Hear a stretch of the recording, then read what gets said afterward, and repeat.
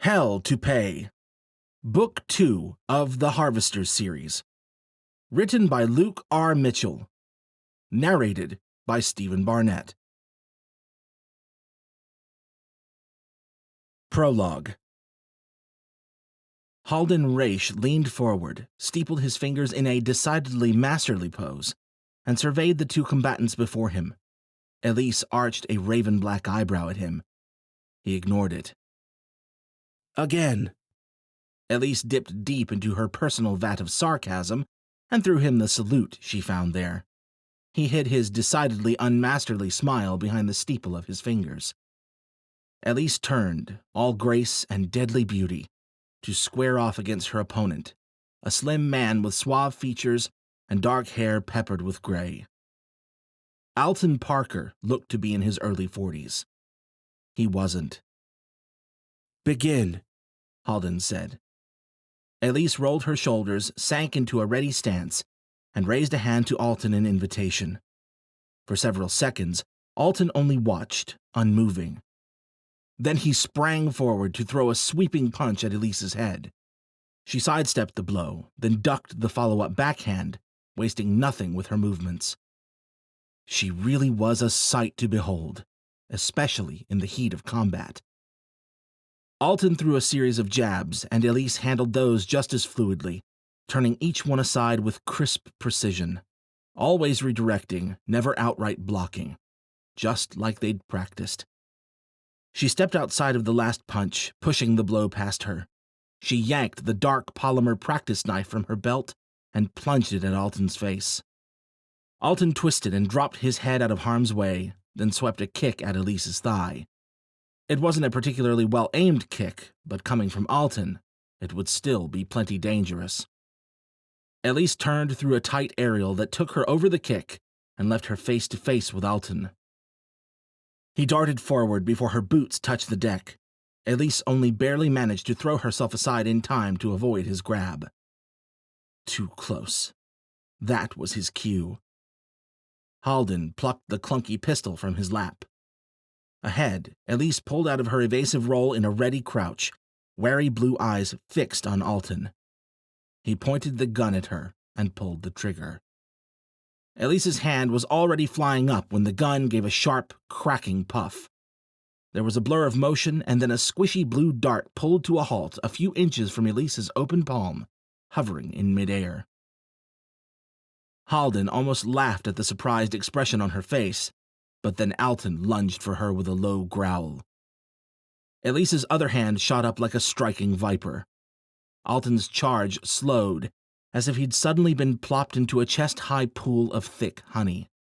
His growl deepened, rumbling in his chest, and his pale eyes came alive with fiery red light, whites and irises both.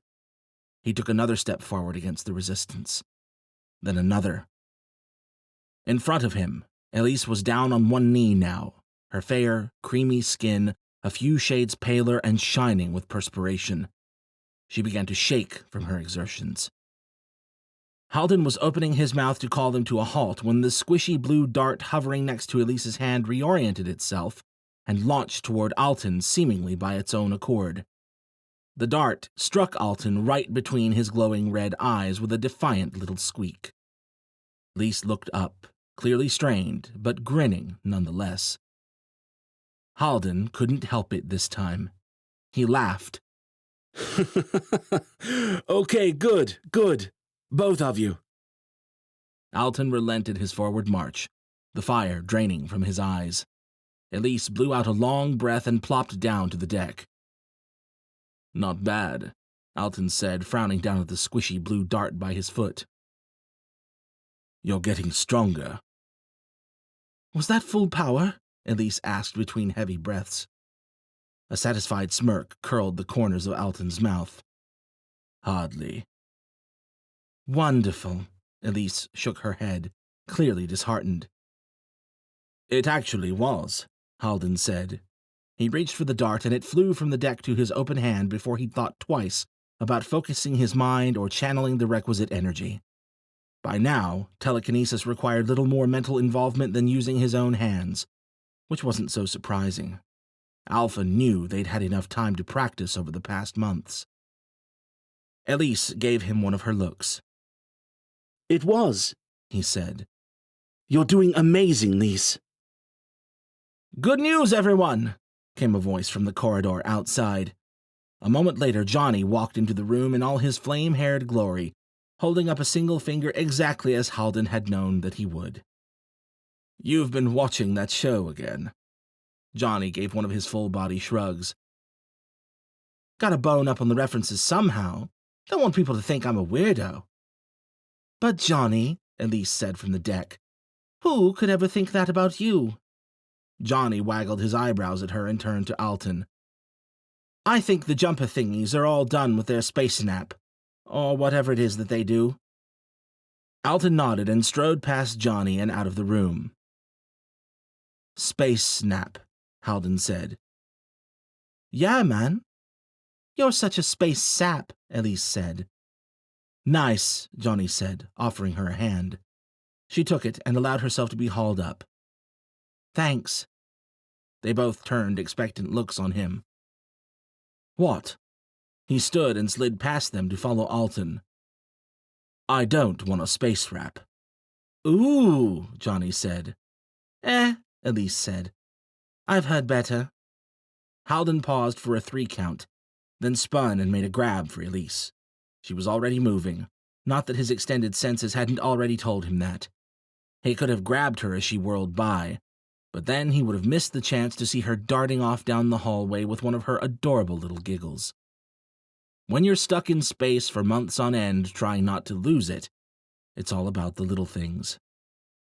They arrived in the large cockpit to find Alton at the main console, eyes closed in concentration. Ahead of him, the round walls of the front half of the room were in their transparent viewing mode, granting an open view of the star-dotted void their last jump had landed them in. It was a truly breathtaking view, or had been, at least, the first 100 or so times he'd seen it. The others trickled in slowly. Phineas, James, and Franco, all gathering to watch the daily ritual unfold. Alton stirred from his trance and glanced over at the assembled audience. "How many more?" Halden asked. Alton shook his head, just like he did every other day.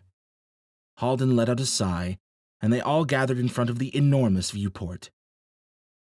"Everyone ready?" Alton said. "You know it, Red," Johnny said, just like he did every other day. He must have enjoyed the irony. 5 seconds, Alton said. Elise took hold of Halden's hand, and they all held their collective breath, just like every other day. The customary hum ran through the hull, and the usual tingling sensation crawled over his body. The ship shuddered, and for a second the world outside went dark. Not outer space dark, with stars and everything, just dark. A few silent seconds crept by, just like they always did, and then, just like every other day, the darkness of normal space snapped back into sight, and Halden's mouth fell open, shock smacking him like a tall wave. "Holy space crap," Johnny muttered. "Sweet Alpha," Elise whispered. A giant blue planet filled the viewport, covered with swaths of green-brown landmasses and swirls of wispy white cloud formations. Halden stared at it in a stupor until the pressure of Elise's grip on his hand tugged him back to reality. After all this time, they'd made it. Chapter 1. Jarek Slater stood tall and unflinching before the scrutiny of the 3 resistance commanders, wishing they'd get on with it. For the moment being, though, they appeared perfectly content to sit back and wait for God knew what. Certainly not for the rest of the council to arrive. Not a single soul had been late to this particular gathering. They'd piled through the doors in force, jockeying for position to secure good seats for what was sure to be the event of the year, the chastising of the soldier of charity. And now their stares bored into him from all sides like 100 prodding fingers goading him to lose his shit. Entitled pricks. They were going to have a long wait if they wanted to see him squirm, especially since he was wearing Fila. If this dragged on much longer, he could close the exosuit's faceplate and take a damn nap standing up. He never should have let Al and Price talk him into this olive branch bullshit. Hell, the way things were going, he was starting to wonder if he shouldn't have just stayed at Price's shop and enjoyed a nice whiskey, instead of flying off to the port and duking it out with the Red King's army to save the day for the resistance. Which he totally had, by the way. Apparently, someone had forgotten to tell that part to the 24 glaring a-holes in the council chamber. Finally, by some imperceptible cue that Jarek could only assume involved divine right, Commander Nelkin deemed it the appropriate time to begin and leaned his paunchy bulk forward on the commander's head table. Mr. Slater. His voice was heavy, solemn, freaking theatrical. You know why we're here. Twice in the same day you endangered the lives of our men and women. First, when you raided our armory and committed what would reasonably be construed as an act of war against us. Then again, when you knowingly brought an enemy combatant, and a Rachnoth no less, into this base only hours later. It's unacceptable. Nelkin was right. It was unacceptable. And he could take that unacceptable pile of bullshit and shove it. Easy, sir. Al's smooth English accent was crisp and soothing in his helmet earpieces. Control? Al was right. That would drive the bastards crazy. He spread his hands wide and put on his best carefree grin.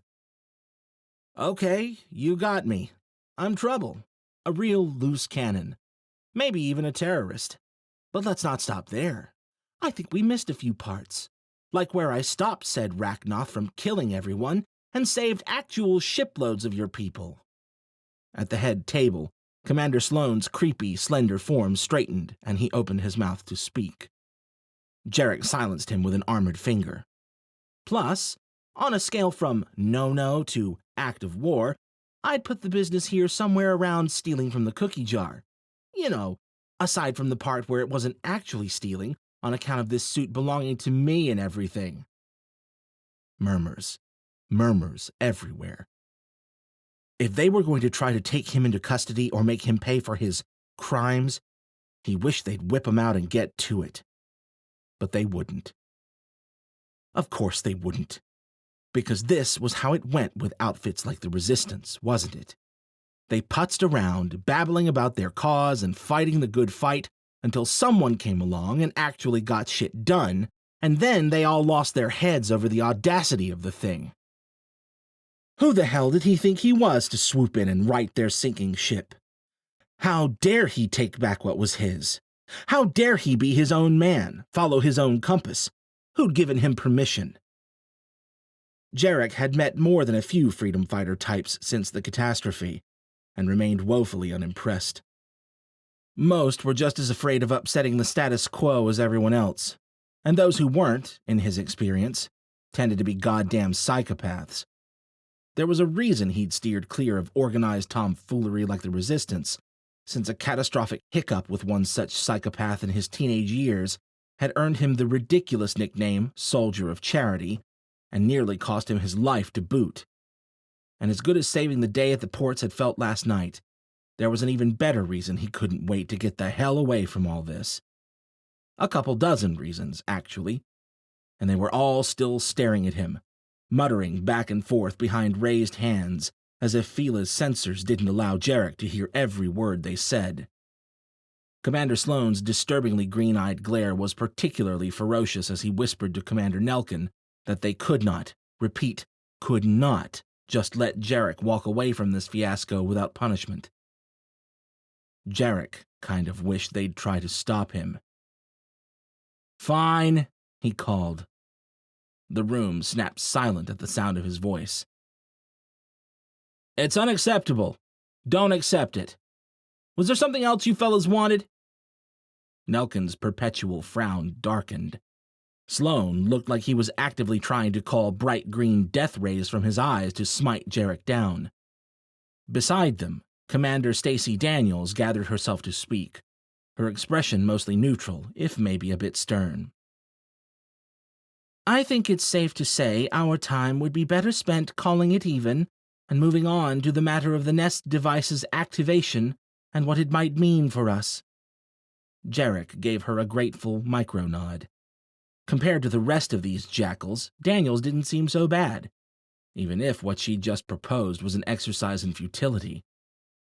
The truth was that they knew jack crap about the Rachnoth device that had blasted a holy Jesus beam into the sky last night, aside from the one cryptic tidbit the Red King had given them between his maniacal Rachnoth giggles. Retribution, he'd said. The Nest had raised the call for retribution. Whatever the hell that meant. There was a decent chance it was nothing but pure grade A bullshit. A fun little threat the defeated king had spun in the moment to keep them afraid and guessing. But something told him it wasn't. Jarek clearly wasn't a people person, but he did like to think he could read them fairly well, and the Red King's little meltdown had felt sincere enough to make him wonder what the hell could frighten a Rachnoth like that. He'd been hoping to shake the red-eyed bastard until more answers fell out, but the Resistance had unsurprisingly taken quite strict custody of their Rachnoth prisoner the moment he'd entered HQ. Never mind the fact that Jarek had been the one to capture him, thank you very much. From what little he'd heard, the king had been monk-like in his commitment to silence since they'd brought him in. Jarek wasn't sure he could do much better, but that didn't make him any less irritated at the territorial shutout. Either way, if they weren't going to try to slap him in the old irons, he wasn't about to sit here and listen to the council try to extract a meaningful conclusion from a single itty-bitty clue. I'll leave you guys to it then, Jarek said, turning for the door. Wouldn't want you to have to slow everything down for me. Nelkin's voice was heavy with threatening authority. Slater? Jarek kept walking. Sloane must have been close to conjuring up those death rays after all, because Jarek swore he could feel the glares pelting into the back of his head as he pulled open the double doors and slipped out to the narrow hallway. Masterfully handled, sir, Al said. Glad to see all those communication self-help books are paying off. It's the strangest thing. I wiped with every single page, and I feel like I just didn't absorb anything. Charming, sir. And you have company. He'd already heard as much. Vila's auditory sensors were a work of art, but even without them, he would have heard Commander Nelkin's approach easily enough. The man wasn't exactly light of foot, and his normally heavy breathing was clearly elevated right now. Anyone's guess why. You arrogant son of a bitch! Jarek turned to watch Nelkin close in at a spry power walk, and didn't try overly hard to hide his amused grin. Don't hold back, Commander. Tell me how you really feel. Like I'd take great pleasure in ordering my agents to rip you out of that suit and hog-tie you in the brig if I didn't think the fight would wreck half the base. That, Jarek cocked his head and nodded, is actually fair enough. You know, wild injustices aside and whatnot. Whatever else Jarek could say about Nelkin, it took some stones for the commander to march straight up to Jarek and prod him in the armored chest. All you had to do in there was half-ass an apology. Order could have been restored, and we could have gone back to peacefully disliking each other. Was that too much for your pride to swallow? Jarek wrinkled his nose at the strong waft of aftershave and what he could only assume was pure distilled anger. I don't know. He glanced toward the council chamber. I think I really nailed the half-ass bit. Damn it, Slater, Nelkin growled. This is an unstable time for us, for all of us. These people need to know we're steady and afloat here. By what looked to be a considerable force of will, Nelkin took a step back and let out a sigh. Look, I know it was uncouth of us to try to keep your suit, especially once you helped Carver escape from the fortress. But we're not the villains here. I don't need to tell you how uneven this fight is for us. I'm not asking you to sign the dotted line and give me a "Sir, yes, sir." but I can't have you around here if you can't at least act like you give half a damn about Resistance authority. That's the thing, Nelkin. I don't give a damn about you or your Resistance. I came here to get my exo back, and I stayed to help my friends. That should have been the end of it. But now that crazy Rachnoth bastard in there, he pointed toward the holding cells. The one I captured, by the way, tells us some kind of retribution is about to rain down on our heads, and I kinda want to know what the hell he's talking about before I go gallivanting on my way. So, you can give me back my prisoner, or you can suck it up and let me at him. I don't really care. Just don't go thinking I've joined your fight. I'm not your soldier, not to command, and sure as hell not to reprimand. They held locked glares for a good 10 seconds, Nelkin's eyes stern and unyielding. Finally, the commander's expression relaxed by a hair's breadth. I did say, act like you give a damn. The crack in Nelkin's domineering exterior took Jarek by genuine enough surprise that a huff of a chuckle escaped him. His surprise doubled when Nelkin returned a thin smile of his own. Guy was probably going to pull a muscle if he wasn't careful. Fine. Maybe I can steer clear of blatant disrespect for a day or two, assuming no one tries to steal my suit in the middle of the night. Nelkin tilted his head. All right, then. Jarek gestured toward the holding cells. He really hasn't said anything yet? Not a word. And he doesn't seem to particularly care about any physical discomfort. Nelkin hesitated before adding, If he keeps this up, we might have to ask Rachel to take a crack at, you know. He tapped at the side of his square, buzzed head. I don't know much about telepathy, but as far as I understand, that kind of thing is dangerous to toy with, and Rachel isn't exactly clear of mind right now, what with Michael having been touched by a Jesus beam and everything.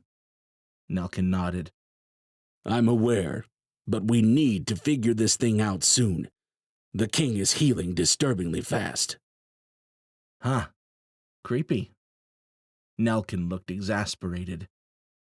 There are reasons beyond pride that we were upset about you bringing a Rachnoth here. I don't see how he could break out of his restraints, but I'm not interested in taking chances. Well, as a rule, I stay away from the real sadistic shit, but if we need to trim him down a few limbs... Jarek patted the hilt of the enormous sword strapped to Fila's back, the one he dubbed the Big Whacker. All we need is a good chopping block. Nelkin's brows crept upward.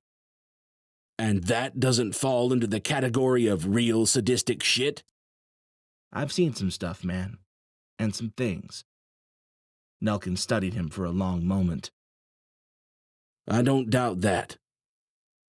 Now, would you be willing to talk to Rachel?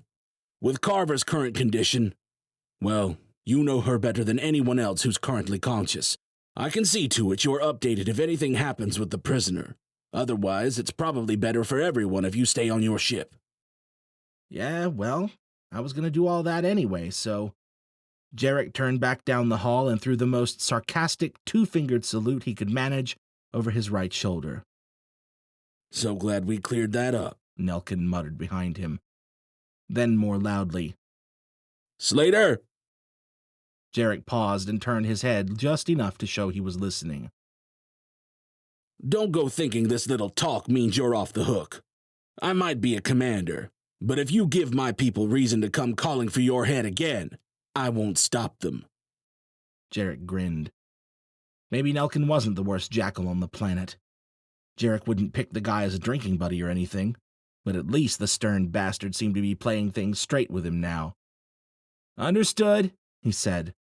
You know, assuming any of us still have the luxury to worry about whose is bigger at that point. Nelkin frowned. You really think something's coming? Jarek shrugged. Above my pay grade. No one's paying you. Exactly. With that, he continued down the bland hallway, enjoying Nelkin's silence behind him. His grin faded soon enough, though. In truth, he had no idea what to think. He hadn't been lying to Nelkin. If it weren't for the nest exploding and the king's cryptic warning of impending doom, he probably would have made for the hills that morning, dropped a lark back in Deadwood, and taken several hot showers to wash the traces of the Resistance's mangy mitts from himself and Fila. Hell, maybe he would have even offered Rachel a ride home and seen where that went. As a rule, he pretty much avoided anything outside of casual, fleeting engagements. But after the string of mishaps they'd muscled through together over the past couple of days, it didn't matter. And not just because she would have said no. Okay, probably hell no. It didn't matter because the nest had exploded, and the king had warned them that retribution was coming for them.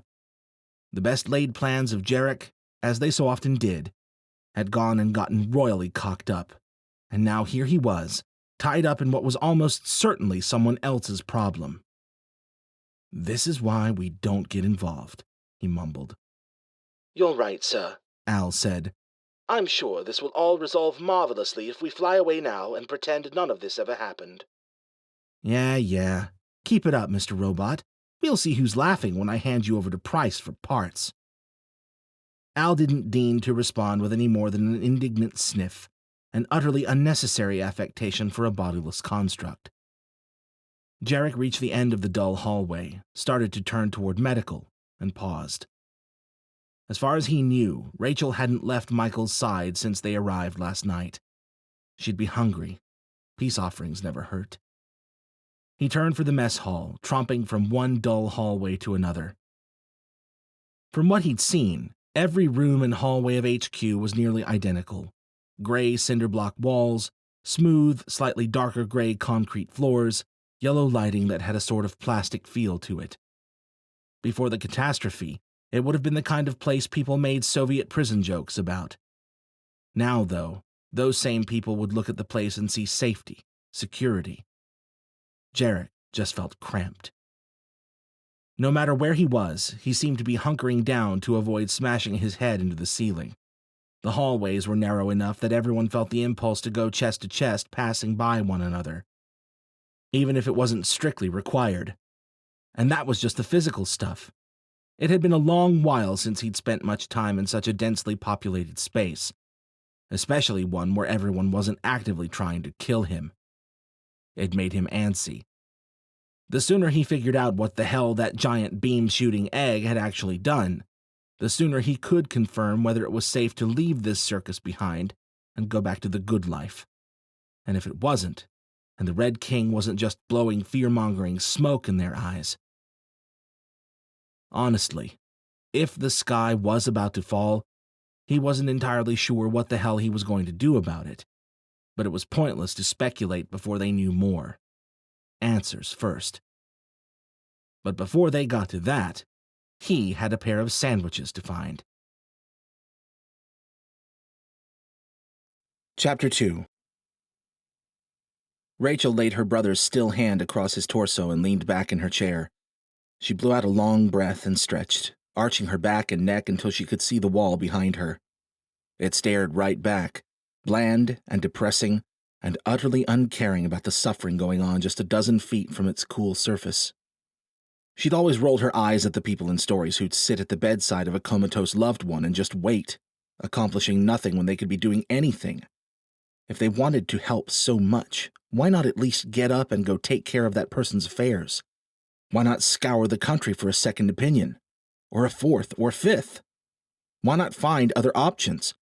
Hell, why not go find someone else they could help and hope the universe was paying attention? Why the hell would someone just sit there? She hadn't understood. And now, here she was, sitting, waiting, accomplishing nothing when she could be doing anything. She could have left, could have started trying to find out what the hell that damn egg had done to Michael when it went off.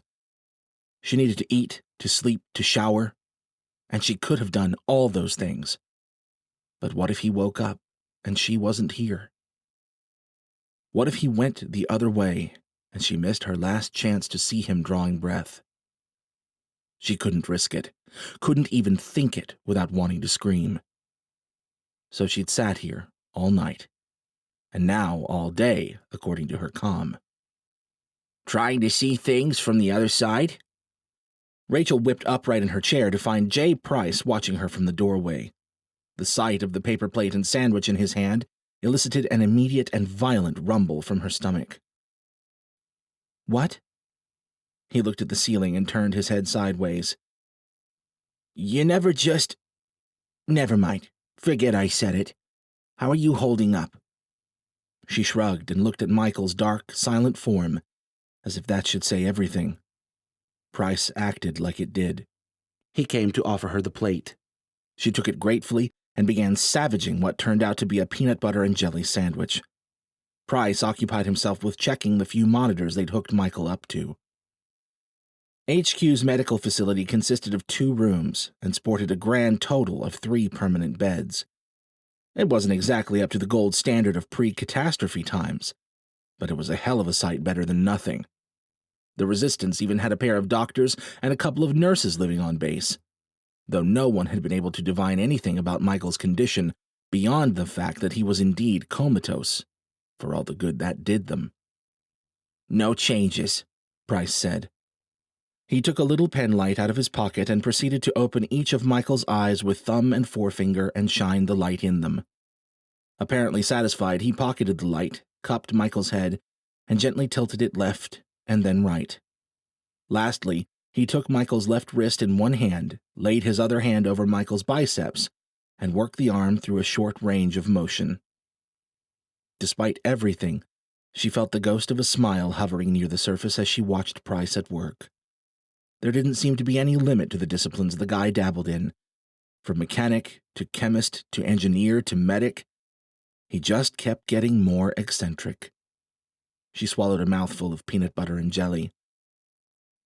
"Is that your professional opinion, Dr. Price?" He set Michael's arm down, looking abashed. "Sorry, I'm not helping. I just get curious." "I don't think Michael minds." Price tilted his head as if to politely say, "No, probably not." She shifted her sandwich, readying the next bite. "Any interesting tidings from the world beyond?" "Not really." Price started fidgeting with his hands. "Although Al and I did talk Jarek into appearing before the council, so..." "Be ready for gunfire and explosions?" "Would that I could joke about it. I just hope Al keeps him centered in there." He frowned down at his restless hands and jammed them into his pockets. The poor guy was clearly itching for a project, probably to cope with the stress of the past couple days. Too bad he couldn't return to the workshop that was his pride and joy. Not right now, at least. The Red King's men would almost certainly be watching it, waiting for anyone who might know something about their missing boss to come along. She felt partially responsible. Sure, Jarek had been the one to lead them to Price's shop after their escape from the Red Fortress, and it wasn't really her fault the Reds, or rather, the Red King, had tracked them. But that didn't make her feel any less bad that good, kind, brilliant Price had gotten dragged into this mess because of them. "We need to get you out of here," she said. "I'm pretty sure this is how good scientists go mad." Price didn't say what he was thinking, but his bushy gray eyebrows managed to convey the gist of the message. Like she was one to talk, sitting here all night and day. "Alas," Price said with a wan smile, "it seems my only hope is to find ways to use my powers for good here for the time being."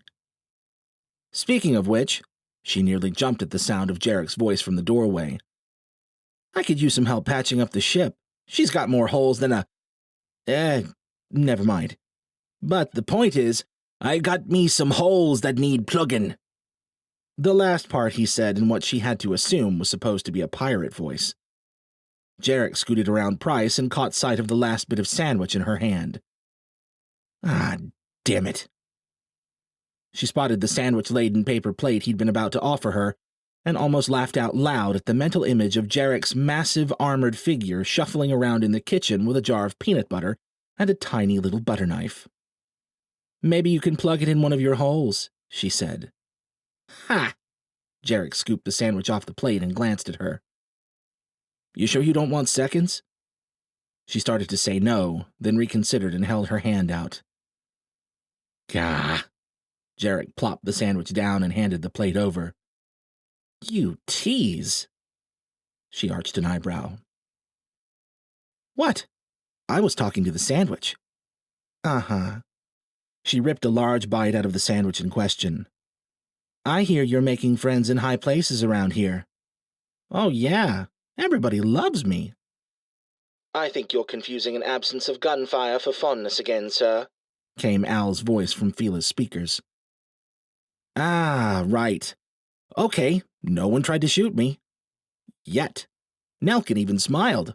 He cocked his head. Almost.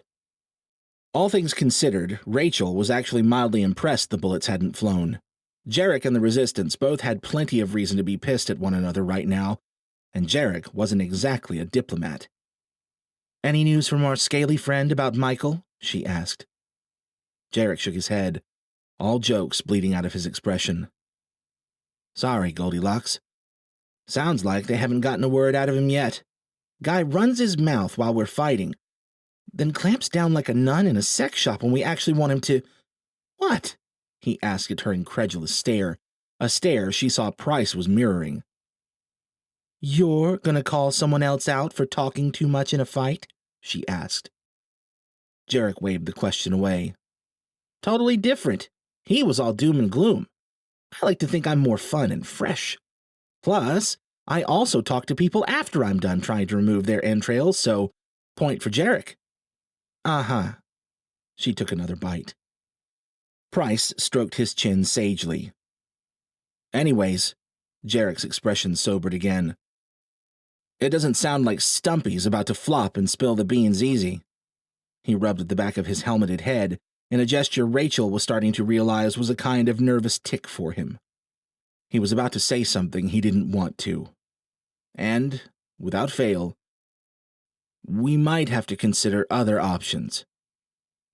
She swallowed her bite and allowed a moment for the flare of irritation and the underlying rush of fear to sweep through her chest and settle in her stomach. Other options like me trying to drill into Arachnoth's mind, you mean? Jarek gave an apologetic shrug. Let's talk theoretically. She set the remaining half of her sandwich down, closed her eyes, and rubbed at her forehead. Theoretically, at full strength and under perfect control, I have no idea if I have a prayer of punching into his head. Less theoretically, if he's too strong for me to take, chances are he turns the tables and breaches my mind instead. Price shuddered. She didn't blame him. It had only been yesterday that the Red King had carved the protective glyph off Price's chest and mind-jacked him to find out where she, Jarek, and Michael had gone. From what he'd told her, it had been brief and painless. But having someone break in and root around in your head like that would be beyond disturbing. That kind of thing could probably leave psychological scars on par with the worst of traumas. And that would be super not good, Jarek said. I get that much. But what's the worst that happens? He sees some thoughts and memories before we throw the cloak back on and shut him down. That, Rachel said, and pretty much anything else he'd want to do. When you mind-jack someone, they basically belong to you. He could make me do a chicken dance or, unleash everything I have on the base before you even knew something was wrong. She watched Jarek, waiting for that to sink in. Theoretically, if things went south, I'd be almost powerless to stop myself from blasting this place to embers and carrying him out of here. Unless you think you could stop me. Jarek nibbled at his lip. So, you're saying it's complicated? Sure, we can go with that if potentially suicidal doesn't have the right ring to it. Ah. Is there some way we can tip the balance? Price said. I'm assuming these mental engagements require careful focus, yes? She nodded, knowing where he was going, and not the least bit surprised he'd figured it out. Yes, laying the hurt on him would probably increase my odds, but Stumpy doesn't seem to be too put off by pain, Jarek said. Although he does make noises when you chop his appendages off, so we could call that a maybe. What about hitting him while he's asleep? Assuming he does sleep, Price said. There was a creepy thought. He had a point, though.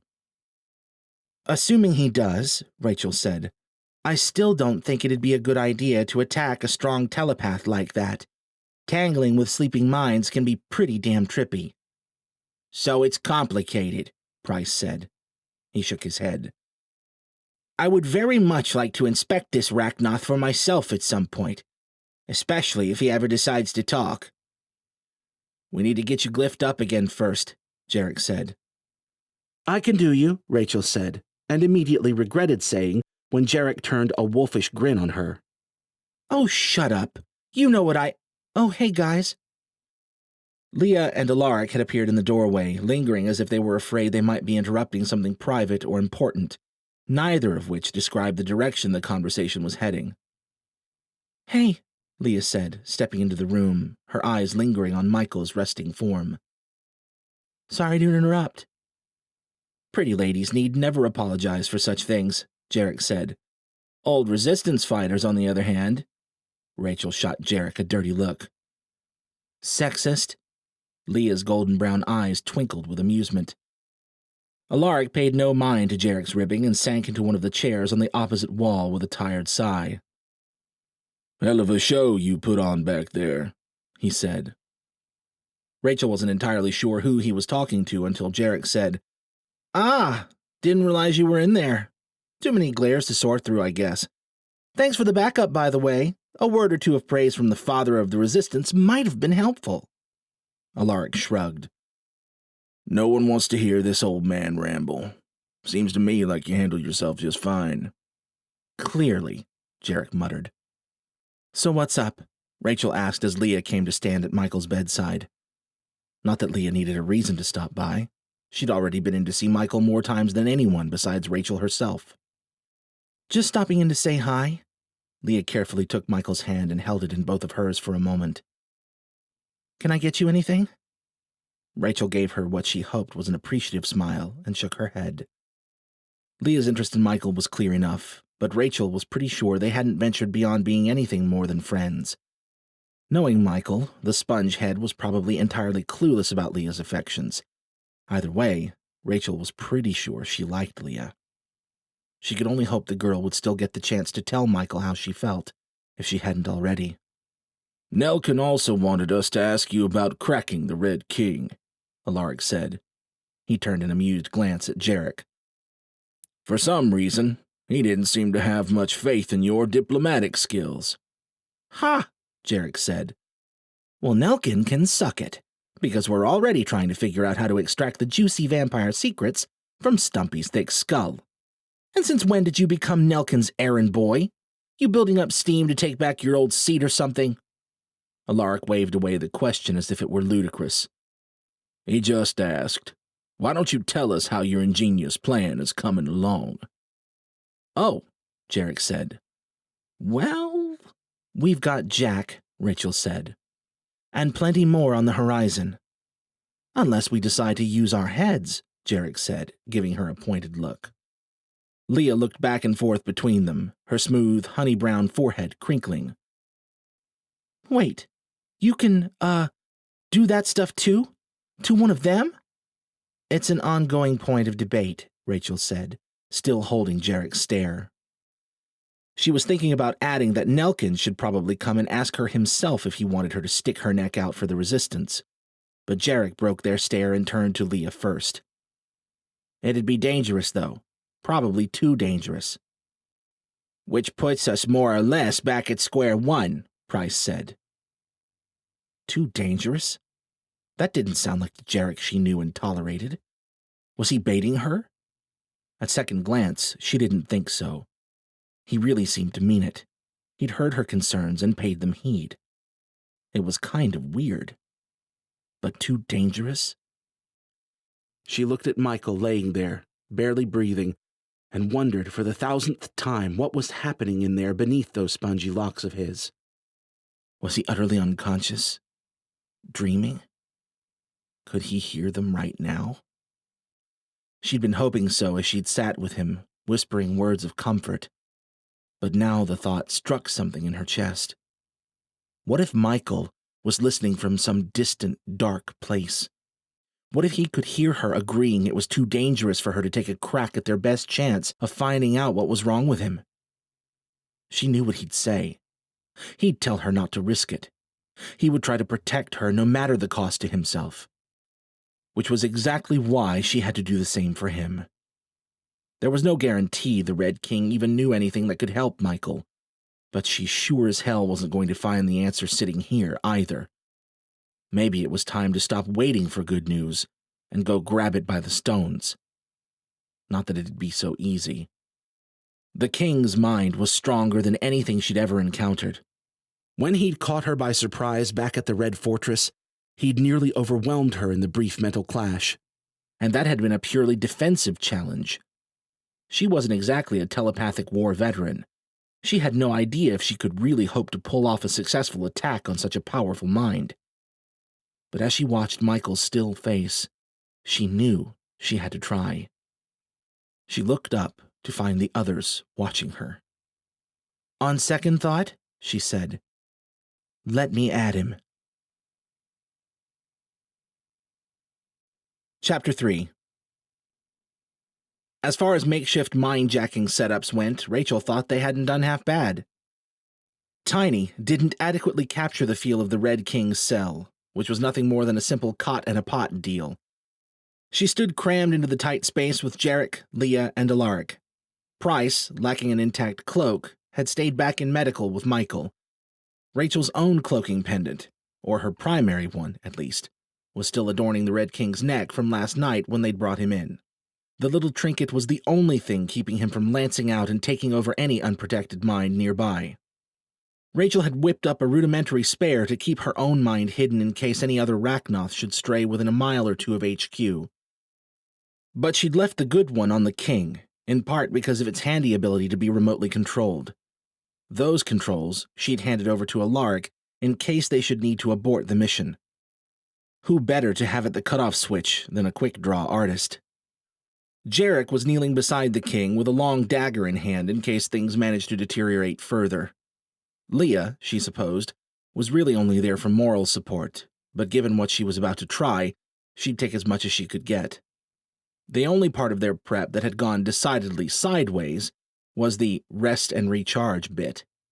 In hindsight, it had been stupid to expect she'd been able to get a wink of sleep with Michael lying in a coma and a no-holds-barred telepathic slugfest with the Red King looming at dawn.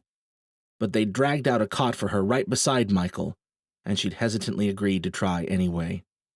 She'd needed the sleep. They'd been right about that. It was finding it that had given her issues all night. At least they'd brought coffee this morning. Now she stood there, half fried and half tweaking on caffeine, preparing to duke it out with the strongest telepath she'd ever met. The Red King had been eerily silent since they'd entered. According to the guards, he'd taken neither food nor drink when they'd been offered.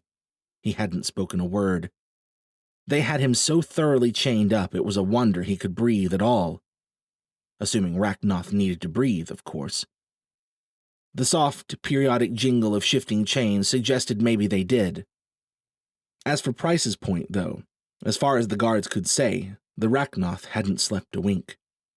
He just laid there, regrowing the arm Jarek had severed with the big whacker at a rate that was spooky fast.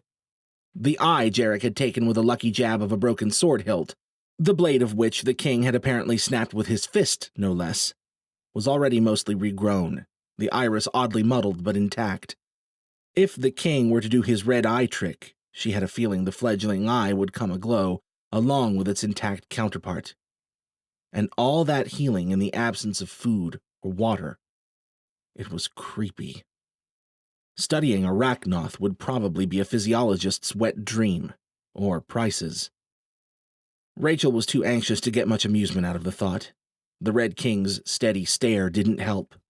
He cycled his gaze between their faces, every bit the predator looking for his opening.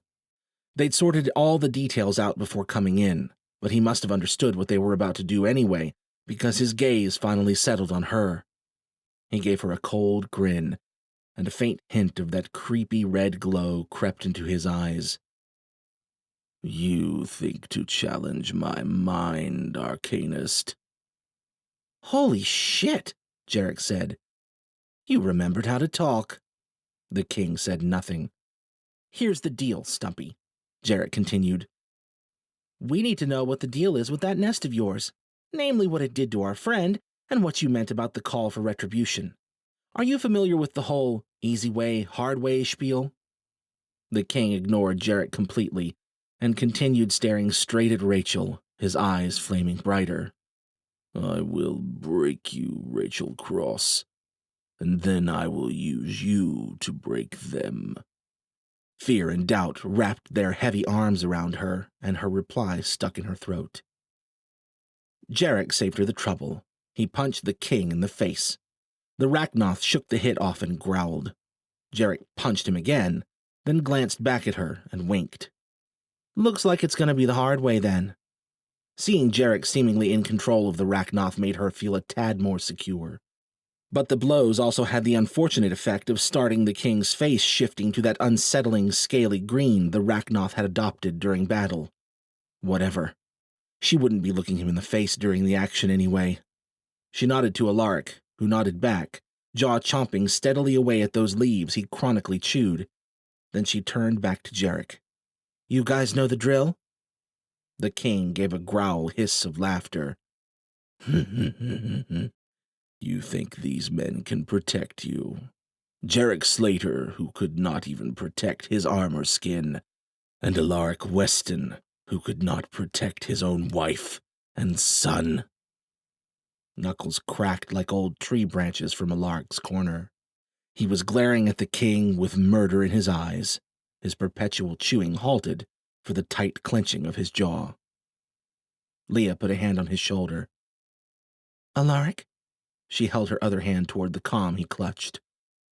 Maybe I should... Alaric shook his head and fixed his determined gaze on Rachel. I've got her covered. Rachel believed him. She closed her eyes, preparing to work, then opened one to peer down at the Red King. Just in case it wasn't clear, she tilted her head toward Jarek. Jarek Slater here is going to gouge your fucking brains out if I so much as give a weird twitch. That's right, Sir Stumpy. Jarek twirled the dagger around in his fingers and brought the blade to hover over the king's left eye. And God help you, man, because... He lowered his voice to a whisper. She's got a lot of weird twitches to start with. The king said nothing, but Rachel thought his leer looked a tad less certain. She cemented that fact in her mind and closed her eyes to focus. As with most practices in arcanism, there were about as many ways to defend one's mind as there were arcanists in the world. Actually, probably a hell of a lot more, considering there weren't many arcanists running around. When it came to channeling energy for telekinesis and other large-scale physical applications, the laws of conservation were obvious shackles for an arcanist. Creative mental techniques could improve control and maximize efficiency in utilizing channeled energy, but there was no breaking the rules. When it came to telepathic struggles, on the other hand, creativity and willpower were everything. There still must have been some energy exchange involved. It was just abstract enough, and apparently insignificant enough, that she'd never deemed it necessary to worry about. But maybe she was just a brute. She knew some arcanists use subtlety and trickery to protect their minds, but that had never suited Rachel. She conjured her defense in much the same way she conjured barriers to protect from physical attack, forging her will into walls of heavy, impenetrable steel. In this case, instead of channeling the energy to actually conjure a physical construct, she simply held her wall of will in her mental space. Somewhere, a particularly adept arcanist was probably rolling over in their grave. She added layer after layer of hard steel to her mental fortress, leaving a tiny way open like a kind of mental arrow slit through which she could launch her own attack. Finally, when the mental construct was ready, she nodded. As immersed in her mental space as she was, the physical movement felt odd, and her voice sounded distant. Now, Alaric. She didn't need him to tell her when he deactivated the king's cloak. No more than she would have needed someone to tell her she was going to get wet when she was already standing under a waterfall. The king's mind crashed into her ramparts like a force of nature. She fought down panic and held her ground as the alien presence backed away, then slammed into her again. On the third surge, she formed her will into a spear and hurled it forth at the oncoming titan. It hit, with all the potency of a wood tip on steel armor. She drew back to her defenses to regroup. In the distance, something cracked. Was it her knuckles? As she grit down and thrust her mental lance forward against the next attack. The king's presence plowed through her attack and slammed into her defenses once more. This wasn't working. She needed to do something. But what? She might be able to stand her ground against the king's battery for a bit longer, but the only minds she'd ever invaded had been non-telepaths, which offered as much resistance as unlocked doors. The Red King was a ferocious predator.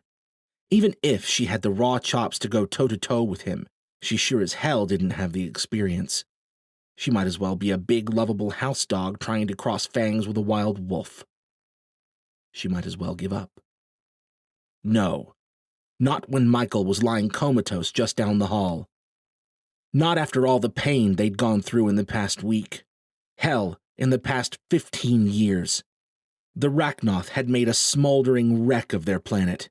They'd hurt her and the people she cared about in more ways than she could count, and she had it in her to make the scaly green bastards pay for it. If this son of a bitch had answers that could help Michael, she was going to take them. Maybe she was a house dog trying to take on a wolf, but right now, that wolf was fucking with her family, and she'd be damned if she was going to run away with her tail between her legs. She dropped her wall and surged forward with everything she had, vaguely aware that someone, was that her, was crying out wordlessly in the distance as she did so. The king met her head-on in the telepathic analog of a high-speed car crash. The constructs of their wills smashed together, deforming and twisting in upon one another. From there, the struggle morphed into something more akin to a wrestling match, intermingled tendrils of their wills struggling back and forth for control, clawing and scraping to find any weakness or purchase. Rachel struggled for what might have been 5 seconds or 5 minutes. There was no burning of tired muscles or aching of beaten body parts, only an intrepid, creeping decline in the speed and efficacy of each one of her mental maneuvers as their conflict raced from one bulging weak point to another. Attack and counterattack. Back and forth, again and again. At some point, there were voices in the faraway space of the cell, but she was too focused and too tired to hear them. She kept fighting and tried to gauge whether the Red King was tiring as she was. Given the fact that they were still going, she imagined he must be, but soon enough, she was too tired to even worry about that. Minutes slogged by. The aches and pains and burning had definitely set in now. Or maybe that was all in her head. She couldn't tell anymore. A part of her, and not a small part, screamed at her to call for a lark to make it stop. She was contemplating listening to that part when the expansive pressure of the Red King's mind vanished. Gone. Just like that. She curled her mind into a defensive ball, reaching for her walls again, suspecting some devious trickery. There was a voice again from outside and something shaking her. Slowly, cautiously, she eased partially out of her mental space and back toward her physical senses. When the king didn't come springing out of the darkness, she flung herself back into the confines of her body and shouted, "Cloak, Alaric, now!" Or tried to, at least. What came out sounded a lot more like a string of incoherent mumbles, but it was hard to tell whether that was due to her failure to get the words out, or simply because of the blurring disorientation that engulfed her. Darkness spotted her vision. Or maybe it was vision that spotted her darkness. And her mouth felt like she'd just chewed an entire bag of cotton balls. For a second, she could barely move. "Rachel!" Jarek's voice. And there was something else. The world resolved back into sense rather suddenly. She recognized the growl hiss of the king's laughter. Leah's face hovered above her, upside down. Upside down? Ah, because her head was resting in Leah's lap. That was it. "What?" "It's okay," Leah said, squeezing her arm. "We pulled the plug. Alaric reactivated the cloak."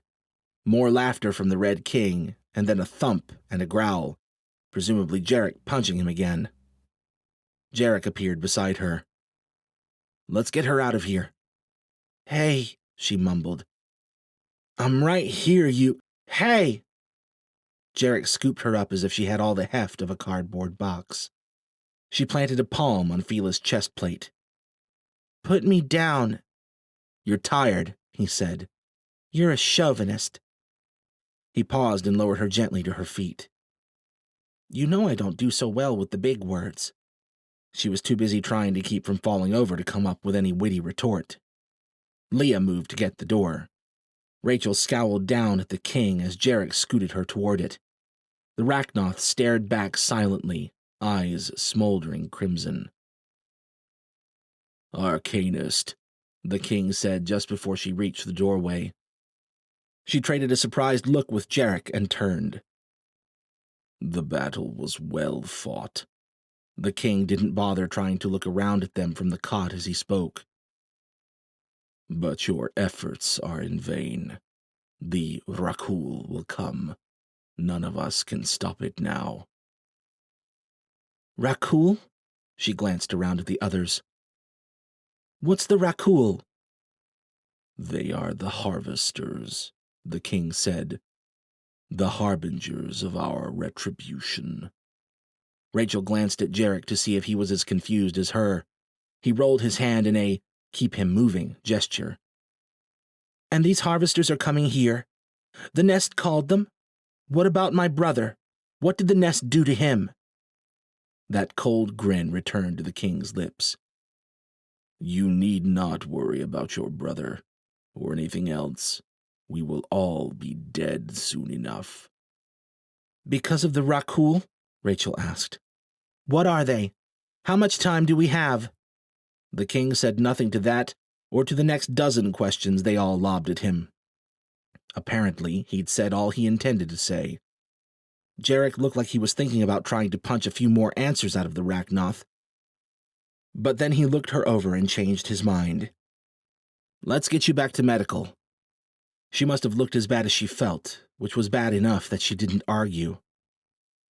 Leah and Jarek hovered close to her as if worried she might collapse on the way. They explained how she'd fallen to her knees and cried out multiple times during the mental battle. In total, the whole thing had lasted only a few minutes, as opposed to what had felt like a half an hour or more from her perspective. The toll of her efforts must have still been noticeable by the time they arrived back at medical, judging by the once-over Price gave her from Michael's bedside. "Looks like we have a new patient to admit," he said. "More like a fierce warrior princess," Jarek said. He ignored her half-hearted effort to push him away and saw her safely into her chair by Michael's bed. "She just bumped brains with Stumpy hard enough to get his creepy Rachnoth approval, I think." Price gave her an impressed nod. She leaned forward to rest her elbows heavily on her knees. "Moving on to more pertinent matters. Anyone have a guess as to what the hell a Rakul is?" "They're the harvesters," Jarek said. "It's like you weren't even paying attention." She glared at him. "Rakul?" Price asked. "Our champion earned us that cryptic tidbit from old Red Eyes," Jarek said. "He also said they were bringing our retribution," Alaric said. Price stroked at his chin. "Cryptic with a side of vague. Least satisfying meal ever," Jarek said. "Although he did also say we'd all be dead soon." Price's fingers paused mid-stroke. "Oh." Silence stretched between them. "Is anyone else picturing a giant tentacled blob flying out of the darkness to swallow our entire planet whole?" Jarek finally asked. Rachel frowned at him. "Well, now?" "I was veering the other way in terms of scale," Price said. "Like a swarm of microorganisms sweeping over the planet and consuming all the organic matter it encounters. Or something. Just spitballing here." "Lovely imagery, both of you," Alaric said. "But I think we ought to get a tad more information before you go thinking too hard. Meanwhile, we just keep an eye out for anything strange." "Not a bad plan," Price said. He turned his thoughtful gaze on her. "What are the chances our fierce warrior princess could extract more information?" She shook her still fuzzy head. "I wouldn't count on it. I came at him with everything I had, all in, and it barely seemed to bother him." She scowled. "I just don't have the experience with this stuff. Maybe if I practiced, but—" "I'd like to think I have a strong mind," Price said. "And the king punched through it like wet paper. You did exceptionally well. I wouldn't beat yourself up about it." It wasn't the same. Price was gifted in his own way, but he wasn't a telepath. He'd never really had a chance once the king had ruined his glyph. She wanted to point this out, but if anyone else in the room already understood that, it was probably Price, and he was choosing to pay her the compliment anyway. So she shrugged and said nothing. The low buzz of a comm broke the silence. Leah glanced at her wrist. "My mom," she said. "Be right back." Leah stepped outside to take the call. The commanders had no doubt been eagerly awaiting news since they'd granted their little mind-jacking team access to the Red King this morning. Hopefully they weren't expecting it to be the good kind. She sure as hell hadn't found any for Michael. That fact hung heavier on her head than any fatigue could. She'd just have to try again. She probably wasn't going to take the king in a head-on fight anytime soon, but she could try talking to him again, and they could always try other ways. There was even the chance the universe could decide to be kind for once, and Michael might just wake up on his own. She wouldn't hold her breath on that one. She'd just keep trying until she found some answers. "Why did he say, 'we'?" Jarek asked the silent room. "We will all be dead soon," he said. "Not you, we. Like he was boned too." "Maybe they pissed off these harvester things," Rachel said. "That would fit with the warning the Reds broadcasted after you three escaped the fortress," Price said. "It's a sound hypothesis given what little data we have." "Great," Jarek said. "So we should be looking for the Rachnoth mob to come flying in for a planetary drive-by?" No one jumped to offer an answer, and before they had much of a chance, Leah shuffled back into the room looking a few shades too pale. "What is it?" Rachel asked. "There's been a report." Leah directed her distracted gaze toward Alaric. "Strange activity, down near Philadelphia." "Strange how?" Price asked.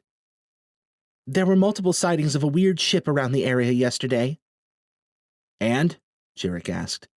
Leah snapped back from whatever funk she was in and looked around at them as if wondering why their jaws weren't touching the floor. "They're saying it looked like something from another planet." Chapter 4.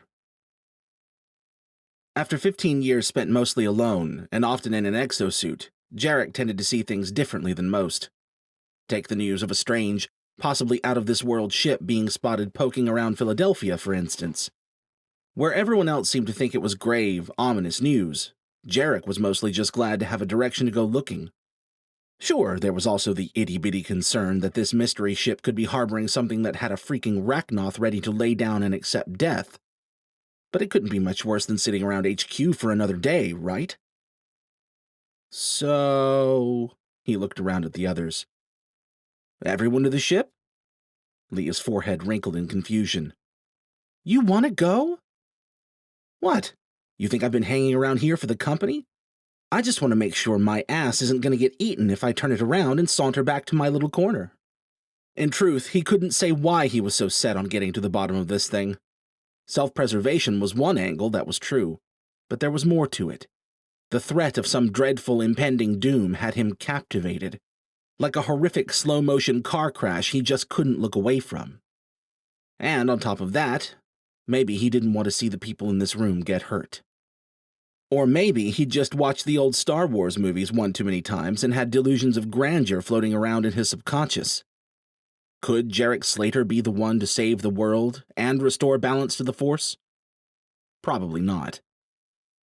But if the shit was about to hit, he'd sure as hell rather face it beside Price and Rachel and the others than fly off and see what Catastrophe 2.0 looked like from a distance. "This sounds like a wild goose chase to me," Alaric said. The Red King tells us these Rakul guys are bringing the retribution, and then a strange ship is spotted the next day? Leah said. You don't think that sounds a little funny? Sounds plenty funny, Alaric said. But not like proof. Gee, sounds like someone should go have a look, Jarek said. Since when are you so gung-ho to get involved? Rachel asked. You're telling me you're not chomping at the bit to go see the alien spaceship? From space? Maybe if we had even half a reason to believe this isn't just some made-up bullshit. Rachel's gaze shifted back toward Michael.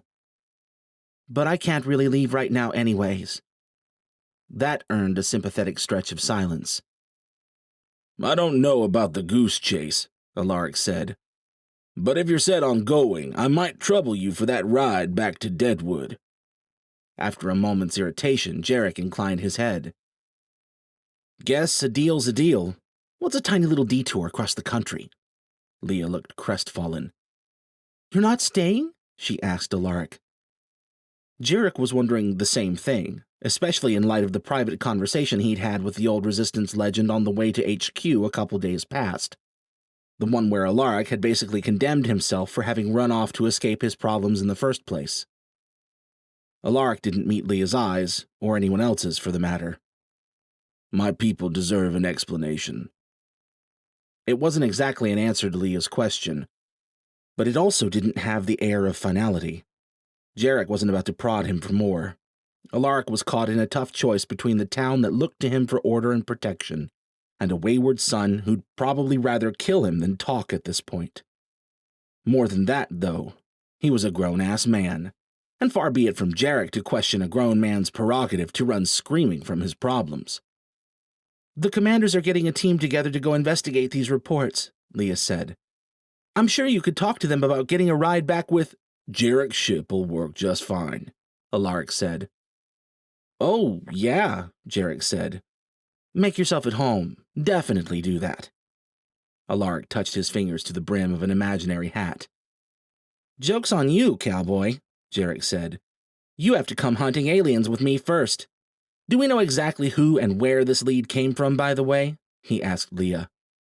Leah looked uncertainly between him and Alaric. I could find out, if you let me come with you. Seriously? Leah spared a glance toward Michael before answering. I don't want to be sitting around HQ if there's a chance I can help figure out what's going on.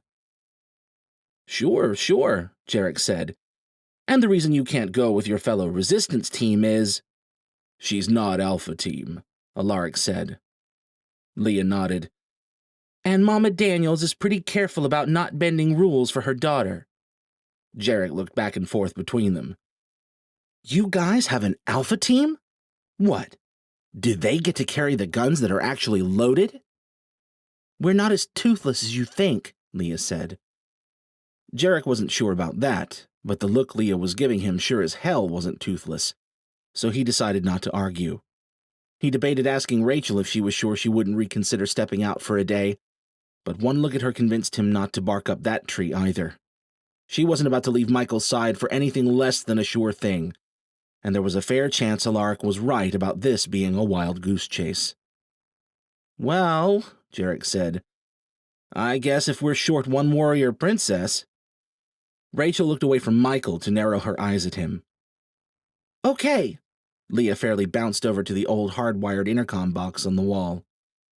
I'll check with the guys over at comms, see if we have a name and location attached to the tip. Good idea, by the way. Don't encourage him, Price said. Here, Al added from Fila's speakers. Come on, guys, Jarek said as Leah flipped a pair of intercom switches. Maybe there's more to life than cracking skulls. He tapped the side of his helmet. Maybe I should be cracking problems with what's in here. This is how the world ends, Al said. Price's lip twitched. Not with a bang, but with a thoughtful Jarek? Yeah, Jarek said. I think the Rachnoth kind of beat me to the punch on the whole end of the... Communications here! A nasally male voice crackled out of the intercom box. Leo, it's Leah, Oh, hey, name twin, Leo said. What can I do for you? Name twin? Jarek shot Rachel a look, and despite everything, she had to visibly stifle a fit of laughter. Leah gave Leo a laugh that sounded only a little forced. I just needed to know who our source was on that ship sighting in Philadelphia. Philadelphia, Leo said in a sing-song voice. City of brotherly love. Guy clearly hadn't been to Philadelphia any time in the past 15 years. Leo must have been working as he sang. Looks like the name on the tip was... Huh, that's interesting. They all stared at the intercom, waiting. Finally, Leah said, What's interesting, Leo? Oh, it's just that... Yeah, the name on the tip was John Carver. Leo might as well have reached through the intercom and pushed Rachel off her chair for how violently she jolted. Leah looked nearly as surprised. Jarek had just caught up to the reason for the ghostly pallor of Rachel's face when Leo's crackling voice continued. But, isn't that Michael's dad? Chapter 5. This is a mistake, Rachel said. She could have elaborated on the statement by any one of a dozen routes. It was a mistake she'd left Michael to fly off to Philadelphia for the scant chance of finding out something about what had happened to him. If recent past was any indication, it was probably a mistake she'd done so alongside Jarek, the trouble magnet. More than anything, it was a mistake she hadn't told John about Michael as soon as she'd had the chance. The last she and Michael had spoken with John 2 days ago, they'd simply filled him in that Michael was indeed fine, and that Rachel was helping him take care of some unfinished business. Worrying him with the details that they were trying to recover an alien artifact of unknown power and significance while being pursued by the Red King's army had seemed unnecessary, so they'd left it at that. But once the nest had gone off and blown Michael into a coma, she should have called the instant they'd made it back to HQ. She should have told him what they were up to from the start. She should have done a lot of things. But her fingers had frozen over the comm, and she'd simply gone on, waiting, hoping, in part for her, and in part to spare John from the inevitable anvil to the heart. As bad as she felt for leaving Michael, she couldn't let someone else break the news to John. It had to be her. In person. Thankfully, Price had promised to stay with Michael and call her the instant anything changed. Granted, she'd only met Price a few days ago, but he seemed like a damn good guy, and that wasn't something she got to say often. It's gonna be all right, Jarek said from the pilot's seat beside her, drawing her attention back to the cockpit. We'll be there soon, and we can get back just as fast if we need to. That was true enough. If they'd been free to the open skies, the flight from HQ in the northwest corner of Jersey City down to Philadelphia would have taken less than 20 minutes. Of course, given that the Reds and probably the Overlord's forces as well would be on high alert trying to sniff out where their Red King had gone, they'd had to be sneaky skirting out of the city, and it had taken them closer to an hour to get here. But that's not the issue. Jarek glanced toward the back cabin, where Alaric and Leah were hanging out for the flight. Then he fixed her with a somber look. I know, but the rest will be all right, too. His eyes lingered on hers, and his expression made her think he was seeing just a little too deeply. She looked away from him and out the windshield at bright, clear sky. Why do you sound so sure about that? He shrugged. Things always are on the other side of all the shit. It's just a question of how long you slog. Until it's not. By way of answer, he laid an armored hand on her leg and gave it a soft pat. She stared at the hand, not quite sure what to make of the fact that it was both Jarek's and resting ever so gently on her thigh. After several seconds' debate, she went with, I feel like I'm being fondled by a robot. Shh. You're gonna hurt Al's feelings. Al affected a sniff. Oh, never mind that, sir. I'm just a robot, after all. She almost felt guilty for a second, right up until Jarek's face split into a grin. Gah! She shook his hand off and crossed her arms. You guys are the worst. We'll take it. He tapped at the console to pull up the map. And on that note, if you could tell me where to land when we get there. She started to point out Unity, and then the ship cleared a herd of clouds, and the crumbling ruins of Philadelphia stretched out miles below them.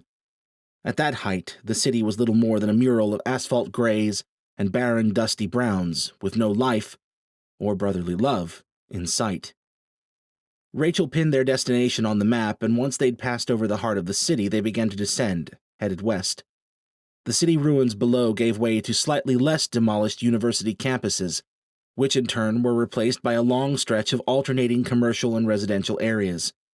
The density of the greenery grew the further they went, flying low enough now to clearly distinguish individual houses and cars. Rachel wasn't used to seeing any of it from an aerial view, but it looked familiar enough all the same. There was John's old neighborhood, and there was the Home Depot they'd just about cleared out when he'd rallied the community with his ambitious vision and started work on transforming the abandoned shell of the Swarthmore College campus into what had eventually become Unity. Normally, these sights would have conjured up some returning sense of home. Today, though, it was only dread she felt. From what little she'd seen in her travels, Unity and the surrounding community were in far better shape than pretty much anywhere, Alaric's hometown of Deadwood being one notable exception. They seemed to have been luckier than most when it came to escaping the notice of roaming marauder outfits. Of course, it was just a tiny bit possible that could have something to do with word spreading of Unity's dedicated defense force, and the strange blonde girl who could stop bullets and whip fireballs out of thin air.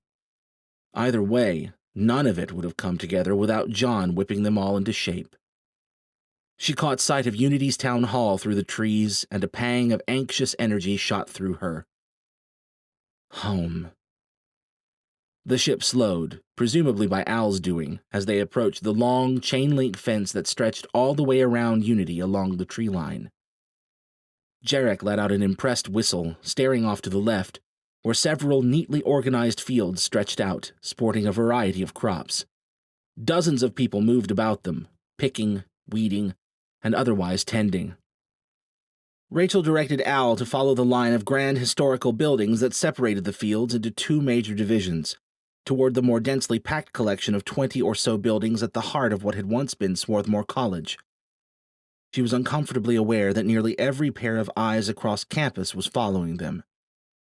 "I take it you guys don't normally see many ships around here?" Jarek asked. "Not so much." She suddenly felt idiotic for not having given them a heads up.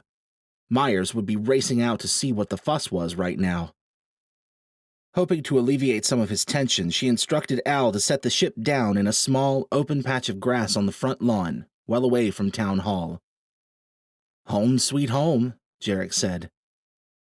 "Don't take this the wrong way." She looked over and met his eyes. "But could you just not talk for a little while?" Jarek looked amused more than anything as he made a zip-the-lips gesture, stood, and waved her toward the back cabin, where it turned out Leah and Alaric were watching an old-as-dirt movie starring... was it Clint Eastwood? She couldn't remember. "I'm just not getting it," Leah said to Alaric. Jarek looked from Alaric to the thin screen and back again. "Really?" Alaric powered off the screen, stood to check the mismatched pistols in his gun belt, pulled on his old battered long coat, and finally tucked an oily strand of long gray hair behind an ear before answering, "I know what I'm about, son."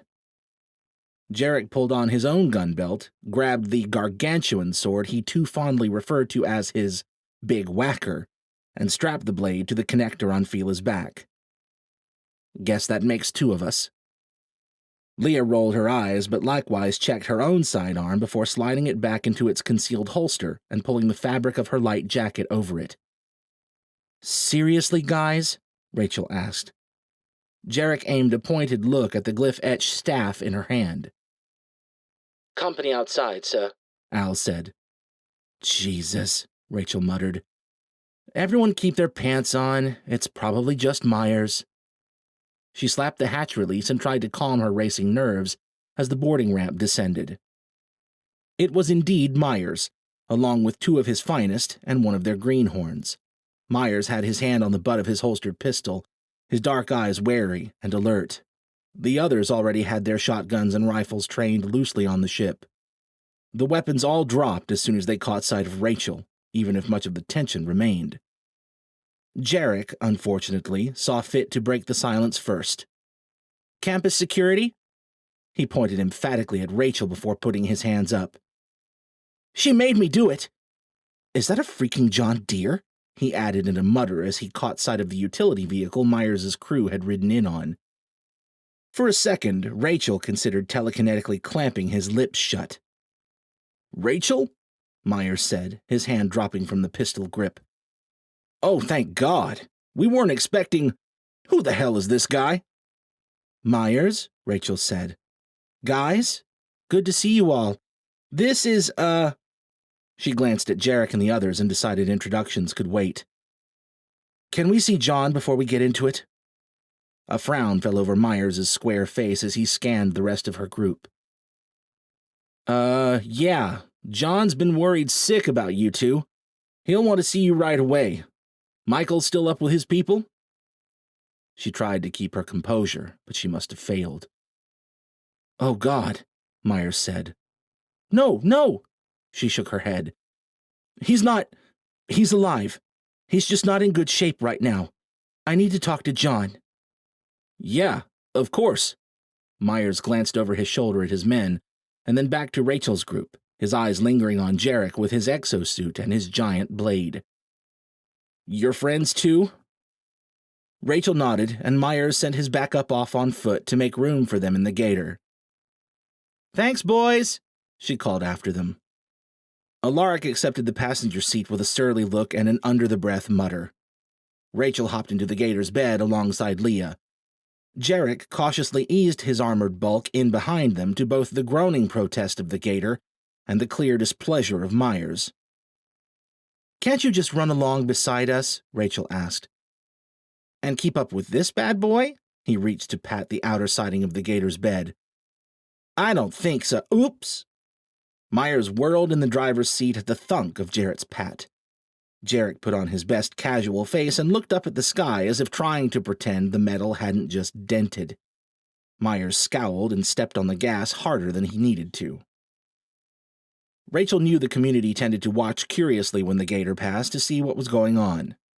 Today, though, it was more than that. Everything and everyone around them practically froze.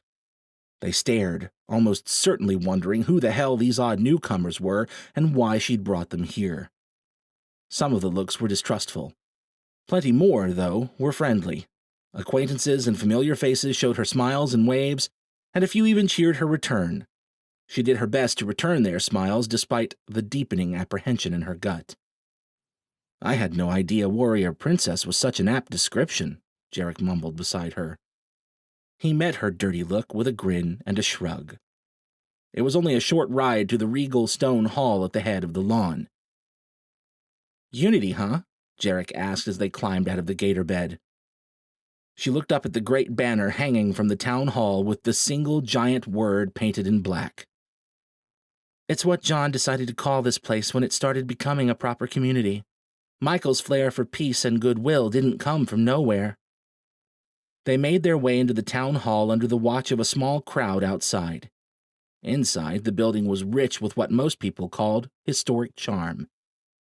To her, it had always just kind of looked old, but, like the rest of the campus, it was in good shape for its age. Myers led them up the glossy marble steps and down the thickly carpeted hallway to John's office. "So, this is what it looks like when a place hasn't been pillaged and vandalized every other day for 15 years, huh?" Jarek asked. Myers favored him with a scowl. "It's not for lack of trying," Rachel said. "Myers and his boys have chased off more marauders than we have citizens." Myers stopped at John's door and grinned back at her. "I seem to recall having had a hand here and there." She was too anxious to come up with any reply as Myers rapped on the heavy wooden door. John's muffled "Come in" didn't do much to settle her nerves either. They funneled into her foster father's office. With the exception of the gun safe in the corner, the room looked like a pretty typical college professor's office, which was appropriate given John's past life as a professor of biology. Lines from years of accumulated worry and stress on John's dark umber face lit up with relief as his dark eyes sighted her. He rose to his feet and strode out from behind his desk. Like Michael, John was a large man with a powerful build, and he wasn't afraid to use that build when it came to death by bear hugs. Getting hugged by John was like being tucked under a lead blanket. It might have been borderline frightening, if not for all the warmth and care that so clearly bled through.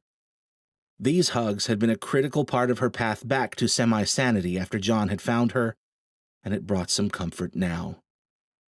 "Oh, bless me," John murmured. He squeezed harder and leaned back to take a closer look at her. I know. She patted his back and disengaged from the hug. "You've been worried sick." "It's a worrying world out there, Goldfish. There's—" His gaze drifted around the room to take in the others. "All manner of crazies." "Completely agree," Jarek said. "Knuckin' Can't trust any of those bozos." She rolled her eyes. "John, Myers, this is Jarek Slater." "I assumed as much." John stepped forward to offer his hand. "Not quite enough world-class exos walking around to mistake the soldier of charity." "Aw, shucks," Jarek said, shaking John's hand. "And you must be Leah," John said, moving down the line. He chuckled at her surprised look. "Oh, Michael told me something about a pretty young lady. Couldn't get anything more than a first name out of him, though." "Oh," Leah said, a shade of red creeping into her cheeks as she shook his hand. "Well, it's, nice to meet you, sir."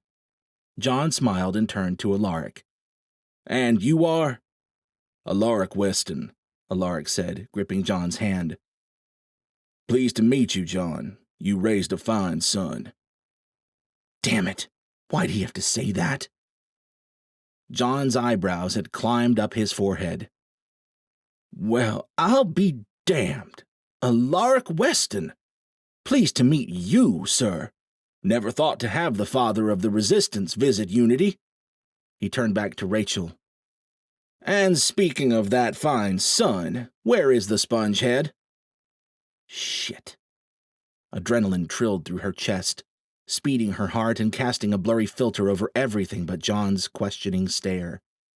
The words she'd run over 100 different times on the flight were suddenly nowhere to be found.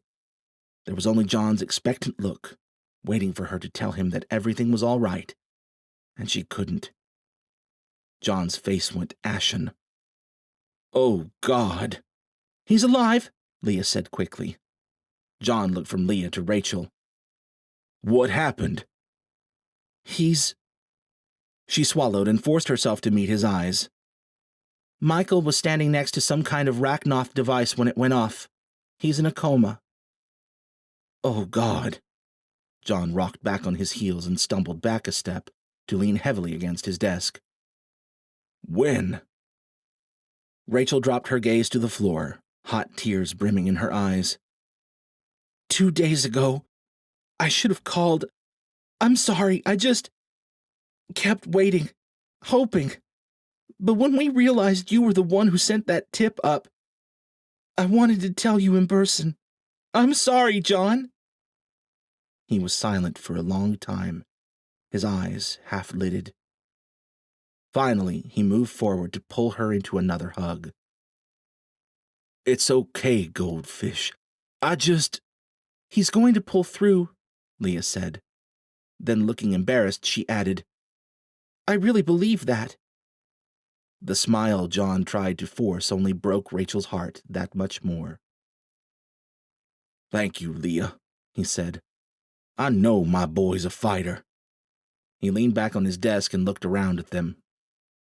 "But you folks didn't come here to tell me about Michael, did you? You want to know about the ship."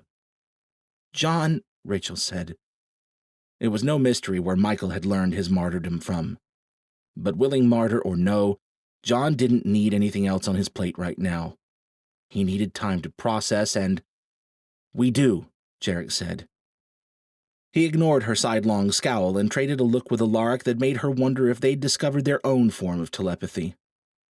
"We're trying to figure out if this ship is connected in any way to the device that went off a couple nights ago," Alaric said. John sat a little straighter. "The same device that—" Jarek and Alaric both nodded. John considered that with a grave, distant expression.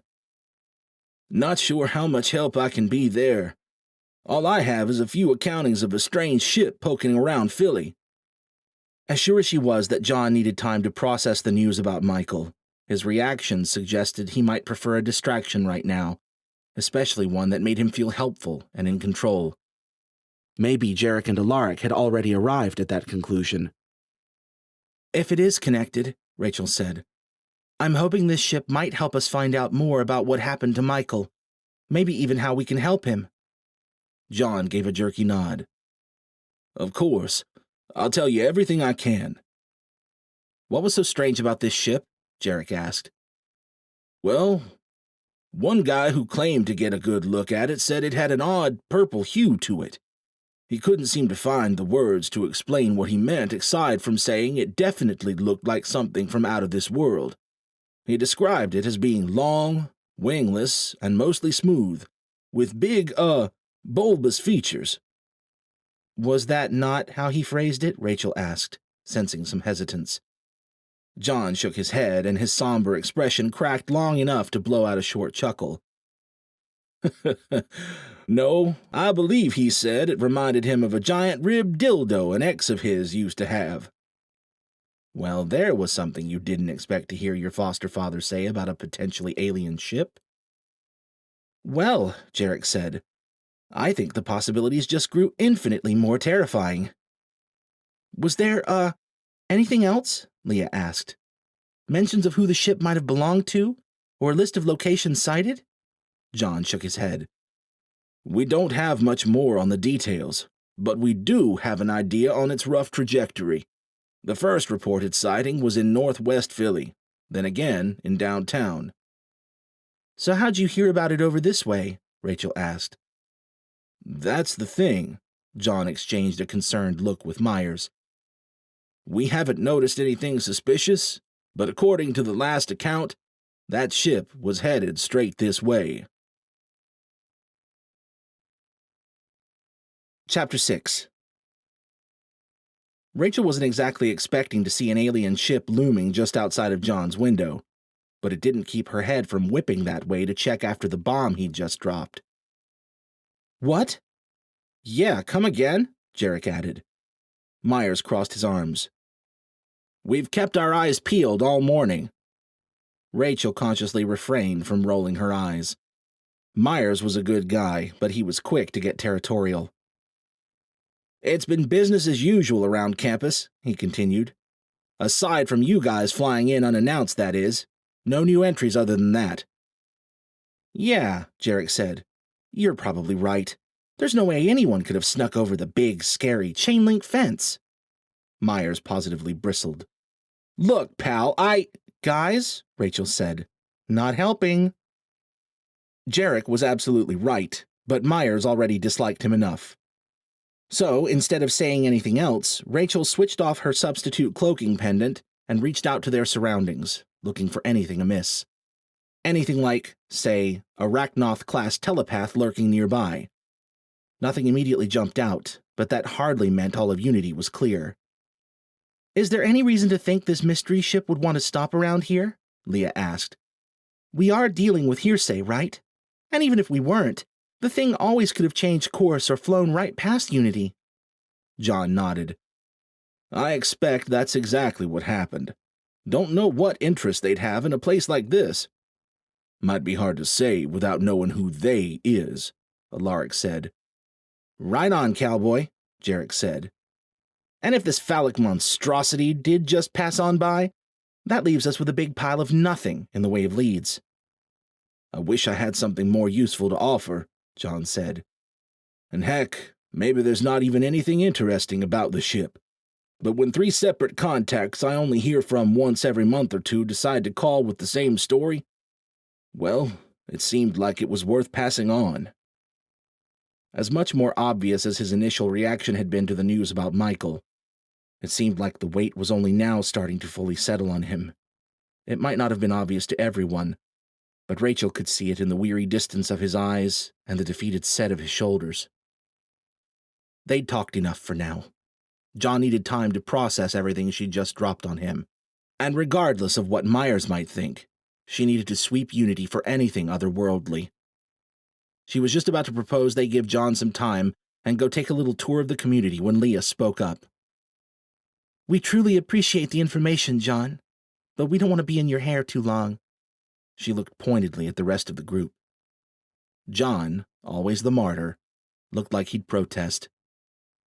"I'll take them out to the market if you want a few minutes," Rachel said. "Show them the sights? Get some food?" She hesitated. "Unless you'd rather me stay here." "I could show them around," Myers said, finally uncrossing his arms. John waved Myers back. "That's not necessary." He squeezed Rachel's shoulder. "You go show them around, and we can meet back up for an early dinner." He looked up at the others. "Assuming you can all stay that long." "I've never been known to turn down dinner," Jarek said. "That sounds perfect," Leah said with a warm smile. "Good, then." John gave her one last lead blanket hug and bid farewell to the others. Myers followed them back downstairs and out to the front lawn. "You're good?" he asked, shooting one last frown in Jarek's direction. "We're good," she said with what little smiles she could manage. "Thanks, Myers." He gave her an informal salute. "We'll see you in a bit, then." "So," Jarek said as Myers drove off in the Gator, "what's the plan?" "I figured we could start at the market and find ourselves something tasty for lunch," she said. "While you give the place the old Jedi mind sweep?" She smiled and gave her best innocent shrug. "Maybe while I give the place the old Jedi mind sweep." Jarek grinned. "That's my Goldilocks." "Let's go, then." That could have been that, but then Jarek offered his arm to her as if he were some manner of fine gentleman. She considered the arm, unsure how to react. Taking it was technically a possibility, but she couldn't seem to do anything aside from stare at it as if it were something from another galaxy. She met Jarek's gaze, aware of Leah stifling a fit of giggles behind them. Jarek retracted the arm. "Yeesh! You look like you just saw a giant flying dildo or something." She snorted. "At least it wasn't ribbed." Jarek grinned. Always the optimist. Alaric coughed behind them, then cleared his throat. "He raises a fair point," Jarek said. "Let's have the tour, Princess."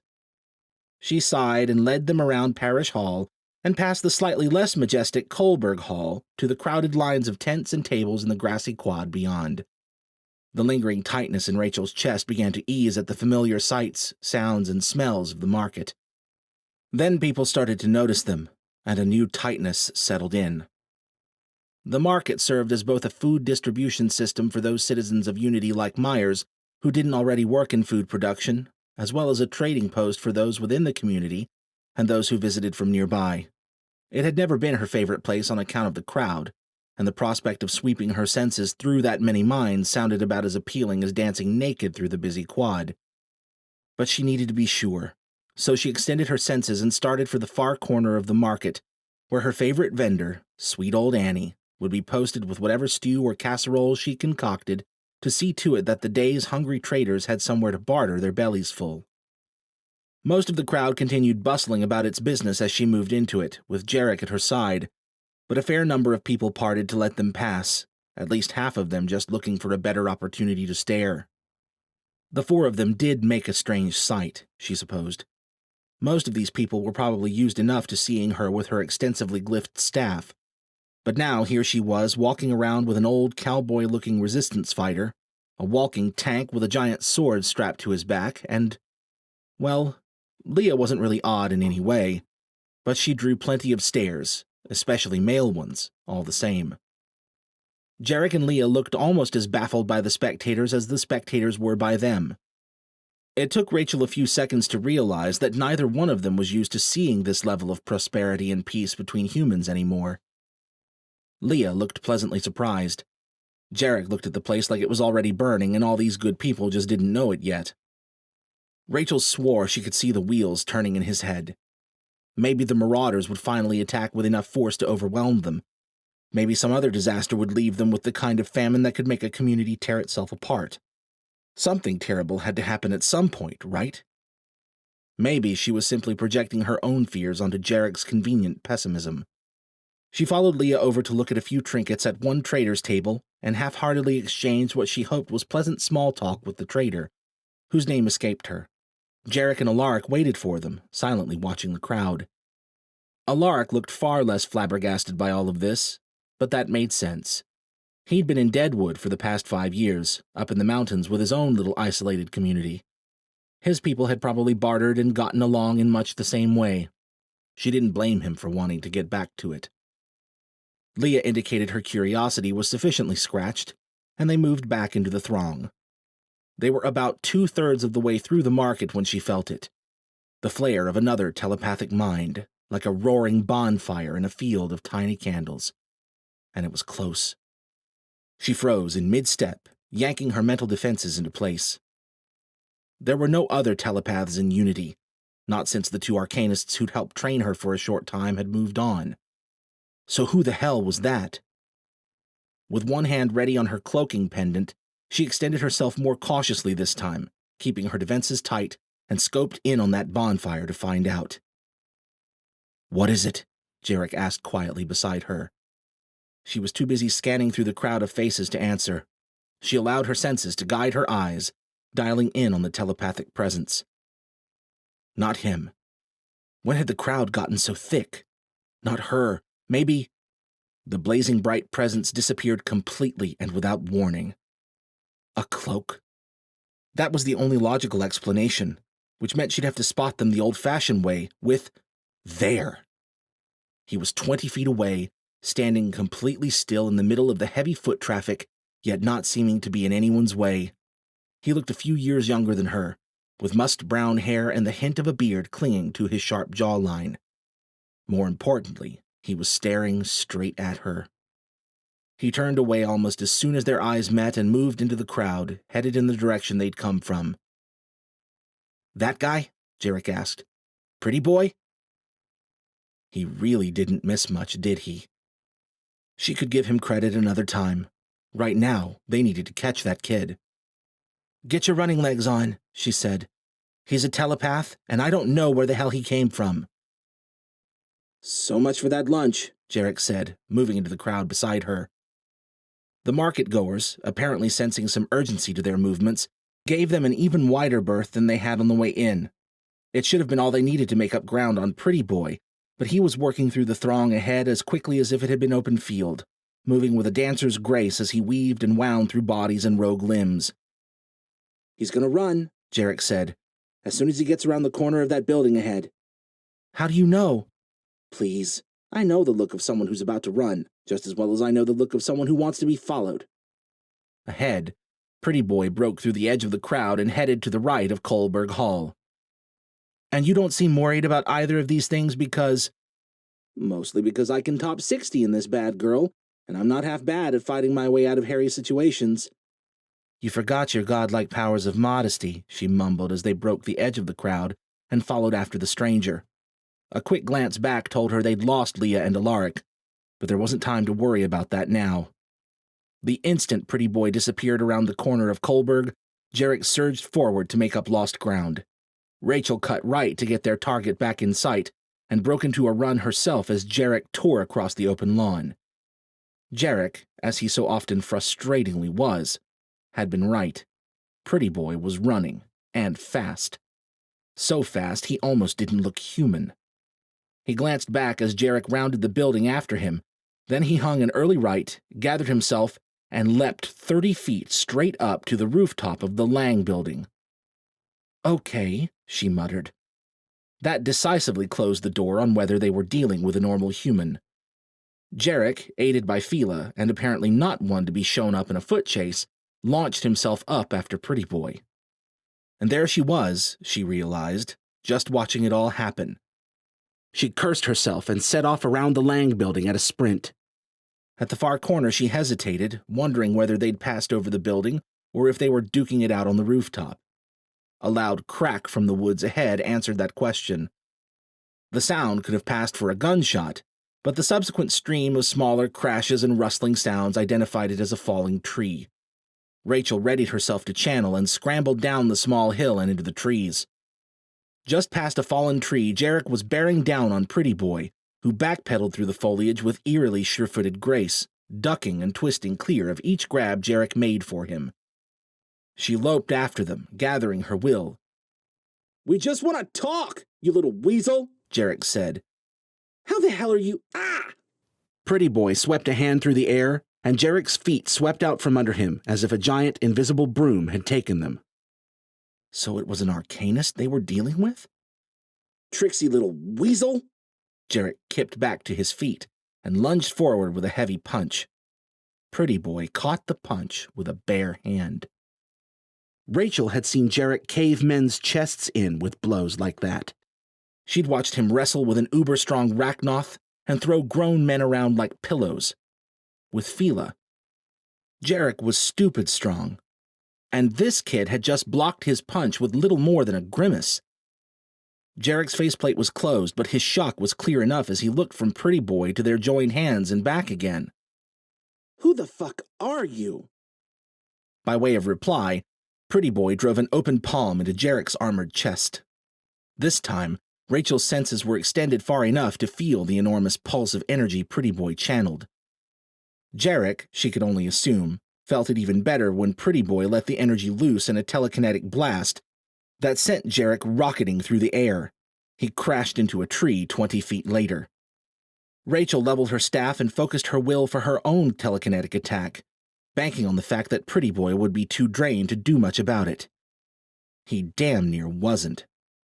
As tired as he must have been, Pretty Boy was still attuned enough to sense the blast coming and fast enough to start moving, just not fast enough to avoid it completely. The wall of force clipped him and threw his sideways dive into an awkward corkscrew. He hit the soft ground with a rush of expunged air, and Rachel wasted no time in preparing another blast. "Ha!" Jarek cried from over by the tree he'd smashed into. "Ah, shit." Rachel glanced Jarek's way to see what was the matter, just in time to catch a man-shaped blur flying through the trees to crash into him. Only Jarek was ready. He stepped with the rush, caught the arm of his attacker, and slammed the newcomer into the tree hard enough to crack through its trunk, and plenty hard enough to kill any human. The glowing red eyes glaring at Jarek as the tree began to fall on them affirmed the attacker wasn't. The Rachnoth pushed Jarek off and sidestepped out from under the toppling tree. Jarek mirrored him on the other side. A dozen smaller cracks rang out as the tree's branches caught their neighbors and dragged them down as well.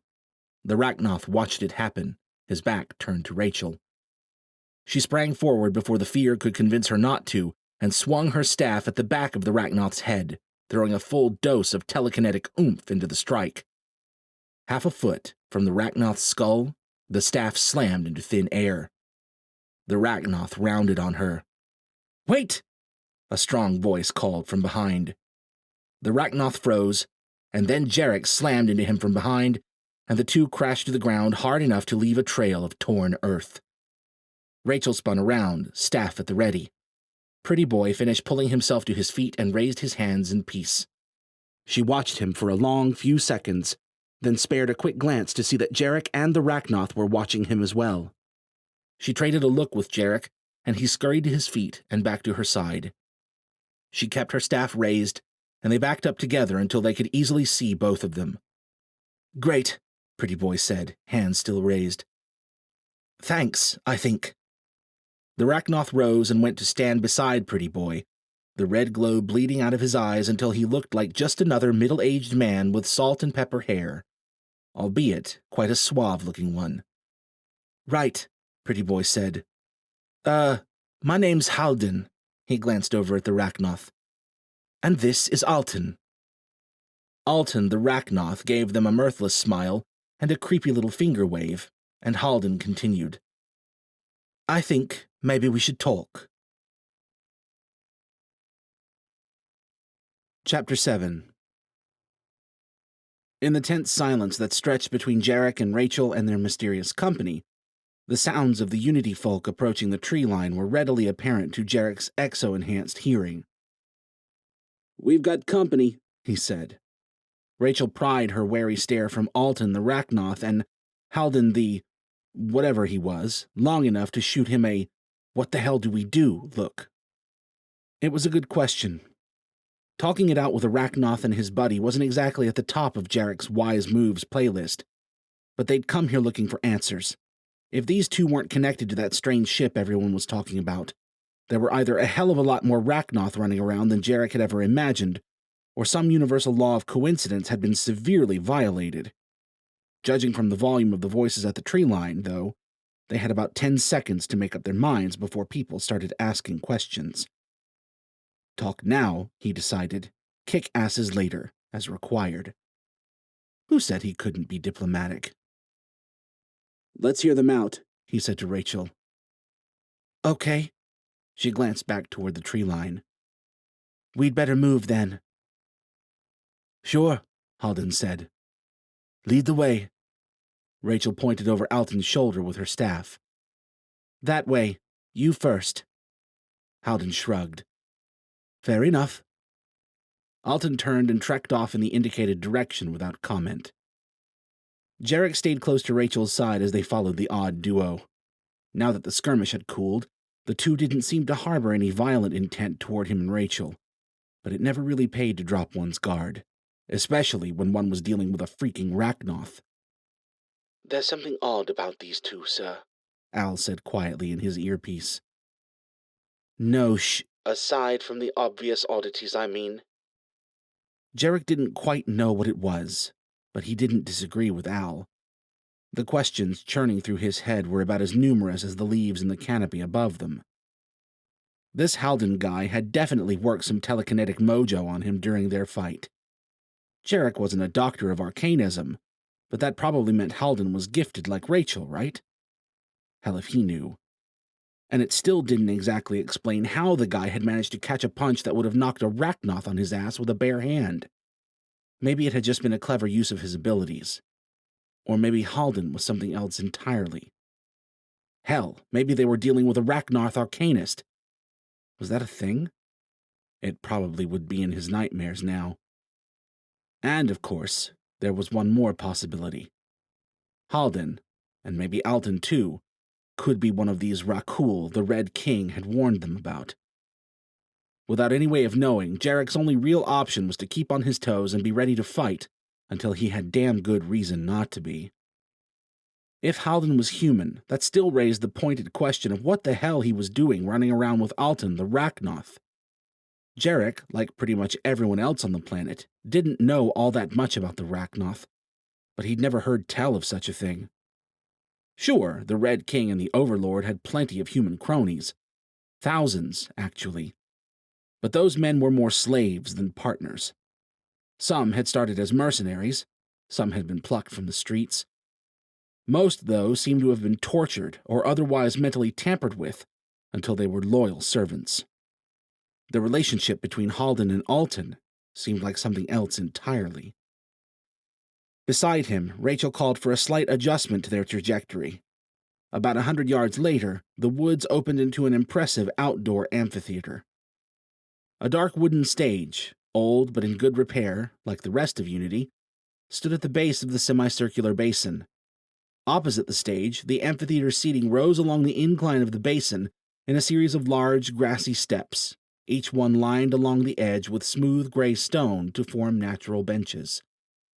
4 lines of neatly groomed trees separated the basin steps into organized sections, contained within sets of smaller stone staircases on either side. Clearly someone, or multiple someones, put a lot of time into keeping the place pristine. It was one of the most unnecessary things Jarek had seen in the past 15 years. It was also kind of cool. Halden and Alton followed the direction of Rachel's waving staff and sank down on the first stone step to the left. Jarek and Rachel remained standing. Jarek focused back the way they came with help from Fila's auditory sensors, and decided the voices in the woods behind them didn't seem to be coming any closer. For now, they were alone. Right then, Halden said, hazel eyes shifting back and forth between them. I'm sure you guys have a few questions. No shit. And now, on top of the other 1,000, Jarek had to wonder why Halden was expecting the questions to be unidirectional. Sure, a human Rachnoth duo was weird, But between Fila and Rachel's abilities, it wasn't like he and Rachel were just another pair of everyday citizens. So why was Halden's default assumption that they should be confused and intrigued by his and Alton's presence? Maybe these two had simply been around and seen a lot of shit. Maybe they were just spectacularly self-centered. Or, and this seemed like the most likely option, maybe they were hiding something, and Halden was self-conscious about it. What? Jarek said. You think this is the first time we've just happened to bump into an arcanist, chase him into the woods, and get jumped by his Rachnoth sidekick? I call that a Tuesday. But now that you mention it, I guess there might be a few particulars, like who you are, why you're here, and, He tapped at the chin of his faceplate. oh yeah, whether you happen to know anything about the weird ship that's been causing a stir around here. Word on the street is that it looks like a... Let's start with the first two, Rachel said. What are you doing here? Halden glanced at Alton. We're looking for someone. It's kind of a long story. Rachel looked less than impressed. You're trespassing in my home with a Rachnoth. I think it's safe to say we have the time, so you can give me some fucking answers, or I can wipe these steps with you until they fall out. Halden watched her for a long stretch, his expression neutral and calculating. Alton smirked, but his smooth baritone was only a hint condescending when he spoke. We're not here to hurt anyone. We came here to help. To help who? Rachel asked.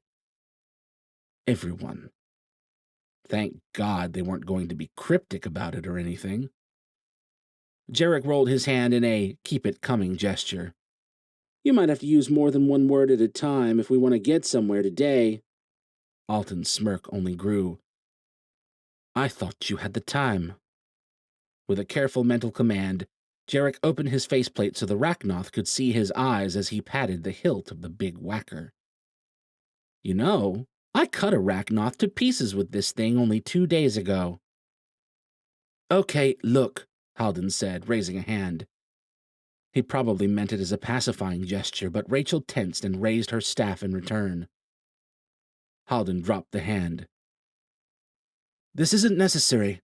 We're here to help to help rid you of the Rachnoth before it's too late. Jarek made a show of looking around at their surroundings. Yeah. Did you miss the whole catastrophe thing? It's already a bit too late. And why would you be looking to save us from your own people anyways? Rachel asked Alton. Alton's face was unreadable. I have my own goals here, I admit. But they are synergistic with Halden's and with the ultimate good of the people of Earth. I know this planet's been devastated already, Halden said, glancing at Alton for what had to be the 100th time. But it could get worse. A lot worse. Worse as in Rakul worse? He almost asked outright, then decided it was better to keep them talking before playing what limited hand he had. You can imagine our skepticism about a philanthropic Rachnoth, he said to Alton. Your kind don't exactly have a peaceful track record with ours. Frankly, I'm wondering if you didn't slam me through that tree back there, and if I'm not just dreaming all of this right now. I could pinch you if you'd like. Alton held up his thumb and forefinger with a disconcerting grin and sprouted a pair of wicked-looking claws. Not helping, Alton, Halden said. Look, I get it. My people have lost too much at the hands of the Rachnoth as well. A shadow of genuine pain crossed his face. I've lost more than most fighting them. For a long time I wanted to wipe them away from this universe, but it's not that simple. The more Halden talked, the more something didn't seem right about him. Something about the way he phrased things and the way he kept glancing at his Rachnoth pal, not to mention the fact that he had a Rachnoth pal at all, was just off. What do you mean, it's not that simple? Rachel said. Halden glanced at Alton. Again. Stop that, Rachel said. Apparently, the constant furtive glances were itching her heebie-jeebie button as well. A quick look at her expression, though, made him think something else might be afoot. What's up? Her eyes remained locked on Halden and Alton. They're talking. It took a second, but it clicked. Ah, telepaths. Tricky bunch. Granted, I'm not so good at manners, Jarek said. But that seems pretty damn rude, fellas. To Rachel, he added, What are they saying? I can't hear them, she said.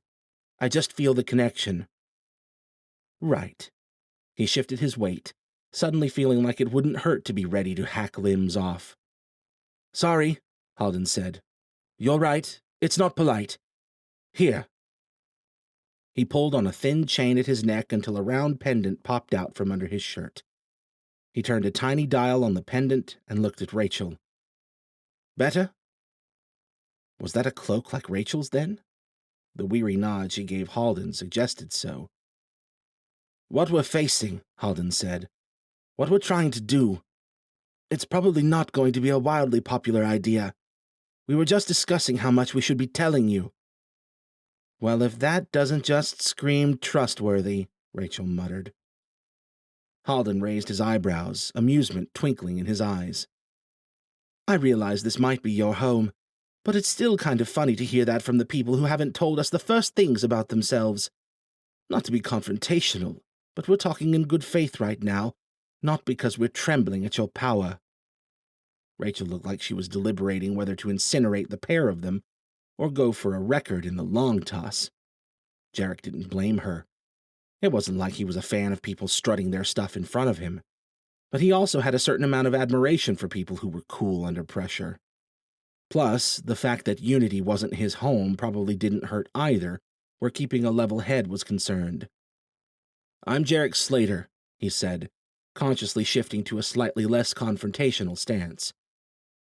Halden gave him an appreciative nod.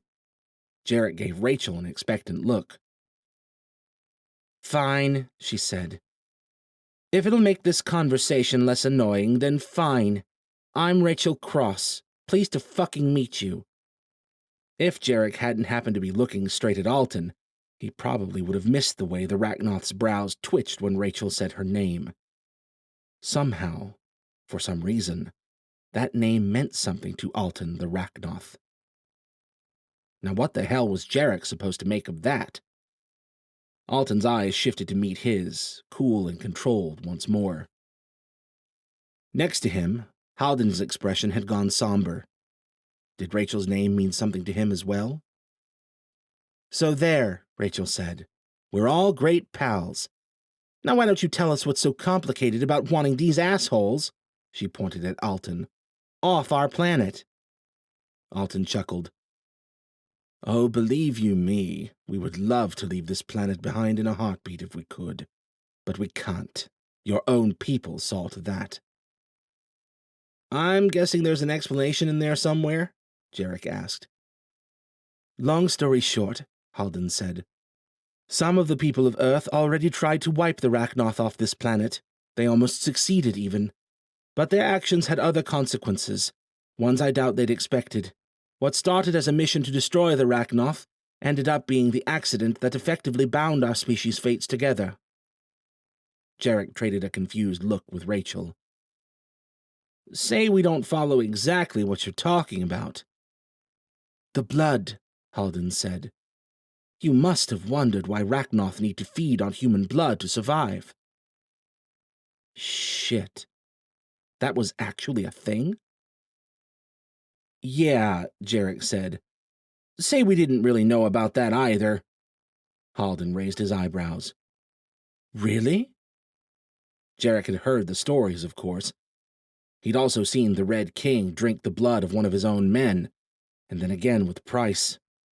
Hell, he even knew some people had taken to calling them vamps, but he'd kind of figured it had all been a bunch of fear-mongering and dramatic effect, or that the Rachnoth just happened to enjoy blood. There'd been no reason to think the whole requiring human blood to survive thing was anything more than another one of 1,000 rumors floating around about the Rachnoth. Before he could say any of that, though, Rachel stepped in. It's not like we've had much time to swap diet plans, what with them nuking the planet to shit and holing up in their big dark fortresses. How the hell do you know any of this? Halden looked at Alton. Well, I learned some of it when I broke into one of his clan members' minds, but Alton's filled me in on some of the missing details since. Granted, Jarek knew next to nothing about telepathy, but if Halden had succeeded where Rachel had failed in invading Arachnoth's mind, it seemed like a safe bet he was packing some serious artillery in that pretty little noggin of his. The fact that Rachel's hand had drifted to the pendant at her breastbone told Jarek she was having similar thoughts. What if Halden and Alton decided to throw a psychic double whammy at Rachel right now? Would she be strong enough to get her cloak up? If it came to that, it might be up to him to remove one of them from the equation before they could overwhelm her. He tried to dispel the tension building in his shoulders. He'd deal with it if he had to, but his instincts told him that the two weren't about to try anything. Let's say we believe any of this, he said. I still don't see how that lands you working with Arachnoth. This all just sounds like more reason to want them gone. Halden nodded. I don't necessarily disagree, but for two things. Enlighten us, Rachel said. Well, for one, it's not really their fault. Bullshit, Rachel said. They were the ones who decided to come prey on us in the first place. Alton showed them a bitter smile. Right. Except that we weren't. We came to Earth because we were made to. Which brings me to point number 2, Halden said. There are worse things than the Arachnoth out there, and they're probably going to come here someday if we don't stop them. Things like the Rakul? Jarek asked. He might as well have stuck a cattle prod to each of their backs for how they tensed. They traded a shocked look, all hints of amusement and smugness draining away to be replaced by... Was it horror? Alton turned to Jarek, red embers awakening in his eyes.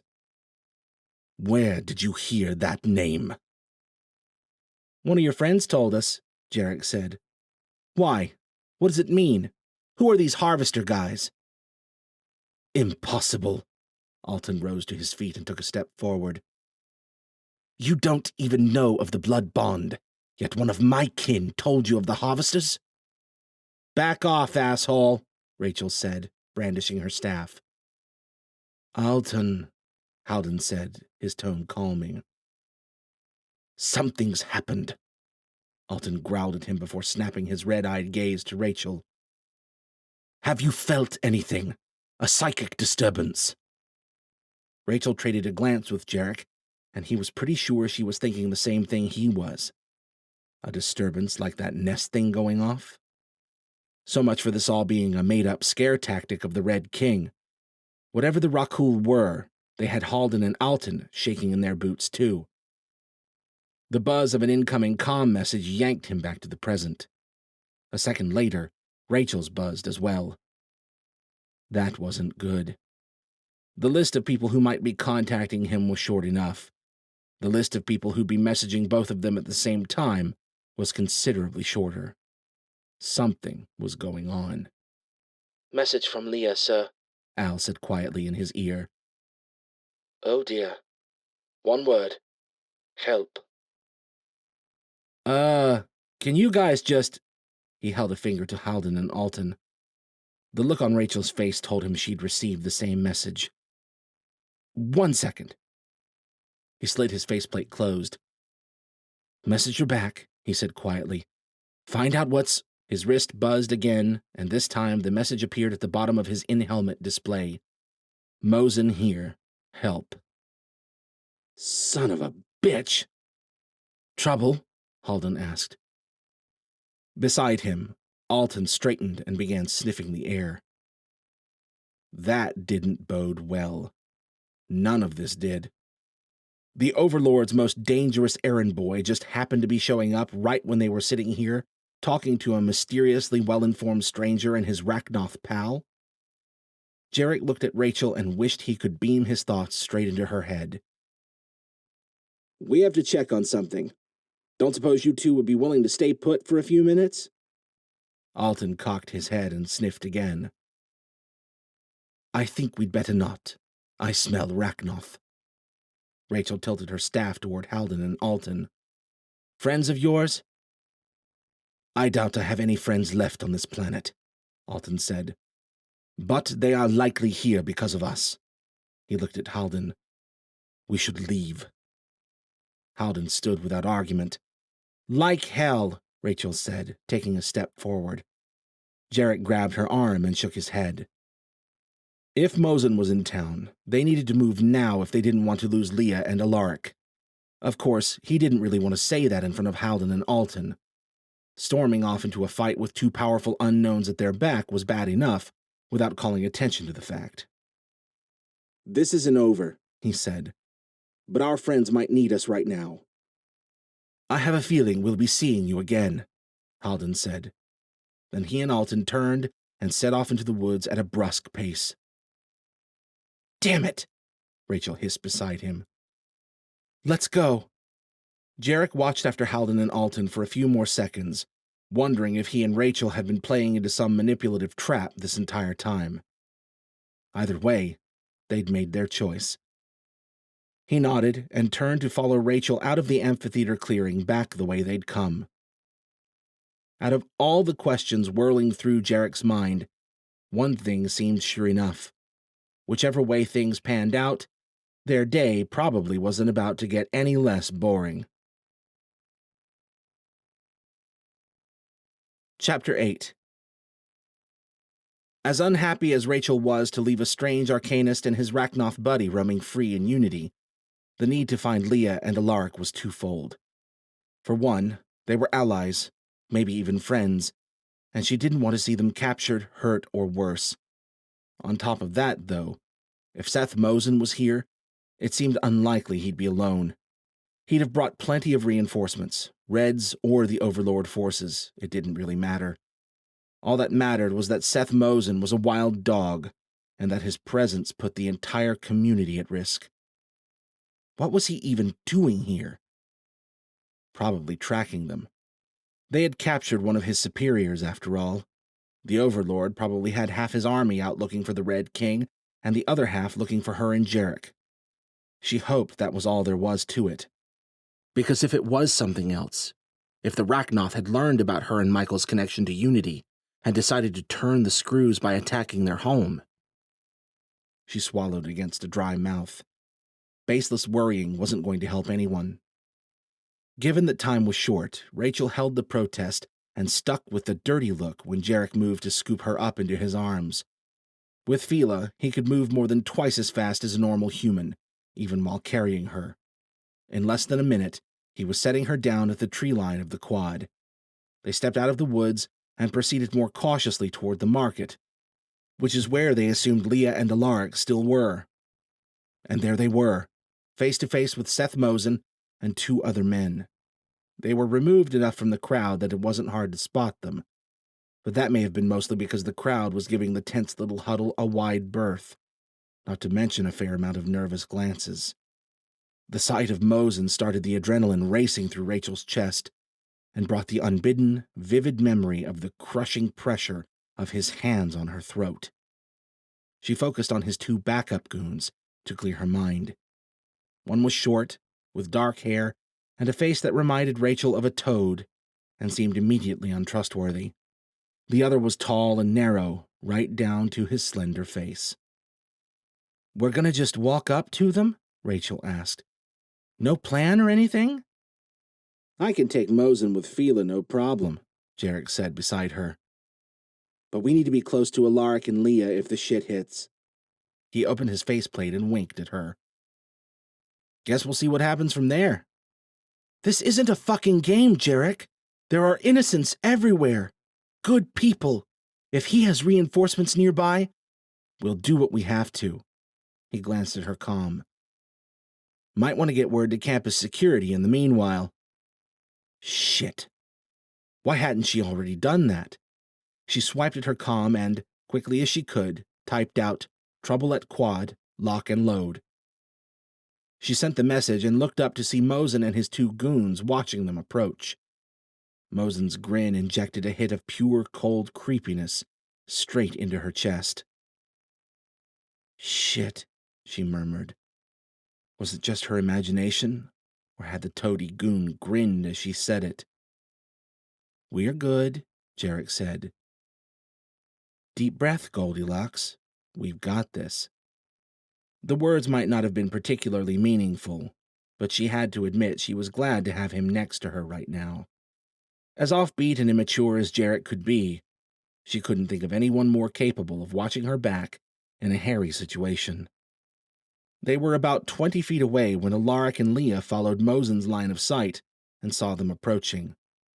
Both of them looked wired with tension, and Alaric was a few shades paler than normal. Understandable enough. How else could someone be expected to react when their son turned Rachnoth slave turned matricidal madman came calling? "Here they are," Mosen called, hands splayed wide. "The wily arcanist and the soldier of charity himself." Rachel drew up to Leah's side and placed a supportive hand on her shoulder. Jarek crossed in front of them and took position beside Alaric. "Mosen," Jarek said, "how awful to see you here." Mosen made a pouting face. Rachel reached out with her senses to sweep for any lurking threats, starting with Mosen himself. Despite whatever the Overlord had done to him to grant him his exceptional strength and durability, she was pretty sure Mosen was still mostly human. His presence did feel a bit off, but she didn't linger on it. "We were hoping to catch you closer to home," Mosen said. "Find out what you've done with poor Aldrogan." That made Mosen's two thugs frown at him for some reason. "With poor what now?" Jarek asked. Mosen sneered. "Don't worry your pretty little head over it, Slater. We've got other business to take care of. Speaking of which, you didn't happen to notice anything odd on the way." Rachel missed whatever else he said as she reached her senses out to the two men behind him. The two men who were in fact not men at all. They couldn't be, not with minds that felt like that. She yanked the tendrils of her mind in and bolstered her mental defenses. Shit, this was bad.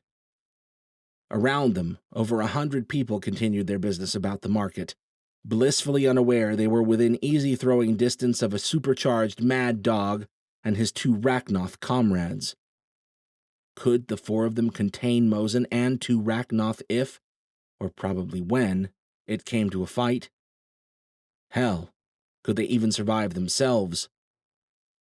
They needed to clear this place out before things got messy. She should have told Myers to evacuate, not to lock and load. It wasn't like him and his men would be able to do much against Rachnoth anyhow, aside from get hurt. What she needed to do was warn Jarek somehow. "I'm here for a pit stop on the way to drop off this old cowboy," Jarek was saying. "Didn't see any strange ships on the way in. You know, not that I'd tell you if I had." "Really?" Mosen said, his expression flat. "A pit stop?" Jarek shrugged. "Little out of the way, but where else can you find a community like this? Nice to remember there are still people being people on this planet." Mosen sneered, looking around as if only now seeing the sprawling community around him. So maybe he and his Rachnoth masters didn't realize it was Rachel's home they'd come to. And if they'd come here looking for that confounded ship and not tracking her and the others, maybe they had no reason to hurt the people of Unity. Of course, that didn't mean they wouldn't do it anyway. "People are always being people everywhere," Mosen said. "It's just a little more interesting out there in the wild. Right, Pops?" Alaric met Mosen's sneer with tired eyes for several seconds before he said quietly, "You're not my son." Mosen's eyebrows shot up, and he placed a hand over his chest in mock offense. "Well, Jesus, I guess not with that attitude. Words hurt, you know, Pops. No wonder I turned out this way." Alaric's face was carved from stone, but his Adam's apple betrayed a hard swallow. "I believe he's still in there somewhere, my son, and I'll do anything I can to help him. But," Mosen shifted his weight, leaning closer to Alaric, You have no idea what you're talking about, old man. Mosen's voice was deadly quiet. Behind him, the two Rachnoth uncrossed their arms and prepared to move. Mosen held Alaric's gaze for several seconds, then he rocked back and threw his hands up. Enough with this touchy-feely bullshit. We have a job to do here. If you four haven't seen anything, I suppose we'll have to call in the troops to search the place and bring you home for proper questioning. Shit. They needed to stop him, or distract him, or... Why don't we just tell him? Leah asked. Everyone looked at her, waiting. Jarek turned a wary look her way. I don't know if that's such a good... Come on, Leah said. I hate the Rachnoth as much as the next girl, but these are innocent people here. It's not like we're about to go chasing it down anyways. Chasing what down? Mosen asked, leaning in like a dog at a dinner table. If you don't tell him, I will, Leah said. Jarek looked at the crowd and blew out a short breath. Fine. He narrowed his eyes at Mosen. I lied. We picked up something on the scanners passing over Philly. Something like I've never seen before. Couldn't spot it through the clouds, but it was headed down for South Jersey, or maybe Delaware. Mosen opened his mouth to say something, but Jarek held up a finger and added, And this part's not important, but if you want to know why I lied, it's because I think you're a huge cockhat. Mosen crossed his arms and considered the four of them. Rachel did her best to look the part of the weary traveler who was simply hoping Mosen and his cronies would fuck off and leave them alone. It wasn't a hard act to keep up. We don't believe you, Mosen finally said. He glanced between Jarek and Rachel with a cold grin. Where were you two just now? You really need to ask why a man and a woman snuck off into the woods? Jarek asked. I think you need to get out of the fortress more often, buddy. Well, now I know you're lying, Slater. Mosen winked at Rachel then, and for a brief moment his irises glinted with red light. Girl like this needs a real man, not some wise-ass who hides behind his toys. You're only saying that because you haven't seen what I can do with my toys. Jarek waggled his eyebrows at Mosen. Yet. Myers chose that moment to pull the gator around Kohlberg and into the quad. He had 4 of his men with him, all of whom had taken her lock and load advice to heart. Of course, she'd given that advice before she realized there were a pair of Rachnoth standing smack in the middle of a crowd, but it was too late now. 3 more of Myers' men, also armed, were sweeping around the other side of Kohlberg on foot. Ah, Mosen said.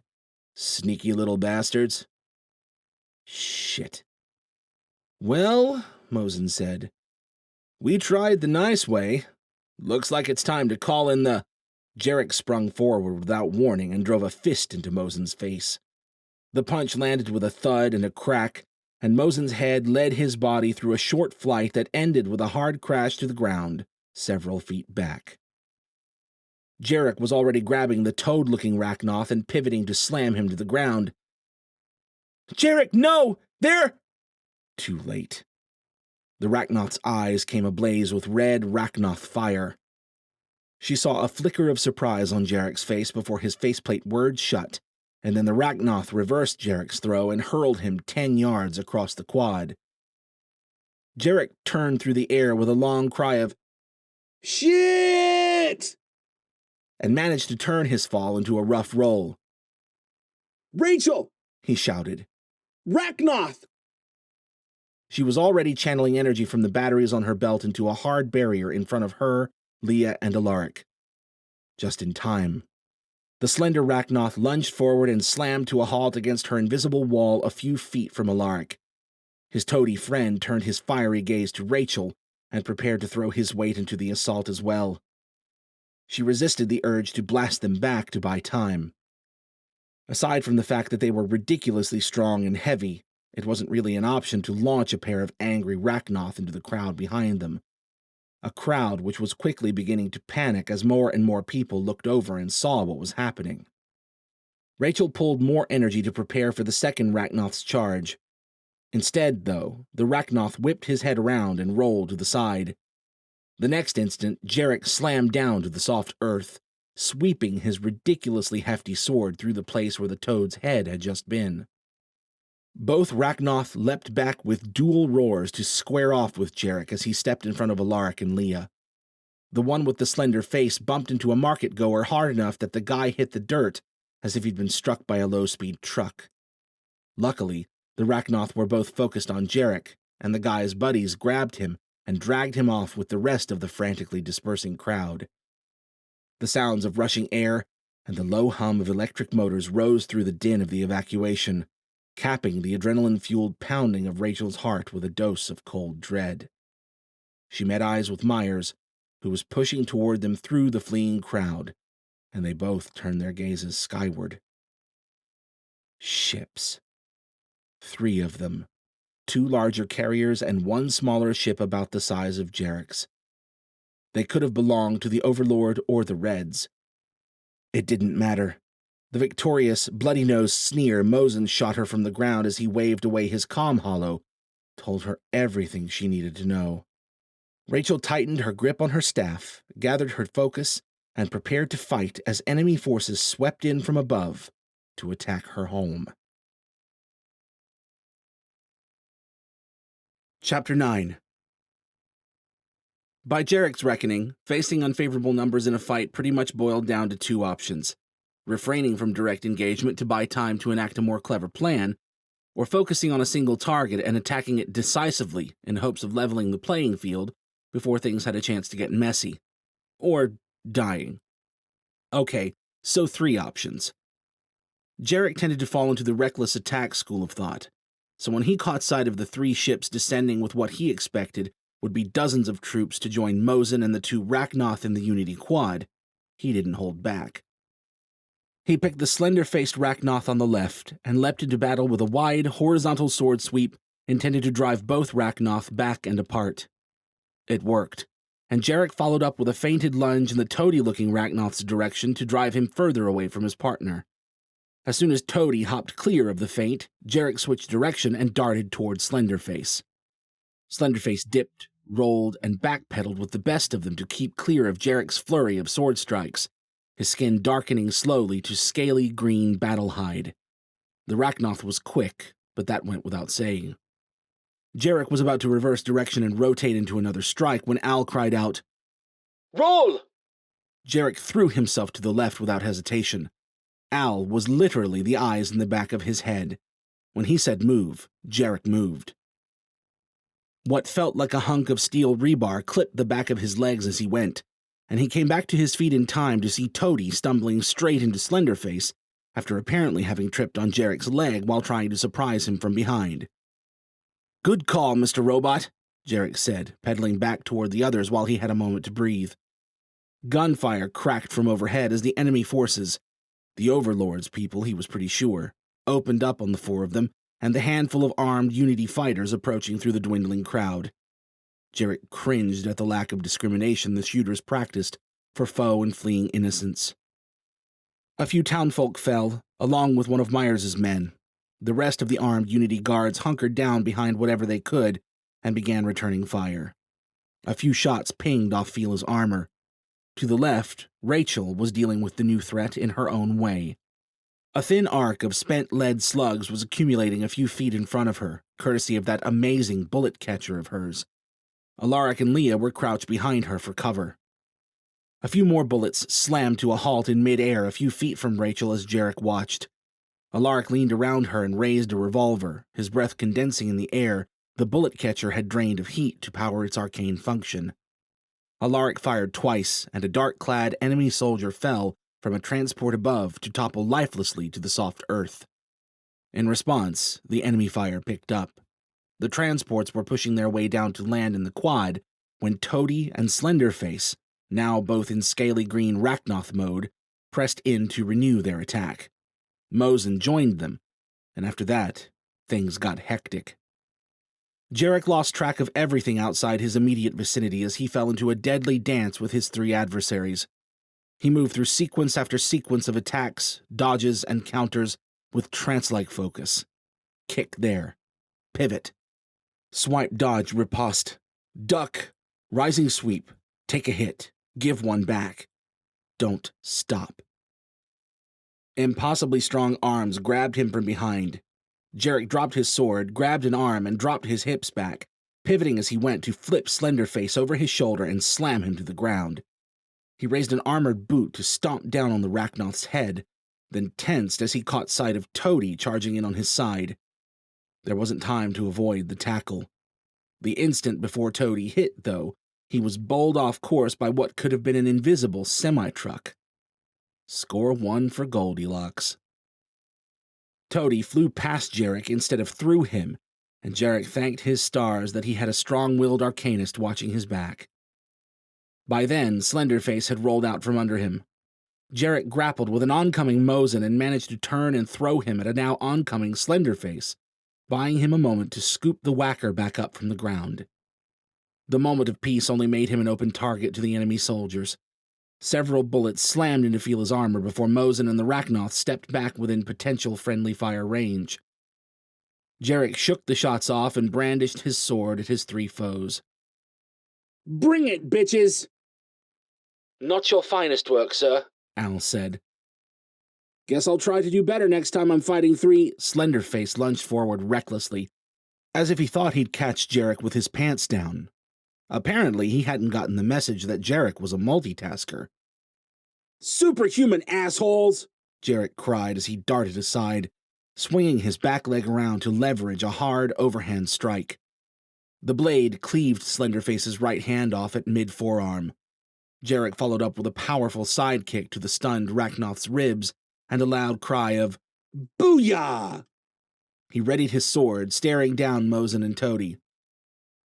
Who's next for the choppy-choppy? "Jarek!" Rachel cried. "We've got a situation over here!" Sit rep, Al. He couldn't afford to drop his eyes from his opponents, not when they could cover dozens of yards at a leap. 5 of 8 Unity men down, sir. Al said. Enemy forces still unloading. Well, that was the opposite of good. And things weren't going much better in his own fight. As satisfying as removing Slenderface's hand had been, the Rachnoth was hardly incapacitated. The scaly bastard was already pulling himself to his feet, and a sound like a pride of lions roaring in perfect synchrony rattled the air. And there appears to be a third Rachnoth here, sir. Gee, thanks, Al, Jarek said. I hadn't noticed. This was beyond not good. If they didn't do something to balance the odds, and do it quickly, things were going to go downhill fast once Rachnoth number 3 cut through Unity's meager forces and moved in on him and the others. Unfortunately, the Rachnoth decided to skip step 1 completely. 6 o'clock, incoming, sir! Al cried. The thudding impacts of the Rachnoth's footsteps had been warning enough. Jarek reluctantly dropped his eyes from Mosin and Toady and whirled to strike at the new threat. The rust-colored Rachnoth darted under the top-down diagonal cut with disturbing agility and delivered an open-palm strike to Jarek's lowered shoulder as he flew by. Even in passing, the Rachnoth's blow was substantial enough to send Jarek tumbling haphazardly toward Rachel and the others. They managed to scatter before his armored bulk plowed into them. Alaric grunted in pain as a shot found him now outside of Rachel's protective barrier. Jarek scrambled to his feet and shielded the old cowboy with his armored body, while Rachel and Leah closed back in tight. Jarek handed Alaric off to Leah and spun around, expecting to find a Rachnoth flying down on them from above. Toady and the rusty-hided newcomer were both gathering themselves to leap when they jolted as if they'd received a strong shock. Behind them, Mosin and Slenderface were looking around, likewise confused. The 3 Rachnoth whipped around in unison to face the woods where they'd tumbled with Halden and Alton earlier. Jarek realized the quad had gone quiet, and now everyone seemed to be following the gazes of the 3 Rachnoth.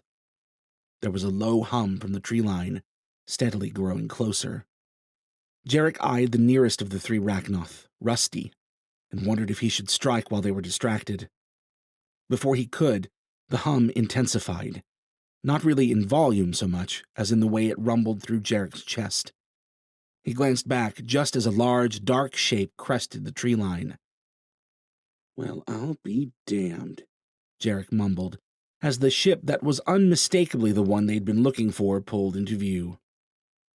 It was fairly large, longer than it was wide, and its loosely cylindrical form rippled with fluid, bulbous shapes, as if the hull had been cast over top of an array of bubbles of varying sizes.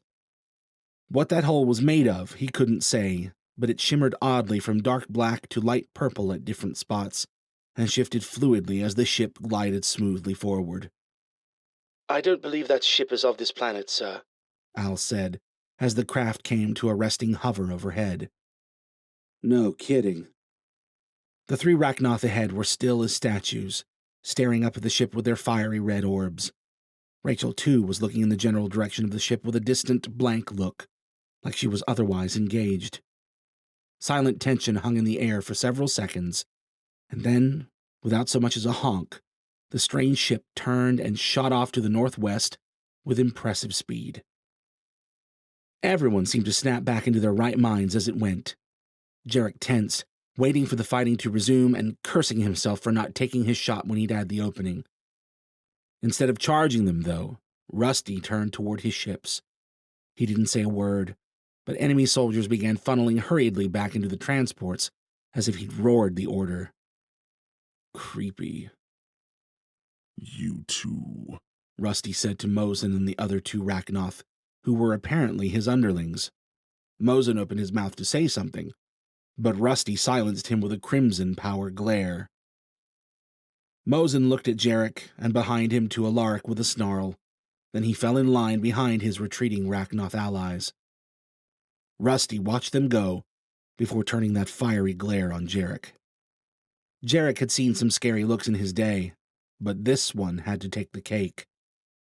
Where Toady and Slenderface were mid-shift, hided but still humanish in appearance, Rusty was in full-on Rachnoth mode, his smooth skin completely replaced by scaly hide, and his human features dramatically shifted towards something more beastly and reptilian. He stood with all the confidence and authority of a fearsome warrior.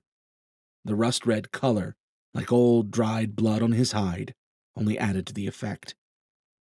next time we meet, He said, his voice low and strong, I will take pleasure in ending you. Jarek swallowed, glad for the cover of his faceplate, as the Rachnoth turned and strode to the smallest of the three ships. He half considered going after him for a moment, trying to end the Rachnoth now that his allies were all loaded up. No, better not to press their luck. Whatever the hell had just happened between the Rachnoth and that strange ship, it looked like Rusty and his forces were willing to forget about Unity to go after the thing, and he wasn't about to give them reason to do otherwise. Rusty hopped up to an open hatch, and all three of the ships promptly lifted up and rocketed off after the strange ship. Okay, hell, might as well just say it. After the alien ship. They watched them go in silence, tension thick in the air as they waited to be sure the enemy forces wouldn't decide to swoop back and resume the assault. The ships finally disappeared over the far tree line, and they all let out a collective breath. Okay, Leah said, eyes wide. What the hell was that? Well, Jarek said. I don't know if it quite fit the giant flying dildo mold, but I'm pretty sure that was the ship we're looking for. Your friends from the woods? Alaric asked, his voice strained. I have a feeling, yeah. Jarek moved to check on Alaric's wound, but the old fighter pushed him away and muttered something about it just being a graze. Rachel was still staring after the long-gone ship with an utterly vacant expression. Hey, Jarek laid a hand on her shoulder. What's up? We have wounded that need help. At his touch, she snapped back with a sharp breath and turned a disoriented look over toward Myers and his men. They started for the Unity fighters side by side, Leah and Alaric trailing along behind them. More people were showing up at the quad now, some only poking their heads out of nearby buildings, others rushing to Myers and the others to offer them aid. So much for Alton and Halden staying put, Jarek said quietly to Rachel as they walked. Guess we're back at knocking on doors to ask awkward questions if we want to find them again. Maybe not. Rachel gave one last disheveled glance in the direction the ship had disappeared before meeting his eyes with a grave look. I know where they're going. Chapter 10. As heavy as the fighting had been, only 4 of Unity's people were dead. It probably said something about Rachel's current mental state that the word only appeared anywhere in the proximity of the thought that 4 of her fellow community members had been killed in a pointless attack. Maybe too much fighting and bloodshed in the past week had left her raw to it. Maybe she was half comforted by dark thoughts of how much worse it could have been. Maybe. And if she was being honest, this one was probably the winner. She was just too stunned to process much of anything after what she'd just learned. The part that she'd left off when she'd told Jarek she knew where Halden and Alton were going. The part where Halden had reached down telepathically from the hovering alien ship to tell her they knew what had happened to her mother and her family, and more importantly, why it had happened. It was a lot to process. She looked around the quad in a daze, taking in the aftermath of their brief but furious battle. On top of Unity's 4 dead, several enemy troops had fallen as well. Plenty more from both sides were wounded, either directly from the engagement or because they were caught in the crossfire by freak misses and ricochets as the conflict unfolded. She stared at the swirling mass of noise and rushing bodies, thinking that she should do something to help. But no matter how hard she thought it, nothing seemed to happen. At some point, John found her. She recognized him by the bone-crushing hug he wrapped her in. He exchanged a few words with Jarek. She was pretty sure she pitched in a few words as well, but when John left to help their people a minute later, she couldn't have said what they'd talked about. She found her feet carrying her away from the chaos to a quiet corner. Jarek came to settle down next to her, followed shortly by Leah and Alaric, who was pressing a small cloth to the graze wound on his left arm. Leah was chock full of nervous energy in the wake of the battle. Thankfully, Jarek was willing to field her outpouring of questions. So Rachel sat there, only distantly listening as he recounted their meeting with Halden the Arcanist and Alton the Rachnoth. The pair had been enough of an enigma on their own. Add in the stuff about the human Rachnoth blood tie, Alton's decidedly ominous reaction to the mention of the Rakul, and most importantly, the question of how the hell her mom was connected to any of this, and it was too much to process in the aftermath of the battle. Sometime later, when the wounded had been triaged and carted away, and most of Unity had shifted their attention to talking about what the hell had just happened, John and Myers came to find them.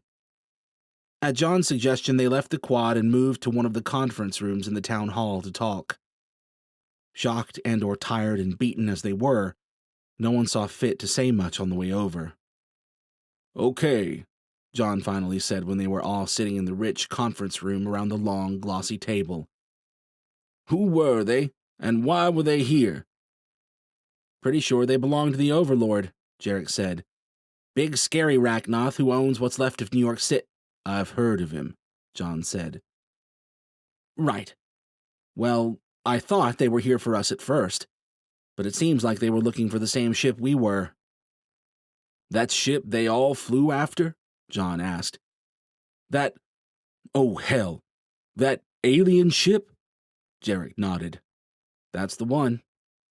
They all considered that in silence. Rachel had been thinking the same thing. She wanted to think the idea of an alien ship was ludicrous, but given the scaly green, blood-sucking monsters who could shirk off bullets like flies, was anything really ludicrous anymore? If the Rachnoth really were from out of town, they had to have gotten here somehow, right? Everyone else seemed to be reaching similar conclusions. John leaned heavily back in his chair and blew out a long breath toward the ceiling. "I shudder to think what that thing was doing around here." "They were looking for someone," Rachel said. "I'm not sure who, but—" Halden's last words rushed through her mind. "We can tell you what happened to your mom. Tomorrow. Her old lab. Stay safe, Rachel." And then they'd rocketed off without a backward glance. Was it her they'd been looking for? That idea sounded more deluded than alien ships and bulletproof space vampires. But why would they know about her mom? John was watching her with deeply knitted brows. They? You saw the ship's owners? You talked to them? She gave a weary nod and shot Jarek a look. He took her silent meaning and launched into the story of their meeting with Halden and Alton, this time glossing over the detail of the Rakul. By the end, John was leaning in with his elbows on the table, mouth half open and face half buried between his steepled fingers. Myers looked highly skeptical, and Leah and Alaric simply tired. How did Arachnoth get inside Unity without us noticing? Myers asked. Shit, Jarek said. The Arachnoth masqueraded high enough up the totem pole to get access to nuclear launch codes before the catastrophe. I don't think you should take it too hard if they snuck past your checkpoint.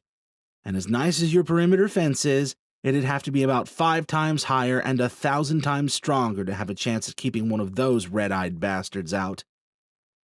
Myers and John traded a disconcerted look. Rachel's insides squirmed right along with theirs.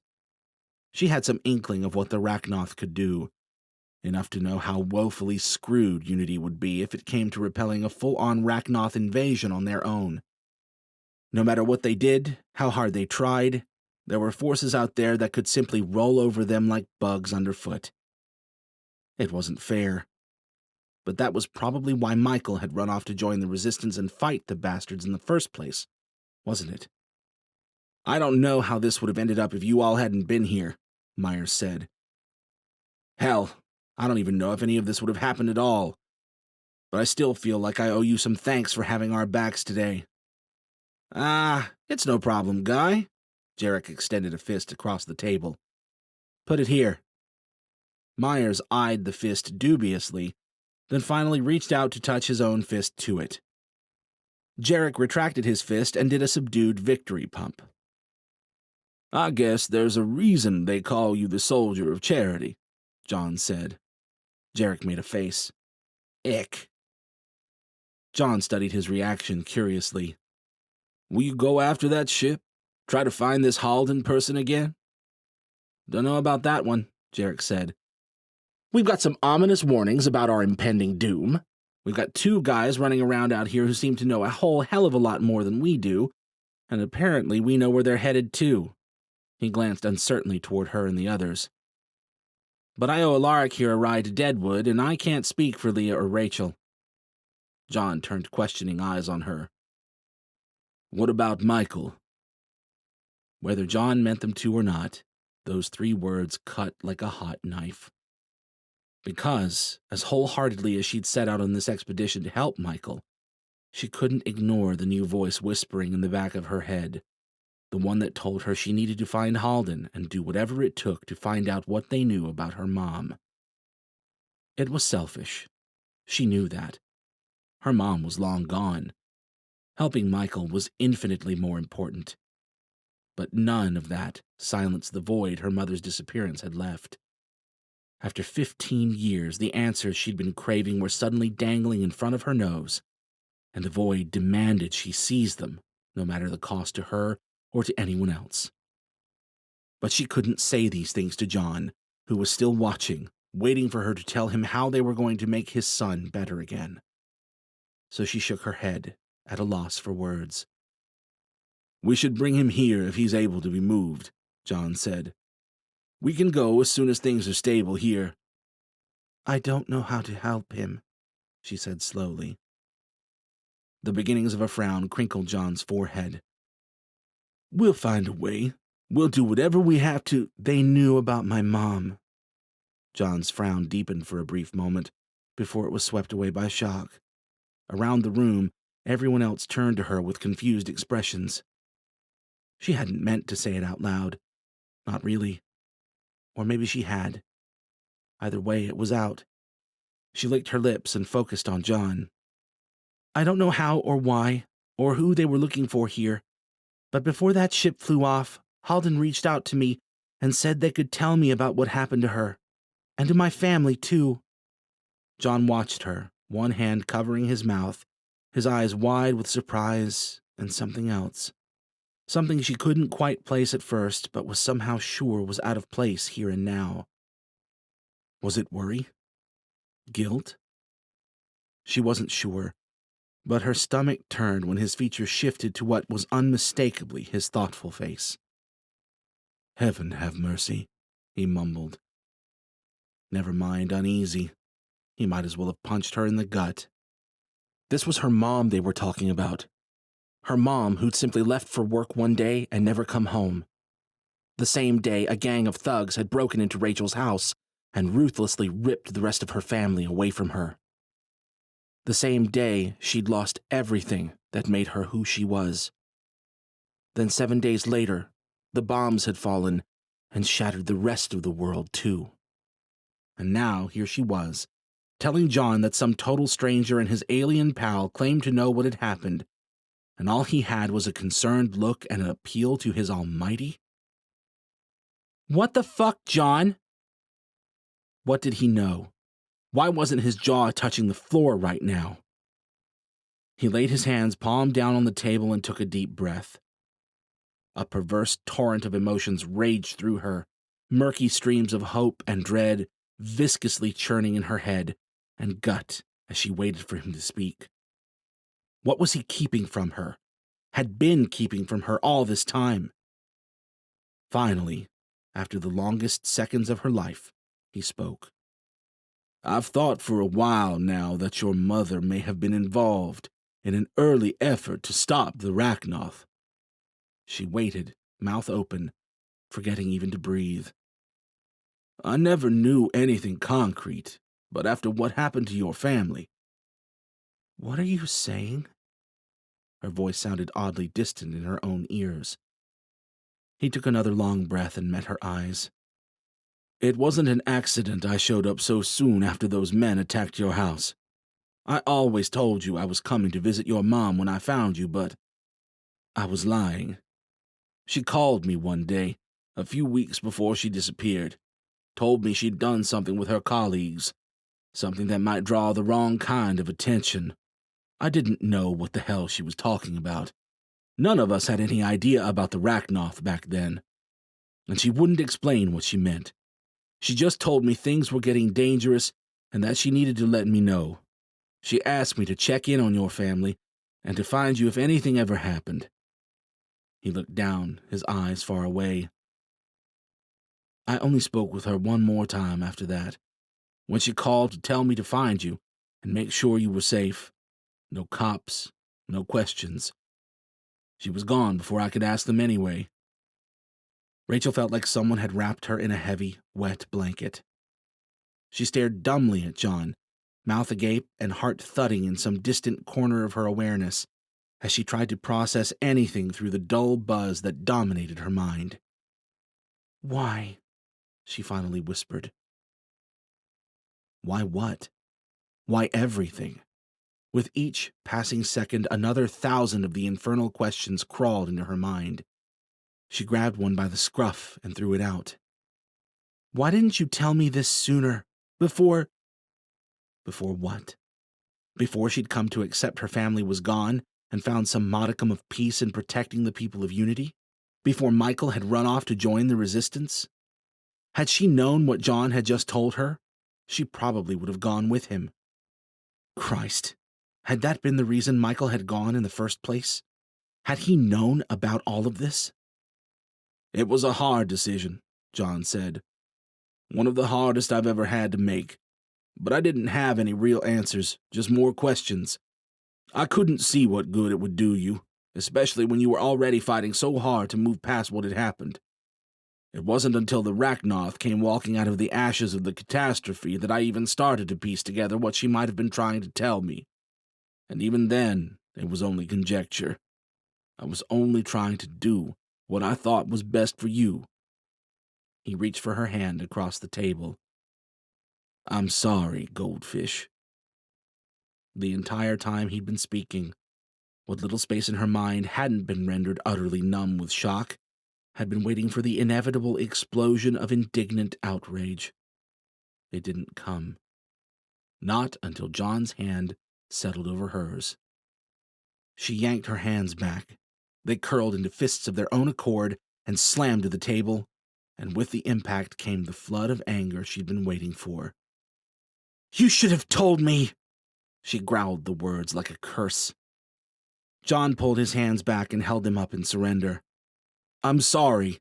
I made a decision and—" She smacked the table again and was on her feet before she even thought about it. "And you were just trying to protect me? Bullshit! That wasn't your decision to make. I could have—" She flexed her fists, uncertain as to exactly what she could have done, and suddenly acutely aware of the way the others in the room were watching her, like she was a bomb ready to explode. All of them except Jarek, whose uncommonly stern gaze remained on John. She'd nearly forgotten they were all there, absorbed as she'd been in her own thoughts. Now, though, she needed to get out of here. She needed a quiet place to think. She turned for the door and went to find one, not bothering to stop when Leah called her name or when John did the same. She stomped up the stairs and through the halls toward her bedroom, lamenting the fact that she didn't have a racnoth to blow through the walls right now. She'd nearly blown a gasket a few days ago when she'd realized Michael had lied to her about something that was only tangentially her business. John was pretty much the only other person in the world she'd thought she could trust. For him to drop this bomb on her, it was too much, and she either needed to hit something or curl up in a ball and not come out for a few days. When was the last time she'd even properly slept? Too long ago, that was for sure. But peaceful sleep seemed like the last thing she was about to find right now. John's words played through her head on repeat, adding a new layer of hurt with each pass. Maybe he had been wise, merciful even, to keep these cryptic details to himself all these years. No.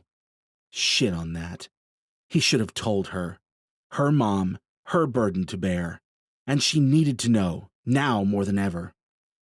She needed to find Halden and Alton. They seemed to have far more answers than what John could give her anyway. Answers she couldn't turn away from now that old wounds had been reopened. Answers she'd probably always needed deep down. And maybe she could help Michael too while she was at it. It was Rachnoth tech that had caused Michael's condition, and those two seemed to know more about the Rachnoth than anyone else she'd met. If anyone could explain what had happened to Michael, it might be them. The Red King sure as hell wasn't about to give them anything. Anything more than ominous scraps, at least. Halden and Alton might even be able to tell them something about the nest and this business with the Rakul. The familiar comfort of her room turned out to be not so comforting. Certainly not like home should feel. Had it really only been a week ago that she'd set out to find her missing brother? Felt like years. Too much had happened in that short time, and now she wasn't quite sure what now. But that could probably wait until she'd had a desperately needed shower and some decent sleep. After that, she'd find out what happened to her mom all those years ago. She'd find out how to help Michael. She'd fix it all, and then she'd tell them and the rest of the world to shove it and go stick her head back in the sand where it was quiet and boring and the people she loved didn't keep things from her. She just needed to talk to Halden and Alton first. And lucky for her, she knew exactly where to find them. Chapter 11. Jarek raised a hand to knock on the door he was reasonably sure was Rachel's. The hand froze, suspended a few inches from the door by some insidious working of his own subconscious. Why had he come here again? It had sounded like a good enough idea in the comfort of his own guest room just a few minutes ago, but now that he was here... "Oh, do go on, sir," Al said in his earpiece. He shot a glare at Fila's empty form, which was parading obediently along behind him to the tune of Al's command, and bit back a retort for fear of announcing his presence. Mr. Robot could say what he would. He wasn't the one who had to deal with all this... whatever it was. When the freaking blood-sucking aliens told you trouble was on the way, what were you supposed to do with that? Get out of the way, maybe? That was the easy answer. This was all getting too complicated too fast. It had only been a few days ago that the Resistance had been fully intending to take Fila from him, and now he was out here running errands for them? No, not for them. He was here for himself, looking out for numero uno. If the sky was about to fall, he needed to know about it. It was a matter of survival, and given the way Alton the Rachnoth had reacted to mention of the Rakul, it looked like Jarek may have been wise to stick around.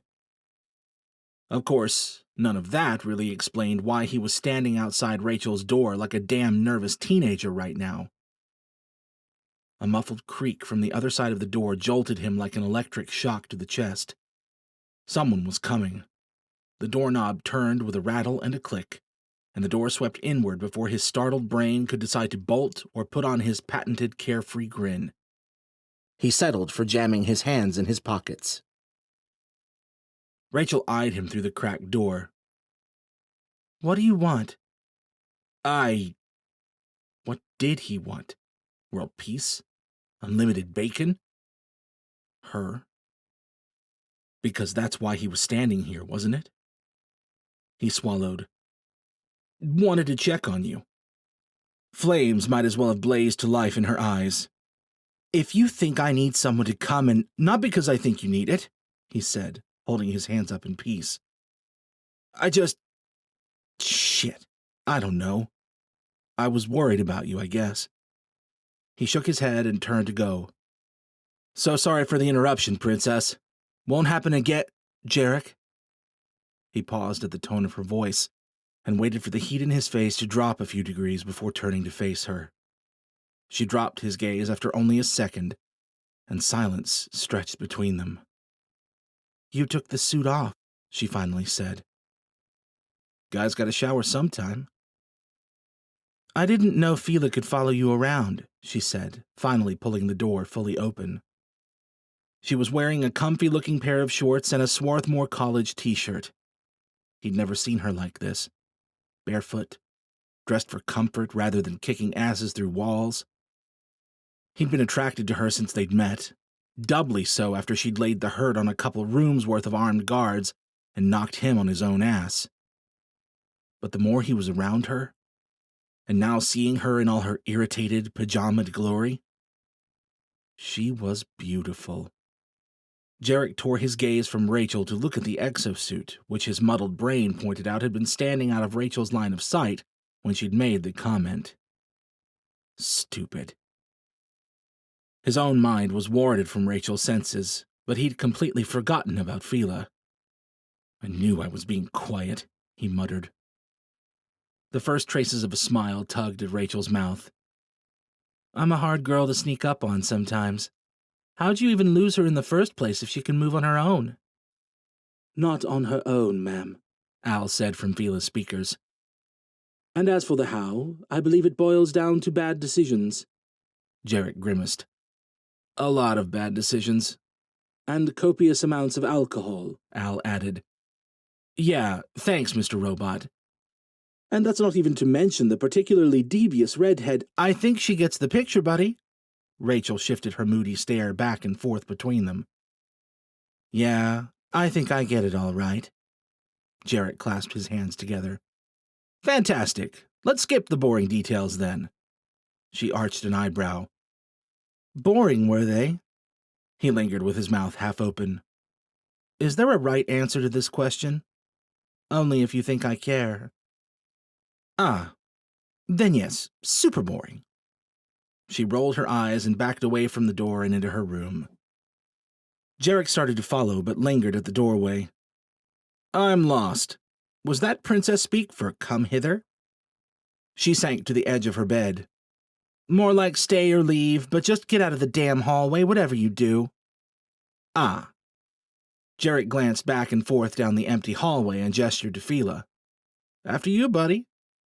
Al dutifully marched Fila into the room and sank the suit quietly into the corner. Jarek followed and shut the door behind them. "Well, lucky me," Rachel said.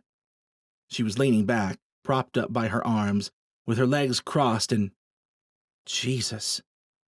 Had her legs always looked that good underneath those jeans? He forcefully raised his gaze and fixed her with what he hoped passed for a level look.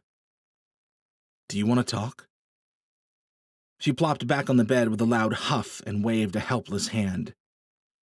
"What? Because this is our thing now. We fight off the bad guys, and then talk about our feelings to cope with the stress. Hey, I'm perfectly amenable to de-stressing by more enjoyable means if the lady doth desire. It was out of his mouth before he'd thought twice, smooth as a fresh ream of goddamn sandpaper. She raised her head from the bed just enough to show him an arched brow. I thought you were into redheads. He turned to look out the window at the fading hint of sunlight in the distance. That was just a distraction. Her voice was soft behind him. And this wouldn't be? He glanced back to find her watching him with an indiscernible expression. The gaze deepened until Jarek broke eye contact and sank into a nearby desk chair to keep his heart from escaping through his throat. Rachel sat up to face him. You're kind of a walking contradiction, you know that? Always keep 'em guessing. Tactics 101. You have me right where you want me, huh? He grinned. I don't know if I'd put it that way. And on we go. She scooted back on the bed to sit cross-legged and lean against the wall. So what did you want to talk about? He shrugged. You know, the Overlord attacking your childhood home, the coming doom, Michael. He hooked a thumb toward the door. That itty-bitty chestnut of life-altering news that spilled out earlier. We've got a few options, I guess. She looked away, a shadow settling over her expression. And what if I don't like those options? Al tells a mean riddle when the mood's right. A faint smile broke through as she glanced at Fila's collapsed form. I bet he does. Come on, Raish, he said softly. It's been a hell of a week. You don't have to hold it all in. She considered him. You don't really strike me as the listener type. He smiled. Can't say I'd know, but given the locale, I suppose I could give it the old college try. She pursed her lips, then shrugged. Fine. I'm pissed. Ah, yes. And how does that make you feel? Wait, wrong line. She narrowed her eyes at him. Ha ha. Seriously, though, he crossed a leg and leaned back. Why are you pissed at John? She tensed. What? You agree with him lying to protect me? Nope, just asking to get you to talk. Read it in a book once. She eyed him speculatively. No, you didn't. He grinned. I totally didn't. Let's try it anyway. Fine. I'm pissed because he lied to me, and because Michael did too, and now I feel like, I don't know, like I'm not sure what the hell to do about any of it.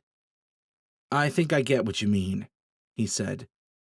He meant it too, as off-centered as he'd been by the events of the past week. And I know how shitty it can feel to have your faith in someone let down like that, but... Okay, so you're not sure what to do.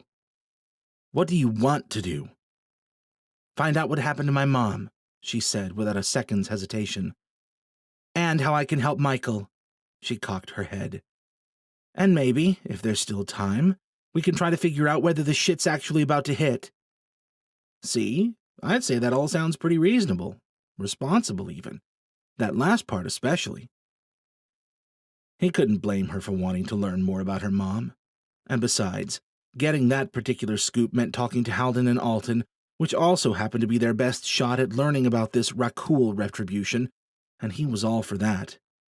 And if it all just so happened to be accomplished as a we instead of a he, that wouldn't be the worst thing in the world either, right?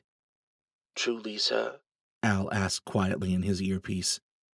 That's all you have? Reasonable? Jarek suppressed the urge to tell him to shove a bolt in it and kept his focus on Rachel. I know that, she said. I don't know, feel lost, I guess. Like at some point I had a side, or some kind of equilibrium at least, and now it's just gone. Now you're really preaching to the choir, lady. She shook her head as if she hadn't heard him.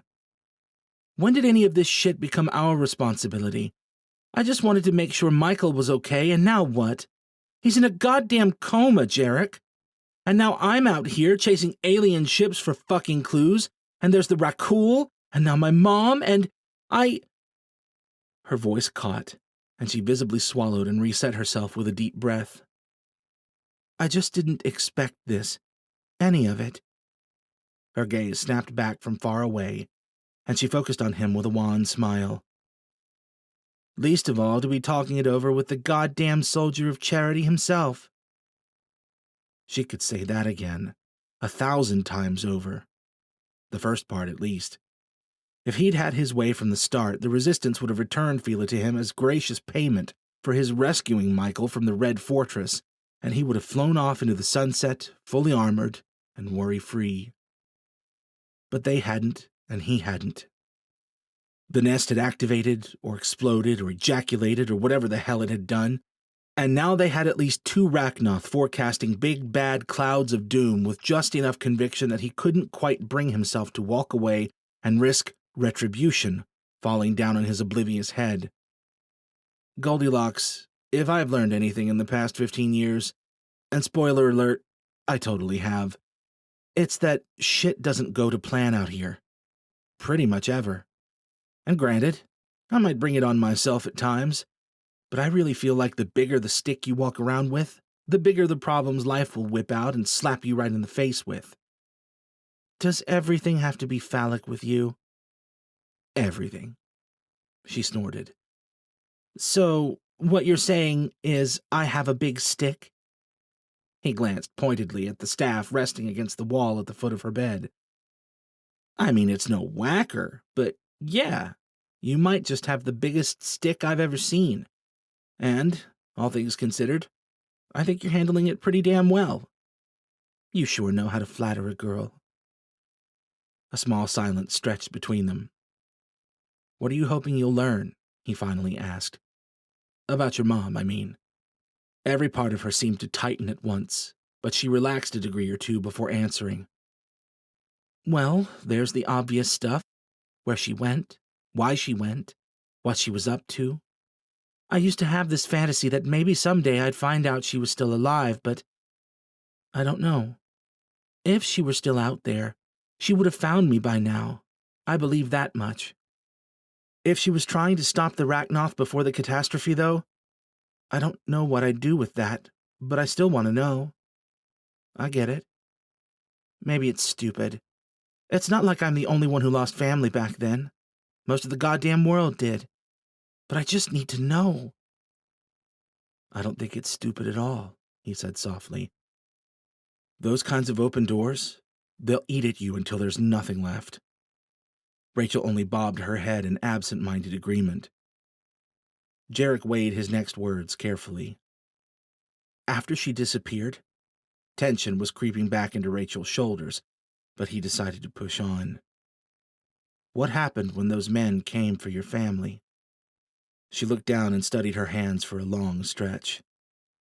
They got them, she finally said. My dad, my Grams. They made me watch while... She shook her head. And then they started on me. How did you survive? I don't know. I don't remember. Whatever you want to call it, the trauma, I guess, must have flipped the switch on my abilities. One minute I was there, terrified and about to die. I remember this feeling, like something had physically broken inside of me, and there was this sensation like I'd fallen into a whitewater rapid made of pure electricity. And then, next I knew, I was waking up in John's house so hurt and exhausted that he had to spoon-feed me for a week. It was only years later, once I'd come to realize that sensation had basically been channeling overload, that John told me about how he'd seen 2 men fleeing the house when he'd arrived, and how he'd found 2 more inside, so battered he wasn't sure if they were dead or alive. Jesus. And you? Passed out like a light the moment he found me, apparently. She shook her head. I really don't remember any of it after Dad and Grams were... She stayed there, head gently shaking back and forth, and eyes staring through the floor and off to distant, horrible memories that she couldn't quite step away from now that she'd dredged them up. Slowly, gently as he could, Jarek stood and crossed to her bed with tentative steps. Rachel's distant gaze held fixed to that same spot, and she said nothing when he sank carefully to the edge of the bed. It was only when he laid a hand on the soft skin of her thigh that she stirred and met his eyes. "I've never told anyone about this. Besides Michael and John, I mean. Us weary souls have to stick together, I guess." He patted her leg and withdrew his hand, suddenly feeling like the contact was somehow inappropriate for the moment. Which in turn made him wonder when the hell he'd started worrying about that kind of thing. I'm glad you're telling me." When he looked back up, she was still watching him. "I was wrong, you know." "Oh, yeah?" She nodded, the beginnings of a soft smile in her eyes. "If someone had told me you were the guy I was going to be spilling my guts to back when I met you in that brig, I would have kicked them in the pants. But you're not so terrible at the whole listening thing." He searched her face until her eyes inexorably drew him in. He couldn't have looked away if he'd wanted to. And he didn't want to. And how does that make you feel? Somewhere beyond his thudding heart and his tunnel vision of those lovely hazel eyes, he recognized the voice as his own. Then Rachel snorted and broke the spell of their gaze with a light push to his chest. "Like maybe we should get some sleep while we can if we're going to keep walking around with these big sticks of ours." "Yeah." Jarek glanced out the window for a distraction and realized it was dark now. "Never know what tomorrow's going to bring, I guess." "Answers, hopefully." He gave a conciliatory tilt of his head and stood. "Hopefully." She studied him thoughtfully. "So you're still in?" "I came here, didn't I? You think I'm just going to fly off now that things are getting interesting?" "I kind of thought flying off was always the plan once you had Fila back." Her and him both.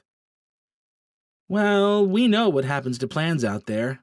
I might have to sleep inside Fila with one eye open around the Resistance for, well, always. But we both saw that nest go off. We heard what few words Stumpy had to say about it. And then that thing with Alton. I've got a bad feeling about this, and I don't think it's going away until I get some real answers." He shrugged. "Plus, you know, maybe it wouldn't be the worst thing in the world to see you get what you want, too." "Careful, mister. Any closer, and you're going to go making me think you care." We're all entitled to our opinions, I guess." She gave him an indignant look and made a shooing motion toward the door. He paused with his hand on the doorknob as something occurred to him. "So am I understanding correctly that John basically scooped you up and fled an active crime scene based solely on a pair of cryptic warnings from your mom? He doesn't really seem like the law-breaking type." She gave a weak smile. "I guess my mom had sufficiently rattled his cage. He trusted her. I think he might have even loved her once upon a time, to listen to him talk. But yeah, if the catastrophe hadn't happened a week later, he probably would have had a lot of explaining to do to the authorities at some point." The shit hits in mysterious ways." She smiled. "There's a bumper sticker if I ever heard one." He opened the door and held it as Al dutifully marched Fila out of the room. Jarek lingered at the threshold. "We'll find out what happened to her, Rach. Tomorrow. I'll beat it out of them myself if I have to." She gave a slow nod, holding his gaze with a serious expression. "Thank you. Good night, Goldilocks." When he pulled the door shut and turned for his room, Fila was waiting for him in the hallway with a hand raised high-five style. "Seriously?" he whispered. Al shrugged Fila's shoulders and switched from high-five to fist bump. Jarek shook his head and bumped the exosuit's extended fist. "This is what you get excited for?" "I can't help it, sir. Forgive me if I'm excited to see my human growing up." Jarek huffed and stared down the hallway. "Yeah, well, try not to get too excited until we find out what the hell we're dealing with. This could all turn sideways real fast." "I believe that's exactly when having a reliable partner at your side comes in handy, sir." Jarek didn't argue with that. He couldn't decide what to think of the Resistance right now. If it turned out working alongside them was a good call, he might be able to stomach it. That being said, If HQ happened to go up in flames tomorrow, he wouldn't be shedding tears either. Having Rachel's back, on the other hand, he didn't think he could go wrong there. So tomorrow, they'd find their answers. And after that, well, he'd just have to see. Chapter 12. Rachel was surprised to see bright sunlight pouring into her room when she woke. As tired as she'd been when she'd laid down last night, it had seemed like a tall order to hope for anything resembling peaceful sleep with so much chaos going through her head. Apparently, her brain had finally hit a tipping point and decided to say, "Fuck it," for the night. She wasn't about to complain. As far as she could tell, she'd slept like a titanium brick, and she desperately needed it. Sleep hadn't worked miracles, really only graduating her from feeling like death to feeling like shit, but it was better than she'd had for too long now. Jarek's visit had been unexpected, and unexpectedly not awful, if she was being honest. The way he could slip from immature man-child one minute to caring, level-headed companion the next, not to mention the way he looked at her sometimes. Whatever else she could say about Jarek Slater, he was always full of surprises, and not all of them bad. She was more than a little glad he'd stuck around and would have her back today when they met Halden and Alton, assuming those two actually showed at her mom's old lab. She woke her comm to call Price for an update on Michael and saw he'd already left a message a couple hours earlier. Still stable. No news is good news. Was it really, though? After what had happened to Michael, who knew? She got dressed and went to find Jarek and the others. They were all awake and already eating when she arrived at the dining hall, with Fila standing at attention behind Jarek. Mumbled good mornings, even chipper in Leah's case, drifted her direction as she settled down to join them at one of the hall's several tables. Rachel gave her own mumbled greeting and dug into a bowl of oatmeal with a contented sigh. Across the table, Jarek was watching her with an amused look. "What?" she asked, figuring it had something to do with their talk last night. He shook his head, doing a poor job of containing his grin, then looked pointedly at her bowl. "Oh, nothing. I just thought the oatmeal was a little cold." He bumped Alaric with an elbow. "But Alaric swore it was too hot. What do you think?" She frowned at him and took another bite. "It's fine. What are you—" "Oh, Goldilocks. How hilarious." She rolled her eyes. "Really?" He shrugged and finally let that wolfish grin of his out in full. "You only get so many chances." Rachel finished her breakfast as quickly as she comfortably could and suggested they hit the road, or sky, as Jarek insisted on pointing out. As much as she would have loved to go find a quiet spot to curl up and relax for a year or two, they had Arachnoth and a strange arcanist to find, and too many time-sensitive questions to answer. John came and, despite her protests, insisted on walking them out to the ship to see them off. Silence stretched between them along the way, uncomfortable as it was unusual. They'd rarely fought since Rachel had made it past her mid-teens. Yesterday, she'd been plenty pissed. But now, after having talked things through with Jarek and gotten a good night's sleep, she wasn't rightly sure she was angry with John so much as at her lack of answers when it came to her mom. That being said, she was also hesitant to admit that to John, or that maybe she understood why he'd done what he'd done. Tense as it was, the silence didn't stop John from taking one more crack at trying to smother her to death bear hug style when they reached Jarek's ship and the others piled inside to give them a moment. "I'm sorry, Goldfish," he said. "I know it doesn't change anything, but I had to say it before you left. You be careful out there. Whatever you might learn, just remember, well, you can't change the past, but you know you'll always have family here, right?" Her stubborn defensiveness softened at that. "I know," she said quietly. She cocked her head. "And hey, if some of the other things we've been hearing have been even half true, we might have bigger things to worry about anyways." "That doesn't make a father feel better about watching his girl fly off into the unknown." She gave him a sad smile. "Hey, I never wanted to be a part of this either. She glanced at the ship. But between Michael and all the doomsday talk, it's not like I could walk away and just pretend like everything's normal again. John nodded and kissed her on the forehead. I know, and I'm proud of you, for everything. Now tell an old man what he wants to hear. Her lips pulled into a smile. I'll be careful, and I'll see you again soon. She turned and boarded the ship before either of them had a chance to get too emotional. Their flight to the northwestern area of Philadelphia was a short one, and their conversation consisted mostly of Leah finding a dozen different ways to ask, Are we really sure about this, guys? It was a fair question. If Halden and Alton were so inclined to set a trap for them, they would be walking straight into it. Then again, if those two had wanted them dead and gone, they could have just left Mosen to have at them along with his Rachnoth trio and their sizable contingent of armed men. She didn't trust the Rachnoth and the Arcanist, not by a long shot, but she didn't think they were planning on trying to kill her and her friends. Not yet, at least. More familiar sights began to stand out as they flew over what had once been the main line, up Route 1 and over the Schuylkill River.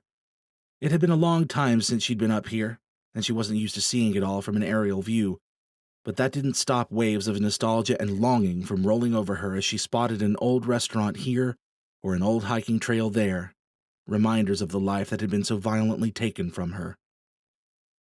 Nostalgia morphed into cold dread and snaked its way around her gut as they soared over the rising hill of Midvale Avenue.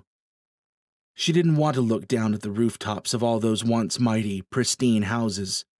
She didn't want to spot the one that had been hers, the place where she'd lost everything. An armored hand squeezed her shoulder, and she looked back to find Jarek behind her, having finished suiting up in the back cabin. He couldn't have known exactly what was going through her head, but he must have seen that something was up. Rachel tried to give him a smile, then turned back to direct Al to their destination as Jarek dropped into the pilot's seat beside her. Her directions weren't necessary, as they'd already marked the location on the map, but she pointed the way nonetheless. A minute later, they were crawling over one last block of houses to look down at the open grounds and the large, C-shaped body of the Drexel College of Medicine. Somehow, despite the catastrophe and the 15 years that had passed, the old building looked just as she remembered, aside from the big alien ship sitting out in the front lawn, that is. Al pulled the ship to a resting hover. Well, Jarek said, guess it's about time for Strange Encounters Part 2. Rachel couldn't do much more than stare at her mom's old workplace. I never thought I'd come back here, she finally said. She felt Jarek's gaze linger on her. Not even to meet some weirdo arcanist pretty boy and his blood-sucking alien sidekick by their spaceship? The ghost of a smile pulled at her lips as she met his eyes. So you think he's pretty? Jarek grinned. Touché, Goldilocks, touché. And spaceship? She added. I mean, Jarek waved in the ship's direction. If the space shoe fits. Yeah, Rachel said slowly, staring at the strange ship. What kind of shit decisions did we all make to end up here? Peyote, Jarek said. Not even once.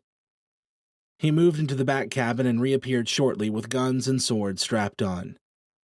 Everyone ready? Nods all around. Right, Jarek said.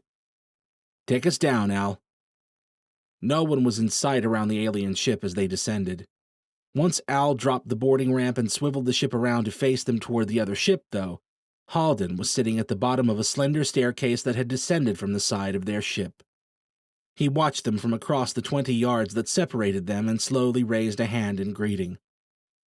Alton appeared at the top of the ship's steps and descended behind Halden as Rachel and the others deboarded, and Al locked Jarek's ship up behind them.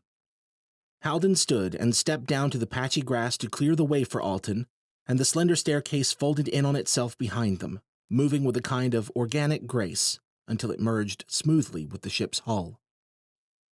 A few seconds later, the alien ship lifted silently from the ground. At first, its movement seemed more clunky and awkward than the smooth flight they'd witnessed the day before, when the ship had lured Mosen and his squad of assholes away from Unity. As it rose above Drexel, though, the ship stabilized and shot off northward. "Guess there's more than two of them, then," Jarek mumbled beside her. It seemed that way.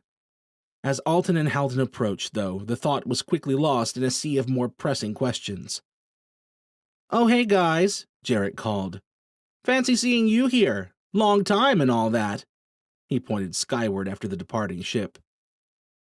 "Didn't want to introduce us to the family?" "Al Krogoth and his ilk would have a much easier time finding us here with that ship sitting out front," Alton said. The precaution seemed prudent. "Right, yeah," Jarek said. "Good call. Al who now?" "Al Krogoth," Alton said. "Zargolga's second in command, and the leader of the raiding party you confronted back at Unity." "The brownish one," Halden said. "Ah," Jarek said. "Rusty. Gotcha. Yeah, that guy was a dick." Alton didn't seem to disagree. Halden looked a bit amused. "Why did you bring us here?" Rachel asked. "You know at least part of the answer to that," Alton said, studying her curiously. "My mom was a professor here, yeah. What does that have to do with anything?" Alton gave her the kind of smile that was normally reserved for children who'd asked adorable but ultimately ridiculous questions. "Everything." He looked over his shoulder at the old building. "This is where it all started." "Yeah," Jarek said. "Which is drama queen speak for—" Alton gave Jarek an amused look. "For this is where her mother started the infection that nearly wiped my people from the face of the earth." Alton turned his smile on Rachel. "So maybe we should all step inside to chat." Chapter 13. Inside, the halls of Drexel felt more cramped and claustrophobic than Rachel remembered. But maybe that was just the lack of lighting talking, or the fact that she'd been smaller the last time she'd been here. The accumulated broken glass and debris left by what she imagined had been a steady stream of looters and junkies looking to find some fun shit in the big science labs didn't really help the place feel warm and welcoming either. Most of those looters had probably been sorely disappointed, just like Rachel had been on the few occasions her mom had let her explore the lab, instead of sitting around in her office, bored to death and wondering when they'd go home. Contrary to what the cartoons and movies had told her, it turned out most of the toys in real-life biology labs were little fun to play with and unbelievably expensive to break. There was a muttered curse and a scuffling sound from the second-floor overlook as they entered the building. The following footsteps headed steadily away, though, and they shrugged them off as those of a startled looter. Tracing her way along familiar hallways toward her mom's old lab, the nostalgia returned in full force. In the reactionary map of her mind, this place was somehow clear of the stain of tragedy that would forever tarnish her childhood home. In her mind, this was still just the place her mom had worked. Given what Alton had said outside, though, that perception might be about to change. "What did you mean back there?" Rachel asked as they came out of the stairwell on the second floor and started for the south side of the building. "About my mom starting an infection, I mean." "Exactly what I said," Alton said. "It wasn't just her, of course, but she was the one who put the—" he waved a hand, "je ne sais quoi into the virus that left us dependent on human blood." "And why the hell would she do that?" She paused by the door to her mom's old lab, which Alton had passed by. "It's this one, by the way." Alton looked at a door down the hall, then back to her and shrugged. "Perhaps it was one of her collaborators' labs they worked in. It matters very little." "Well, if it matters very little," she said, reaching for the door handle. The knob turned, but the door caught on a deadbolt, which was kind of surprising given that the building had clearly had its fair share of people poking around for goodies. "Allow me," Alton said, a dim red glow springing up in his eyes as he stepped toward the door. "Easy there, Red," Jarek said, stepping up behind Rachel. "I got it." Rachel rolled her eyes, reached out with her mind and applied the minute force required to slide the deadbolt open. She shook her head at them. Neanderthals. Halden smiled at her while Jarek and Alton frowned at one another. She held the door open for everyone but Alaric, who insisted she go first. She stepped through the door and straight into another afternoon of her childhood. Everything was more or less as she remembered. Shelves and black bench tops all laden with scales, beakers, flasks, pipettes, and dozens of other instruments. Everything appeared to be in half-decent condition, aside from the light coat of dust that covered every horizontal surface. Halden and the others spread out through the lab space, inspecting this or that. A tired sigh escaped Rachel as she turned back to Alton. "You didn't answer my question. Why would my mom want to make you—" "Our dependence on human blood was not the desired effect," Alton said. "The virus was only intended to be lethal to us and benign to you. They succeeded at both of those goals, as well as at dispersing the virus across much of the planet's population. Many of my people grew horribly ill. Most of them died before we even understood what had happened. By the time we traced the malady back here, we'd ceased feeding, hoping to at least slow the disease's progression. No one had yet realized the blood that carried the curse was the only treatment for it as well." "So you were already feeding before this all went down?" Jarek said.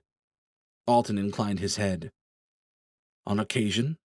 It has been our way for millennia, and for dozens of planets and species before yours. We are bred predators." "That's all very poetic and guilt-free," Jarek said.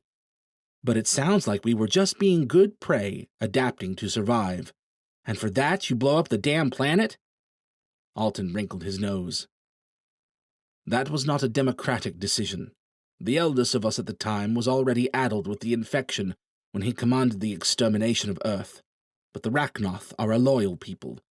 Enough of them were desperate and afraid enough to listen." "You make it sound like you weren't involved in any of this," Rachel said. Alton glanced at Halden. "I went elsewhere when the madness was unfolding." "Convenient," Rachel said. "Not for the people elsewhere," Halden muttered. Where the hell was this elsewhere?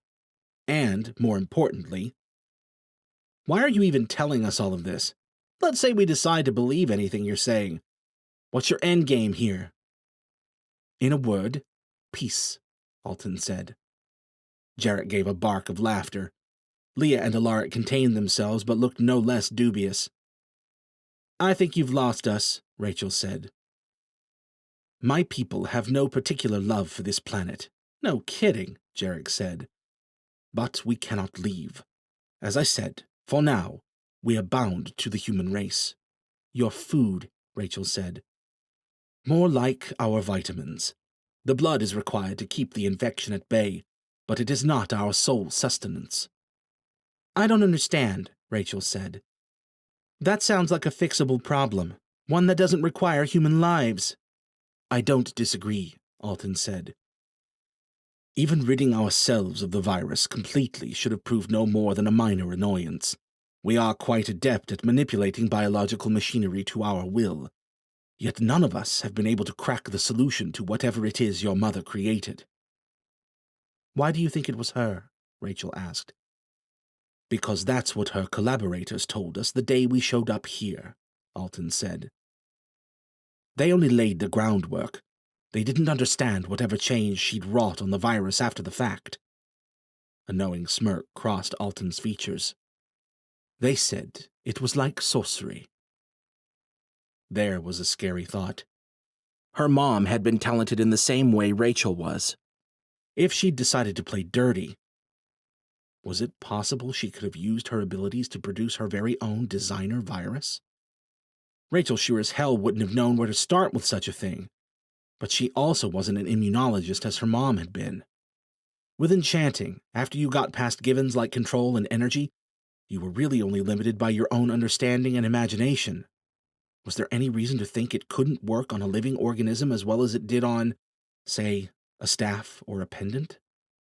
More importantly, would her mom really have done something like that? The Rachnoth were dangerous, vicious killers, true. But viral genocide? She wasn't sure she could believe that one. But then why was her heart beating so fast right now? What did you do with them? What did you do to my mom? Alton held up his hands. I didn't harm your mother. I was merely one of the small group that elected to try to fix our problem instead of taking the human race down with us. And I'm just supposed to believe that? Believe what you will, Alton said. But I never even saw her. When we finally traced the origin of the infection back here, she slipped out just ahead of our arrival. He glanced at her mom's corner office, then back to Rachel. I imagine she was trying to protect you and the rest of her family by leading us on a chase. Something about the way he said it only deepened the nauseous feeling creeping into her gut. Jarek and the others were watching her as if she were a pressure-triggered bomb that Alton had just stepped on. And did you chase her? She asked quietly, not wanting to hear the answer and at the same time needing to. Alton watched her, weighing his next words. The elder of our group sent 4 of our best hunters after her and... Nausea boiled up into her chest, threatening to spill over into rage.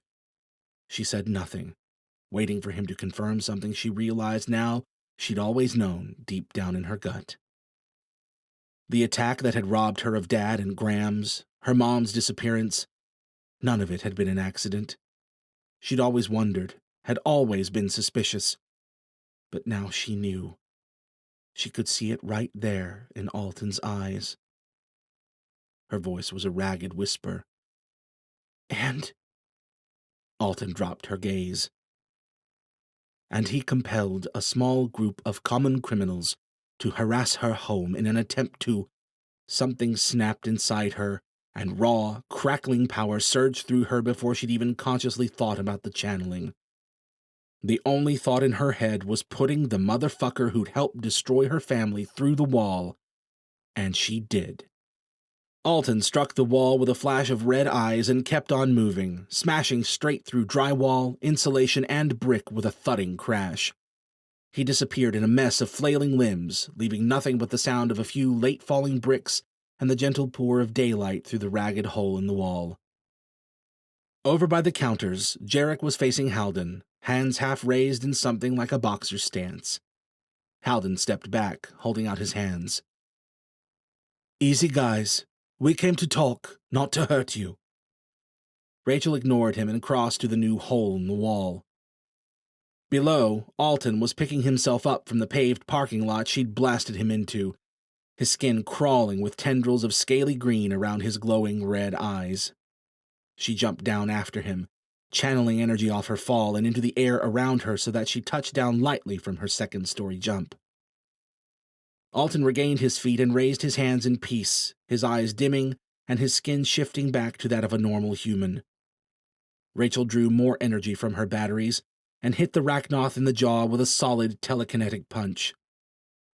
Alton jerked back a few steps at the blow but didn't drop his hands. I'm not here to fight you, Rachel.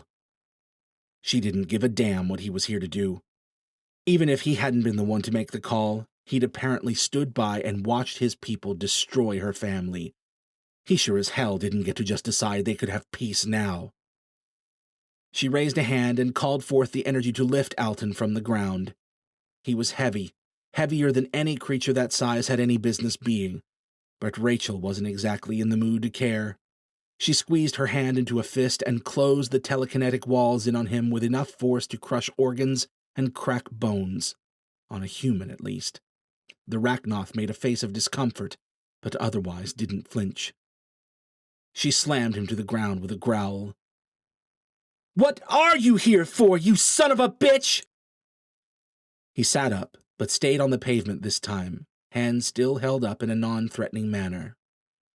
I came to get my people off this planet before our masters came looking for us. For a second, Rachel was tempted to see if she could concentrate bursts of heat well enough to burn those creepy eyes of his out of their sockets. With each second, Alton remained docile, though. Her curiosity regained ground on her anger.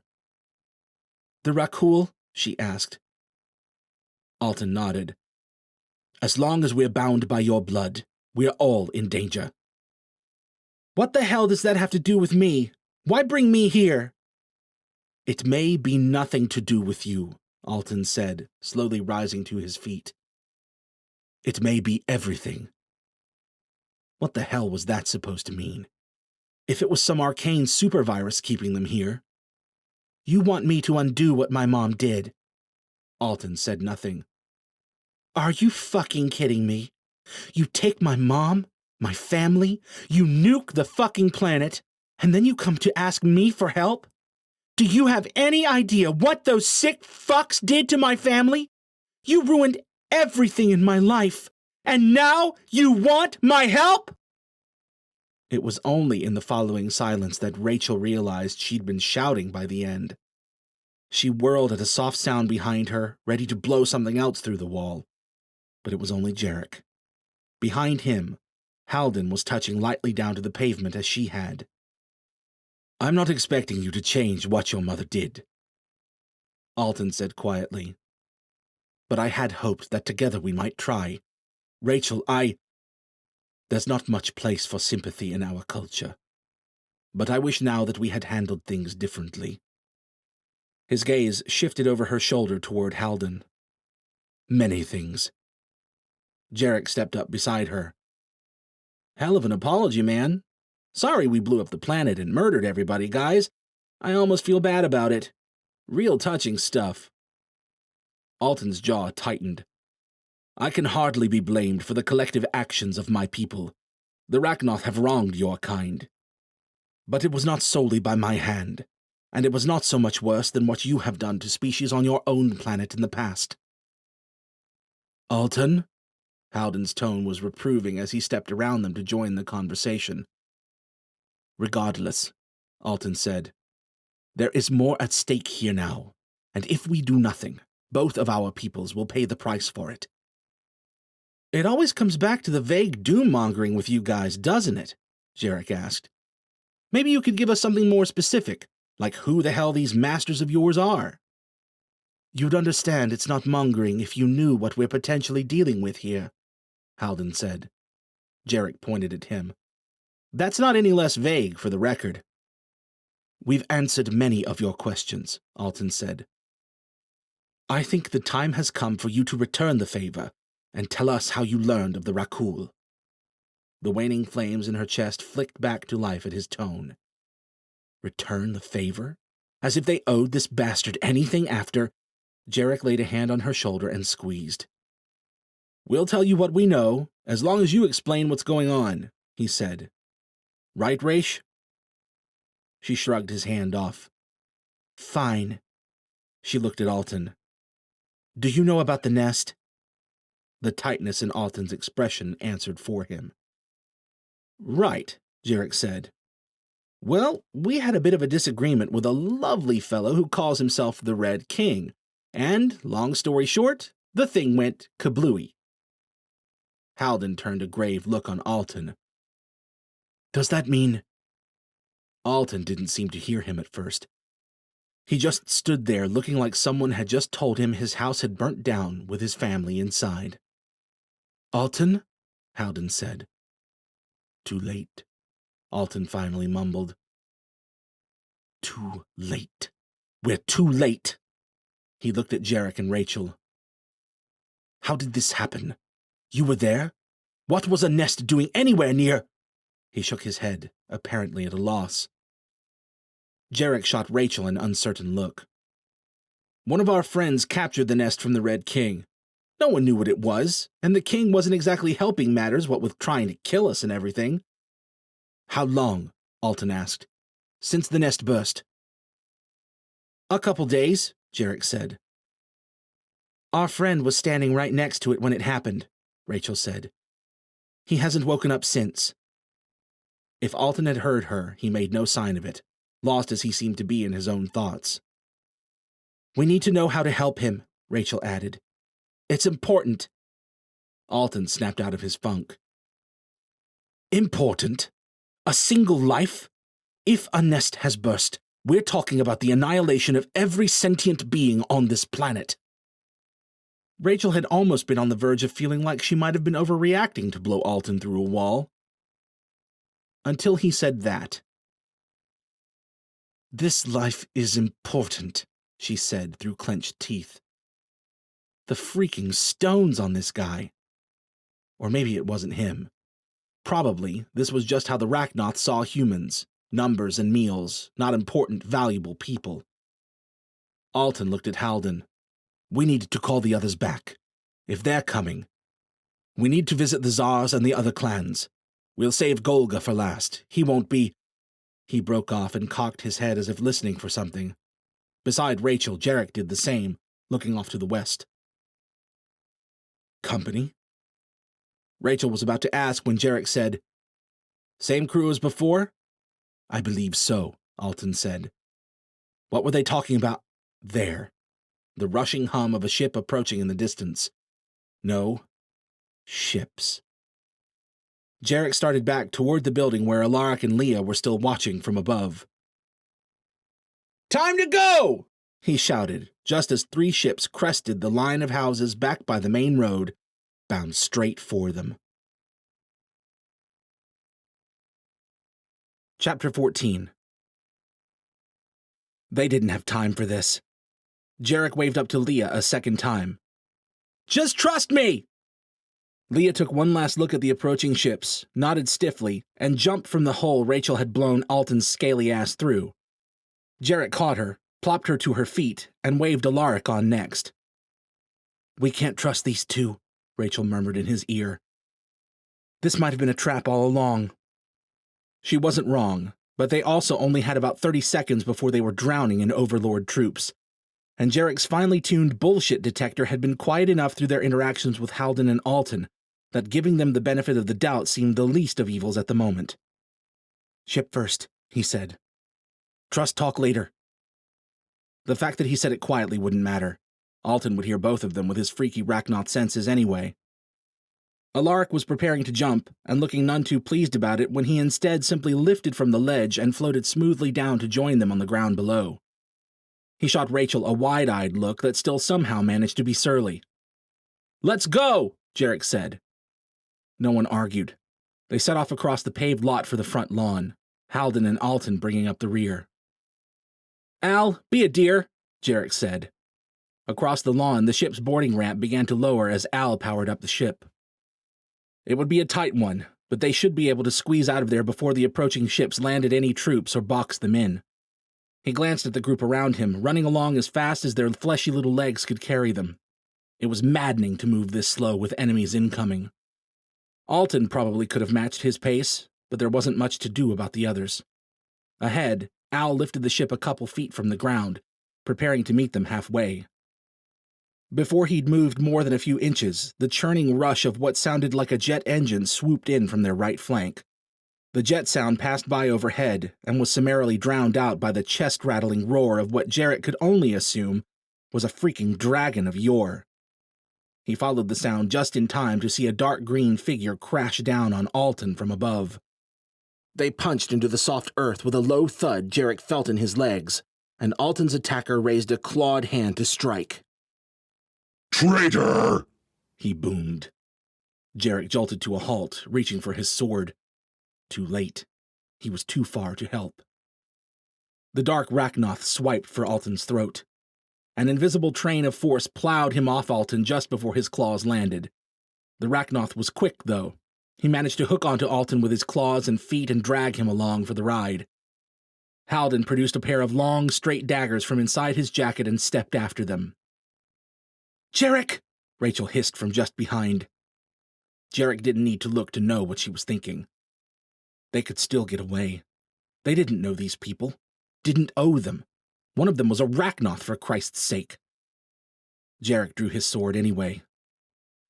He didn't trust Halden, and certainly not Alton, but they couldn't very well run and leave them to die.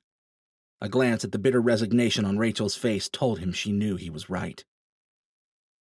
Halden, daggers in hand, pointed a finger and clubbed the dark Rachnoth with another invisible strike. The blow gave Alton enough of an opening to wriggle out of his hold and roll to his feet just as Toady and Slenderface thumped down to the ground behind the dark Rachnoth. So much for making it out ahead of the crowd. There was a soft whoosh of metal on leather to Jarek's right, then a pair of thunder cracks. The two new arrivals staggered back as Alaric's first two shots found each of their foreheads. The small bullets didn't do much serious damage, but it never hurt to try, right? Alton stumbled back to join Halden as the dark Rachnoth rose to his feet, red eyes ablaze. Just behind the three Rachnoth, the three ships, no, four now, floated overhead, descending to bring the rest of the troops, which Jarek knew would include Mosin and Rusty or Al Krogoth or whatever the hell his name was. One Rachnoth had been bad enough, but now 4? 5? Are you guys multiplying or what? Jarek asked.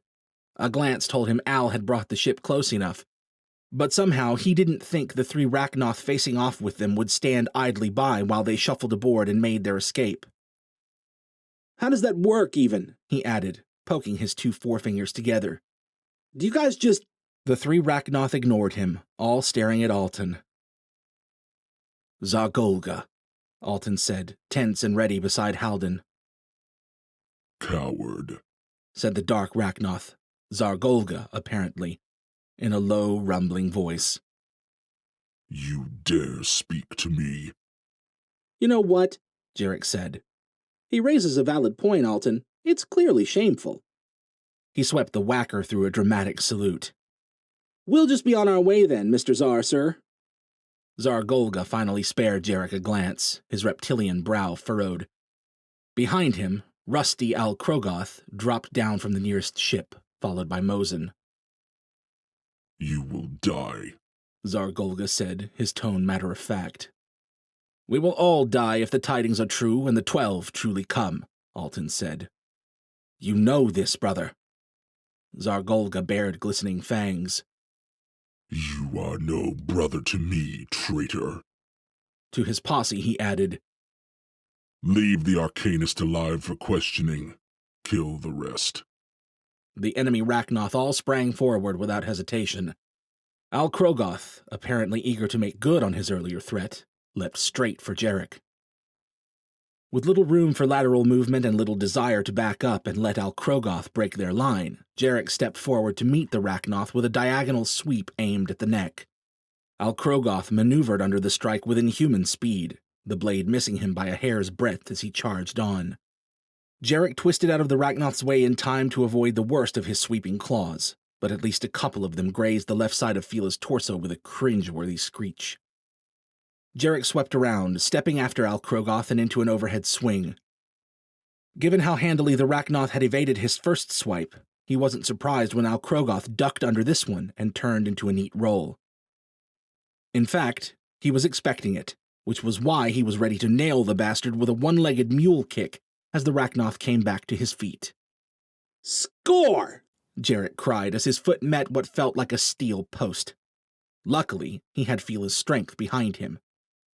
The kick sent Al Krogoth flying over to crash into his dark green pal, Zargolga, who was busy trying to remove Alton's head from his shoulders.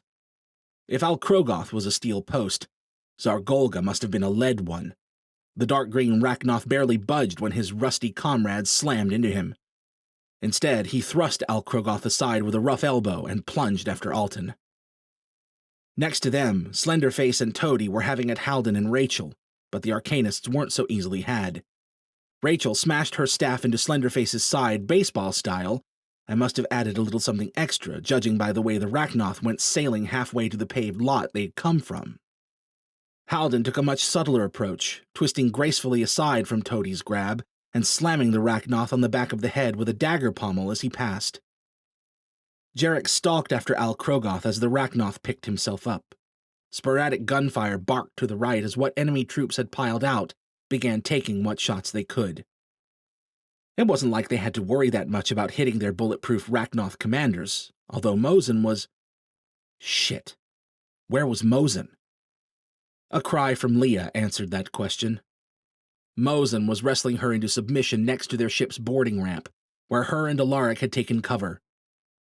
Alaric slammed the butt of his revolver into Mosin's back, which earned him little but the moment it took Mosin to release Leah and shove Alaric into the side of the ship like a paper doll. Jarek had to... Incoming, sir! Jarek spun around, sweeping his sword low. A rust-colored hand caught his leading arm. He ducked the incoming swipe aimed at his head and drove his left shoulder into Al Krogoth's bulk, switching the whacker into a reverse grip as he went. Al Krogoth got his feet planted and pushed back, their foreheads nearly touching. The Rachnoth bared gleaming fangs, crimson fire blazing in his eyes, and rumbled out a battle roar. Jarek cocked his helmeted head back and slammed it into Al Krogoth's snout before following up with another shove. Al Krogoth snorted and stumbled back a step, shaking his head. Jarek took advantage of the space for a rising reverse grip sweep of his sword. It probably wasn't a strong enough blow to cleave a Rachnoth limb, but it managed to take a couple of Al Krogoth's fingers as the Rachnoth tried to twist away. At the top of the swing, Jarek switched his grip and whipped the sword around and back down, aiming for the rest of the arm. Most people would have been sufficiently distracted by losing a few fingers to sit there and get cut down like a good boy, but Al Krogoth jerked back in time. Straight into a telekinetic grand slam from Rachel's staff. There was a low thrum of power, and Al Krogoth took flight toward the Overlord's troops, most of whom were closer than Jarek had realized, apparently deciding to join the melee instead of watching from the sidelines and hoping to score a lucky shot. And there were a lot of them. Shit. Between the Rachnoth and that many men, even Jarek and Alton would be easily swarmed down. If Alton even had the chance to be. He'd gone full Rachnoth, his skin shifted to a light green hide and his facial features elongated under his red eyes. More importantly, he was also getting his ass handed to him. As Jarek glanced over, Zargolga caught Alton with a 1-2 jab and stepped forward with a heavy haymaker, only to be bowled off balance by a telekinetic shove from Halden. That done, Halden evaded a grab from Toady and stepped straight into the path of Slenderface rushing in to tackle him from behind. Somehow, Halden saw it coming, leapt a good 10 feet in the air, and turned a neat backflip over the incoming Rachnoth. "Help those two," Jarek said to Rachel. Not that Halden particularly needed it, apparently. Jarek turned for the ship in time to see Mosin slam Leah into the bulkhead at the top of the boarding ramp, one strong hand at her throat. "Mosin!" Jarek cried, darting forward to stop him. Thunder cracked from beside the ship, and Mosin buckled down to one knee and cried out in pain. Alaric stepped around from behind the ship, smoke still rising from the barrel of his revolver.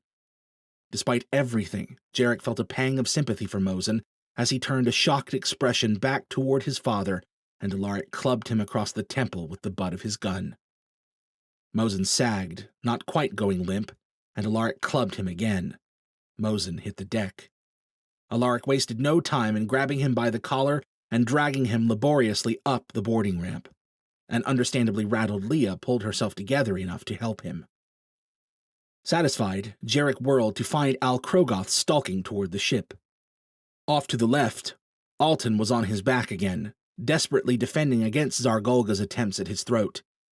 Halden was dancing circles around Toady and Slenderface, trying to come to Alton's aid, and Rachel was busy holding off the incoming troops, a visible pile of spent lead already piling up a few feet ahead of her. They needed to get out of here.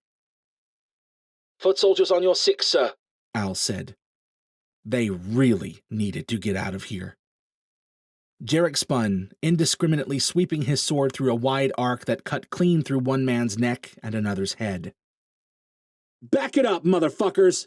he cried, a rare kind of panic clutching at him at the massive bodies pressing in on him. He was plenty used to being outnumbered, but not like this. How many would it take to hold Fila down? 10? 20? Whatever the number was, they had it. What he needed to do was pull his head out of his ass and start moving. Something hit him from behind like a high-speed bulldozer before he could. He managed to land on his side and avoid impaling himself on his own sword, but strong, rust-red arms clamped around him like steel bands and kept him from doing more. He clenched his jaw and threw his head back once, twice, 3 times, cracking the back of Fila's helmet into Al Krogoth's snout with savage force. The Rachnoth's steel-band arms slackened just enough for Jarek to graduate to elbow strikes. He clawed his way loose and rolled free only for half a dozen men to throw themselves down on him. More promptly followed. Heavy, dark-clad bodies falling in on him from every direction until the sky was blocked from view and his world was reduced to claustrophobic darkness and a sea of strained grunts and constricting arms on every inch of his body. Discipline broke. Panic took him, and a wild yell erupted from his throat as he punched, kicked, and kneed soldiers off, fighting his way toward freedom. Only there were more men to replace those, and more after that, and then there was Krogoth descending back down on him. Shit, shit, shit! A low, resounding horn blared somewhere above the pile-up. For a moment, everyone on top of him was focused elsewhere. Jarek exploded at the chance, kicking 2 distracted troops hard enough to send them bowling over a half-dozen more men behind them, punching and elbowing his way into a sitting position. He grabbed the whacker at his side, rolled backward, sprang to his feet, and beat a hasty retreat. He glanced back at a second blaring horn, still backpedaling. The dark, purplish form of the alien ship was lurching down to the lawn beside Jarek's ship. 2 figures were already barreling down from the ship's odd stairs. A girl with raven dark hair and a dark staff, and a guy with flaming red hair and enough firepower strapped to his person to level a few city blocks. As those 2 came, 2 more leaned out from the port above and opened fire on the swarming mass of Overlord forces. The soldiers responded in kind, and soon the air was full of gunfire. Jarek whirled back to face Krogoth as the Rachnoth plunged after him with an enraged roar. He kept backpedaling, dodging a few attacks and catching another on his sword.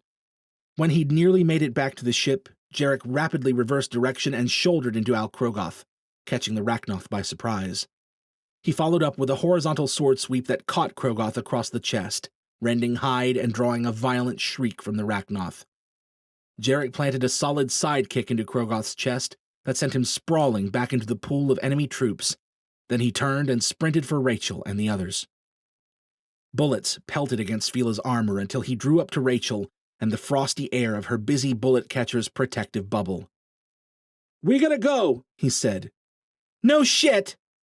Judging from the pallor of her face, Rachel had already slung more than enough energy around to leave her standing on shaky legs. Behind them, the redhead and the staff chick had reached Alton and Halden. Staff Girl stepped fearlessly into the fray and cracked a firm enough blow to Zargolga's head to get his undivided attention. Meanwhile, Redhead Rambo helped Alton to his feet and turned his attention to laying down fire at the enemy troops. Staff Girl twisted, ducked, and twirled through an elaborate series of evasions as Zargolga bore down on her. Beside them, Halden did much the same to keep ahead of Toady and Slenderface.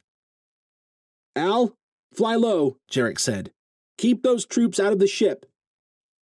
The ship lifted off and yawed around until the boarding ramp was angled away from the Overlord forces.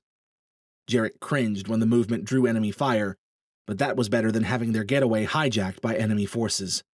Assuming a lucky shot didn't end up crippling the ship completely. "Come on," Jarek said. He charged into the Rachnoth melee, angling straight toward Slenderface's turned back. The Rachnoth heard him coming, turned to see Jarek's blade sweeping toward his neck, and dropped just fast enough to avoid losing his head completely. The whacker ripped a patch from the Rachnoth's scaly scalp, and Halden swooped in on the opening Jarek had created.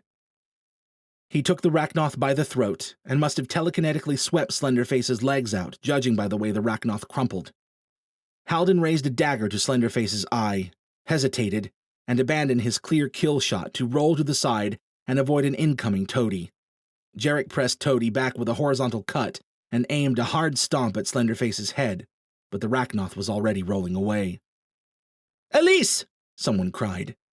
Redhead Rambo, Jarek realized. Staff Girl, Elise, had either taken a hit or tripped up avoiding one. She was on her back, Zargolga stomping toward her. Halden rushed for the dark Rachnoth with a wordless cry. Before he got there, Alton flew in and landed on Zargolga, piggyback style. Zargolga growled and flailed for a hold on his attacker as Alton tore at his face from behind. Redhead Rambo, trying to help Elise up, took a wild backhand that sent him sailing 10 yards across the lawn to land right under Jarek's hovering ship. "Johnny!" Halden and Elise cried in unison. Ahead, Toady was hauling a scalped Slenderface to his feet. "Rusty's coming back," Rachel said behind him. "God damn it," Jarek said, squaring off against the 2 in front. Get to the ship! Halden yelled off to the left. Where's Johnny? Cried another voice. Elise, he thought. Al, Jarek said, bring the ship. Slenderface and Toady leapt for him, claws outstretched. He brought the whacker up, bracing, and the dark prow of the ship yawed around and slammed into the two Rachnoth mid-leap, sending them careening violently off course. Yeah, Mr. Robot! Jarek cried. That threat handled, Jarek spun to face Al Krogoth beside Rachel. Get to the ship, he said, stepping forward to meet the rusty-hided Rachnoth's charge. She didn't listen, but he paid that no mind. All they needed was a second to get clear. Jarek leapt forward and whipped his sword up for a heavy overhand strike. At the last second, though, he abandoned the feint and swept his arm around to catch a juking Al Krogoth in a hard clothesline. The surprise attack didn't quite knock the Rachnoth from his feet, but it left him too off balance to resist when Jarek dropped the sword, grabbed Al Krogoth by the throat and arm, and hurled him back at the enemy troop line like an oversized scaly discus. Ship! Jarek barked, scooping up his sword. Now! Rachel didn't argue with him. They were clambering around the rear of the ship when Zargolga flew past like a dark green missile propelled by either telekinesis or a lucky hit from Alton. They kept moving up the boarding ramp, and then Al was gaining altitude, hovering back toward the alien ship that had delivered their reinforcements. Jarek realized with a jolt that Redhead Rambo, Johnny was it, was laid out on the cot. Leah, hovering over him, must have dragged the guy in with Alaric's help. They were at least 20 feet up when something landed on the boarding ramp with a light thunk. Jarek spun, sword ready, to find Halden prowling up the ramp. He glanced past Jarek at Johnny, then turned back toward the alien ship, where Alton and Elise had paused at the entry hatch. Halden made a skyward gesture, and Jarek got the impression there was communication happening that he wasn't privy to. Whatever it was, Elise and Alton looked less than happy about it as they ducked into the alien ship to escape the incoming enemy fire. "Mind if we join you?" Halden called over his shoulder. The frequency of the bullets slamming into their hull eliminated any room to discuss the matter. "Go, Al," Jarek said. "Get us out of here." Al obliged, and Halden hustled the rest of the way up the boarding ramp as it began to raise. The cracks and dings of gunfire dulled marginally as the ramp sealed with a hum and a click, and then faded off as Al guided the ship up and away. They hurried up to the cockpit to look through the cracked, bullet-riddled windshield as the alien ship rose beside them and jetted off to the east. Al pointed them north and likewise gunned it, offering their soon-to-be pursuers the debate of deciding which ship to follow. No one spoke for several minutes as Al took them through a series of course and elevation changes. Finally, when it was clear they'd left their pursuit behind, the tension began to melt, and Jarek's single-minded battle-high relinquished control back to the ocean of questions swirling through the back of his mind. Rachel collapsed into the co-pilot's chair, clearly exhausted and probably still in emotional shock from everything they'd just learned. Jarek gave the top of her head an affectionate pat, earning himself a tired glare. He felt for her. This Rachnoth, this freaking blood-curse business. It was a weird enough lot to process even without the added family baggage, and that wasn't even to mention the ominous matter of Rakul. It was starting to look like a good thing he'd decided to stick around after all. And lucky for them, they'd just gained a new crew member who seemed to know a whole hell of a lot about all of this. "Well then," Jarek slid his faceplate open and turned to meet Halden's weary gaze. "Welcome aboard, pretty boy."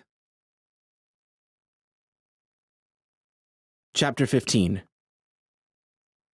"You're sure he's okay?" Elise asked, her concern showing even on the cockpit console's jittery hollow. Rachel looked back along with Jarek and Halden, all of them craning their necks to peek at Johnny on the cot in the back cabin. "Are you kidding me?" Halden said. "I'm pretty sure this is one of his fantasies. He's probably having the time of his life." Leah looked up from tending to Johnny long enough to cock an eyebrow at that. Rachel couldn't see Johnny from where she was sitting, but she thought she heard him mumble something about beautiful women, and then a hand drifted into sight to give a thumbs up. Wonderful. Somehow, they'd managed to pick up another Jarek. She shook her head and turned back to the hollow. "You're sure you're okay?" Halden said. And everyone else? Elise gave her own thumbs up. No casualties, aside from Alton's pride, maybe. Yeah, Halden said. Well, that Za wasn't exactly a lightweight. Za Golga, said a voice off-screen.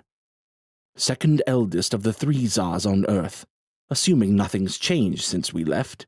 I believe he's the one who's taken to calling himself the Overlord. Alton came into view looking mostly human once again and in a foul mood. Coincidentally, seeing him immediately fouled Rachel's mood too, after everything she'd learned about her mom and the attack on her family. That was the Overlord? Jarek asked from the pilot seat next to Rachel. Huh. He was kind of a dick. But that seems to be a common theme with you guys. Also, Zars? It's kind of like a Rachnoth social rank, Halden said. The lowest and youngest is Nan, then comes Al, then Za. How about we skip the sociology lesson and get to brass tacks? Alaric said from the doorway behind. He didn't look good, which was more than fair considering he just shot his own son in both legs and knocked him out with the butt of his gun. Mosen was securely bound and dosed up with some tranquilizer in the back now. Rachel didn't know the first thing about having kids, but she'd be surprised if Alaric was managing to fly very high above the sanity line right now. That being said, he had a valid point.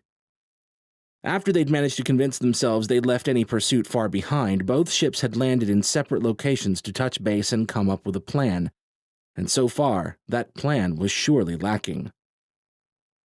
I think that's a wonderful idea, Jarek said. Let's start with the basics. Like, who the hell are you people? Halden studied Jarek uncertainly. I think we're well past the need for secrecy, Alton said. Right, Halden said. We're, Enochians, I guess you'd say. Enochians?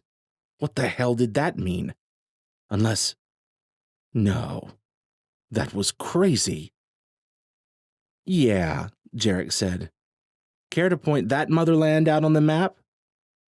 All at once, several tiny details clicked into place and drew Rachel to an impossible conclusion. Yeah, Halden scrunched his eyes. We might need a bigger map for that. It couldn't be. That Alton had confirmed the Rachnoth to be otherworldly hadn't been such a shock. As far-fetched as scaly freaking space vampires had sounded just a few weeks earlier, it wasn't such a hard pill to swallow after seeing the Rachnoth in action. Halden, on the other hand. Sure, he'd said plenty of odd things, and she had more than a few questions about how exactly he'd come to team up with Alton. But a freaking alien? It didn't seem possible. But it was. Somehow, she was suddenly sure of it. So, Jarek said slowly, you're saying you're not from around here, then? That's one way of putting it, Halden said. Greetings, Earthlings, Johnny called from the back cabin in a strained voice. Halden fought a smile. And that's the other way. He's been, chomping at the bit, I think it is, to use that one. Although we were kinda hoping for different circumstances. I take what I can get, Johnny called. Halden's gaze turned to Rachel, and she realized she was still staring at him like he was... well, like he was a freaking alien. Dude, what the... How is that... Halden held up his hands in a gesture that said, I know, right? So, Enochians? Jarek said. As in, those from Enochia? Is that a planet? Rachel finally managed to turn her stare on Jarek. Why was his jaw not on the floor along with the rest of theirs? Jarek met her stare and shrugged. What? You know I love the wars. He said it as if the statement somehow fully explained his calm collectedness. Yeah, but... Never mind. She looked back to Halden. Is he right? You're from... Enochia, Halden said, nodding. Or at least, That's what we called it. It's pretty similar to Earth, actually. Super convenient, Jarek said, as if he were agreeing on something as pedestrian as the features that made for a good summer vacation spot. Where is it? Rachel asked. About 70,000 light-years across your Milky Way galaxy, Alton said from the console holo. Ooh, Jarek said. Yeah, I've never been out that way. Explains that. Leah emerged from the rear cabin looking incredulous. Even Alaric looked highly surprised, which were two words Rachel had never thought to attribute to the stoic resistance fighter. Then again, as far as reasons to be surprised went, this one probably belonged around the top of the list. When Heldon and Alton had first said something about coming here to help, she thought they meant coming to the freaking Americas or something. Okay, she said finally. Aliens, check. But you seem, human. More than Alton does, at least. Her stomach turned as a disturbing thought occurred to her. Are all of you like me? Haldon looked confused for a moment, but then understanding dawned in his eyes and he shook his head. No, very few Enochians are shapers like you and I. And yes, we're human. Shapers? That must be their word for arcanism. Or maybe it was an entirely different art, despite looking and feeling the same. The distinction didn't seem as important at the moment as some of the more basic questions like, for instance, how the hell there were humans on another planet halfway across the galaxy. She was about to ask when Haldon added, Our ancestors apparently came from Earth. Surprise finally registered in Jarek's expression. Better late than never. Okay, he said. Well, that's pretty mind-fucking. Right? Johnny called from the back cabin. Leah glanced back and began to protest about something. I'm all good. Johnny's voice was closer now. Promise. He appeared in the doorway a second later, his hair looking all the redder for the pallor of his face, which was clearly not all good. Just a few cracked ribs, I think, he added. No reason to be a little girl about it. His eyes shot from Leah to Rachel to Elise on the holo. No offense to our fierce tribe of warrior ladies, of course. Rachel and Leah, and Rachel had a feeling Elise behind them, followed Johnny with critical stares as he sidled over and plopped down on one of the cockpit benches. I'll just sit here, then. So I don't get it, Jarek said. What are you doing here, then? You have Rachnoth on your planet, too? There were 7 of them, Haldon looked over at Alton's holo. Only 1 left now. Does that come in non-vague speak? Jarek asked. I got this, Johnny said, having regained a few shades of life in his pale face. Check it out. So, basically when shit was getting hairy here on Earth, Alton's old clan leader led his flock over to Enochia, where the Rachnoth had apparently stashed a bunch of humans like 1,500 years earlier for sport or whatever. Fucked up, I know. Anyway, the 7 who made it to Enochia went to work doing their thing, infiltrating the world order, building an army of hybrids to replace their lost kin, cultivating the human population like livestock for blood to feed said army. You know how it goes. Sure, Jarek said, though his intrigue was apparent enough past his casual tone. So, long story short, Johnny continued, Hal and his mentor Carlyle caught onto the Rachnoth presence the hard way, got branded as terrorists trying to stop them, and basically kept kicking asses until Enochia got its collective shit together and helped finish the job. Once things were under control there and Alton had explained everything to us in full, we all signed up to fly across the galaxy and put an end to this crap before another army of Rachnoth, or worse, Rakul, decided to roll up on Enochia. They all processed that in silence for a long handful of moments. It was preposterous, outlandish. And yet, Jesus. What had happened to the days when all they had to worry about were violent marauders? In other words, Alton finally said, we were forthright about our intentions here from the start. Our 2 people share 2 common problems, and we came to address both of them. The blood, Rachel said. And the Rakul, Leah added. Alton gave a solemn nod. But if the latter are already coming, I'm not sure what hope we have. What's the big deal? Rachel asked. You guys are bulletproof and stronger than anything on the planet. What could possibly be so bad about these Rakul that you're all afraid of them? Alton showed a mirthless smile. The Rakul, as far as we know, are the most powerful beings in the universe. They are the masters, the harvesters who reap what the Rachnoths sow. So, not good? Jarek asked. Totally not good, Johnny agreed. Alton pinched the bridge of his nose and squeezed his eyes shut in irritation. The Rachnoth we tried to interrogate, Rachel said. The Red King. He mentioned something about retribution more than once. They will visit that and much more on this planet, Alton said.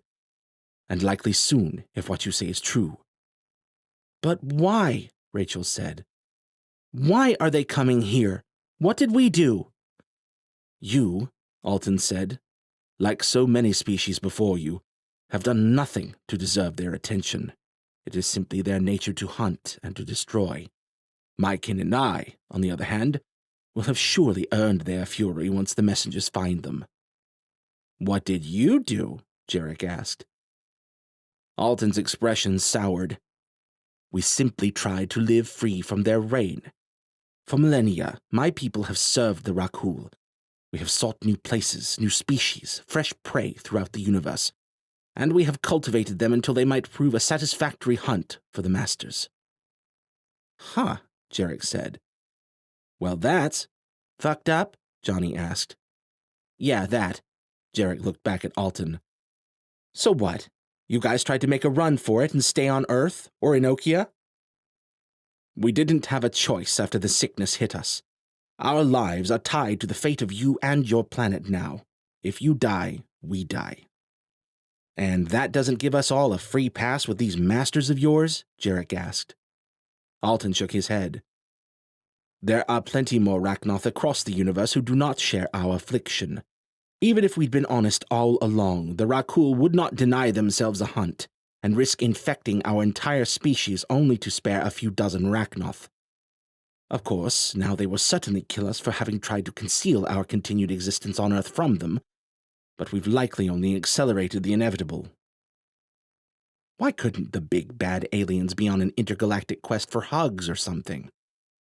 But then they wouldn't be big bad aliens, would they? Man, Jarek said, you guys need to unionize or something. This is no laughing matter, Alton said.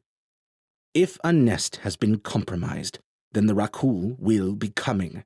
It could be next week or next year, but they will come, and they will destroy everything on this planet.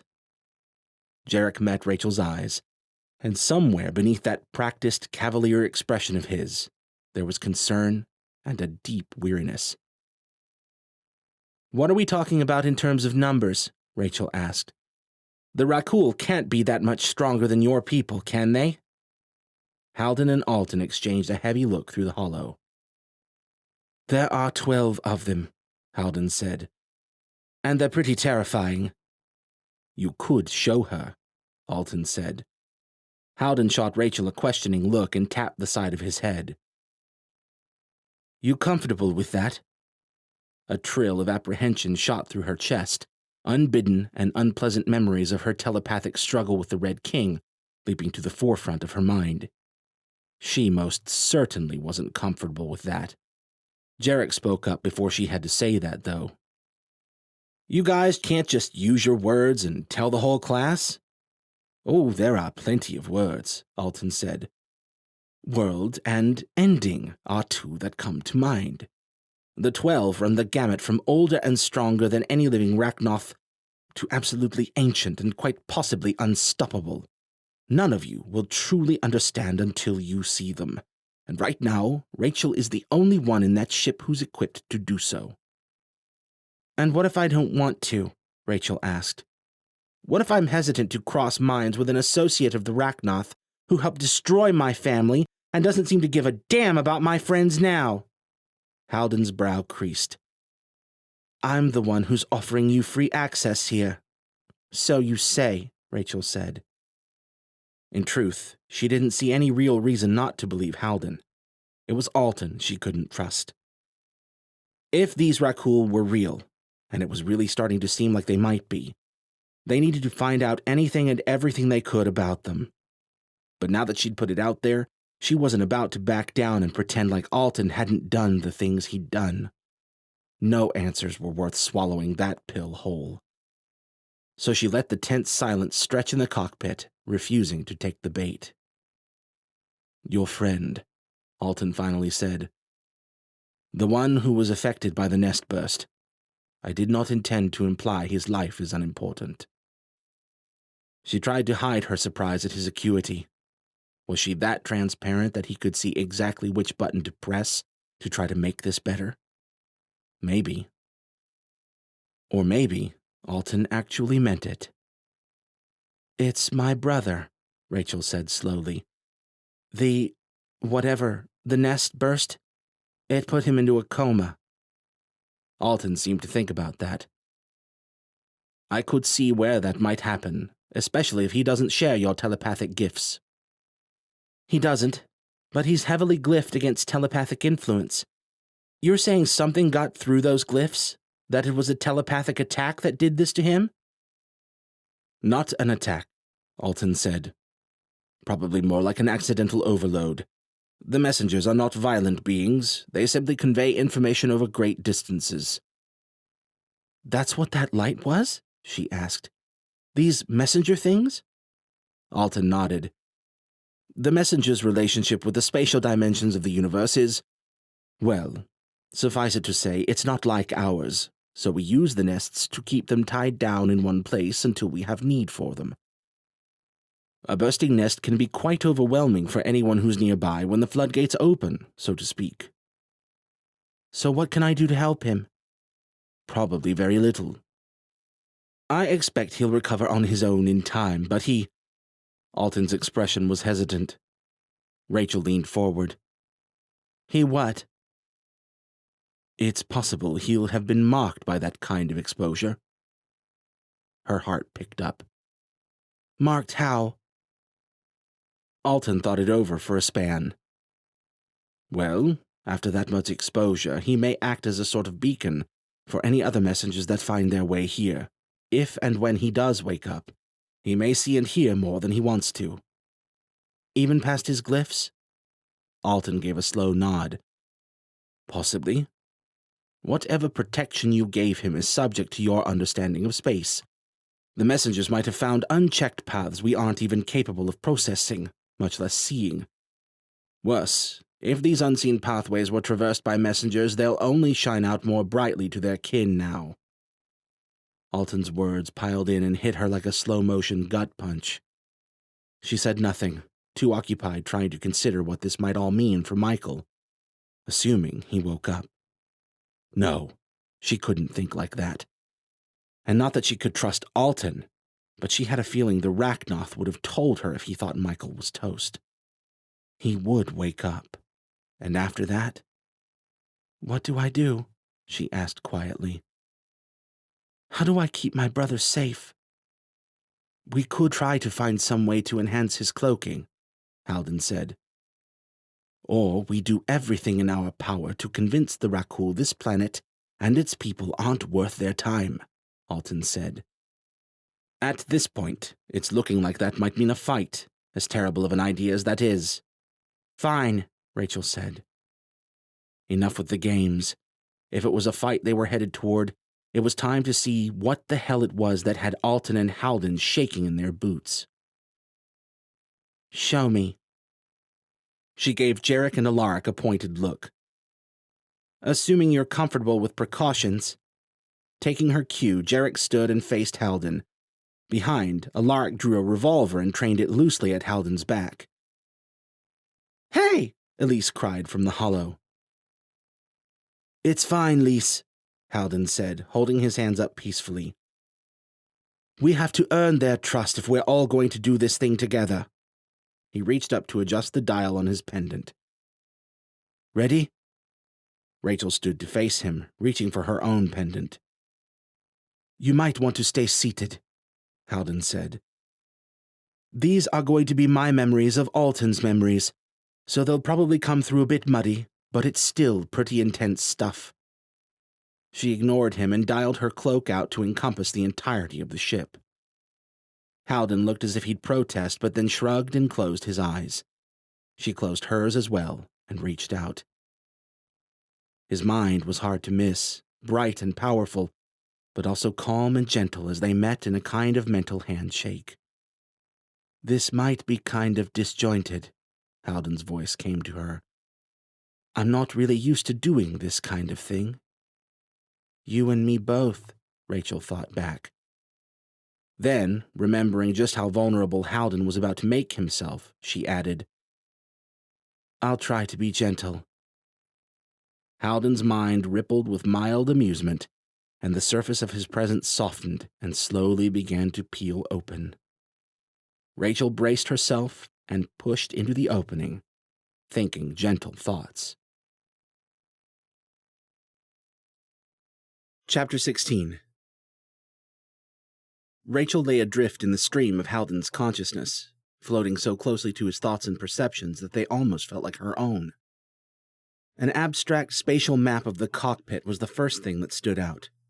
Halden knew exactly where each potential threat was, exactly how to move if he decided he needed to extract himself from the situation. Except he'd be hard-pressed to do that now that he'd surrendered himself to a perfect stranger, wouldn't he? Was this the worst idea ever? Was it even going to work? It had to work. The somber weight of the thought reminded Rachel that it was Halden's, not hers. She needed to get herself centered before she got lost in here. And if the nervous fear radiating from Halden's mind was any indication, she needed to brace herself for some horrific shit once the replay started rolling. She'd watched the guy, Christ, the Enochian, she supposed, duke it out with Rachnoth and Fila barehanded. From what she'd seen, he could channel with the best of them, and he was apparently on par with a freaking Rachnoth in telepathic chops. Halden was not someone she'd want to fuck with. And while he wasn't quite quivering right now, he was clearly terrified of the Rakul. Are you still okay with this? She thought. I'm fine, came his voice. I mean, I kind of hate this, but you need to understand what we're dealing with. Okay, we'll go back to when Alton first showed you the Rakul then. You're in control more than I am right now. Right. They would go back to when Alton had first shared his memories of the Rakul with Halden. Their shared mental landscape began to shift in response to her will, as if she were simply recalling one of her own memories. She caught flashes of a cityscape, similar in many ways to the pre-catastrophe cities of Earth, yet decidedly different in the angles and features of the buildings, which mostly all looked to be formed from the same gray material. Was this Enochia? Yes, his mind told her. It was. The foreign cityscape was beautiful, but there was something else hanging over the memory. A subtle background stain of pain and loss. Halden's own personal pain and loss, she realized. He'd suffered. On Enochia, he'd lost more and conquered more tribulations than most would in 5 lifetimes. Best not to get sidetracked right now, Halden's voice came to her. Right, Alton's memories.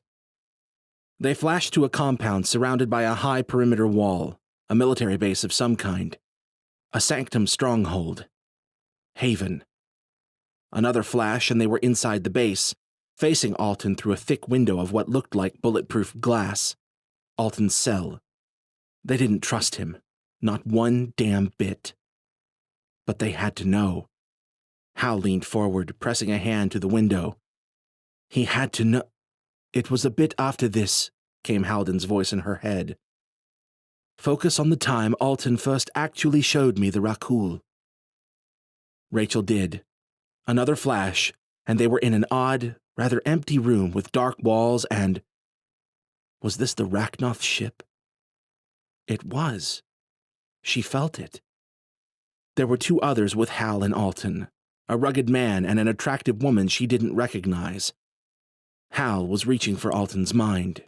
Reaching. Another flash, and now the landscape was absolutely different than anything Rachel had ever seen. It was like a winter wonderland village on acid. Odd, globular buildings of some amber, translucent material lined the wide, snowy paths that stretched out before them. Big, tree-like plants reared out of sizable snowdrifts here and there along either side of the paths, their tops draped with something like partially unraveled balls of psychedelic yarn rather than canopies of leaves.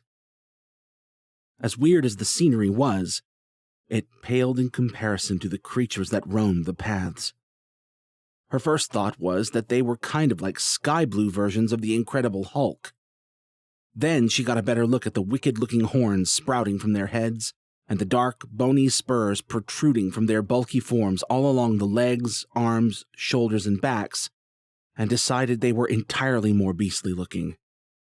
Then the one whose eyes she was seeing through started off down the snowy path, and as her senses started to adjust, she realized how big they were.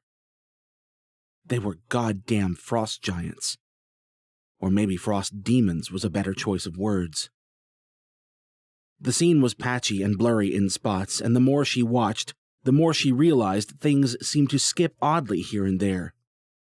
That must have been what Halden had meant about it being a memory of a memory.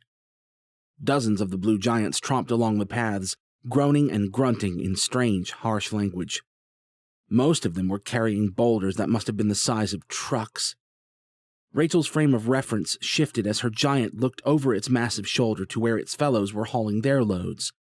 A great clearing where several more giants were busy at work erecting an enormous shrine to what could have been a god or a king of some sort.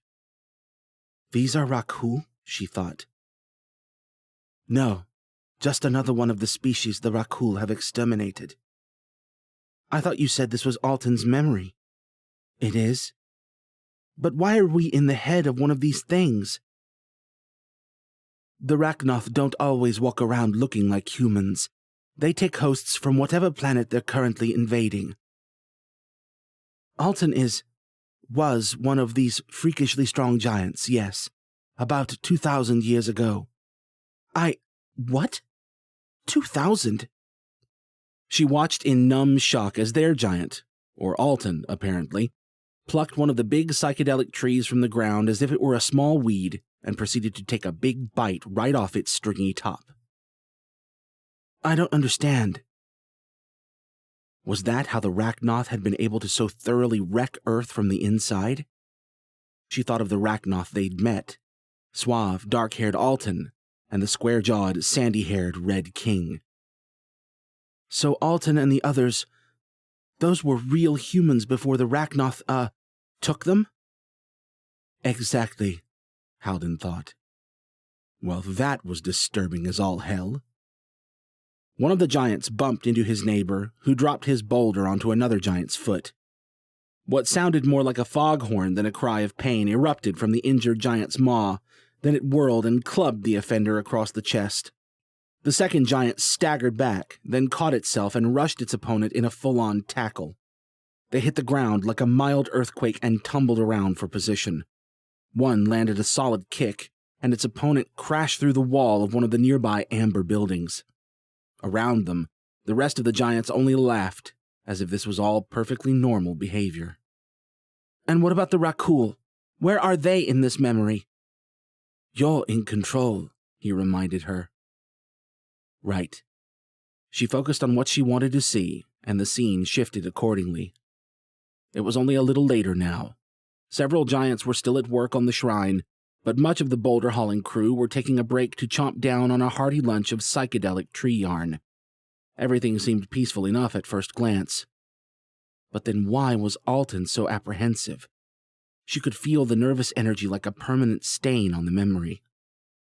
A huge shadow passed over them, and she felt an inkling of her own dread join that of Alton's memory. Around them, the giants were exchanging uncertain glances, a few of them rising wearily to their feet. A ship descended into view and...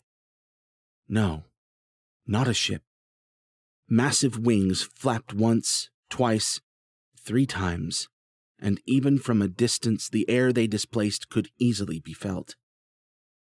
The thing that rode those gargantuan wings down to the ground, it was a dragon. That was the only word Rachel could use to describe it. The mountain-sized quadruped slammed to a landing that shook the ground even from what she gauged to be a half-mile away, and kicked up an explosion of snow. 2 fiery red eyes came to life, each at least the size of the huge boulders the giants had been lugging about. Then the thing roared. The sound was deafening. The psychic pressure that slammed into them was worse. It hit like a tsunami of molten lead. Rachel gasped, reaching for her defenses, and... "It's okay," Halden's voice came to her, his tone tight.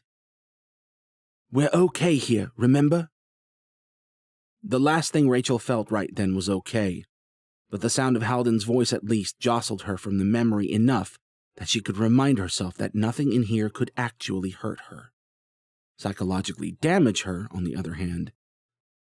"What the fuck is that thing?" "Kul Naga, first and oldest of the Rakul." The giants were all on their feet now, some dipping into their big amber houses and emerging with a variety of brutal-looking melee weapons. Kul Naga watched them patiently as they grunted and groaned and prepared to make war.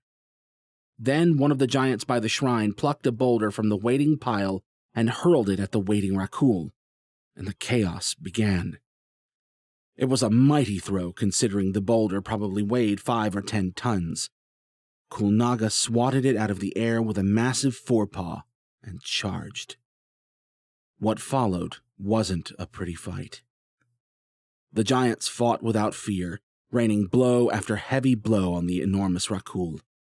The attacks weren't without effect.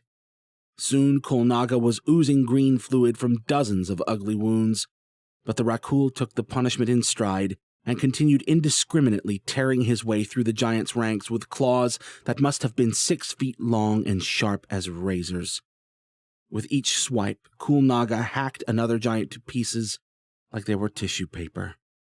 The sky vibrated with their foghorn screams until Rachel wanted to scream herself.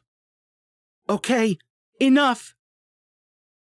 The memory faded at her will, leaving the image of Kul Naga standing atop a mountain of dead giants covered in blood, burned firmly in her mind's eye. "Jesus Christ, I don't... That thing? It's coming here?" "I don't know. Apparently Kul Naga only makes the trip for promising planets these days. But if word has truly escaped that there are Rachnoth hiding out on Earth, the Rakul will come. They're not all the same? They're more a collection of the top hits from all the species they've conquered." She was wrapped silent in her own thoughts when she felt the pressure of Halden pushing her gently away from the center of his mind. "As much fun as it's been," he thought. "I think you've seen what you needed to." For a brief second, she considered that she could feasibly delve deeper into Halden's mind if she wanted to. She could validate everything he'd said from the start, learn anything and everything about him, and he'd be hard-pressed to stop any of it at this point. That was the danger of letting someone into your mind this completely. But she couldn't do that, wouldn't. The only times she'd ever taken information from unwilling subjects had been matters of immediate life and death, and even that had bothered her. Plus, after seeing what she'd just seen, it wasn't hard to agree with Halden. If something with even a fraction of Kul Naga's power was coming for them, they needed to be able to trust one another when it came time to fight. So she collected herself and withdrew slowly from his mind, thinking gentle thoughts on the way out. Jarek wasn't used to feeling powerless. In fact, he'd pretty much ordered his life around never being in positions where he truly was. But when an until then eerily still and silent Rachel had pulled a ghost act and blanched like a turnip, that's exactly how Jarek felt. He whirled on Halden and saw that the Enochian was likewise looking like he'd just sprinted a mile through hot desert. "You might want to be ready to catch her," came Alton's voice from the console hollow behind. Jarek glanced between the two, utterly unsure what was happening, and whether he should or could help Rachel. I thought he was just showing her a memory. They're quite strong memories, Alton said. Jarek was about to ask what the hell that was supposed to mean when Rachel's knees gave out. He darted down to catch her and hauled her up in his arms. Her forehead was brimming with sweat, and Fila's sensors told him there was plenty more of the cold stuff plastering her shirt to her back and his arms. Light shivers trembled through her, but other than that, she made no sounds or movements. Alaric was eyeing Halden like he was trying to decide whether to kick him or be ready to catch him, when the Enochian came to with a shudder. In Jarek's arms, Rachel did the same. Rach? He searched her face for any signs of panic or danger. Mostly, she just looked rattled and disoriented. I'm good, she croaked. We're good. She reached toward the co-pilot's chair. Jarek swiveled the chair around and set her gently down. I take it you saw them. Halden plopped down on the bench across from Johnny's. We saw them. You're both okay? Elise asked. Still mentally intact, Halden confirmed. Just awesome, Rachel added. She snapped to and focused on Jarek. They have a goddamn dragon. What? You're talking like Komodo, right? She shook her head, her expression grave and not the least bit joking. Bullshit, Alaric said. You showed her the world ender, Alton asked. Halden nodded, his expression equally grave, and the first cold tendrils of fear crept through Jarek's skepticism. Holy crap! You guys aren't kidding, are you? How big are we talking? Big, Rachel said. He cut through an army of, well, I guess I'll just call them frost giants, like they were papier-mâché pygmies. What in the ever-living hell had Halden showed her in there? Much as the idea of sharing headspace freaked Jarek out, he wished he could have seen. A+ on the visual descriptions there, Goldilocks. And we've got a dozen of these freaking space dragons coming for us? Only the one, Halden said. The rest of the 12 have chosen their own forms over the millennia. Nevertheless, you begin to see now how dire our situation is, Alton said, a statement, not a question. Rachel nodded. So what the hell are we going to do about these things if they're as bad as you all say? Alaric said, still leaning by the doorway. We're gonna fight, Halden said. If it's too late to make sure they never come here in the first place, we're gonna fight the things that give the Rachnoth nightmares, and we're gonna win. The lingering pallor in his cheeks and forehead weren't exactly confidence-inspiring, but the Enochian at least managed to make it sound like he believed such a thing was possible. Well, I'm glad someone has a plan, at least, Jarek said. Halden gave him a tired, forced smile. But for those of us who are more detail-oriented, Leah said, how do we stop something the Rachnoth are afraid of when we're barely holding our own against the Rachnoth themselves? The only way, Alton said, is to present a united front against them, Halden finished. Rachnoth and human, Alton said. All of Earth standing together and ready when the Rakhul arrive. Leah looked skeptical at best. Alaric looked like someone had just told him his only option for survival was to copulate with a goat. That's gonna be a tough sell for pretty much every human on the planet, Jarek said. What with the catastrophe and all. Maybe even tougher for your people. I don't know anything about Rachnoth culture, but it didn't look like the Overlord, or Zargolga or whatever, was trying to give you a hug back there. Zargolga is a problem, Alton agreed.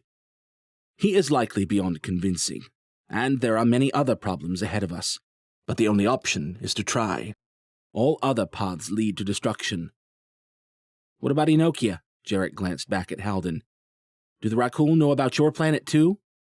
We're not sure, Halden said. It's possible they don't, but making sure of that is part of why we decided to come here. So what? Jarek said. 5 Enochians and a Rachnoth were all your planet could spare to help out your brothers from Earth? There are more than 5 of us, Elise said from the hollow. And we're like Totally badass if that part wasn't clear, Johnny added, wincing at the effort of speaking past his injuries. I feel better already, Rachel muttered. We should get back to HQ, Leah said. They need to hear all of this. She was probably right about that. As much as Jarek didn't look forward to sharing any of this to Nelkin's stone-faced stare or Sloane's openly derisive sneer, it was starting to sound like they'd be foolish not to start rallying the troops while they could. The Resistance might not have been his first choice for allies, but it was the only serious manpower they were going to find that wasn't under direct Rachnoth control. We could probably stand to have another chat with Stumpy, too, Jarek thought out loud. See if he has anything to add to all of this. Stumpy? Halden asked. The Rachnoth we captured a few days ago, Rachel said. The one who calls himself the Red King. Jarek started calling him Stumpy after he cut off an arm and a hand. Sweet Alpha, Elise whispered. Hey, Jarek jabbed up a finger for pause. While he was trying to kill me, let's not leave that part out. Well, that's a great start to human-Rachnoth relations, Halden said quietly.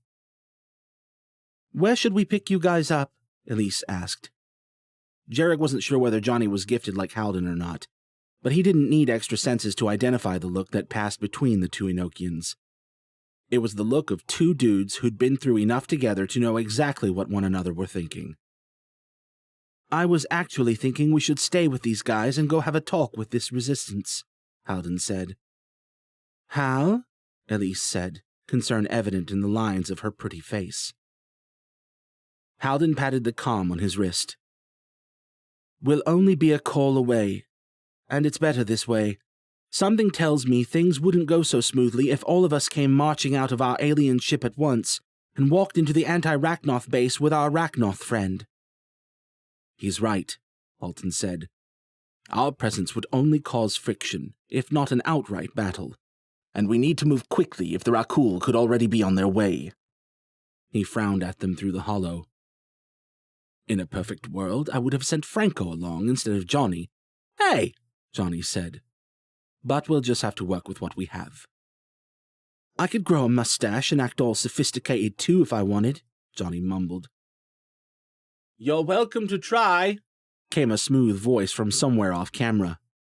Elise's lips twitched, but her expression sobered as she focused back on Halden. Promise me you'll be careful. Come on. When have I ever not been? Elise arched a dark eyebrow at him. I love you. And I you, Halden said. We'll talk soon. With that, the Enochians ended the call. Nice! Jarek turned and offered a closed fist to Halden. Rachel rolled her eyes. Halden eyed the fist dubiously and finally reached out to give it a tentative shake. Thanks? Johnny shook his head. Dude, you're such an Enochian. Whatever, Halden said, a slight flush creeping into his cheeks. Shouldn't we get moving? That we should. Jarek sank into the pilot's chair beside Rachel and shot her a wink as he powered up the ship's motors. Time to go save the world from the big scary monsters, right? The troubled look she gave him left him wondering if it was a blessing or a curse he hadn't been there to see just how monstrous those big scary monsters were. Not that it really mattered. One way or another, he had a bad feeling he might be finding out in person soon enough. Chapter 17. I think you're going to have to run all of that by us one more time, Commander Nelkin said.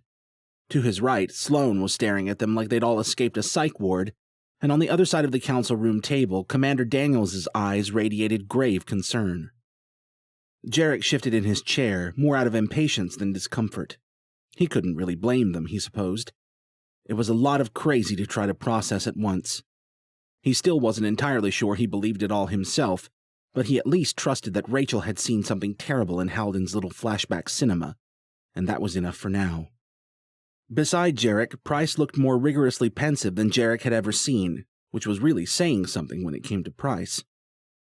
Given the controversial, not to mention mind-blowing, nature of the information they'd brought back, the commanders had agreed to meet immediately and without the full council in attendance. Judging from their faces, that last part had been a good call. Leah looked down their line hopefully. "Anyone else want to chime in?" No one seemed to be overly surprised when Jarek leaned forward to speak. Go figure. "What's there to be hung up on?" he asked.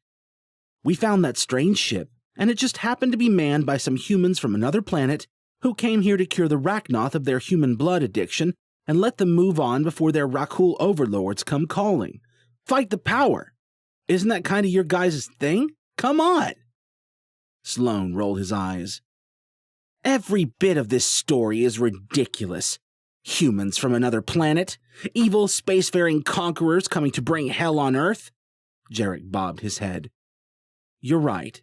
It's almost as ridiculous as scaly green vampires running around with glowing red eyes, sucking blood and shirking off bullets like Nerf darts, right?" Sloane turned his wide-eyed gaze down the table to Nelkin and Daniels. "You two don't seriously believe any of this, do you?" Nelkin looked like he was having a serious internal debate on that matter. Daniels met Sloane's gaze with steely ice in her eyes. "I trust my daughter, and you should too. When's the last time you left this base, Richard? How would you even know what's happening out there?" Sloane visibly clenched his jaw and sat back to cross his arms and pout. "I understand how hard this all must be to process," Halden said from over beside Leah. "But it's crucial we begin preparations as soon as possible. I've only seen scattered glimpses of the Rakul, but it's enough to convince me it's going to take everything on this planet fighting together to stand a chance. My planet—" Sloane gave an obnoxiously loud snort. Nelkin frowned at him. Price just kept watching Halden like a dog waiting for another scrap of food to fall. "Was slow to admit to even the threat of the Rachnoth, and it almost cost us everything. From what I've seen of Earth, it cost your world much more. But what's coming now is far worse." "We appreciate your candor, Mr. Raish," Nelkin said. "But it is, as you say, quite hard to process. Not to be rude, but how can we responsibly believe any of this? Do you have any way of proving, for instance, that you are indeed from this Enokia?" "There's probably hundreds of ways we could determine that," Price said. It was the first time he'd spoken, and it earned him frowns from Sloane and Nelkin. "But since most of Price's methods will probably go straight over our heads," Jarek said, "why don't you just go check out the guns your people so rudely asked my man Johnny to leave at the door, then come back here and tell me those things are from Earth?" Price looked like he wanted to argue, but then tilted his head in concession. Nelkin wordlessly flipped a switch on the intercom in front of him. "Armory," came a gruff response. "Rogers," Nelkin said quietly, "please bring the weapons we're holding for our new guests to the council chamber." Yes, Commander, right away." Nelkin gave a thanks, clicked off the intercom, and tilted his head toward Jarek. Jarek gave a hesitant nod in response. That was twice Nelkin had surprised him by being, well, not a dick. It was a little disorienting. "This is bullshit," Sloane mumbled in Nelkin's ear. "Who gives a crap if they have fancy guns?" It was quiet enough that no one else should have heard, but Jarek had Fila's sensors on his side. "It's far from perfect," Nelkin muttered back, less quietly. "But it's something." He turned back to Leah and Halden. "In the meantime, let's continue hypothetically. If these Rakul were really coming to Earth, what would we do about it? As Mr. Slater would gladly tell you, we're limited in our ability to handle the Rachnoth. What do you propose we do against something stronger?" Jarek joined the others in looking to Leah, who'd been the first and loudest to voice the obvious. The Resistance, the ragtag organization formed with the sole intent of breaking Rachnoth control on their planet, was not going to like their answer to that question. Hell, they didn't even like it. After the day's events, Alaric had been too pissed or frustrated or whatever boiling stew of instability he currently was to even come to this meeting. Rachel was only a hair better, sitting next to him in a dark, gloomy haze. Still, if they were even going to think about it, it had to be said, and Leah was the only one who had even a scrap of a chance at being taken seriously. "If it's all true," Leah said, "then we might need to start thinking about an alliance." Price audibly swallowed, but his head bobbed in agreement. He understood. Commander Daniels' expression grew troubled. Nelkin raised his eyebrows half an inch. "With?" Leah chewed on the thing she so clearly didn't want to say. Finally, quietly, "With the Rachnoth, sir." Sloane gave a yelp of laughter. Nelkin looked like he might rebuke Sloane, but before he could, Leah spoke in a firm voice. "I don't want to be telling you this any more than you want to be hearing it. You sent us out to find the facts. This is what we found." She glanced at the Enochians and back to the commanders. "I want solid proof as much as you, but in the meanwhile, we need to at least be having the conversation." Nelkin and Daniels shared a somber look, both of them ignoring Sloane's indignant shuffling and huffing. Together, the two commanders turned back to Leah and gave slow nods. Sloane's eyes went wide. "You can't be serious!" "It'll be a cold day in hell before I willingly align with the Rachnoth," Nelkin said, turning a sober look on Sloane. "But if we turn up solid evidence that a cold day in hell is indeed what's coming, we'd be fools not to consider our options." "Well said, Commander," Price said. Commander Daniels nodded her agreement. Sloane stared at them all for a handful of seconds, mouth agape. Then he recrossed his arms and went back to sulking. "This conversation stays in this room," Daniels said, looking at each of them in turn. "What we are talking about here is an apocalypse scenario. It could tear this place apart." Jarek figured that went without saying. Much as pre-catastrophe society had tried to convince itself it had moved beyond bigotry and into a free-range field of sunshine and open minds, he was pretty sure it hadn't. At least, not to the extent that the men and women of the Resistance would be open to making peace with the Rachnoth after the whole worldwide nuking thing. These soldiers wouldn't care when they learned that the Rachnoth had been victims themselves in a way, or that not all of them were involved in or even in support of the actions that had led to the catastrophe. It wouldn't matter. Jarek wasn't sure he cared so much either, but he'd seen enough people doing enough atrocious things to one another in his life to be sure about a couple of things. Thing one, people, human or Rachnoth, didn't do bad shit because they were evil. They did it because they had desires, dreams, and more often than not, a long history of trying circumstances that had chipped their concepts of right and wrong down to the ground. Thing two, humans were every bit as vicious and shitty as the Rachnoth, maybe more so. They were just less well equipped to exert those savage wills. It wasn't that Jarek wasn't upset about the Rachnoth blowing the world's ass off, or that he didn't share the others' profound discomfort at the thought of working with the scaly bastards. It was mostly just that he wasn't too far up his own ass to see that both sides had pulled some cheap shots, and that these indignant humans might have done the same damn thing to the Rachnoth had their positions been reversed. And if this fresh hell was ready to descend on them, he certainly wasn't about to shit on humanity's only decent hope of survival out of pride or principle. Because that's what this was about, right? Survival?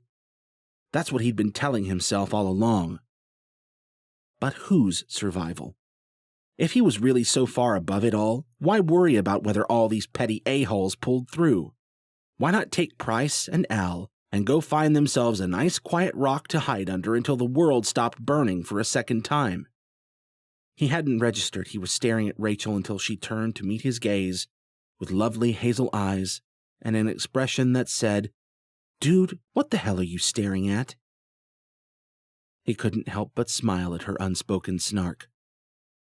When she saw it, Rachel's expression softened and turned more genuinely curious, and the look between them deepened until the sounds of Nelkin's and Daniel's voices receded to nothing but dull background buzz, and Jarek forgot where he was and what they were doing there, and why anything even really mattered beyond those golden locks, and the hard knock on the wooden doors at the back of the room hit him like a splash of cold water straight to the giblets. Jarek rocked back in his seat and composed himself as Nelkin called out for the ill-timed knocker to enter. So what? Maybe Jarek wasn't humanity's biggest fan, and maybe he wasn't some paragon of selfless service. But this connection he felt sometimes when he looked at Rachel, the rest of the Rachels and Prices, and maybe even Al's, who might be in danger out there. If those things weren't worth fighting for, Jarek wasn't so sure there was a reason to keep rolling out of his cot every morning. The double doors parted and a stout man with a buzz cut, Rogers presumably, entered the room carting a tray laden with Johnny's odd-looking guns. A pang of guilt shot through Jarek as he recognized Rogers' bulldog face as the same one that had been on duty when Michael had busted him into the armory a few days ago to reclaim Fila. Rogers carted the tray forward, perfectly businesslike, until he caught sight of Jarek and gave one of the darker, angrier scowls Jarek could recall having ever received. Jarek scrunched his face in his best "oops" expression and waved. For some reason, Rogers didn't wave back. He only gave the commanders a curt nod to acknowledge their thanks, shot Jarek one more hard glare, and turned to leave.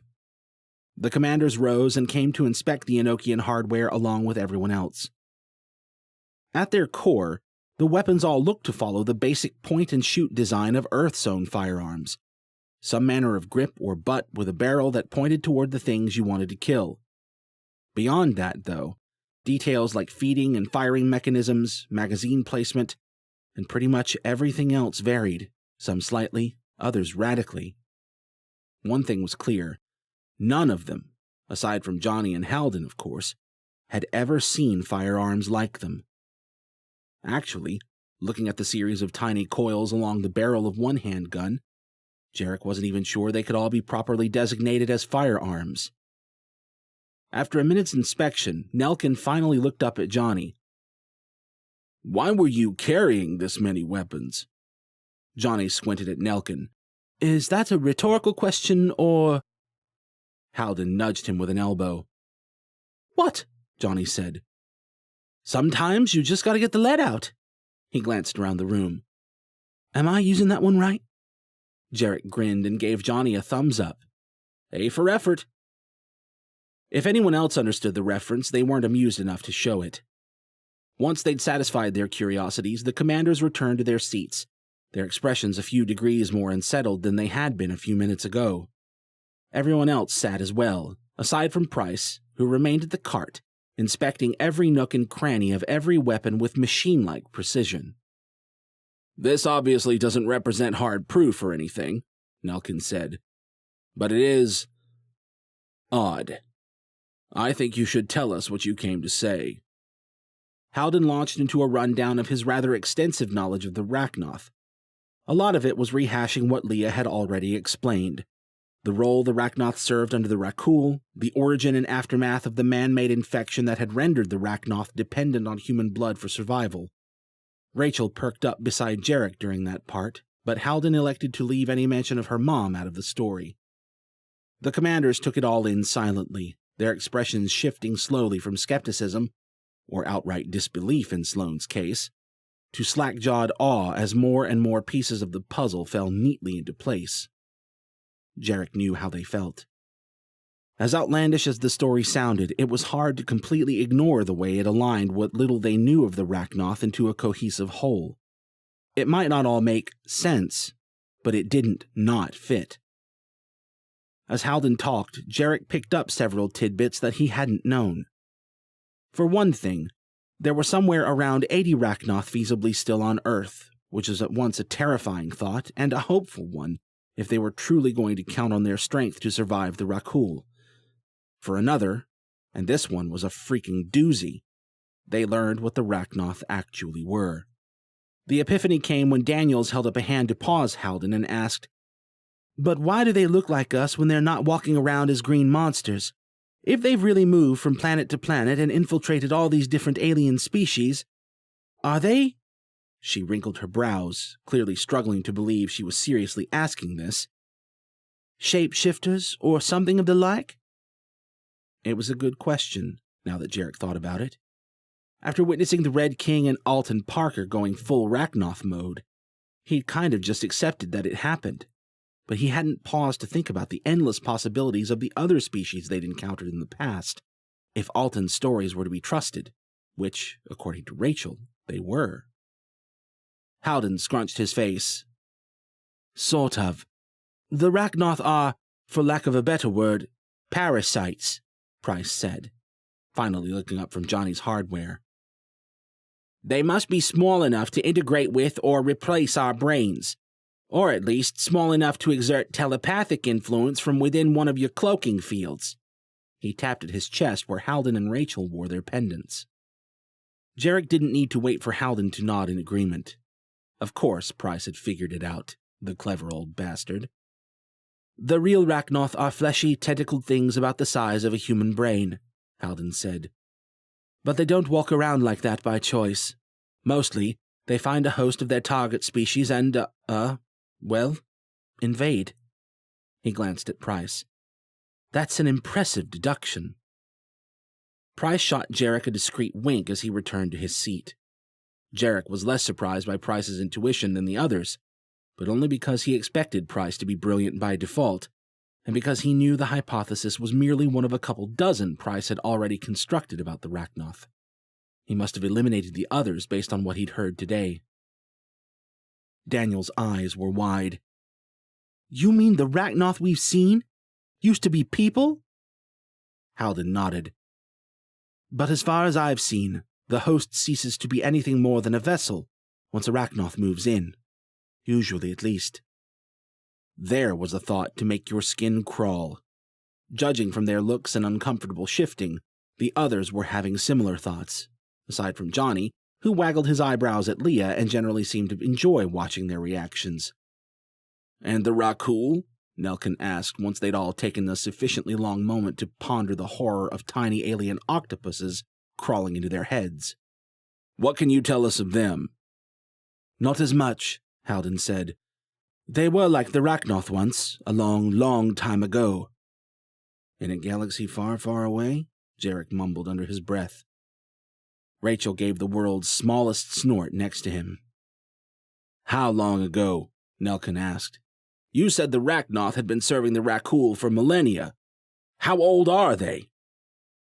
Sorry, guess I forgot to mention that part. Howden swept his gaze around the room. The Rachnoth are immortal. Chapter 18. In hindsight, Rachel was pretty sure she should have picked up on this one already. Howden had outright told her the memory they'd re-experienced together had been both Alton's and 2,000 years old. Clearly, the Rachnoth was old. That didn't make him an immortal, necessarily, but she probably should have seen it coming. Then again, she had been a bit distracted by the mountain-sized world-ender Kulnaga and the maelstrom of his psychic fury. Immortal, Jarek said. As in, those who don't die? Like ever? Not until you poke them with pointy objects, at least, Johnny said. Christ, they really were freaking space vampires, weren't they? How had she missed this? Somehow she'd thought the talk of the Rachnoth serving the Rakul for millennia had been historical, a recounting of generational heritage, but Alton didn't mean they'd serve for hundreds of generations, did he? I think new Rachnoth trickle in as needed, Howden said. But no, most of the Rachnoth are thousands of years old. Alton?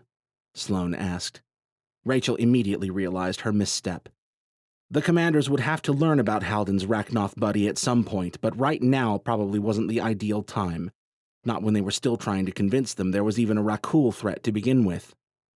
One of my crew, Howden said. The one who helped us find Earth. Sloane leaned forward like a jackal sensing vulnerable prey, stark green eyes narrowed. And how exactly did he know how to do that, I can't help but wonder. Everyone who knew the answer tensed. Everyone but Howden, who calmly held Sloane's stare. Because he was among the 7 Rachnoth who came to my planet from Earth 15 years ago. Sloane was halfway to his feet before Howden finished his sentence. He slapped a long-fingered hand to the tabletop. You see? He cried, turning to Nelkin and Daniels. Who else would propose an alliance with those monsters except their own agents? The Rachnoth sent them here with this ridiculous story. His glare shifted to Leah, then to Rachel and Jarek. And you fools fell for it. We need to lock these Enochians up. We need to... Calm yourself, Commander, Nelkin said, his expression stern. And watch your tongue while you're at it, Daniels said, cold fire in her eyes. Sloane sneered. Just because your daughter believes this idiocy doesn't mean... Richard! Nelkin's voice fell like a gavel, and Sloane jerked back, green eyes smoldering with indignant fury. We'll hear the full story before we determine what is to be done with our guests. Fine. Sloane waved a hand at Halden and crossed his arms. What in God's name is your excuse? Believe me, Halden said. I didn't take to working with one of them lightly. The Rachnoth took everything from me. They killed my parents, my mentor. They came within an inch of enslaving my entire world. There was a time I wanted to wipe the entire Rachnoth race from the universe. And yet you joined them, Sloane said. And yet I decided to work with the guy who showed me how and why it had come to that, and how he planned to redress their wrongs. And you trusted this Alton? Daniels asked. Halden shook his head. It's not a question of trust. I don't think I ever could have decided to trust Alton Parker after the things he did on my planet. But I've been inside his mind. I've seen beyond his words and straight into a place where he wasn't capable of lying to me. I know what he wants as well as he does. And what is that? Nelkin asked. To save his people, from the Rakul and from their dependence on our blood. And why should we trust any of this? Sloane asked. Even if we did trust you, which I don't, by the way, how can you be so sure this Rachnoth isn't playing you? I told you, I've been in his mind. He belonged to me. I scoured every corner of his being for a scrap of dishonesty, and I found nothing that didn't support what I just told you. Rachel can tell you how powerful that evidence is. Heads turned toward her. It's true, she said. Once a telepath's in your head like that, there's no hiding anything, no lying. You belong to them until they choose to release you. And despite all that danger, she looked at Halden, he opened his mind to me today to show me the Rakul. She weighed her next words carefully. If she'd pushed deeper into Halden's head, she could have told him with certainty whether or not he was to be trusted. Instead, she'd decided to respect his openness and leave most of his stones unturned. Maybe her impulse to do that was all the answers she needed. Or maybe Michael's naivete had finally rubbed off on her. We can trust Halden, she finally said. Maybe she didn't mean it at the deepest level.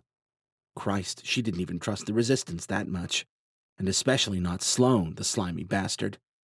But it was what the commanders needed to hear right now. Halden gave her a small nod, and she returned it, feeling a sense of warm camaraderie with the Enochian. Then Sloane mumbled, And who's to say we can trust you? Just softly enough to paint the illusion he hadn't meant it to be plainly heard, and her warm feelings evaporated in an instant. Look, Dick, Jarek said, I know your commandership is super valuable to the Resistance and everything, but maybe, in your infinite wisdom, you could find it in your shriveled old heart to stop being an insufferable little bitch to the people who are doing your work for you.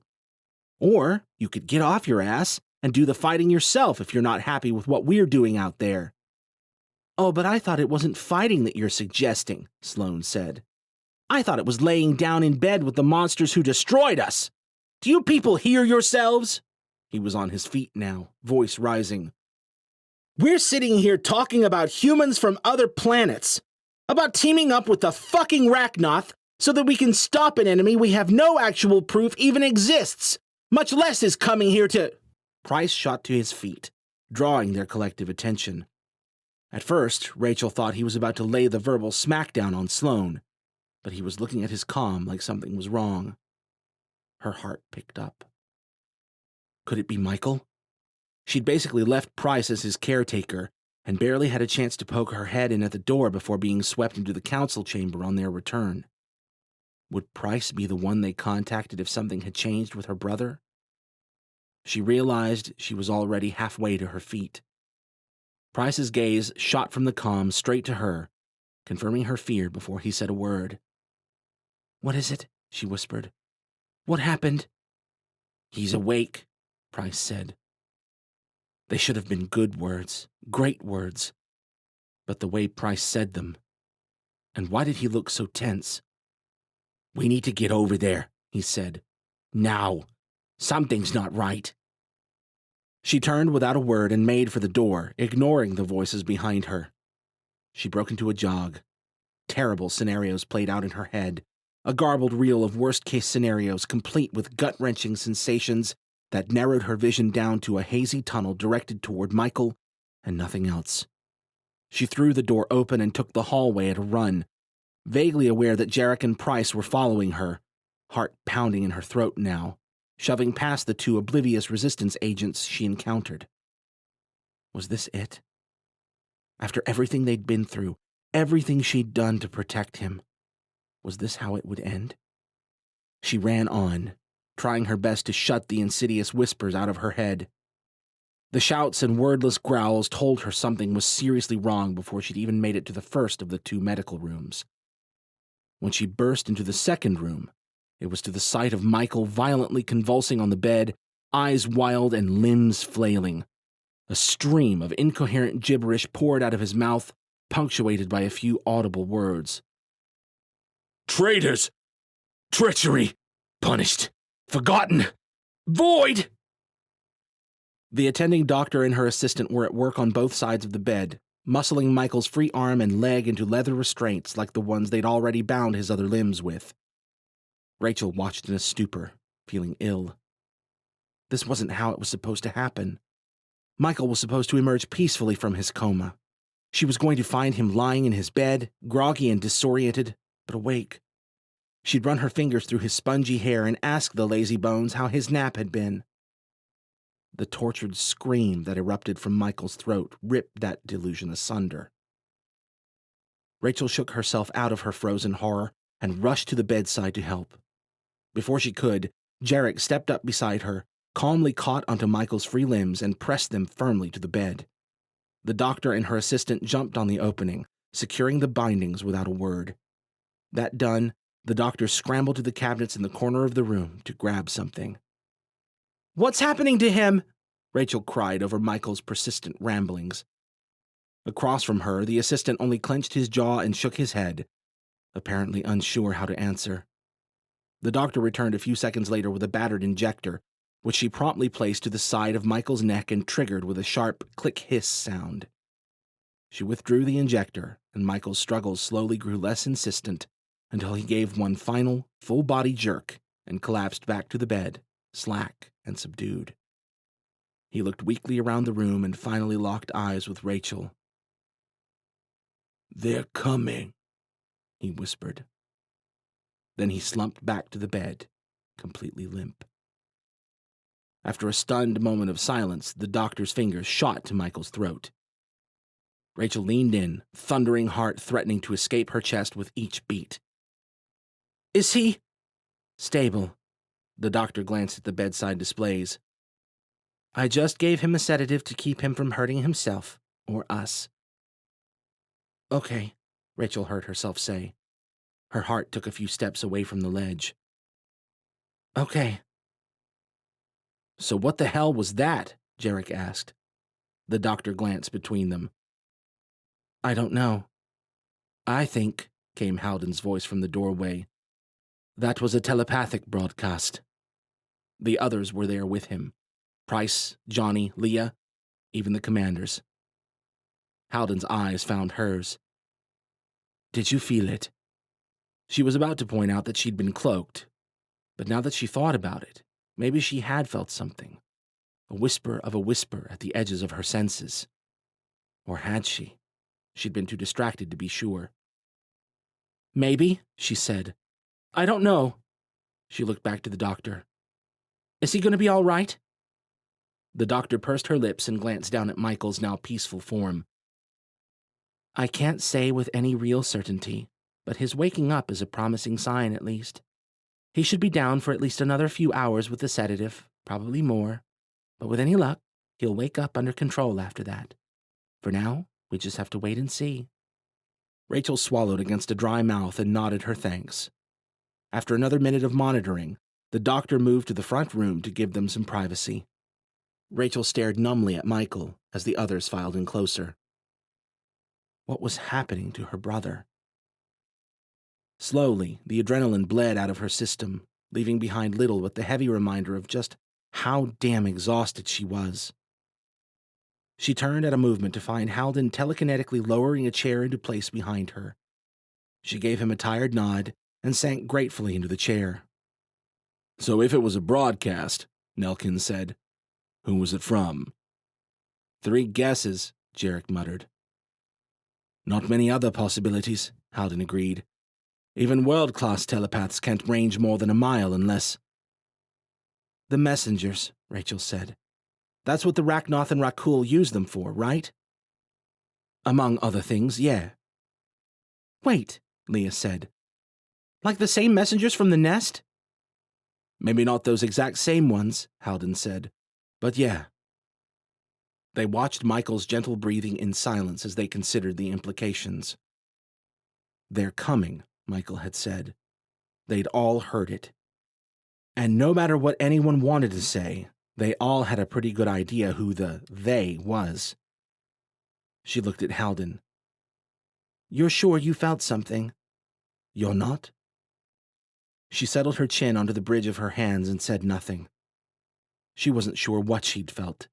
There'd been too much going on, but if Halden was sure... Alton and the Red King were both pretty convinced the Rakul were coming. And Alton had said Michael's exposure to the bursting nest might have opened him up to see things he'd rather not. What other explanation fit all the pieces? Could the broadcast not just as easily have come from one of the Rachnoth? Price asked. I can think of at least 4 that are hungry for our asses, Jarek said. Maybe they're trying to shake you guys up. I think I would have felt the difference, Halden said. But I guess we can't be sure what Michael just experienced until we can ask him. Unless... He turned a questioning look to Rachel. She shook her head. I'd rather not burn his glyphs just so we can try to meddle in there. For all I know, it could make things worse for him. Halden held back whatever it was he seemed to want to say. Then I guess we wait. Rachel rested her hand over Michael's and was settling in to do just that when the base's orange alarm lights pulsed to life, thankfully without the obnoxious buzzing sound she'd heard them make in the past. Maybe they weren't going to have to wait that long after all. They all shared a concerned look. Nelkin and Daniels both looked entirely too surprised for her liking. Sloane. Nelkin said the word like a curse. It was only then Rachel realized Sloane hadn't followed his fellow commanders here. Daniels strode briskly over to the intercom. Before she touched the small box, it went live with a crackle and what sounded like a microphone being jostled or handed off. There was a brief silence, and then Sloane's voice sounded from the speakers, steady but urgent. Attention! We've received reports that Newark and Jersey City have fallen under bombing runs by Overlord forces. The commanders ask that you proceed to the main commons for an emergency briefing. Please do not panic. So far, reports indicate that these attacks appear to be minor. Briefing begins in 5 minutes. That is all. The box gave a sharp click and went silent, leaving them all staring at each other in quiet shock. Is it just me? Jarek said. Or did Dick just go rogue? Chapter 19. Even without the annoying alarm lights and the panicked resistance agents scampering to and fro as Jarek and the others emerged from medical, Jarek would have known something was wrong solely by the tension in the guards' stances outside of the Red King's cell down the hall. He gave them a courteous nod as he neared the cells with Rachel and the others on his tail. The guards were too preoccupied to notice, chattering as they were about why a disheveled Nelkin and Daniels had stormed out of medical a minute after Sloane had made a critical announcement, speaking for them. It all smelled a bit like the beginnings of disorder in the ranks. You got anything, Al? Jarek murmured. Scanning what local chatter there is, Al said in his earpiece. It doesn't look good, sir. Jarek stepped aside to let a few desperate-looking scramblers claw past him in the narrow hallway, and took the moment to check on the others behind him. The Enochians were calm, ready. Neither Halden nor Johnny could have been much older than 20, but they'd clearly seen their share of tense situations. Price looked considerably more fidgety, but that wasn't so unusual for him. Rachel, on the other hand, looked like she was moments away from either catatonia or a violent explosion, which was understandable enough. She didn't need this right now, not while Michael was still in the woods. Then again, if Sloane's message had been any indication, they might all be finding themselves right back in those woods alongside Michael shortly. The traffic cleared, and Jarek squeezed between the guards only to nearly run into Alaric as the old resistance fighter lumbered out of the cell 2 doors down from the Red King. Alaric wasn't exactly a spring chicken on the best of days, but he looked a couple decades past his normal surly stoicism as he turned his back to the wall and slumped down to his haunches. It wasn't a great leap to figure why. That cell must have been where they were keeping Mosen, the epitome of wayward sons, if by wayward you meant homicidal maniac. Jarek pulled to a halt beside Alaric. You guys go on. I'll catch up. Halden continued on without complaint, Johnny and Price on his tail. Rachel met his eyes and hesitated. He wanted to say something witty or comforting, but she dropped his gaze and moved on before he could think of a single useful word. Jarek turned back to Alaric, who resolutely avoided looking his way. You coming to the team meeting, old-timer? Alaric gave a disinterested grunt. Jarek looked at the door beside them. Is he awake? Another grunt, possibly one of confirmation. Then, is Michael? He was. It wasn't pretty, but he's tranked for now. You got a plan for Seth? Alaric finally met his eyes with a hard, tired stare. It went on silently for several seconds before Jarek finally looked away. Right. He tried a few times to add to the statement, but couldn't find the right words. What was there to say? Sorry, Zargolga the Overlord twisted your son into a total psychopath until he was willing to kill his mom, your wife. Maybe he'll be super happy you stole him from his evil master and you two can be best friends forever now. Yeah, right. Jarek wasn't sure why he felt the need to say anything at all. Sure, he didn't like to see Alaric suffering, but since when had he been the one to help people with problems that didn't involve marauders in need of a cold sword through the heart? If anyone in their ragtag band was qualified to be doling out psychological aid, it sure as hell wasn't him. But here he was, and something told him that before the day was over, they might be needing Alaric the father of the resistance, instead of Alaric the slumping sulk. He was about to say something to that effect when Alaric spoke up. Guess I won't be making it back to Deadwood after all. He suppressed a reflexive, well, not with that attitude you won't, as well as the following urge to tell Alaric that maybe he would make it and who knew. Now wasn't the time to coddle. Alaric Weston didn't need coddling. Look, you heard what Sloane said.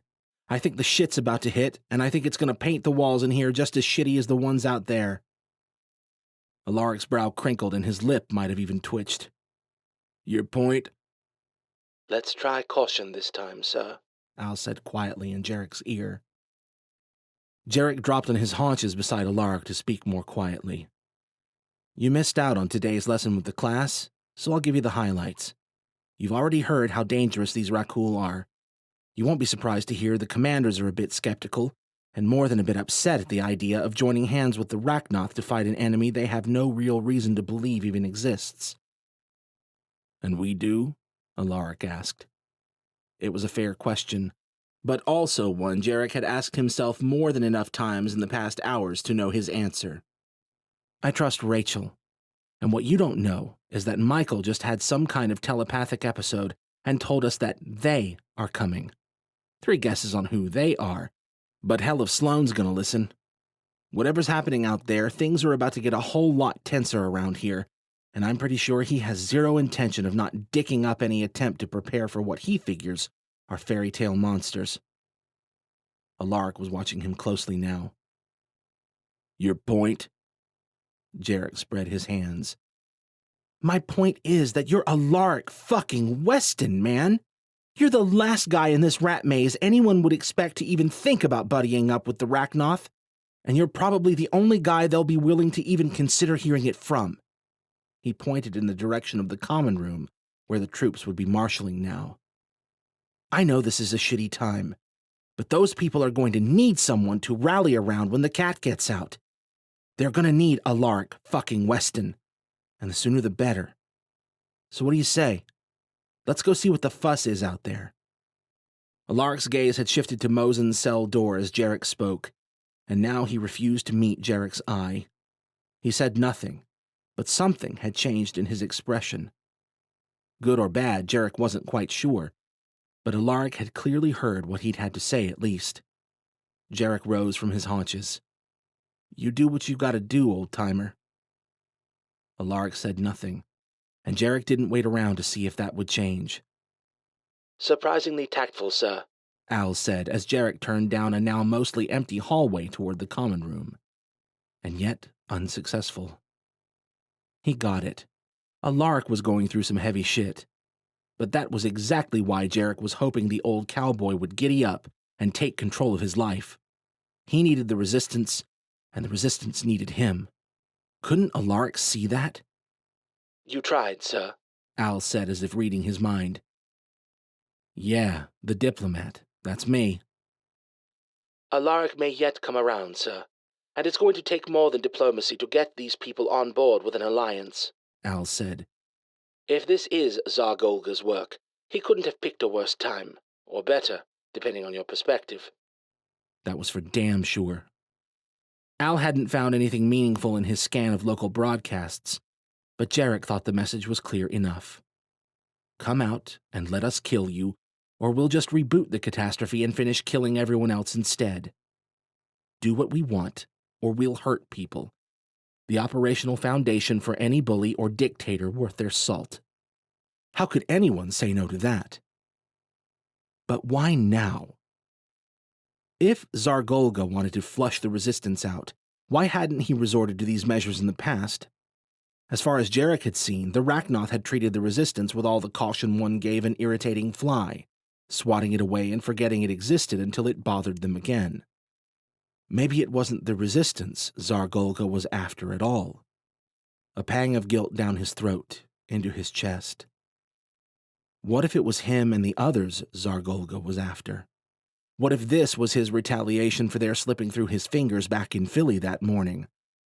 Or maybe it had something to do with Alton confronting Zargolga about the Rakul. It didn't matter.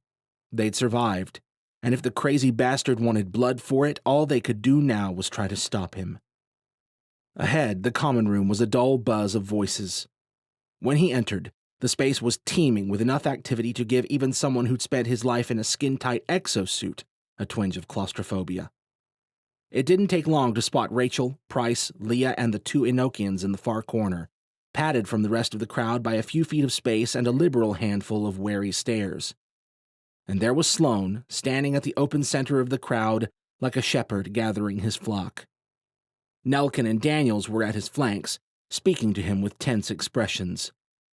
There were too many voices in the room for Felia's sensors to pick out what they were saying, but Sloane resolutely avoided their eyes and looked ahead at the gathering crowd, his expression smug and supreme.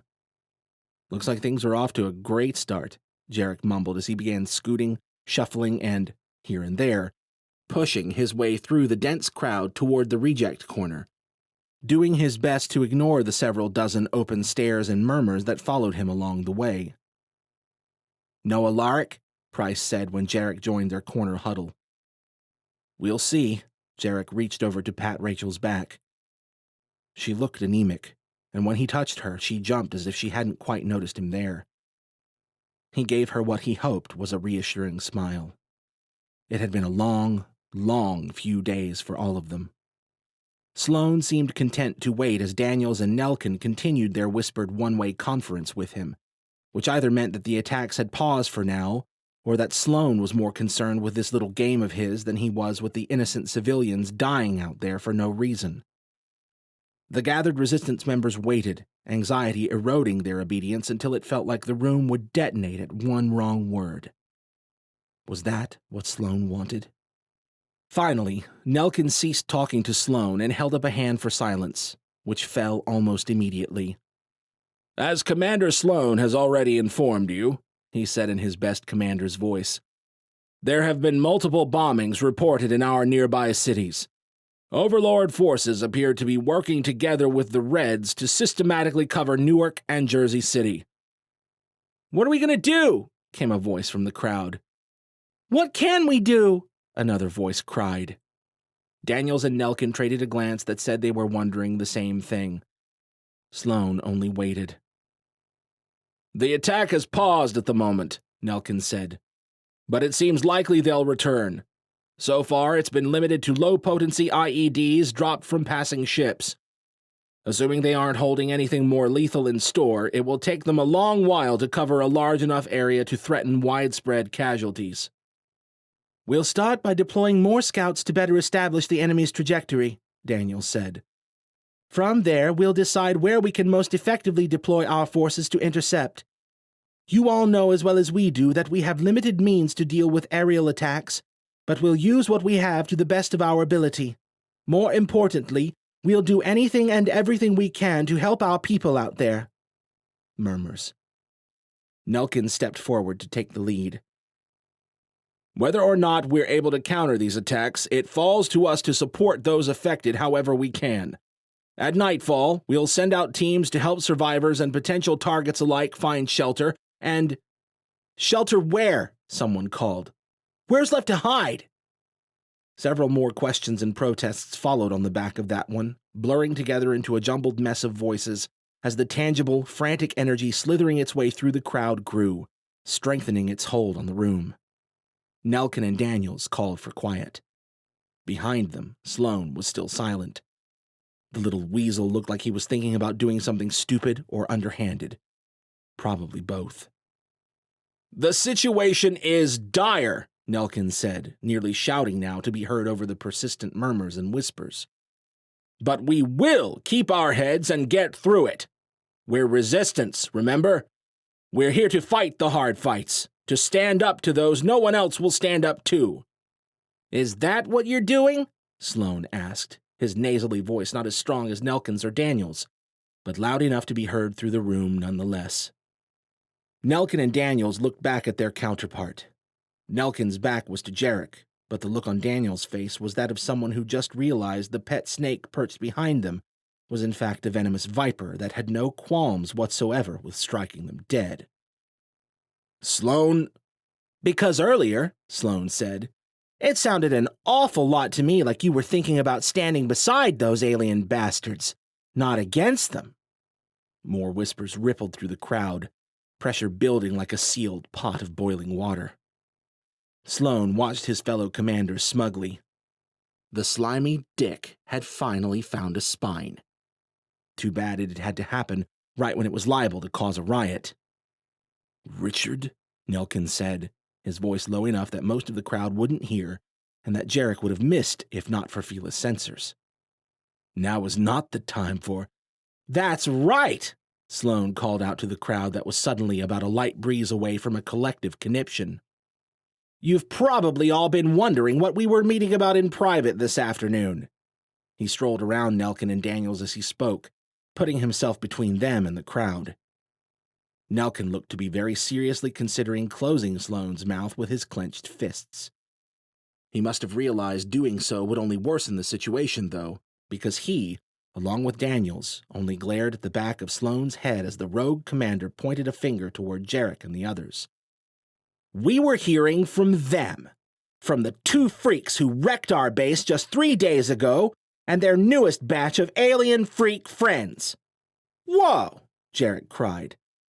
"Who knew you were such a closet bigot, Dick?" Rachel kicked his leg in what was presumably a signal for him to shut the hell up, but too many heads had already turned. Sloane just sneered at him. The man wasn't a complete idiot. He knew the damage was already done. Jarek looked from the mass of heads watching him to Nelkin and Daniels, who looked as unsure as he was about how to catch the live impact grenade Sloane had just lobbed them. Nothing to do now but eat it. "Look," he said, turning to face the bulk of the crowd. "We've seen a lot of shit today. The kind of shit that 2/3 of your commanders thought might be worth thinking about and," he waved a hand, "I don't know, verifying before we decided to induce a base-wide stroke epidemic." "What's he talking about?"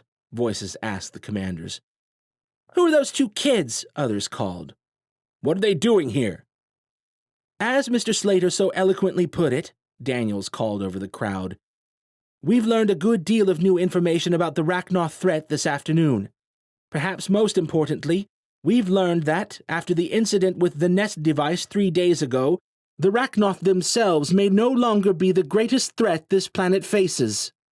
"Yes," Sloane said, a kind of frantic fervor burning in his eyes now. "The Rakul! The conveniently absent monsters that a pair of aliens," he pointed at Halden and Johnny, "learned about from their own Rachnoth friend. What's not to trust?" Dozens of suspicious eyes turned to study Halden and Johnny. Shit. Jarek needed to say something, anything to disrupt the manic idiot.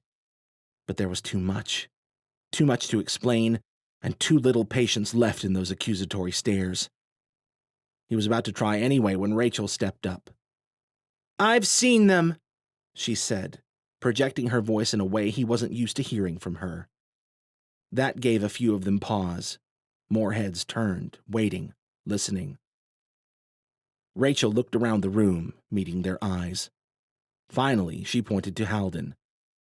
"None of you will like what I'm about to say, but I've been inside his head, seen his thoughts and memories." She'd been right. The wave of distrust that swept through the crowd was practically tangible.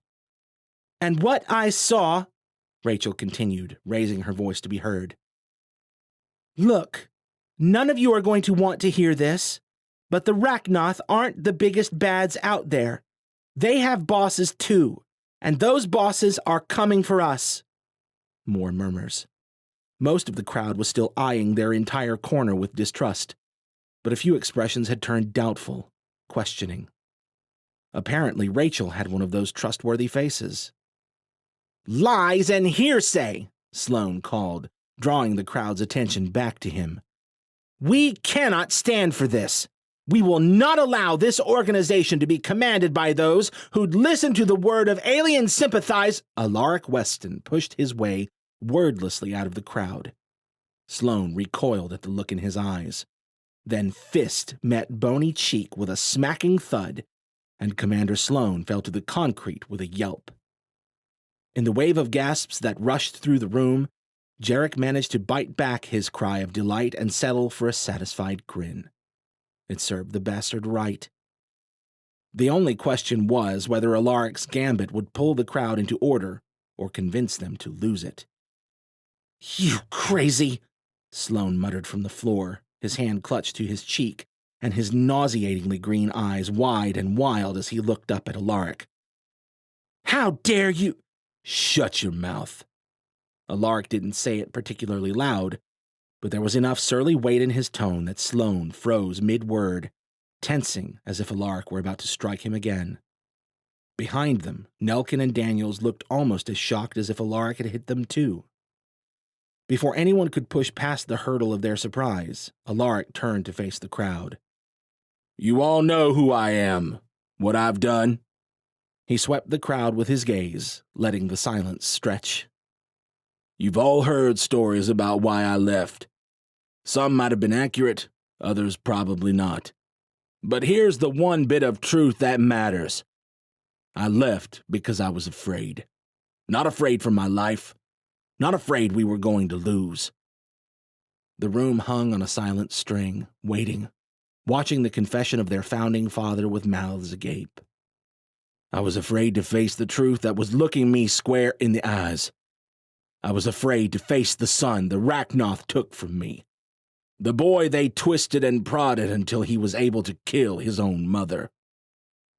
The outpouring of whispers Jarek expected didn't come, only silence. When Alaric spoke again, his voice was a shade rougher.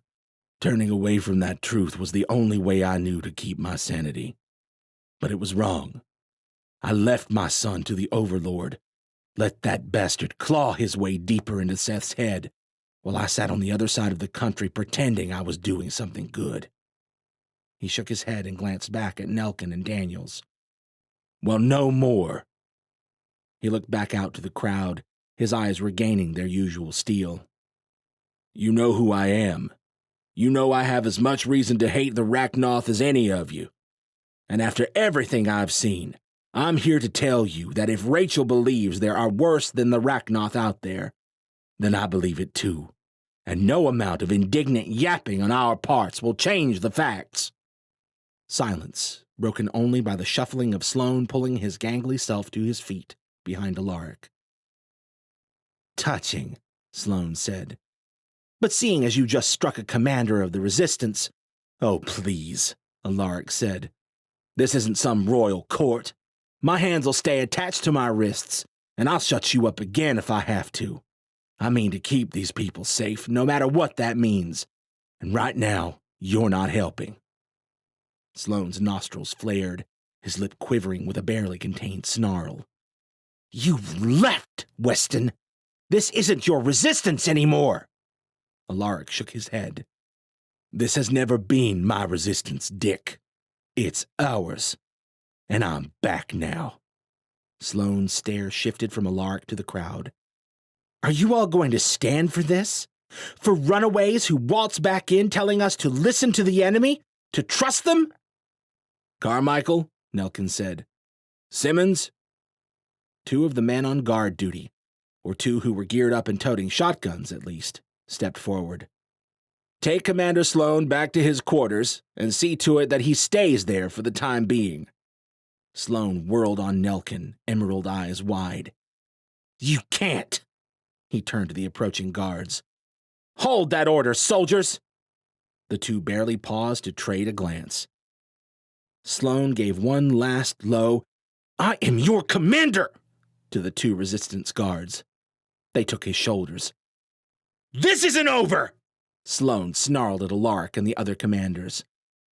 Then he clenched his jaw and shuffled silently off with the guards, electing to maintain what little dignity he had left by not struggling. Chapter 20. The Resistance must have at least a few anti-air measures to work with, Price said, looking away from his inspection of Johnny. A few old launchers from the sound of it, Jarek said, fighting down a smile at the look on Johnny's face. As bleak as things seemed right now, it was hard not to be a little amused at the sideshow going on beside Michael's bed in medical.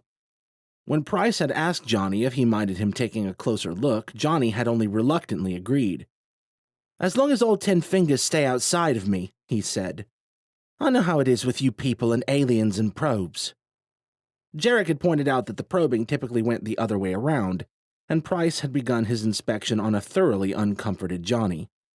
Mercifully, he'd abided by Johnny's single condition as he poked and prodded, checking pulse, pupillary reflex, something with the fingernails he was pretty sure had to do with circulatory function, and about 50 other things Jarek wasn't really sure about. The problem, Jarek continued, is trying to cover 2 entire cities with a handful of ground-deployed weapons.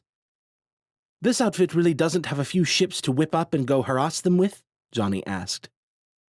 Just the 2, Jarek said, and neither of them is armed as far as I know. My ship's barely holding together as it is. He glanced at Rachel. You got any clever tricks tucked up those magical sleeves, Goldilocks?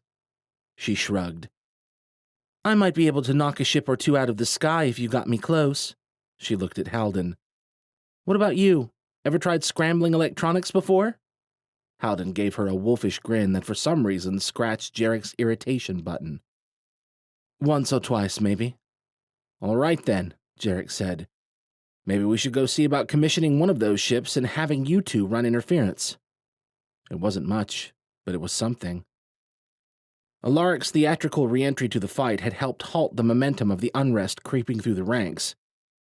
At least enough that Nelkin had been able to delay the ticking time bomb that was the Resistance membership right now, by promising to hold full council to discuss facts and future plans as soon as the bombing runs had been dealt with. Of course, resetting the clock and actually disarming the lingering riot bomb were two different things. That was a problem for after they'd dealt with Zargolga, though. They didn't have much to work with, but if they didn't want to watch the resistance fall into disorder, they needed to throw a monkey wrench into Golga's bombing operation, and they needed to do it fast. If someone had told Jarek a couple of days ago that the resistance was fixing to implode, he probably would have given them a solemn thumbs up and continued on, not giving a rat's ass. But now... Ow! Johnny jerked a hand back from Price, who must have pinched his finger. The doctor on duty poked her head in at the sound, frowned at the lot of them, then disappeared back to the front room. She seemed less than thrilled that Michael's bedside had become their unofficial meeting spot. "This is really the part of our story that got the most of your curiosity?" Halden asked Price. "Oh, I assure you," Price said. "I am thoroughly intrigued across the board. But this is the only part of the story I have any ability to assess for myself. Talking about spacefaring, world-destroying aliens, I have no real point of reference by which to draw reasonable conclusions. You two, on the other hand." Price abruptly abandoned his inspection of Johnny's teeth and clapped his hands in front of Johnny's face with a wordless cry. Johnny jerked back, hands raised defensively. "Appear to be perfectly human upon rudimentary inspection," Price concluded. "Which tells us nothing about the validity of your claims, but is quite astounding if you truly came from this Enokia." Jarek cleared his throat. "Right." Price stepped back from Johnny and shoved his hands in his pockets. "Not the most important thing to be talking about when we have the Overlord bombing the city and a race of intergalactic conquerors on deck." As if on cue, the alarm came silently alive in the corner with a rhythmic pulsing of orange light. "Another bombing run?" Halden asked. The light strobed 4 more times, then died. "Probably," Jarek shook his head. "Bastards." "We should contact our people," Halden said. "They can help us handle this." That was probably true, but they'd have to be careful about involving the other Enochians, and doubly so about Alton. Inviting any outsiders into the fray right now would only breed more distrust in the resistance. God forbid word got out that one of them was a Rachnoth. Halden brought his comm holo to life just in time to show an incoming call from Alton. "Speak of the devil," Jarek mumbled. Halden answered the call and turned so the rest of the group would be in frame. After a few seconds of idling, the holo floating over Halden's arm resolved into an image of Elise, Alton, and a third man Jarek didn't recognize. Older, maybe in his early 50s, with jet-black hair, an eloquent-looking mustache, and sharp olive-green eyes. Jarek gave a jovial wave. "Howdy, gang." "Sorry we didn't check in sooner," Halden said. "It's been a hectic day." "Earthlings putting you to work?" Elise asked. "That's one way to put it," Johnny muttered, eyeing Price. "Any news?" Halden asked. "We're kind of dealing with a situation over here." "The bombings," Alton said. So they were watching from somewhere. Hell, they were in a spaceship. Who knew what they could be doing and seeing from that thing? "You saw," Halden said. "Good. We could probably use your help, actually." He glanced back at Jarek and the others. "Assuming the good folks here at Resistance HQ don't riot at the thought of us freakish alien types pitching in." Jarek shrugged. "I've always been more of the save bacon first, ask questions later mindset anyways." "Engaging Golga's forces head-on is unwise," Alton said. "No disagreements here," Jarek said. "But letting them bomb out the few poor bastards they didn't get 15 years ago isn't really an option either."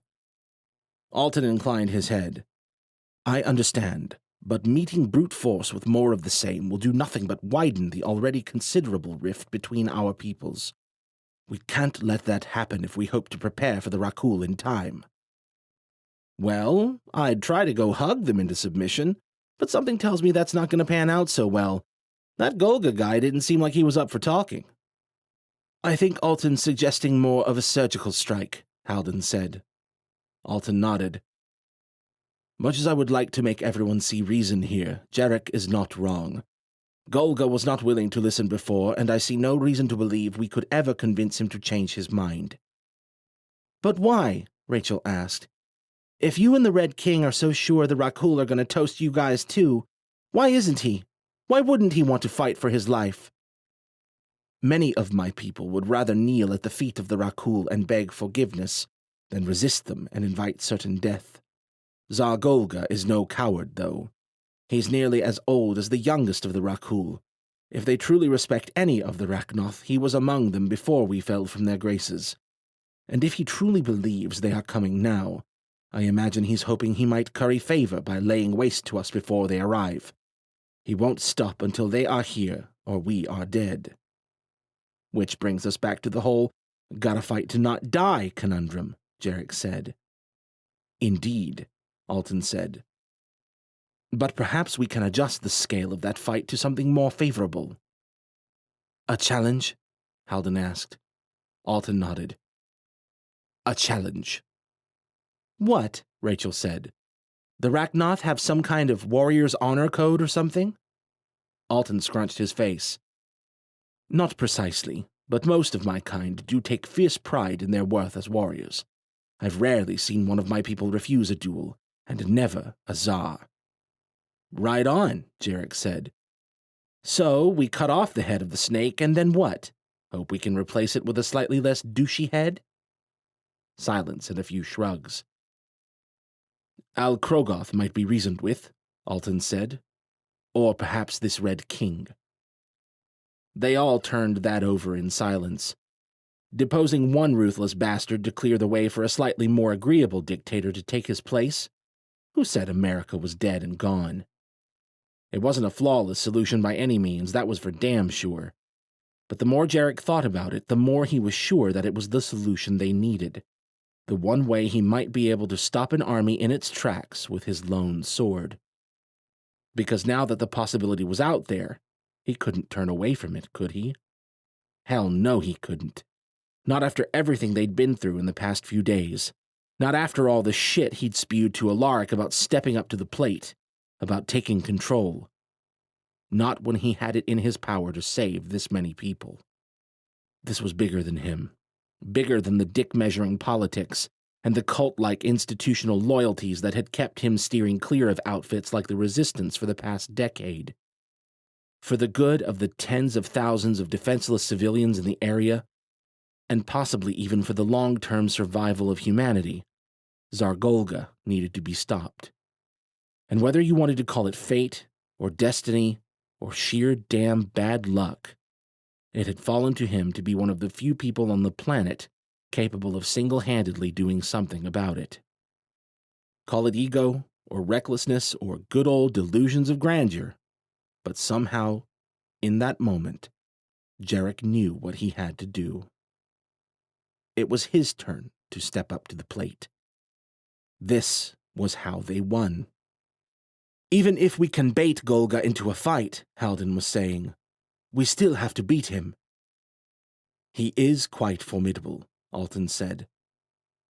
Look who you're talking to, said the guy with the dark hair and the mustache. Alton gave the slightest roll of his eyes, but then added, Hal does have a better chance than I do. Jarek was barely listening to them. Al, he whispered, quietly enough that no one heard. Be a dear and open a local broadcast. Sir, I know what you're thinking, and I think you should take a moment to... Just do it. You're certain? I am. Al let out a somber sigh. Very well, sir. Opening a local broadcast now. Jarek ran through a basic outline in his head, then put on his best showman's grin and spread his hands wide, even though it was only his voice transmitting. Attention! To any pricks arrogant enough to call themselves the Overlord with a capital O. Understanding dawned in Rachel's and Price's widened eyes at the same time. Rachel reached a helpless hand toward him. Jarek, wait! He almost listened, but he couldn't stop now. Jarek Slater here, Couldn't help but notice you decided to put on your giant douche hat and start dropping bombs after we gave you the slip down south. Seriously, man? I mean, I might act like a 5-year-old sometimes, but I'm only off by a couple of decades. What's your excuse, you immortal man-child? Rachel didn't look happy about any of this. Halden, on the other hand, wiped the surprise off his face and rolled his wrist as if to say, "Keep it moving." "Anyways," Jarek continued, "let's get to the point. You done crossed the line, Czar. So here's the deal. I challenge your scaly ass to a duel. I can't say it's for the city or anything like that. Those stakes aren't mine to give. But what I can say is that if you don't fight me, you can be damn sure every one of your red-eyed underlings are gonna know that the mighty Tsar Golga refused to duke it out with a sad little human. Oh, and the Rakul, too. I'll be sure to let them know before they rip this planet to shreds. How much favor do you think you'll be currying after that?" Price had gone a few shades paler. Halden gave Jarek a thumbs up as if Jarek was simply delivering a good bout at debate club, rather than poking the meanest, strongest bear on the planet. Rachel ceased glaring at Jarek only long enough to skewer Halden with the same look. Almost done. Just one more thing. "So what do you say, Czar? You want to come play with my big whacker?" He drew a deep breath and pushed through the adrenaline-tinged fear. "High noon tomorrow. Port Newark. Round 2. Let's go, you son of a bitch." Then he allowed the fear to spill over and mix with the anger into something manic as he cried, "Toodles!" Al cut the line. "What the hell did you just do?" Rachel asked. Jarek blew out a long breath, tension bleeding out of his body and leaving him feeling drained in more ways than one. "Save the day with any luck." He tried to conjure a grin with the words, but couldn't seem to find one lying around. Rachel held him on the point of her stare until he felt like he'd shrivel. Then she whirled and stalked out of the room, cracking her staff forcefully into the floor with each step. When she'd gone, Halden clapped him on an armored shoulder. "That was well done," he cocked his head. "I think." There were a few murmured assents. Price finally closed his gaping mouth. "Yeah," Jarek said quietly, feeling a lot less confident than he had a minute ago. "Go me." Chapter 21.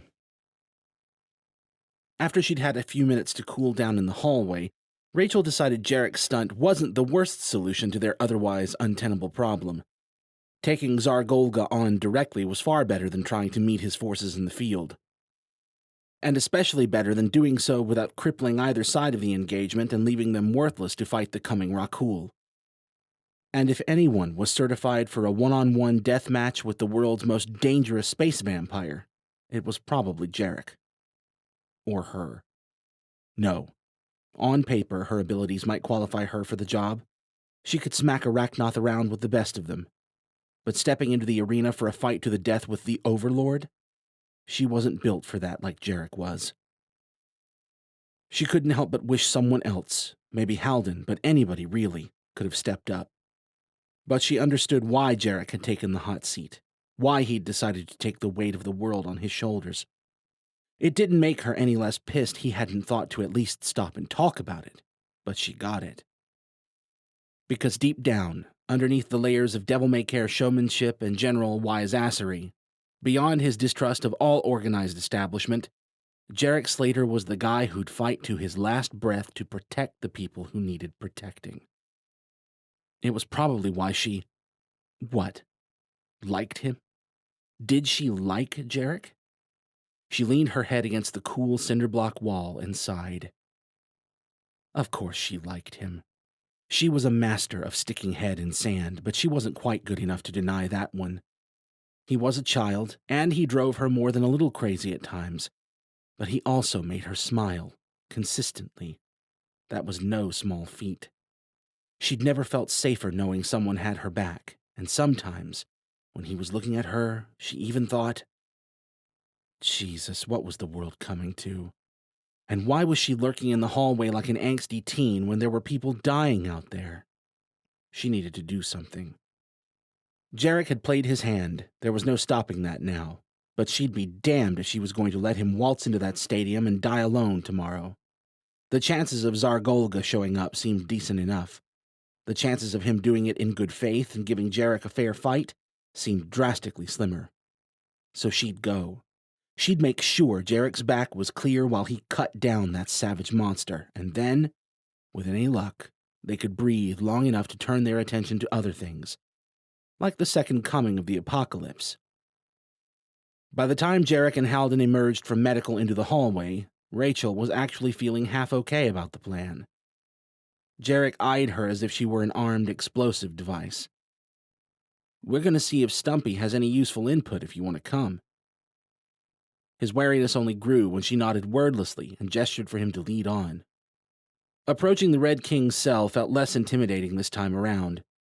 After everything they'd learned, the Rachnoth were no longer the mystery-shrouded monstrosities they'd seemed just days ago. Still monstrosities, maybe, but it made a difference, understanding some of the hows and whys that had brought them to Earth and led them to do what they'd done to the planet. Twisted and barbaric as their actions had been, on some level, the Rachnoth of Earth were still people, or beings at least, that just wanted to be free.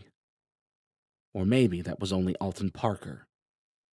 Zargolga certainly didn't seem to have any qualms about indiscriminately killing humans.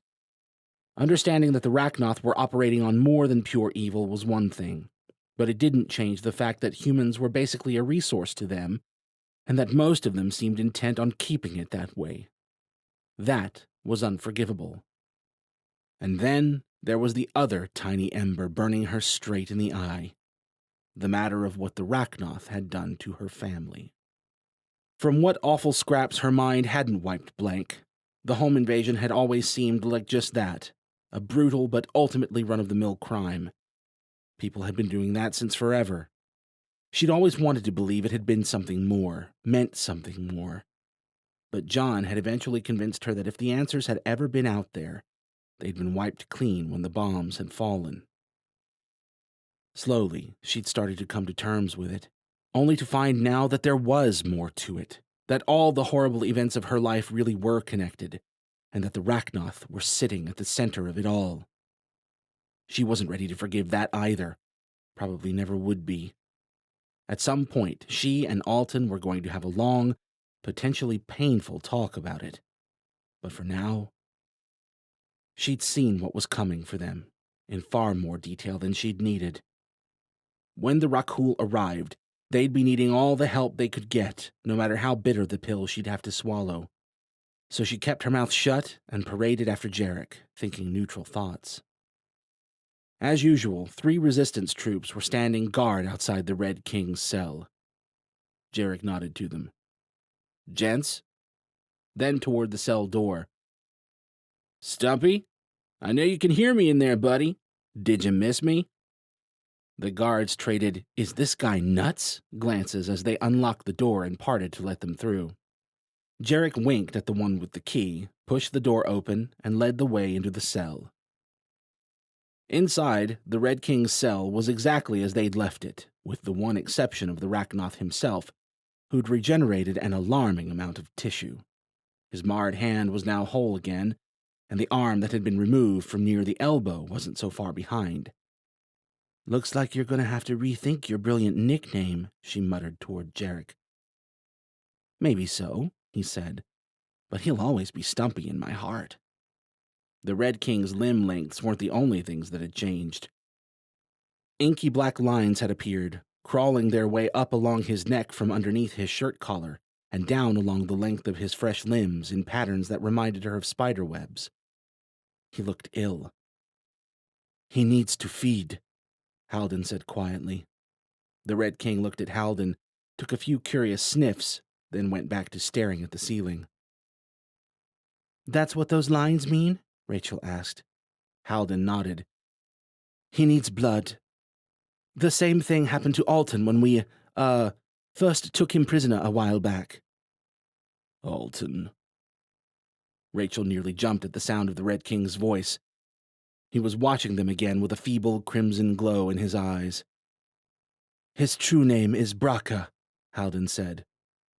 The king gave a growl hiss of laughter.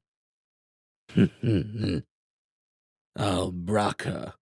Was he not one of the fools who ran off to die with Tsar Fëanor? "The only one who didn't die," Halden said. He looked at her and Jarek as if asking permission to continue. She shrugged. He could knock himself out. If it got them anywhere, she didn't really give a crap. "He came back here to try to cure the sickness so your people can move on," Halden said. He reached inside his jacket and produced a small plastic blood bag he must have nabbed from medical. "But now it looks like we've got a Rakul problem to worry about first." The king licked his lips at the sight of the blood and eyed Halden with renewed interest. "What do you know about the Harvester's human?" Halden telekinetically slit the top of the bag with a wave of his finger and shrugged. "Enough to know we're all screwed if we don't pull our heads out of our asses and start getting ready for them." Another growl hiss of laughter. "There is no getting ready for the Rakul human. There is submitting, and there is dying. In our case, they are one and the same." "Well, aren't you just a chatty ray of sunshine today?" Jarek said. He looked at Halden. "He must like you." The king looked like he might reply, but Halden lowered the blood bag close to his mouth and began pouring, and for several seconds the Rachnoth did nothing but slurp down mouthfuls of the dark, viscous fluid with a series of appreciative grunts. "Well, now you're just cheating," Jarek said. "Also, gross."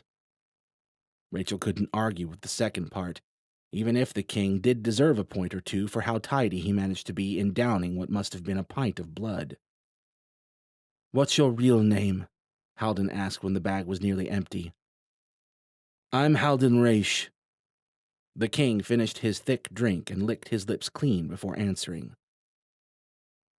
"I am Al-Drogan," he finally said. "Thank you, Halden Raish." "Drogan," Halden repeated. "You're welcome."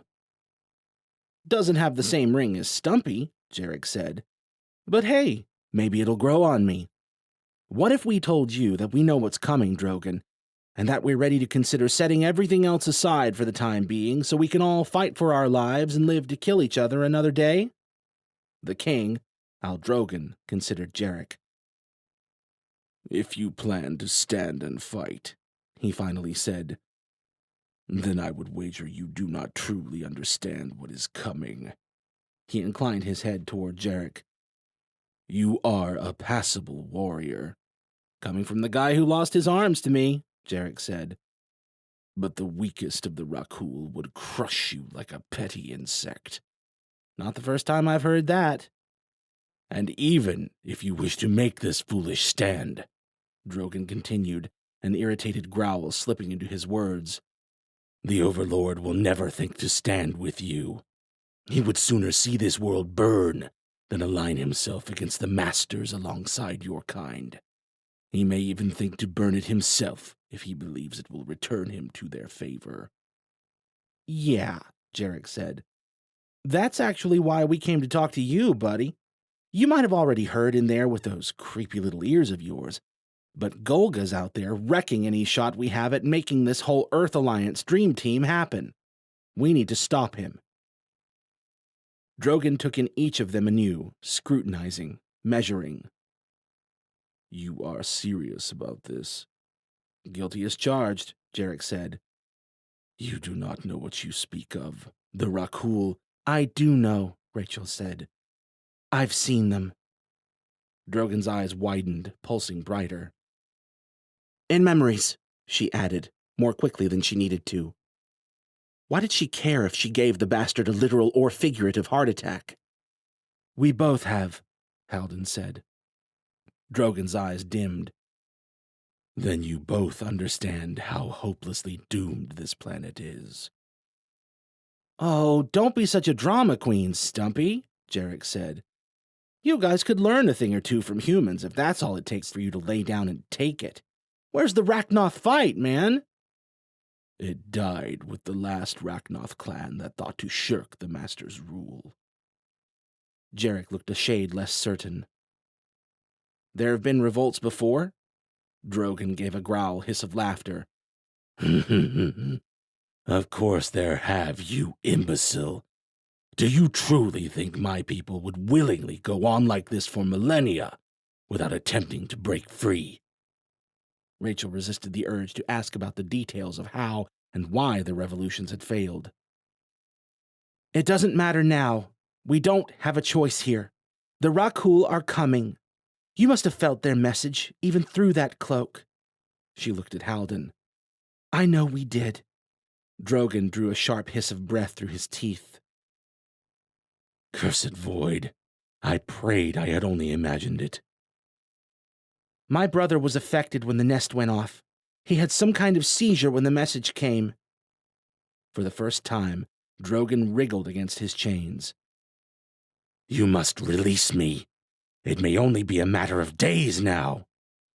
Michael's okay now, by the way, Jarek said. Thanks for asking. What concern is the life of one human when the entire world sits on the precipice? Fools, we must move now. Jarek traded a surprised look with Rachel. Just like that, huh? One hint that these guys are on their way and suddenly you're on board with this thing you say can't be done? Drogon ceased his wriggling and gave an indignant sniff. I do not shirk from the thought of an honorable warrior's death. But that does not mean I wish to die. I am still young, and I do not relish being a servant of the Rakul any more than the rest of my people.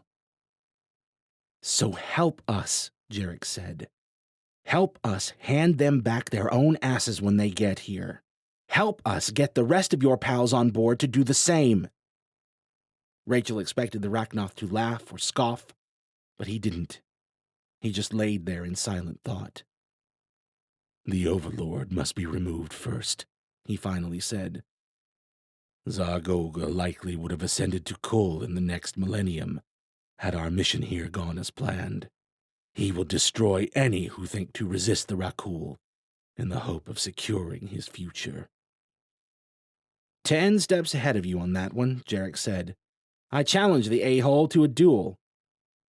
Drogon looked at Jarek like he'd just confessed he thought the earth was flat. That was exceptionally foolish, even for a human. Jarek raised his hands. Hey, don't hold back, Stumpy. Tell me how you really feel. Drogon blinked. I was not being facetious, Jarek Slater. You nearly fell to me. Zargolga is far stronger, faster, and much more experienced in combat. Much as it shames me to say, better you attempt to catch him unaware, or in the chaos of a larger engagement. Face him one-on-one, and he will kill you. An honorable death, to be sure, but not one that promotes our survival. If I didn't know any better, I'd say it almost sounds like you're worried about me, Stumpy. Drogon scowled. Ridiculous. I merely recognize you as one of the few humans who may be of any use if we are to attempt this madness. Jarek grinned. You're gonna go and make me blush now. He could play it off all he wanted. Rachel didn't miss the traces of uncertainty hiding beneath that grin. Drogon let out a hissing sigh and fixed Jarek with a level stare. You came here for my counsel, yes? Jarek tilted his head in acknowledgement. Now you have it, Drogon said. Do not go through with this plan if you wish to live. Jarek frowned, thought about saying something, and turned for the door instead. Helpful, Stumpy. Real helpful. Zargolga does not have a weakness to exploit, Drogon said. Jarek paused, hand halfway to the door. If you do this, Drogon continued, you must not underestimate him, and do not dare show him mercy. Zargolga may not be as old and powerful as the Rakul, but he is the most cunning warrior I have ever known. Jarek held the Rachnoth's gaze for a length, then he pulled the door open. See you tomorrow, Stumpy. Maybe I'll bring you back a souvenir. Drogon might have actually cracked the faint beginnings of a smile. Fight well, Jarek Slater. Rachel glanced between Drogon and the open doorway Jarek had disappeared through, her earlier confidence in the plan crumbling. Zar Golga wasn't easy prey, or prey at all, really. They'd seen that clearly enough this morning. If it hadn't been for their interference, Golga would have killed Alton half a dozen times during the fight. But to hear Drogon talk about Golga now? Jarek was tough, but they were talking about a creature who'd probably conquered more planets than Jarek had scars. And while he clearly wasn't oblivious to the fact, Jarek didn't seem nearly rattled enough about it. I need a drink, he said when they joined him down the hallway outside medical. He glanced at Halden. Is that a thing with you guys, or... I need to talk to you. Rachel was caught off guard by her own tone, and a part of her burned with satisfaction at the look it put on Jarek's face, like a part of him had just shriveled up. Alone, she added. Howden shot Jarek a slightly pitying look, nodded to Rachel, and shuffled off to rejoin the others in medical. Rachel grabbed Jarek by the arm and tugged him around to an isolated corner in the next hallway. Even before counting Fila, Rachel probably weighed about half of Jarek. With the exosuit, he could have lifted a dozen Rachels and held them all at arm's length. Despite all that, he didn't resist. You're angry, he said. You're an asshole! He held up a finger and started to say something, but Rachel silenced him with a look. You just get to decide you're going to waltz off on your big suicide cockfight and fuck whatever the rest of us have to say about it? It's not right, I know. For a second, he actually looked apologetic. Then his big, stupid mouth won out. I mean, a suicide cockfight? What does that even mean? Are the cocks suicidal, or... She thrust a hand toward him and let her frustration flood out in a wave of telekinetic force. He staggered back a few steps and raised a hand. Okay. Jesus, Goldilocks! She maintained her weapons-grade glare and tried unsuccessfully to blow a strand of hair out of her eyes. Jarek, to his credit, didn't say a thing about the failure. Look, what do you want me to do? Tall, dark, and ugly's gotta go, and someone has to do it. I took Stumpy, I can take Golga too. What she wanted him to do was to drop the tough guy act for 5 seconds and tell her that he understood he wasn't invincible, that he could die tomorrow, that just because Golga needed to go didn't mean he was going to do it quietly, or at all. You heard Drogon in there, she said. This isn't just another fight. You can't keep acting like this is some fucking game you can't lose. Jarek shrugged. It's my neck. She ground her teeth. Fine. You're a grown man. You can do whatever the fuck you want. Good for you. But you don't get to make that call, then expect us all to care. His face furrowed into a dark frown, but she wasn't done. Is that what you want? You want me to plead for you to stay? To not throw your life away like a fucking crazy person? He said nothing and held her stare with maddening calmness. Only it wasn't calmness, was it? There was tension there in the line of his jaw. Tension that bled slowly into guilt in the dark depths of his eyes. Seconds ticked by, his mask wavering a millimeter at a time. She thought to look away, but her eyes didn't move. Free fall. That's what the stare felt like. Only gravity had reoriented and when had he stepped so close? Or had it been her who'd stepped closer to him? She caught his hand midway to her cheek out of reflex more than anything. He moved closer, eyes darting across her face now, uncertain, vulnerable. They settled on her lips. Her voice came in a soft whisper. What the fuck are you? He kissed her.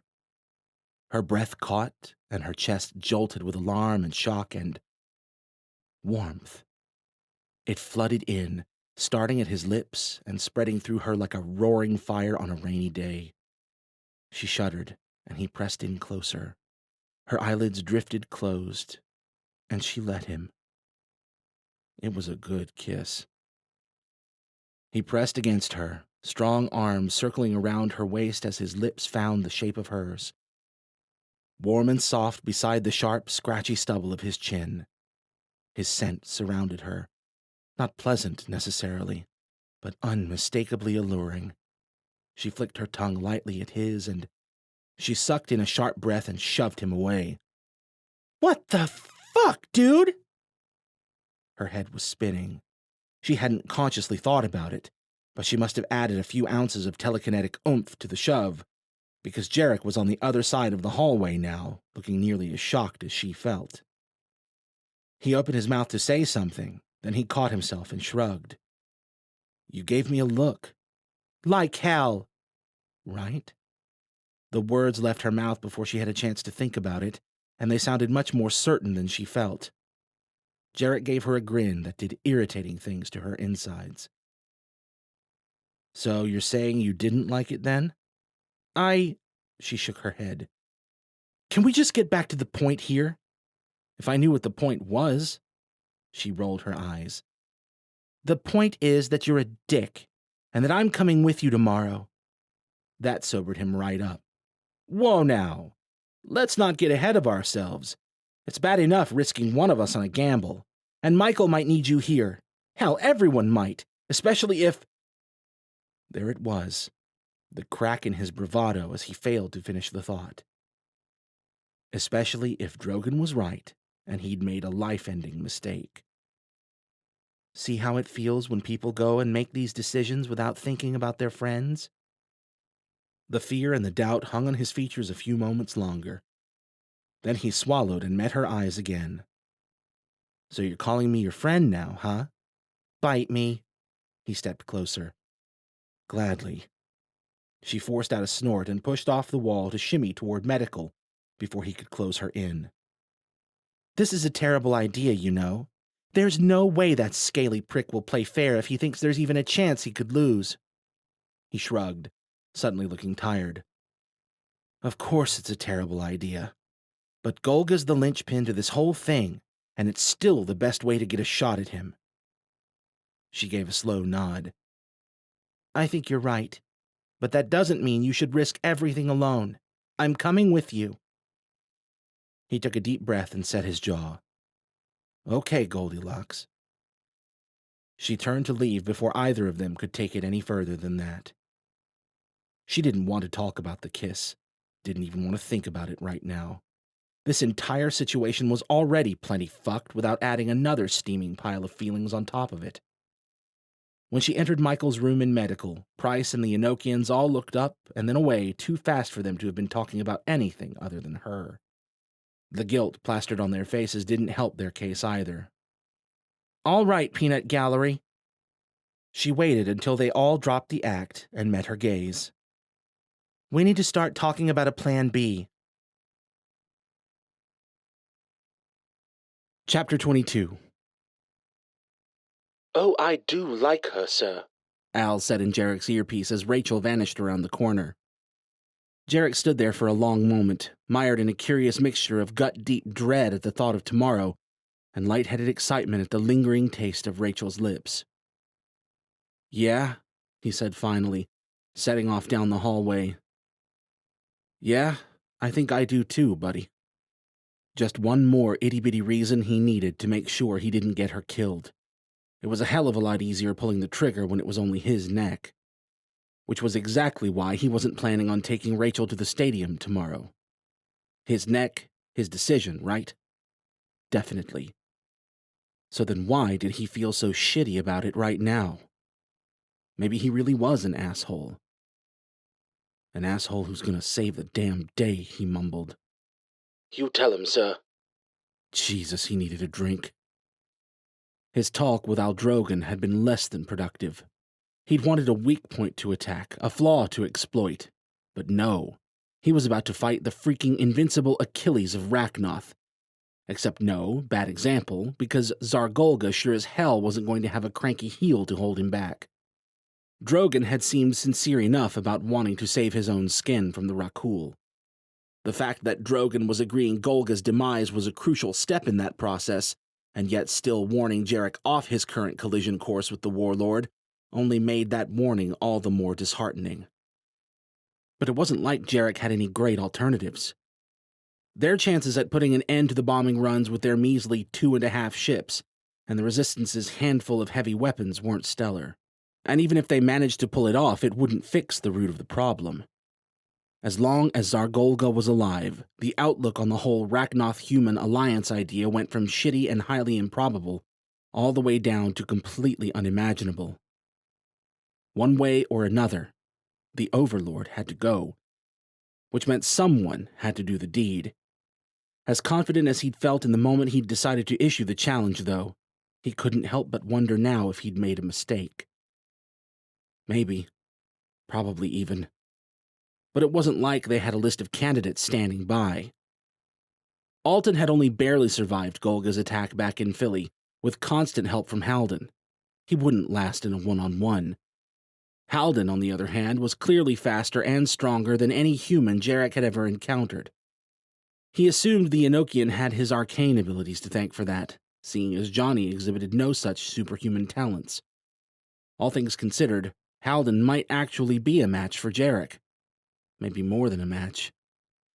Hell, Rachel probably could be too if she really wanted to roll up her sleeves and get dirty. But he never could have stood aside and watched either of them step out to fight Zargolga on their own. Rachel was right. He'd acted selfishly, without forethought. He'd defaulted to habits gained from working, living, and fighting on his own. And at the end of the day, he didn't feel badly about taking this fight for his own. But whether he liked it or not, he wasn't alone in this fight anymore. He'd always had Price and Al, but now he had Alaric, Leah, the Enochians, maybe even the Resistance. And he had Rachel. Rachel, who'd stood beside him at every turn, who'd already saved his bacon more times in a week than anyone save for Al. Rachel, who was decidedly on his side, and fierce and strong and increasingly sexy as all hell. He hadn't meant to kiss her, really. Wanted to, sure. But the actual execution had unfolded seemingly of its own accord, like watching natural law in motion. The kiss itself, the way her surprised breath had tickled his lips, and the way her initially resistant lips had given way to hot, urgent need, if only for a moment. He shook his head clear as he passed by a pair of resistant soldiers who were eyeing him distrustfully. Good thing he wasn't wearing sweatpants right now. Then they really would have had something to stare down. Al cleared his throat at the development and snapped Jarek back to more appropriately doomy and gloomy thoughts, which he had in spades. He probably wouldn't have admitted it out loud without several drinks and a damn good reason, but facing down Drogon at Price's and then again at the ports easily ranked among his top 5 most pants-shitting moments, right near the top of the list. Fighting marauders and the rest of humanity's most deplorable wasn't a bucket of giggles, but at least Fila's protection gave him a safety margin when tangling with humans.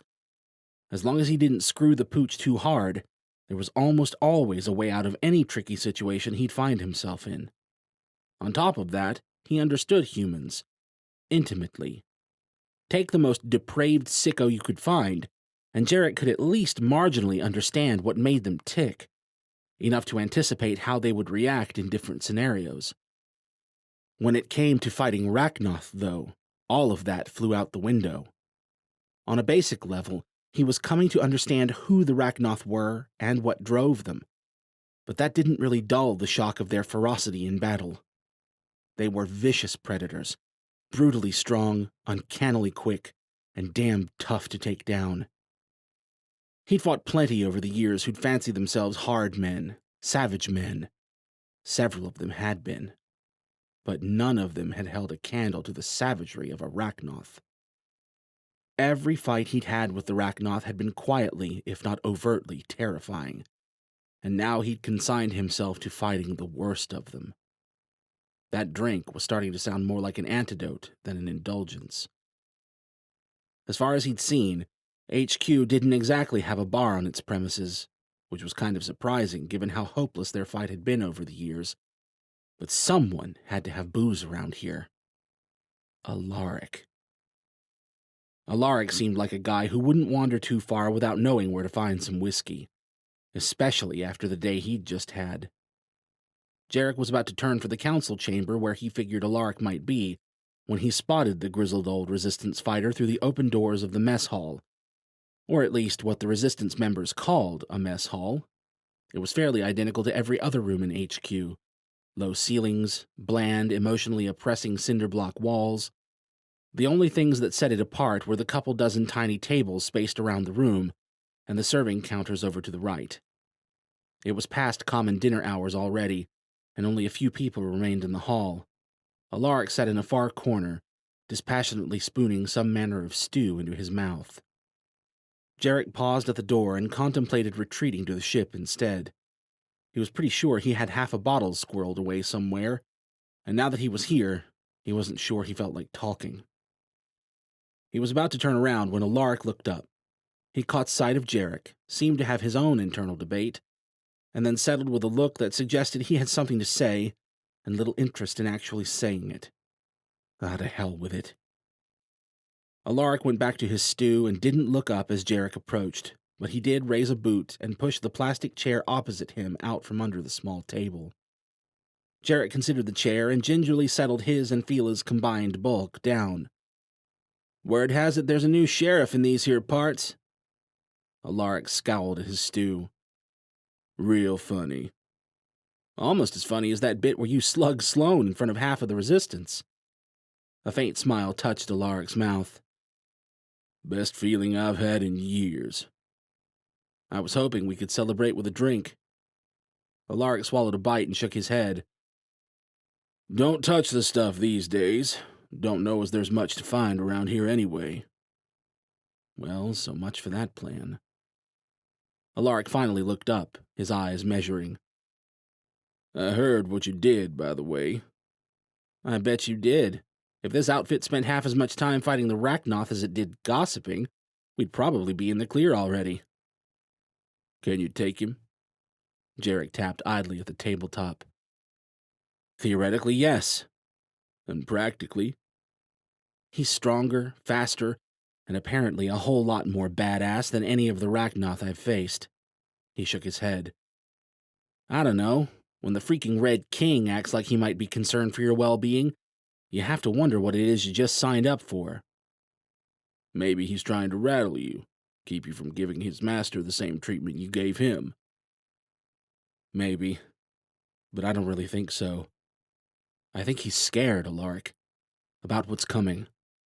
Seems like Alton and our Enochian friends are too. And thinking about what would scare the monsters, not to mention Rachel, well, that's pretty damn scary, right?" Alaric shrugged, studying him closely. "About as scary as flying into what's probably going to be a trap to face what's probably the most vicious bastard this planet's ever seen in a one-on-one duel." "Yeah, well, someone had to do it." "Did they?" Jarek didn't say anything. It did feel an awful lot like he was preparing to fight an uphill battle just to buy the right to fight another bigger uphill battle, and another after that. Thinking about the entirety of the work ahead made him want to go find a dark, quiet corner to hide in. But people were dying out there, and a lot more were going to join them if someone didn't find the stones to keep putting one foot in front of the other. Not that that was about to quell the stream of icy dread flowing through his guts or anything. "He's broken inside," Alaric said quietly after some time. It wasn't hard to guess who he was talking about. Jarek just wasn't sure what to say to that. "Seth was a good kid once, you know," Alaric continued, not seeming to notice or mind Jarek's lack of input. "Wanted to be a painter, for Christ's sake. Of course, the catastrophe put a damper on all of that, but you never would have known it to look at him. Not at first. It got harder in the first couple of years, watching the world degrade and never rebound. You know how that felt. Hell, I can only imagine what you got up to back then." "Yeah," Jarek rubbed the back of his helmeted head. "Mistakes were made." The ghost of a wan smile crossed Alaric's face. "They most certainly were. starting the resistance, leaving Seth and his mother to fend at a homestead for months at a time. I thought I was doing a good thing for the world, but, well, mistakes were made. I don't think that bastard Golga ever meant to find Seth. His people were always sweeping through here and there back then, grabbing up fresh recruits, willing or no. He shook his head. They found my son by sheer shitty luck. Golga must have realized who Seth was when he got into his head to do whatever it was that... Alaric ran a hand over his scraggly gray beard. No use speculating now. The point is that I've been moping in Deadwood all these years, thinking the reason that bastard was able to get Seth to do what he did was that I'd opened the door. That I'd failed him as a father, failed to protect him and his future. Hell, everyone's future. The future of the world. But I was wrong. He fixed Jarek with a haunted look. You know what he told me today? Jarek shook his head, not entirely sure he wanted to know. Alaric clenched and unclenched his jaw several times before he managed to speak again. He told me he wishes he'd had the chance to kill me too. Wishes he could have cut my throat while I slept. Jesus. Alaric took a shaky breath and shook his head. Not an easy thing to hear, you can imagine. But it did help me see something. What's that? The way he said it, that evil glow in his eyes. Golga didn't just play with my son's head. I'm sure of that now. He didn't just twist his thoughts and fears around. He broke Seth's mind completely, smashed it to bits. Then he told him who he was going to be and what he was allowed to think and believe. My boy could have hated me, probably would have after everything that happened. He might have even wished I was dead. He shook his head, but never like that. Jarek had seen far too many people slide down the insidious slope from well-meaning to monstrous to think anyone was truly above the risk of going bad in terrible circumstances. But he wasn't about to say that to Alaric right now. Besides, maybe there really was more to it than that. Golga had clearly done something to Mosin. Probably a lot of somethings, considering the eyes and the ridiculous strength and resilience. It wasn't hard to imagine the transition from Seth Weston to Mosin the psychopath had involved a good deal of mental reprogramming, possibly of the creepy alien telepath variety. In the end, Jarek wasn't sure it really mattered. Maybe there was some piece of Alaric's son left in Mosin. Maybe he was even redeemable. Jarek hoped so for Alaric's sake. But even if that were the case, it didn't make Mosin any less dangerous right now, and he wasn't about to pretend otherwise. I'm sorry, Alaric. Alaric fixed him with a grave stare. I'm not telling you any of this for sympathy, son. I'm telling you because that son of a bitch Golga needs to die. He stood, gathering up his bowl. I'm still not sure the rest of his kind shouldn't join him, but if these Rakul are coming, well, maybe an alliance is the only way. But not with him. When we face him tomorrow, I want you to remember that. We? Nelkin told me to pass along his thanks if I saw you before he did, and to let you know you have the full support of the Resistance in taking that bastard down. Surprised he didn't track you down yet. They're putting together an escort team for you. That was unexpected. He'd mostly been counting on another attempted chastising from Resistance Command, complete with phrases like loose cannon and reckless behavior. And you didn't think to tell him that's a terrible idea? Nope. Just told him I'd lead it. Nice call on high noon, by the way. What? It's not enough to send a whole team into a potential trap? They need to send a commander too? Alaric frowned down at him. I'm no commander. Are you sure? Because you punched one out and used the words, I'm back now. I might need to brush up on Resistance bylaws, but I think you might be a command— Hey! Alaric was already striding off to deposit his bowl in the receptacle by the kitchen. Get some rest, son, he called, flicking 2 fingers over his shoulder in something between a salute and a wave. Big day tomorrow. Yes, sir, Commander, sir, Jarek called. Good talk, man. Great closure. Yeah, don't let me keep you. Alaric disappeared through the doorway. Yep, he's gone, he mumbled. Jesus. For people who question my decisions, they sure are eager to all jump in on the suicide cockfight. Astounding, Al agreed. It's almost as if they care about you, sir. He huffed a light chuckle. Rachel, maybe. Alaric probably just wants to make damn sure Golga ends up properly dead tomorrow. He hesitated, too uncertain about his next words to even speak them to Al at first. Too bad neither of them will be there. Al was silent for a stretch. You know, you don't have to do this, sir, He finally said. There are several alternatives that might feasibly enable us to remove Zargolga from the equation. Got any we can pull off by tomorrow that don't involve hundreds of innocent people dying?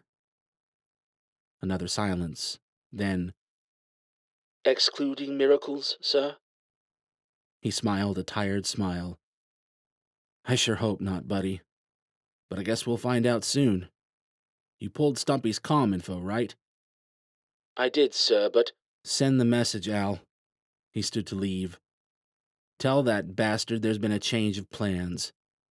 No one could try to stop him if they didn't know where he was going or when he'd be there. And if it was time to step up to the plate, he might as well do it right. Tell him I'll see him bright and early at Yankee Stadium.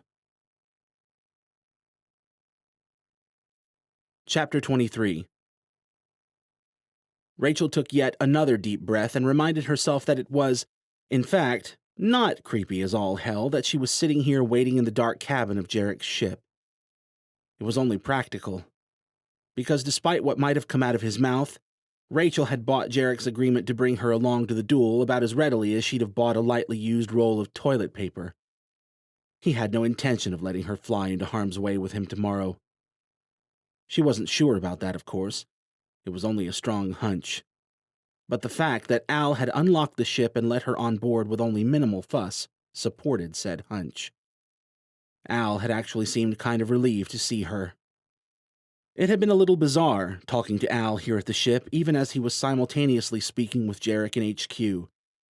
She'd offered to wait until Al had wrapped up his conversation on the other end, but he'd insisted it wasn't a problem. One of the perks of being a digital construct, apparently. Once she'd gotten on board and settled into Jarek's raggedy but comfortable brown recliner, though, Al had mostly left her to sit with her own thoughts, which was just as well. She had what felt like a few years' worth of mental processing to catch up on. And out here, it was dark and quiet and almost peaceful. Here we come, ma'am, Al said quietly from the cabin speakers. Well, it was dark at least. Her heart picked up as half a dozen scenarios played through her head. Would he be angry she'd sneaked aboard? Should she even care? If he was, he could shove it. He didn't get to pull a fast one and then get upset just because she'd seen through his crap, right? Yeah. Assuming he actually was pulling a fast one. She could be getting ahead of herself. And if he wasn't?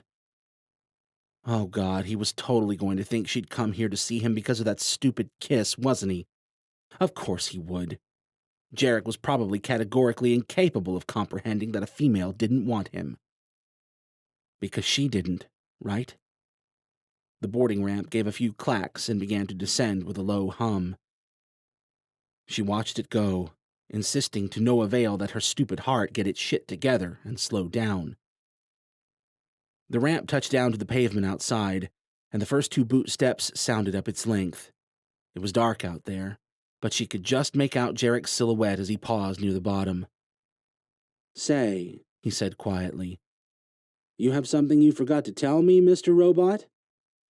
She thought about waiting to see if Al would say something out loud, but decided the jig was already up. Knowing what little she did about Fila's sensors, she wouldn't be surprised if Jarek had heard her breathing or her heart or something, and he could probably see her sitting in the dark right now if he was using his helmet display. He wanted to tell you you're an asshole, but I thought I'd take the honor. Them's fighting words, Goldilocks. He strode up the ramp and slapped the switch to close it behind him. Once it had closed and locked with a few clicks, he brought the cabin lights on and slid his faceplate open.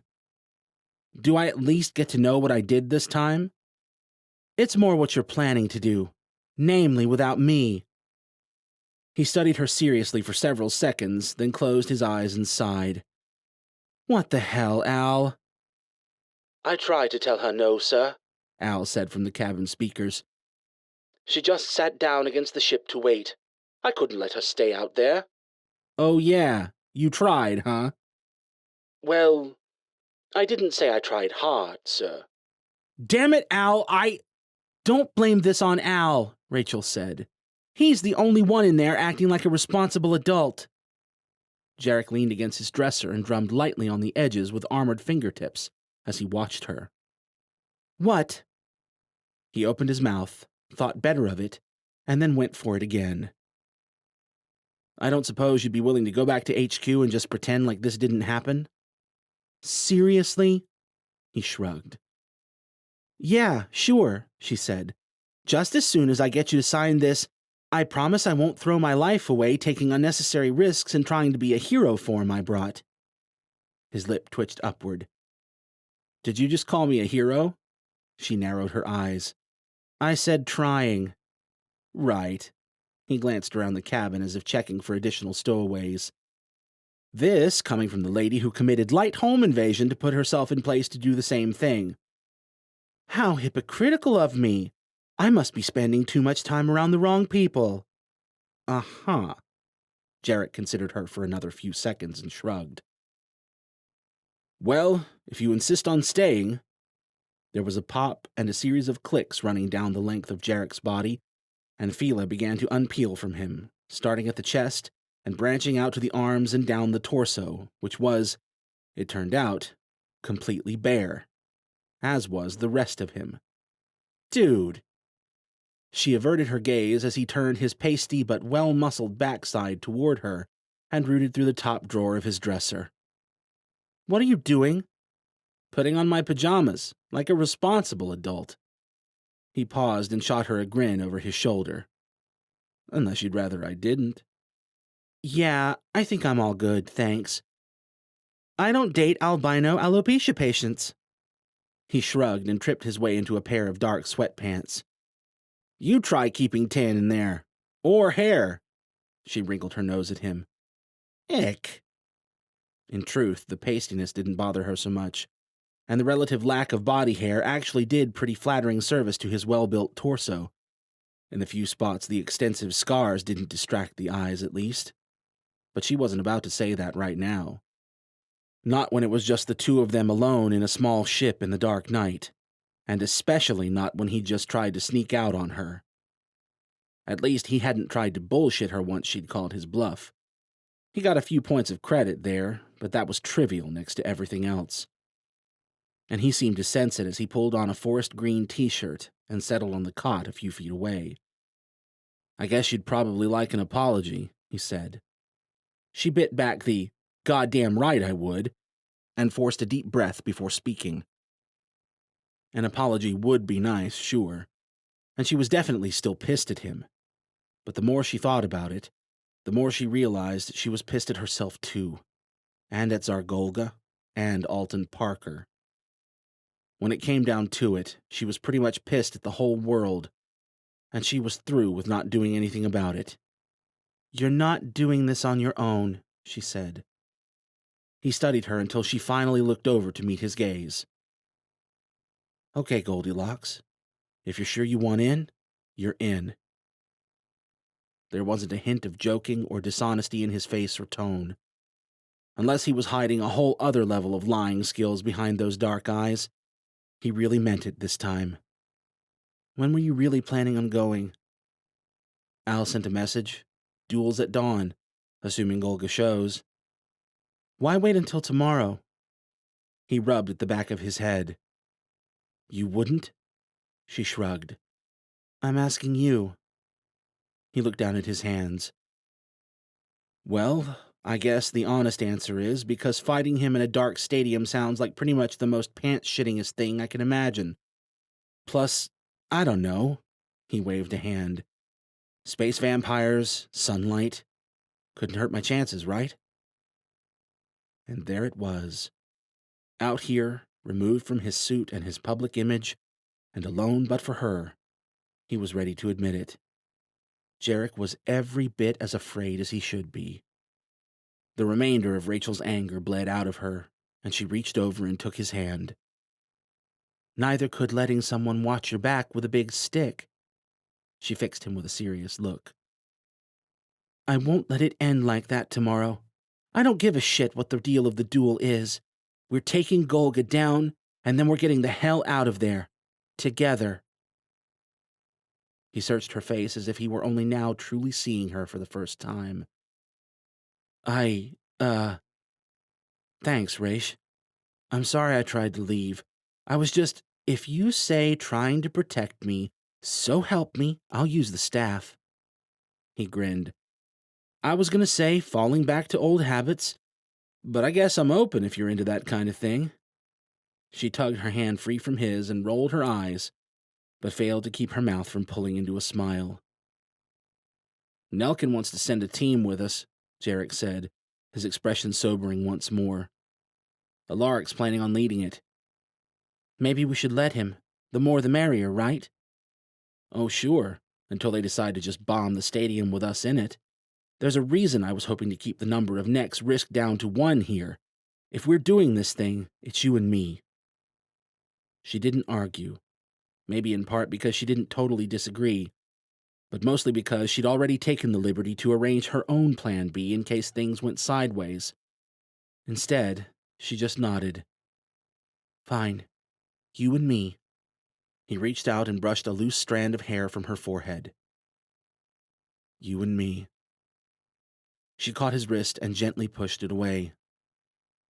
What? He sized up her frown. Are you telling me that this isn't the part where we totally make out? Try as she might, she couldn't manage to halt the heat flowing into her cheeks. It so isn't. She dropped his gaze while she still could, but not before she caught the wolfish grin spreading across his mouth. Thankfully, he rose without another word and tromped up toward the cockpit. We'd better get moving, then, he called over his shoulder. Now? She stood and followed after him. Might as well get over there and get settled while it's dark, he said as she plopped down in the co-pilot's chair beside him. That way Al can watch for funny business through the night. Both outside and inside the ship, sir, Al said. Yeah, Jarek said. Just plot the course, will you, Mr. Robot? Already plotted, sir. Are we all sure about this? Jarek turned a questioning look to Rachel. There's still time to bail, Goldilocks. Judgment-free. Even by my standards, this is kind of a bold move. If Golga decides to play dirty, you'll need someone watching your back, she finished. What do you think I'm here for? The good company? I mean, it's not bad, right? She broke their gaze and looked out the banged-up windshield to hide her smile. Once she was facing the thick darkness outside rather than Jarek's infernal grin, though, her smile died quickly enough. I'm not leaving. All right, then, Jarek said. You know the drill, Al. Assuming this thing can still fly, Rachel muttered as Al powered up the ship's motors. The ship had taken more than its fair share of gunfire that morning. Jarek frowned at the beaten windshield. She'll hold together. He winced at the protesting groan that accompanied their liftoff. Right, Al? At this point, I don't know if we would survive a collision with a pigeon, Al said, yawing the ship around and easing into a careful acceleration. But yes, sir, the ship is more or less capable of making the trip. Jarek met her dubious stare. See? Totally golden. As long as we don't end up needing to make a hasty getaway. She arched an eyebrow. Yeah, 'cause when has that ever happened before? Jarek patted the control console. She'll hold together. I might need to recruit Price for some serious repair work once we make it back, but she'll hold together. Even with their creeping speed and excessively cautious route, the flight didn't take long. 30 minutes later, they were closing in on Yankee Stadium from the northeast. According to the map, at least. The only real visual landmark was the glow of Zargolga's New York base of operations several miles to the south. Directly below, though, by the stadium, it was too dark to pick out much other than the occasional light or fire here or there. Al brought them to a quiet landing in what the map proclaimed had once been Joyce Kilmer Park, and cut the engines. Without the steady hum of the engines and with nothing but darkness outside, the silence pressed in on them extra heavy, right along with the apprehension at being in enemy territory, at what they were fixing to do tomorrow, at being utterly alone in the dark night with Jarek Slater. She felt more than saw him watching her, not that there was much to see. Al had killed the lights in the cockpit and dimmed those in the back cabin enough to keep the cockpit windshield from acting as a well-lit, "Come kill us here" sign. "What?" she asked, the heat in her cheeks actually making her grateful for the cover of darkness. The Jarek-shaped silhouette shook its head. "Nothing. We should get some sleep. You take the cot. I'll—" "Take your cot." Rachel gingerly plodded through the dark and laid down on one of the benches at the rear of the cockpit. "The prize fighter needs his beauty sleep. I promise I'll survive." He hovered nearby for a second, seeming like he'd say something, but then disappeared into the back without a word. There was the padding of bare feet and a few shuffling noises, then a series of faint mechanical whirs and more decisive clicks and snaps. Jarek entered the cockpit again, his silhouette enlarged with Fila's added bulk. "What are you—" He bent down and scooped her up into his arms. "Hey!" she cried as he maneuvered them into the back cabin. "Shh!" he whispered. "Might I remind you both that loud noises are currently inadvisable?" Al said quietly from the cabin speakers. "See?" Jarek said. "Yeah? Well, maybe you shouldn't go around snatching people up like Tarzan." The dim lighting in the cabin was just enough for her to make out his face as he stopped at the cot and studied her. "You gonna put me down, or do I have to give you a banana or something?" He smiled and set her gently down on the cot. "Rewards are welcome, but not required." He lingered over her, holding her gaze, and for a long, breathless moment, she thought he'd kiss her again. Worse, she wanted him to. But thankfully, some corner of her sane mind managed to squeeze out, "Head in the game, Tarzan. Big day tomorrow. Eye on the prize and all that." He cocked a brow. "Isn't it?" She forced a snort, trying to ignore the rest of the feelings swirling through her. "I never really took you for a cheese ball, but... Oh, I'm just full of surprises." Finally, mercifully, he stood back up and broke some of the tension between them. "Where are you gonna sleep?" By way of reply, he sank to the deck and stretched out beside the cot. "Seriously?" "Bedding is kind of redundant when you have an exo with perfectly formable internal padding," Jarek said. "Al knows how I like it." "Is it too much to ask to be left out of your innuendos, sir?" "You know it is," Jarek said. "How can you be a dear and get the lights?" Al affected a sniff in response, and the cabin lights cut out, leaving them in nearly complete blackness. She couldn't even see Jarek now. "Thanks, buddy," he said quietly. Then after a pregnant silence, "Guess I'll see you bright and early, Goldilocks." The fear that she'd been holding down since first boarding the ship to wait for Jarek began to creep out now, writhing its tendrils around her in the dark and weighing her down until she couldn't move, couldn't breathe. Tomorrow. What was going to happen tomorrow she couldn't say, but there was no option that sounded anything less than terrifying, short of Golga simply not showing up, of course. Something told her that wasn't going to happen, though. Slowly, almost timidly, she reached out in the darkness and found Jarek's hand already resting on the edge of the cot, waiting for hers. She gripped it tightly, wishing she could feel the warmth of his flesh instead of the cool smoothness of his armor. Jarek must have had a similar thought, because he wordlessly released her hand, and after a pair of clicks and a faint whir, a warm hand found hers and squeezed. She squeezed back, half a dozen thoughts hanging on the edge of her tongue. For a long time, she hung there in limbo, wanting to talk, cry, to run, to do anything but lie there and wait for the inevitable. Jarek held her hand all the while, and she held his back until the silent darkness finally took her. Chapter 24. Form-adaptive, supportive internal membrane and gallant chivalry aside, when he woke, Jarek certainly didn't feel like it was a trank foam mattress he'd been sleeping on. The aches and pains in his hips and back weren't so bad, next to the discomfort radiating, or not radiating as it were, from his right arm, which was numb as a brick. His eyes showed him what his hands should have been able to feel. Even after he'd finally managed to fall asleep, Fila had kept his arm raised up to the cot's side, and his fingers were still intertwined with Rachel's. He probably had Al to thank for that, the romantic devil. Thoughts of romance faded from thought as Jarek untangled his fingers from Rachel's and peered up at the glint of dawn sunlight poking in from the cockpit windshield. The blood-red glint. Well, that can't be good, he muttered, trying to shake some semblance of life back into his arm. Talk to me, Mr. Robot. A single ship did enter the stadium, sir, Al said in his earpiece. Roughly 3 hours ago, but it left quickly enough. It only appeared to be sweeping the area. Appeared to be? Beside him, Rachel stirred with a moody groan. That's a lot of concrete for the scanners to see through, sir. Perhaps, if you'd been more open to a certain party's protests, I could have properly pointed out the potentially confounding detail. Shit.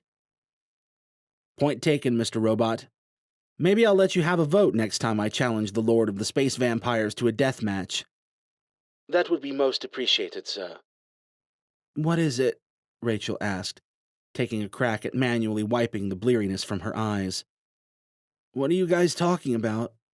She seemed to remember where they were all at once and sat bolt upright. Are they here? Easy, Goldilocks. Jarek rolled to his feet and stretched his arms overhead. Someone came and went in the night, but we're like 50% sure they didn't leave a trap for us. Maybe even 60 if Al's feeling cocky today. My sincerest apologies, Al said. Next time I'll get my act together and scan harder, sir. It's not as if the equipment has technical limit. Oh. Jarek tensed. What? Lone ship inbound for the stadium, sir. A fairly small craft, no larger than ours. Oh. Jarek traded a somber look with Rachel. Double shit. Technically, Golga's arrival, assuming it was indeed Golga, was good news, but somehow it didn't make Jarek want to do the happy dance. Okay. He hefted the big whacker from its hanger on the side of his locker. Game time, then. He strapped on his sword and gun belt as he had 1,000 times before, taking what comfort he could in the familiarity of the process. Then he turned to Rachel, who was checking something on her bullet catcher. She met his eyes, looking tense but steady, and Jarek decided he was damn glad she'd called his bluff. As much as he detested inviting her neck to the chopping block beside his, having her here at his side was about the most reassuring thing he could have asked for. Ready? She asked. Let's do it. His lip twitched. And then we can go save the day. She spared him a long moment's stare, then turned and headed up to the cockpit. Rain check, he called after her. Got it. That ship is setting down in the stadium, sir. Right. Take us up, Al. Jarek stepped into the cockpit as the ship crested the adjacent buildings and the wide shape of Yankee Stadium came into view. From what he could see through the scuffed, cracked windshield, the stadium was still largely intact but for the caved-in southwestern corner, which had probably been caught in the same blast that had left several of the nearby buildings in ruins. Like a lot of structures these days, its walls were coated with a healthy growth of moss and beginning to crumble in places. Al pulled the ship to a hovering halt over the worn pavement of the parking structure across the street, while they assessed the scene ahead. "Always wanted to see a big game here," Jarek said. Rachel gave him a tired smile. "No, you didn't." "No," he smiled and shook his head. "I really didn't. How's it looking, Mr. Robot?" "I'm seeing some movement down on the ground level, sir. Looks like reinforcements." "Not exactly unexpected," Jarek said. "Comforting," Rachel said, popping an earpiece over her left ear. "In case we get separated," she added, tapping the earpiece. "Good call.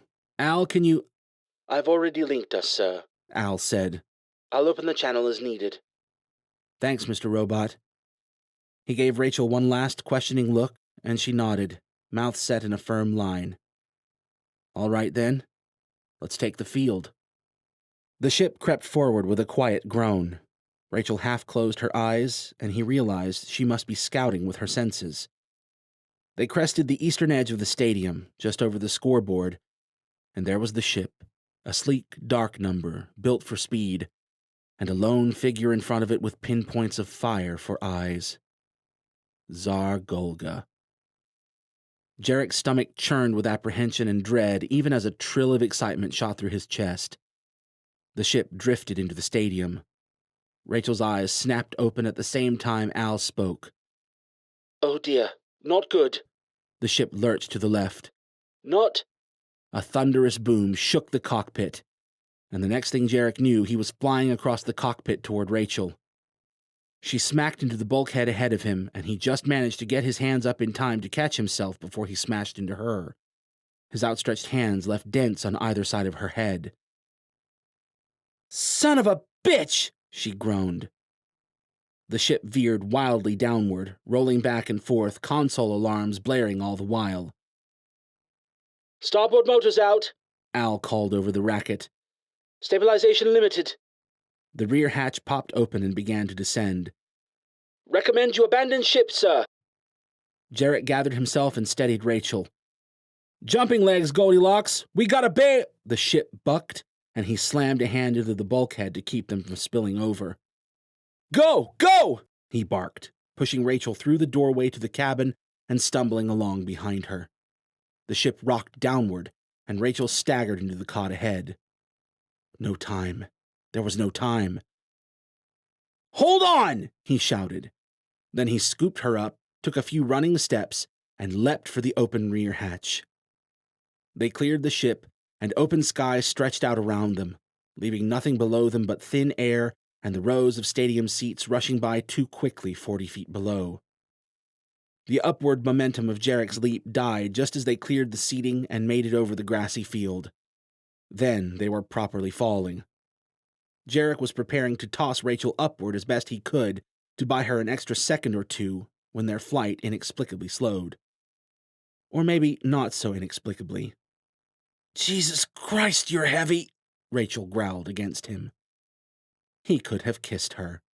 He'd been fully prepared to take a heavy landing for the team, but even with Fila's significant mechanical aid, the shock of impact wouldn't have been pretty. Instead, they drifted down at a manageable pace and touchdown jostled and disoriented, but uninjured. Jarek drew his sword, scanning the surrounding stadium. A group of dark-clad men were emerging from the tunnels at one side of the field. Back where they'd flown in, a pair of guys were looking down at them from a perch by the scoreboard, one of them holding some manner of rocket launcher. "Traitorous bastards shot us down," Rachel said behind him. He was about to commend her on her astute observation when Al cried, "Geronimo!" in his ear. He whipped around to see the ship buck drunkenly downward, still cruising forward with considerable velocity. It hit the field with a bone-jarring crash and a wrenching of strained metal and skimmed 15 yards across the grassy field, bound straight for Tsar Golga and his dark ship.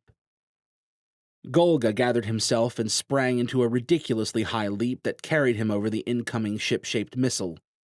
The Rachnoth landed 20 yards away from Jarek and Rachel, eyes alive with scarlet fire, and began stalking toward them, not even bothering to turn back as their ship's prow smashed into his vessel with another sharp crash. "Right," Jarek mumbled, taking in Golga properly. The Overlord wore no clothes, his entire body covered instead in the dark forest-green scales of his Rachnoth hide, and he held a giant, gnarly mace leisurely over one shoulder. Movement to the right drew Jarek's attention, and he glanced over to see another half-dozen men emerging onto the field, led by their old Rachnoth pals, Toady and Slenderface. Jarek stepped forward to plant himself between Golga and Rachel while she faced Golga's posse. This was bad, but they weren't dead yet. "I'm starting to get the impression you might not plan on playing fair, Golga," Jarek called. The Rachnoth stopped 10 yards from them and studied them with those glowing red eyes, his reptilian expression unclear.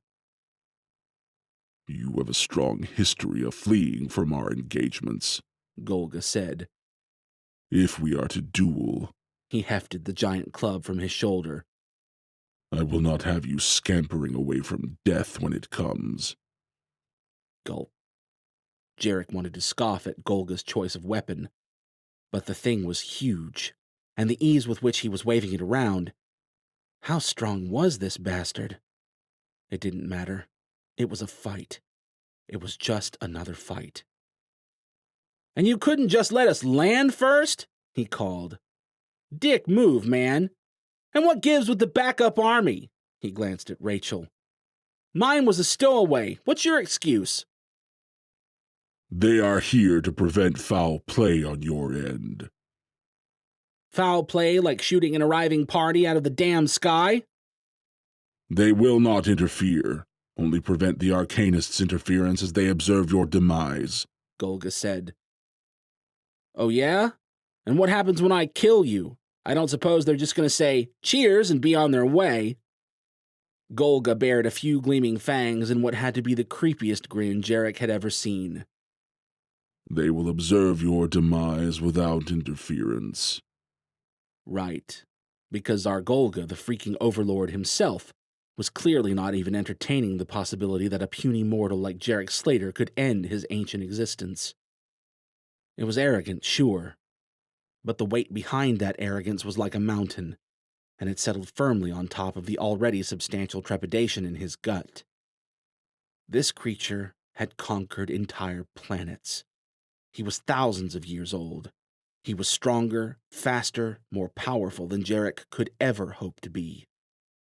Jarek looked at the dark metal of his sword and reminded himself that no matter how strong and fast the bastard was, he was still flesh and blood. He could die just like the rest of them. He glanced back at Rachel. She clearly liked this even less than he did, but there wasn't exactly an abundance of choices left. It wasn't like they could get in their ship and leave. He gave her a small nod, and she returned it after a second with a look that assured him she wasn't about to lay down and let either of them die, no matter what happened. It melted some of the apprehension clutching at his chest as he turned back to Zargolga and that giant studded club of his. Flesh and blood, he reminded himself. Scaly, strong as hell, flesh and blood. "All right then, big guy." Jarek slid his faceplate closed, took several distancing steps away from Rachel, and pointed his sword at the Rachnoth. "Let's see if you know how to use that thing." The scarlet fire of Zargolga's eyes blazed brighter. Then he lowered the mighty club from his shoulder and charged. Chapter 25. As it turned out, Zargolga did know how to use that thing. The Rachnoth tore across the thick grass between him and Jarek in an unnervingly fast sprint, instead of the wild leap he'd been expecting. Golga's first swipe was entirely too fast for the massive size of his club, but he managed it all the same. Jarek scooted back and barely shifted out of the club's path in time. Jarek nearly shat himself on the spot when he parried Golga's follow-up strike and got a better feel for just how damned heavy that club was. And again, when Golga pulled the deflected club back under control as if it had all the heft of a plastic wiffle bat. He aimed a counter at Golga's head, but the Rachnoth was quick, and Jarek was rattled. Golga easily stepped under the strike and spun to deliver a horizontal club sweep that probably would have left Jarek's torso a broken mess, Fila or no. Jarek didn't wait around to find out. He leapt backward a good 10 yards, buying himself a moment to breathe, or trying to at least. Golga followed at a tireless sprint fast enough that Jarek had to tuck straight into a roll upon landing to avoid another heavy club sweep. He barely had time to think before he righted himself and found an overhand blow descending on him. He twisted aside, clearing the club's path by a hair's breadth, then drove Golga back with his own diagonal cut. The Rachnoth wasted no time pressing back in. Jarek turned through a mind-numbingly fast series of steps, twists, attacks, and counterattacks, reacting on pure, hardwired reflex. No matter how fast he moved, Golga was already there at the next step. Jarek needed a second to reorient, to breathe. But Golga pressed on, raining blow after blow with no noticeable sign of slowing. Jarek was off-center now, had been from the start, and was slipping further with each exchange. He couldn't keep this up. Tsar Golga could. The Rachnoth fought on like a tireless, ferocious animal. If Jarek didn't get his shit together, and fast, one of these tiny slips was going to end up snowballing into Golga knocking his head off with that ridiculous club. He had a brief image of Rachel watching him pummeled to a bloody mess by this red-eyed monster, her hands outstretched, her face frozen in a soundless scream. If Jarek didn't get his shit together, if he gave in to the tired voice telling him it was already over, then it wasn't just his life. It was Rachel's. It was Al's. More likely than not, it was the Resistance and all those poor bastards getting bombed out of their homes for a second time. And fuck that. Never mind that Rachel never would have stood by and watched him die without throwing in. Never mind that he was tired and outmatched and afraid. They'd come here for a reason. They'd risk their lives and everything else for a shot at this vicious bastard. Between the ship going down and the shock at Golga's raw power, Jarek had lost focus on his purpose here. But now it snapped back, clear and crisp. He'd come here to put down this animal before Golga destroyed them all. Jarek gritted his teeth and stepped into Golga's next attack. The Rachnoth, having been hammering at him mercilessly for nearly a full minute, hadn't expected that.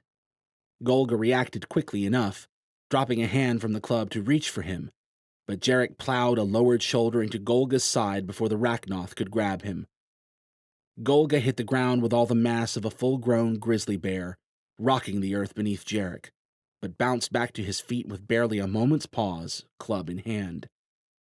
Jarek was already coming down on him with a series of cuts that put the Rachnoth momentarily on the defensive. It didn't last long. With each strike, Golga regained some control, simultaneously dulling Jarek's fleeting momentum. Jarek pressed on with everything he had, but soon enough they were back on even footing, circling each other cautiously for the first time in the fight. When Golga changed his pacing, Jarek tensed, but the Rachnoth only drew to a halt and showed him an unsettling, fang-filled grin. HQ is calling, sir, Al said in his earpiece. Urgently. Multiple channels. Jarek could continue pressing on with everything he had all he liked. What he had wasn't strong enough, simple as that. Golga was as fast as he was strong, as cunning as he was vicious. With the likely exception of potty humor, the Rachnoth outclassed Jarek in every way that he could think of. But none of that meant that Jarek couldn't win. All he had to do was shift his definition of the word. Tell them they don't need to worry anymore, buddy. I'm taking care of it. The whole challenge of close-quarters combat with deadly weapons boiled down to one thing: hitting them with your deadly weapon while avoiding theirs. Simple, sure, but not easy. Especially against a freakishly strong and fast, bloodthirsty monster with countless years of fighting experience. What was far easier was to remove the second half of the fundamental equation of battle. Even the best fighter was intrinsically more vulnerable in mid-strike. Of course, that vulnerability was normally countered by the fact that, if their opponent valued their life, they'd be busy blocking, dodging, or otherwise not dying. But if that opponent decided he was going to take a motherfucker down with him, no matter the cost, and hey, maybe he could even survive the hit he'd take anyway, that was another matter entirely. And as long as Golga died, Jarek won. So he didn't hold back when Golga charged him with all the power of a rampaging bull and the control of a time-tested warrior. He didn't plan for counters or evasions.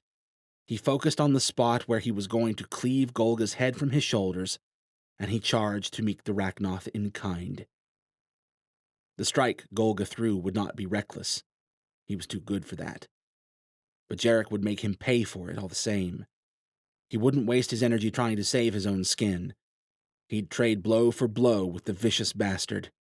He'd end Tsar Golga, end this fight, even if it killed him. He only wished he'd said goodbye to Price, told Al he'd been the best friend he could have asked for, given Rachel one last kiss. A wordless battle cry ripped out of his throat as they closed in. Golga's eyes flared brighter as he began to swing his club. Jarek swept his sword up for the killing blow, and Golga reversed direction with impossible speed, ducking under Jarek's cut and spinning around with an upward diagonal sweep. Time seemed to stretch, and yet Jarek could only watch in horror, powerless to avoid it, as the club rose toward his face. Then it hit.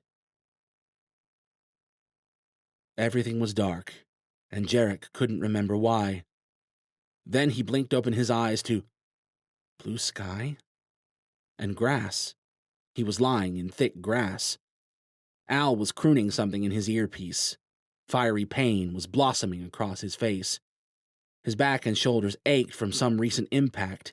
His comm was buzzing steadily, and "Jarek!" a voice cried. Female. Worried. Rachel. Jarek sat bolt upright, or tried, and nearly vomited from the swirling nausea the movement brought on. "Careful, sir," Al said. Tsar Golga stood over him, giant club resting lightly over his shoulder. When his addled brain caught up, Jarek realized he was looking at the Rachnoth with his own eyes, not his helmet display. His faceplate, he realized from the warped edges of his helmet, had been torn clean off by the blow that had landed him here. Golga watched his disoriented inspection with pulsing red eyes and emitted a low, amused growl. You have played your part marvelously, Jarek Slater. Played what part? What the hell was he talking about? And why was Jarek's comm buzzing with a third call now? "I'm taking Alaric's call, sir," Al said quietly in his ear. "I have a bad feeling about this." Yeah, Jarek said, hoping Golga couldn't hear Al. "I've been told I'm quite the character." He glanced around, hoping to find the whacker within grabbing distance. But no, there it was a few yards behind Golga. It wasn't like Jarek had any shot of moving fast enough to catch Golga by surprise right now anyway. I was merely hoping you and the Arcanist would come rushing to protect this city when the bombs started falling, Golga continued. But this worked out far better. "Get up, Jarek. Rachel's murmured voice came through his earpiece. Get up, damn it!" Toady and Slenderface had posted themselves between her and Jarek, and Golga's soldiers were eyeing her with itchy trigger fingers, but she looked like she was contemplating making a push for him anyway. Golga must have heard her murmur across the field. He brandished his club in Jarek's face. Both of you stay. I insist. Jarek met his red-eyed stare as evenly as he could. So is this the part where you tell me you've been waiting 1,000 years for someone to grant you a true warrior's death or something? Because if so, you should probably get to the point while you still have a head to do it with. Golga watched Jarek for a long moment, massive club held at arm's length like a cheap plastic toy. Then he tilted his head back and laughed. What was the bastard waiting for? Screw it. It didn't matter. Whatever the Rachnoth wanted, Jarek wasn't going to sit here and be toyed with. He might as well make a move. Any move. Golga finished laughing and spoke before he could. That your kind would think to stand against the Rakul when you are the mightiest of their warriors. He laughed again and poked at Jarek with the tip of his club. "Sir, it's HQ." The tension in Al's voice was like a punch to the gut on its own. But then he said the words. "They're under attack." Over to the right, Rachel tensed like she'd heard Al's message too. You see, Golga asked, baring fangs in a sneer at their reactions. it is over for you and your friends. You have meddled in affairs beyond your comprehension, and now the time has come to pay the price. How? Jarek stopped himself as the pieces fell into place. It was obvious, wasn't it? Golga must have been tracking Mosin somehow. They'd had enough sense to ditch Mosin's comm and make sure his mind was cloaked like Drogon's. They'd even rooted through his clothes and gear. But they could have missed something, and even if they hadn't, there were other ways. Golga could have implanted Mosin with a tracking chip for all he knew. It didn't really matter how Golga had found HQ. What mattered was that Jarek had played straight into the bastard's hands. Golga had wanted to draw out their heavy hitters so he could roll over HQ with minimal resistance. That's what the bombings had been for. Only Jarek and Rachel hadn't just stepped out to deal with the pests on their front yard. They'd done Golga one better. They'd flown off on this half-cocked idiocy he called a plan, and managed to leave both themselves and HQ that much more open to attack. And now they were stuck here at the mercy of the strongest, most ruthless creature Jarek had ever encountered. Without a ship, surrounded by Golga's posse. HQ was about to burn if it wasn't already doing so. And Golga was raising his club. No time. Jarek coiled and prepared to throw himself at the Rachnoth to punch, kick, bite, and otherwise fight to his last breath. Golga was faster. The Rachnoth's foot slammed into Jarek's chest and stomped him to the grassy earth like a pneumatic press. Even through the armor, it knocked the wind out of him. Jarek clawed at Golga's foot and tried to pry himself free, but the Rachnoth was too strong. I can smell it on you, Golga rumbled. the fear, the defeat. And now, Jarek Slater, at the height of your folly, you may prepare to die. That said, he swung the club. 100 thoughts exploded through Jarek's mind. Defensive maneuvers, twists, turns, and crotch shots, cries of terror and rage. Every single thing he could have done in that last moment. And yet somehow, he couldn't seem to do a goddamn thing but lay there waiting to die. Then Golga's club jolted to an abrupt halt halfway through his swing. For all of a single second, the Rachnoth looked as flabbergasted as Jarek felt. Then it dawned on both of them. Rachel. God bless her golden locks. For that single second, hope swelled in Jarek's chest. Then Golga gave a terrifying roar and heaved at the motionless club, and a shaky-looking Rachel fell to one knee. Kill the Arcanist! Golga bellowed. Toady and Slenderface loosed a pair of roars and darted forward to honor his orders. Rachel! Jarek screamed. He had to move, had to help her, had to... Golga raised his foot and stomped Jarek's chest hard enough to reduce his awareness to a breathless mess of dark spots. For one morbidly blissful moment, Jarek nearly forgot where he was and what was happening. Then his world cleared, and Zargolga's club began its descent toward his head. Chapter 26. Jarek had never bought into the whole life flashing before the eyes thing. For one thing, he'd never experienced such a phenomenon, and God knew he'd given his poor brain enough opportunities to engage the "oh shit, this is it" button. Maybe it was simply that none of those situations had been his time. Maybe he'd somehow always known deep down inside that it wasn't the end just yet, that the way out was only a grunt, a strain, and, more often than not, an excruciating pain away. Maybe this time it would be different. But right now, all he saw was a giant freaking club speeding down to crush his skull to pulp. Rachel had 2 Rachnoth at her throat. HQ was under attack. And Jarek sure as shit wasn't about to wait around for that trip down memory lane. He was cocking back to throw the mightiest crotch shot he could manage when Golga jerked in mid-blow. The Rachnoth's club slammed down next to Jarek's head, kicking dirt into his face, and Golga staggered back with a choked roar. What in the... A small pop split the air. Golga jerked again, and this time Jarek noticed the fine trail of dark ichor that exploded outward from his torso, painting the grass in a thin line just as a second pop reached them. A sniper? Stunned as he was, Golga gathered enough of his wits and power to throw himself 30 yards through the air toward the combined wreckage of their two ships for cover from Jarek's friendly sniper angel. Assuming they were friendly, whoever the hell they were. Jarek! Rachel's cry sent a blast of panic through his chest. He kipped to his feet, snipers momentarily forgotten, and took off for Rachel at a dead sprint. She was on the ground, hands outstretched toward Toady and Slenderface, who seemed to be caught in mid-lunge by whatever defenses Rachel had scrambled together. Without a clear line of fire, Golga's soldiers were approaching to pitch in with fists, knives, and batons. A wordless cry erupted from Rachel's throat, and her 8 nearest attackers rocketed backward on the wake of a soft boom. Rachel collapsed forward onto her hands, but started woozily fighting her way to her feet. The two Rachnoth regained their feet far quicker. Toady closed on her first and grabbed her staff. Rachel thrust her hand in his face and sent the Rachnoth stumbling backward with a flash of brilliant white light.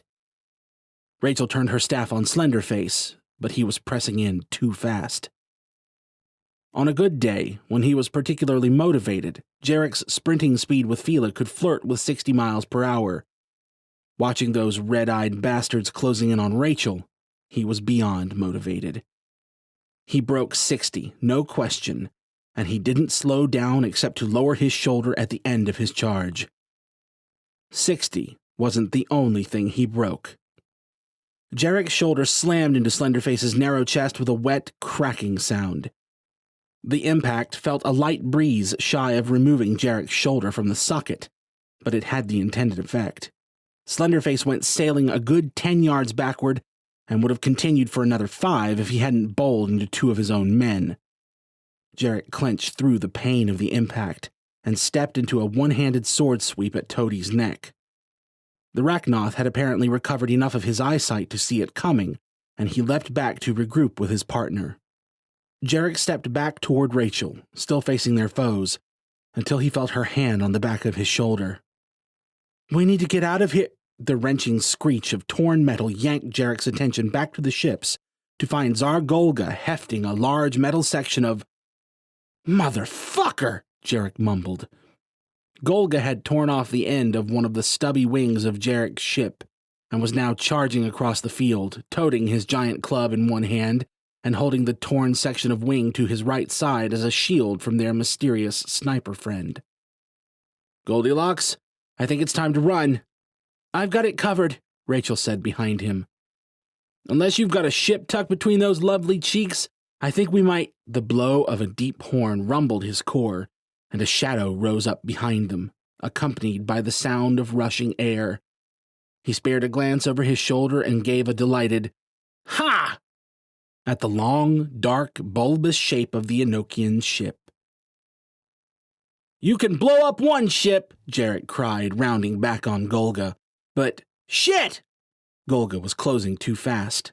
He'd be on them before their reinforcements could hope to land, and this time he had Toady, Slenderface, and a handful of wary troops on his side.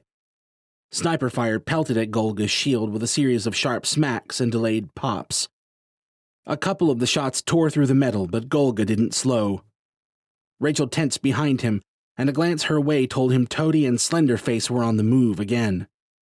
A few steps into their charge, though, Slenderface jerked to a halt, spewing thin trails of dark blood stuff. Jarek spun back to face Golga's charge.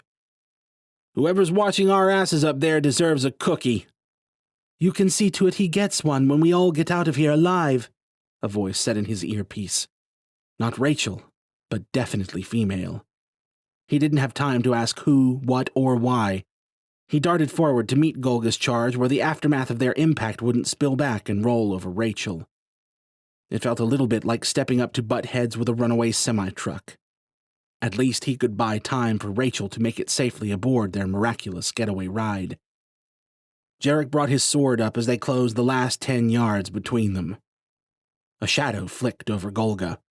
The Rachnoth's stride faltered, and he raised his shield just as Alton Parker slammed down on him in a double-footed drop kick from on high. Alton kicked off of Golga's raised shield like a springboard and sent the dark Rachnoth stumbling back several steps as Alton turned through a tight backflip to land in front of Jarek. Golga was still recovering when a second figure dropped down between them. A thrumming pulse of pressure swept through the air as Elise touched down, long, dark staff in hand, and Golga's backward stumble turned into full-on flight. They both turned to Jarek, Alton's eyes alight with Rachnoth fire, and Elise's brimming with a kind of battle lust that sent a jolt of strange feelings through his anatomy. Elise's tone was calm and commanding. "Get to the ship." "Not without my Goldilocks," Jarek cried as he spun to see Rachel blasting Toady up into the stands a good 25 yards away. It wasn't without a cost, though. Even without the wobbly knees, the pallor of Rachel's face was enough to know she'd already channeled more than enough by now. Gunfire barked from the descending ship overhead, scattering Golga's troops as they sought cover to return fire. A furious roar from behind announced Golga was back on the warpath. "The ship!" Jarek shouted at Rachel. "Go!" She didn't argue. She turned and jumped, bolstering the effort with enough arcane juice to land her on the unfurled ship stairs 20 feet above. The burly, balding guy laying down fire from the ship's hatch reached out a hand to pull her in. "You next, Metal Man!" Elise shouted. "Up you!" Incoming! Al cried. Jarek whipped around in time to see Golga winding up to hurl his massive shield at them from 15 yards away. Jarek leapt over Elise and Alton and touched down with the whacker raised in a two-handed crossguard, angled to deflect. The wingtip hit with an awful grinding crash and the momentum of a small car, but Jarek was firmly planted. He managed to hold his ground.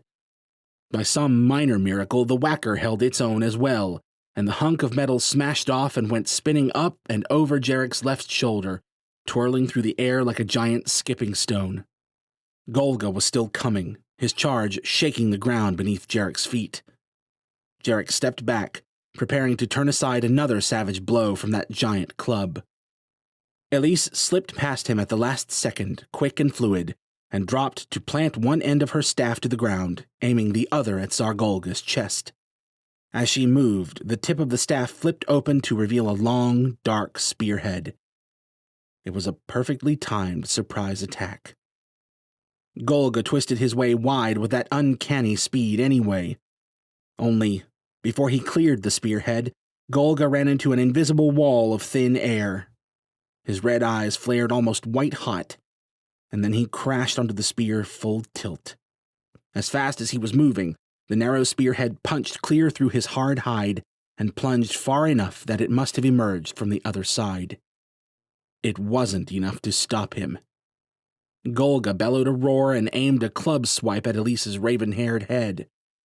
She flattened herself to the ground with startling agility, evading the sweeping club by a hair's breadth.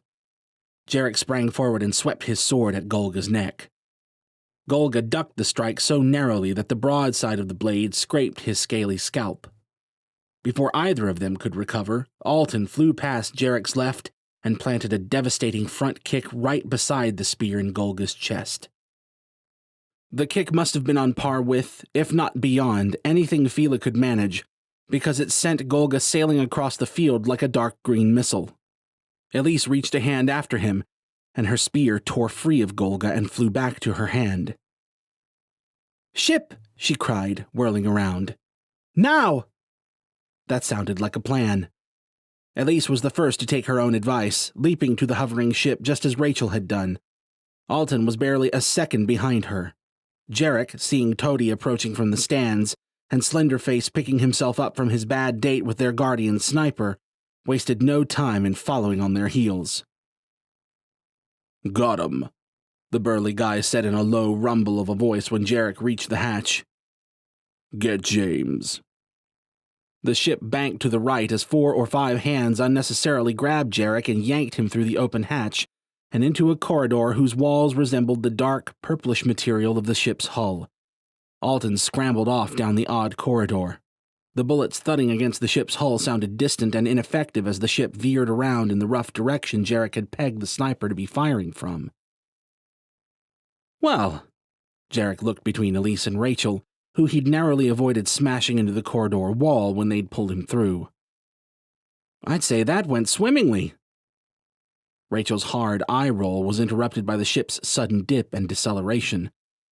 A few seconds later, a small, tweaky-looking blonde guy came scrambling through the hatchway, toting a long, silvery rifle that was clearly of Enochian origin. Suddenly, those odd pops Jarek had heard in place of normal gunshots made marginally more sense. "I'm in!" cried the sniper in a frazzled tenor. "Go! Go! Go!" Whoever was at the ship's helm complied with gusto. Everyone braced against the ship's acceleration. The sniper, who was the only person without a handhold, a staff, or an exosuit to keep himself stable, stumbled and nearly fell. Jarek reached to steady him, but the little guy pulled it together on his own. Finally, the acceleration eased off and the thud of bullets on the hull ceased, leaving only tense silence hanging in the corridor until they all collectively unclenched at once. "Thanks for the assist back there," Elise said. "Oh, you know," Jarek said, waving his free hand and sheathing the whacker with a practiced motion. "I like to think I do it for the children." "Yeah," a small smile tugged at Elise's mouth. "I was talking to her, actually." Jarek glanced at Rachel, who showed him a smirk. "I probably would have been trampled to paste back there if Rachel hadn't kept Golga on the rails." Right," Jarek rubbed at the back of his head, playing back the moment in his mind. "I knew that. Totally." "I think what he means to say is that we should be the ones thanking you," Rachel said. Jarek inclined his head. "Also that? Wait." He narrowed his eyes at Rachel. "You knew they were coming. That's who you were talking to when we hit the ground back there." Rachel shrugged. "Tricksy little arcanist," Jarek muttered. "People were worried you were going to run off all half-cocked into a trap for some reason," Elise said. "Crazy, I know, but we figured it couldn't hurt to be nearby just in case." Jarek opened his mouth and closed it. There wasn't much to say to that. "We need to get back to HQ," Rachel said. "Already headed that way." Elise fiddled with her staff, which compacted rapidly down from 5 feet to about half that. She tucked the half-staff into a sling on her back and set off down the corridor. "Come on." Jarek followed the group down the corridor, which he now noticed looked so odd thanks in part to its smooth lack of 90-degree angles. "This is James and Phineas, by the way," Elise said, pointing first to the wiry blonde sniper, and then to the burly, balding bear of a man. James gave them a nervous wave. Phineas gave a deep grunt from behind his dark beard without really looking at either of them. "Nice shooting back there," Jarek said, inclining his head toward James' otherworldly rifle. "Oh," James said. Thanks." They arrived at what appeared to be the cockpit in short order. The room was similarly devoid of sharp angles, and the front half of it was transparent? No, something else. He could see outside to the Hudson River below and the buildings of New York City off to the left, but he wasn't simply looking through a large, semi-spherical window. The image bent in odd, subtle ways here and there, following the curves of where the room's walls would have been, like the wall was projecting the view from outside. "Neato," Jarek mumbled. The sight of the landscape rushing by, coupled with the lack of any clear window panes, display edges, or wind, created a strange, slightly unnerving sensation in Jarek's head and gut. He shook it off and focused on Alton and the man with the dark mustache. Franco, was it? Over by what looked like a control console. "We still need a way inside," Franco was saying to Alton. "We can't very well expect to be much use heckling their army from behind." Jarek was just about to point out that the main entrance was concealed, and that said army might still be standing around with their thumbs up their asses, when a section of the weird wall screen zoomed in across a miraculous distance to show a swarming mass of armed, dark-clad figures rushing about the lot above HQ.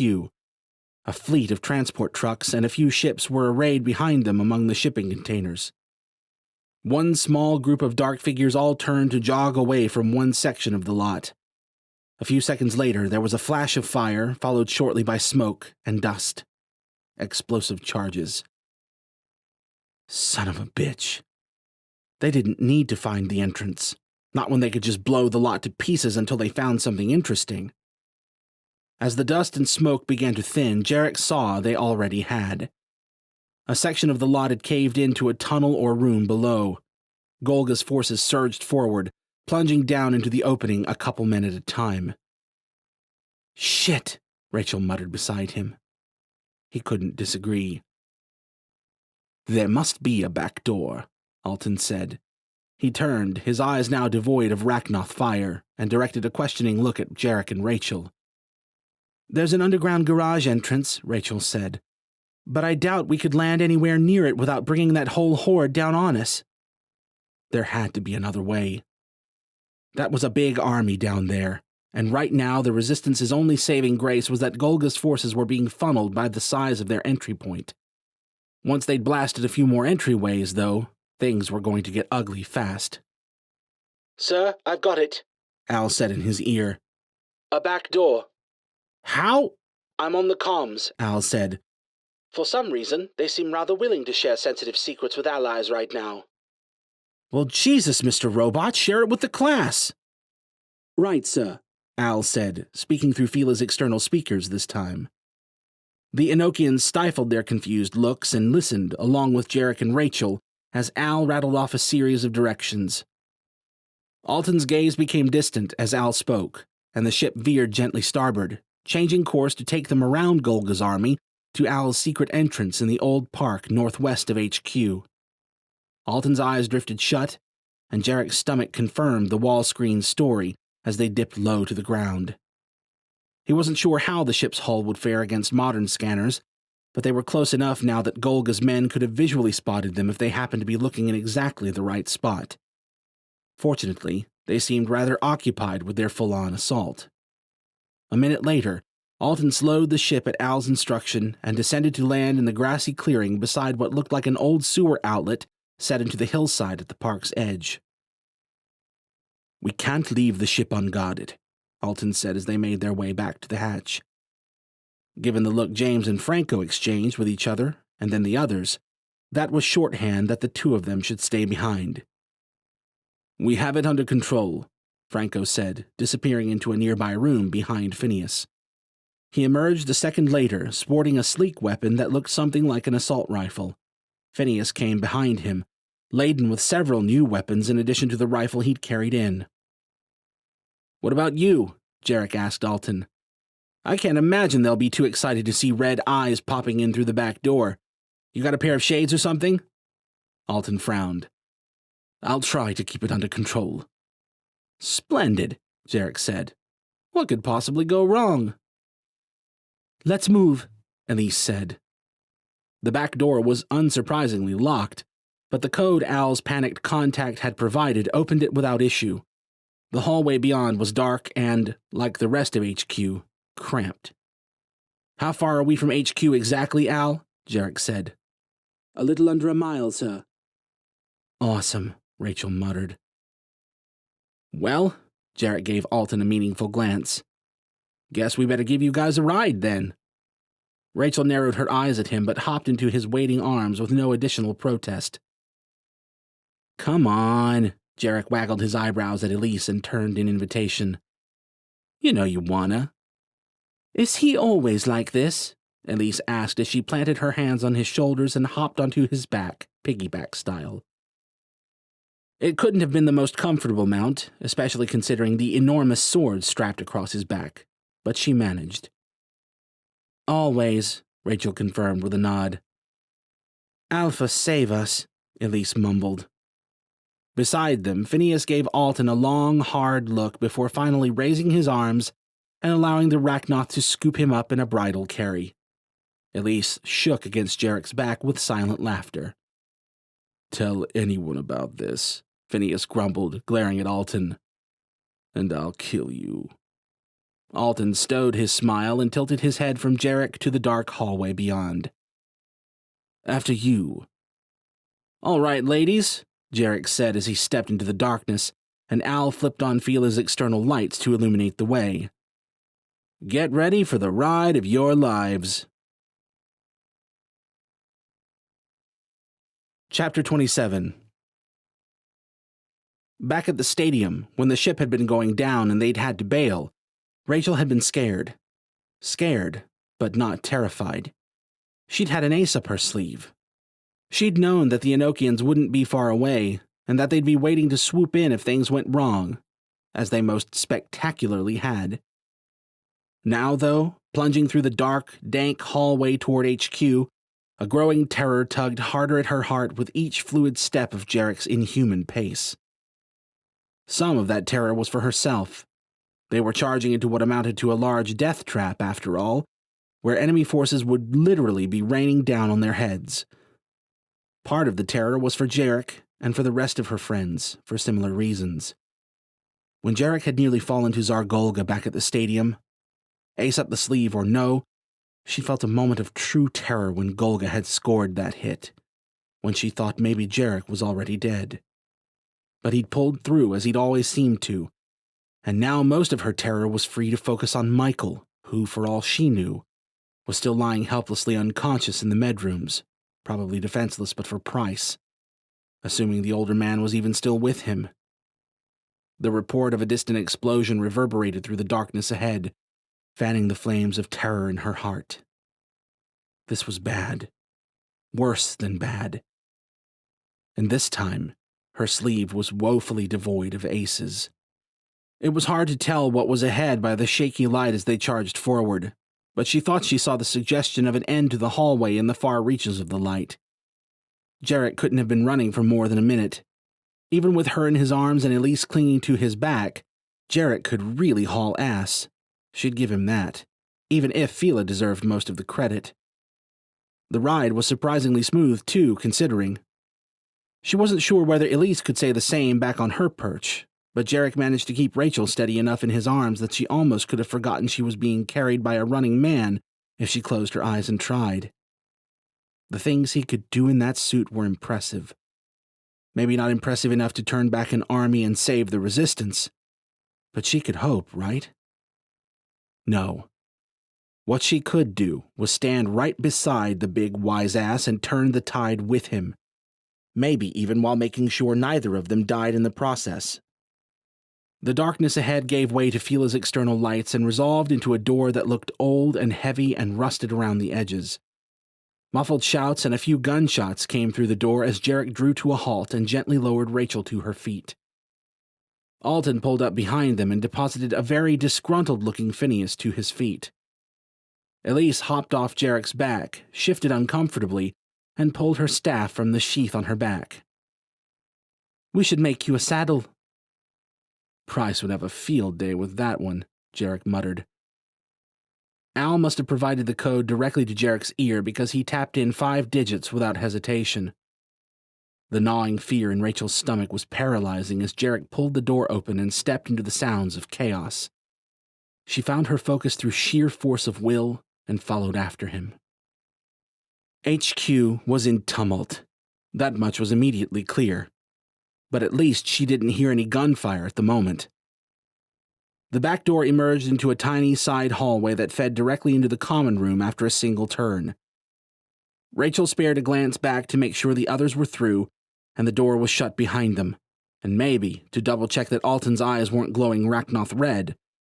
Then she moved into the common room on Jarek's flank.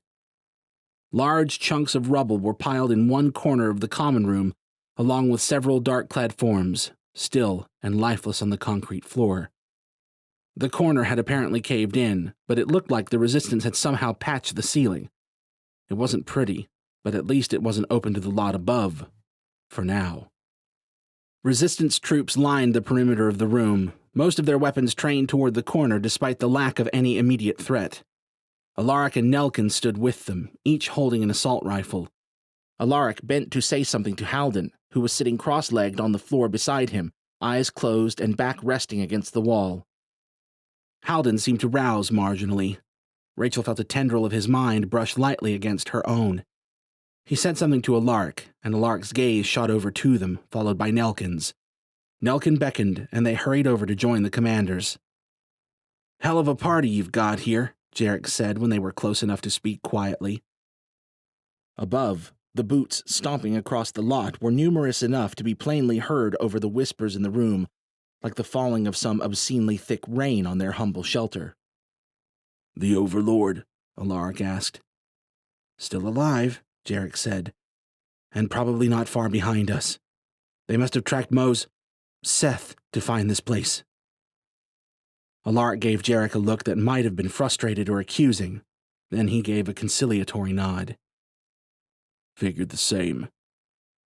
"What's going on up there?" Rachel asked. "Halden's giving them hell, as far as we can tell," Nelkin said. A pair of detonations above shook the room and punctuated his remark, kicking loose a shower of dust in the process. Elise crouched down by Halden and put a hand on his shoulder, her own eyes drifting shut. "He sealed up the first breach they managed," Alaric added.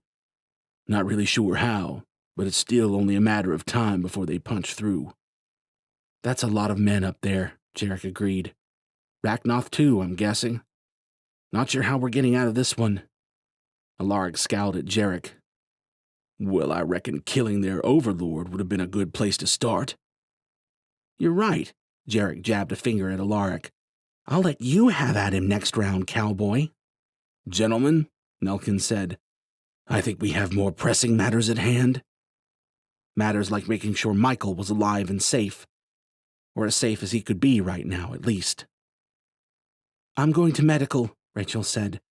"I need to check on Michael." "I'll come," Elise said, rejoining their huddle. "I need to find Johnny." Rachel nodded at her and the commanders. Her eyes lingered a moment longer on Jarek's. "Be safe," he said. "Yeah," she said, "coming from you." He shot her a wink. Then his helmet gave a whirring groan, and he frowned at the dented edges where his faceplate used to be. "Shit. Forgot I was flying without protection. Pretend that was dramatic." Rachel turned and set off down the adjacent hallway, praying that wouldn't go down in the books as their last interaction. She did her best to work through the ranks without too much pushing. A glance back confirmed Elise was with her. Of the two roughly equidistant routes leading to medical, the hallway straight ahead past the council chamber was far more congested with armed resistance traffic, so Rachel cut right down the less crowded hallway. Halfway down its length, 4 explosions rocked the base from the direction of the common room, shaking more dust loose right along with Rachel's resolve. Her step faltered. She traded a worried glance with Elise and saw her own question reflected in Elise's wide blue eyes. Did they go back? The explosion that boomed from the other side of HQ a second later jolted them back into action. Jarek, Halden, Alaric, all the others. They were big boys. They could handle themselves better than most, in this base or otherwise. Definitely better than Michael, who very well wasn't even conscious right now. They rounded left at the next junction, moving at a hard run now. Gunfire erupted from ahead, or maybe it was from behind. Worse, it might have been from both directions. The network of looping hallways made it hard to tell for sure. At the corner, Rachel darted across the hall and into the cover of Medical's doorway before peering down the next hallway. Resistance troops were likewise taking what cover they could in doorways. Further down, Commander Daniels herself was leading the way and returning fire on the dark-clad men fighting their way out of the cells they'd apparently breached at the end of the hallway. Rachel turned to see Elise peeking out from the corner she'd just skipped over from, holding a dark pistol at the ready. Elise inclined her head toward Medical, and her voice entered Rachel's head, though her lips didn't move. "Go!" Rachel only thought about arguing for a split second before she nodded and hurried to the back room. Michael's bed was empty. Her stomach went into free fall. Then a flicker of motion caught her eye, and she turned, staff flying up to point down the raised barrel of a handgun, and she sucked in a breath, then blew it out, tension bleeding from her chest and shoulders as she lowered her staff. On the other side of the pistol, Michael did the same and lowered his gun. Beside him, Price lowered his own pistol and patted at his chest over his heart. "Jesus, Raish," Michael said. "You scared the—" She stepped briskly forward and pulled him into a hard but brief hug. He returned her squeeze, and she pulled back. "Good to see you on your feet, Spongehead." She turned to Price. "Thanks for sticking with him." Price opened his mouth, only to be cut off by another wall-shaking explosion close by. "We need to get out of here," Price said. "Is our Golga—" "Alive," Rachel said. "We barely made it out ourselves." "Out of the frying pan," Price said, looking around as if plotting potential escape routes. "I need to go back to help them," Rachel said. "We've got your back," Michael said, shuffling forward. "Michael, you've been unconscious for the past—" "We'll be safer with you anyway," Michael said. "Plus," Price said, "if you happen to decide it's time to abandon ship, I'd rather not be squirreled away back here." Rachel wasn't so sure abandoning ship was even a remote possibility at this point, but they raised fair points either way, and they didn't exactly have time to argue. For all they knew, Golga's men could breach through right above their heads at any moment. "Okay. You've got your bullet catcher, Spongehead?" Michael patted the spot where the device must have been clipped to his belt beneath his shirt. "All right, then." She paused by the door back to the hallway. "Cover our asses, Spongehead. Price, you stay between us so—" "Catch your fields," Price said. "Overlapping. Got it." She almost smiled despite herself. "Right. Let's go." Elise was nowhere in sight when Rachel stepped into the hallway. Commander Daniels had been pressed back toward medical, and at least 4 of her soldiers had fallen, but those who remained fought on grimly. A few of Golga's troops shifted their fire from the resistance forces to Rachel, apparently expecting an easy target. Bullets slammed into the edge of her catcher's field, each one tearing to a halt and falling harmlessly to the floor, until she was treading over a trail of spent lead through suddenly frigid air. She raised her staff and threw a column of telekinetic force at the densest group of enemy soldiers. Another soldier yanked out a grenade and pulled the pin. Rachel reached out and telekinetically swatted the live grenade from his hand before he could throw it. Everyone who saw it threw themselves out of the hallway and into the nearest available rooms, but the blast still caught a few enemy soldiers. Even with the gunfire ringing in her ears, the explosion was nearly deafening in the small hallway space. A wave of hot air slammed against the barrier Rachel had erected, peppered with bits of shrapnel. A triplet of gunshots barked just behind her, and she glanced to see more dark-clad troops rounding from the hallway behind them. Spent lead fell to the ground at Michael's feet as the catcher did its work. Too much lead. Michael and Price's breaths steamed out of their mouths in the frigid cold the catchers inflicted on their patch of hallway. The breeze of equilibrating air swept at her hair as she shifted her staff around, aiming to disrupt the worst of the attack on their flank. She was drawing energy for her attack when a vast telepathic presence swept through the hall, parting around her as if she were a tiny boulder in the middle of a powerful river. Rachel froze, pulling her mental defenses tight around her. That presence wasn't human. She was sure of that much. With her defenses as arranged as she had time to manage, she rechecked their surroundings, expecting to find enemy soldiers closing in on them from both sides. Golga's men were frozen in place along the hallway, standing at attention with eerie, silent precision.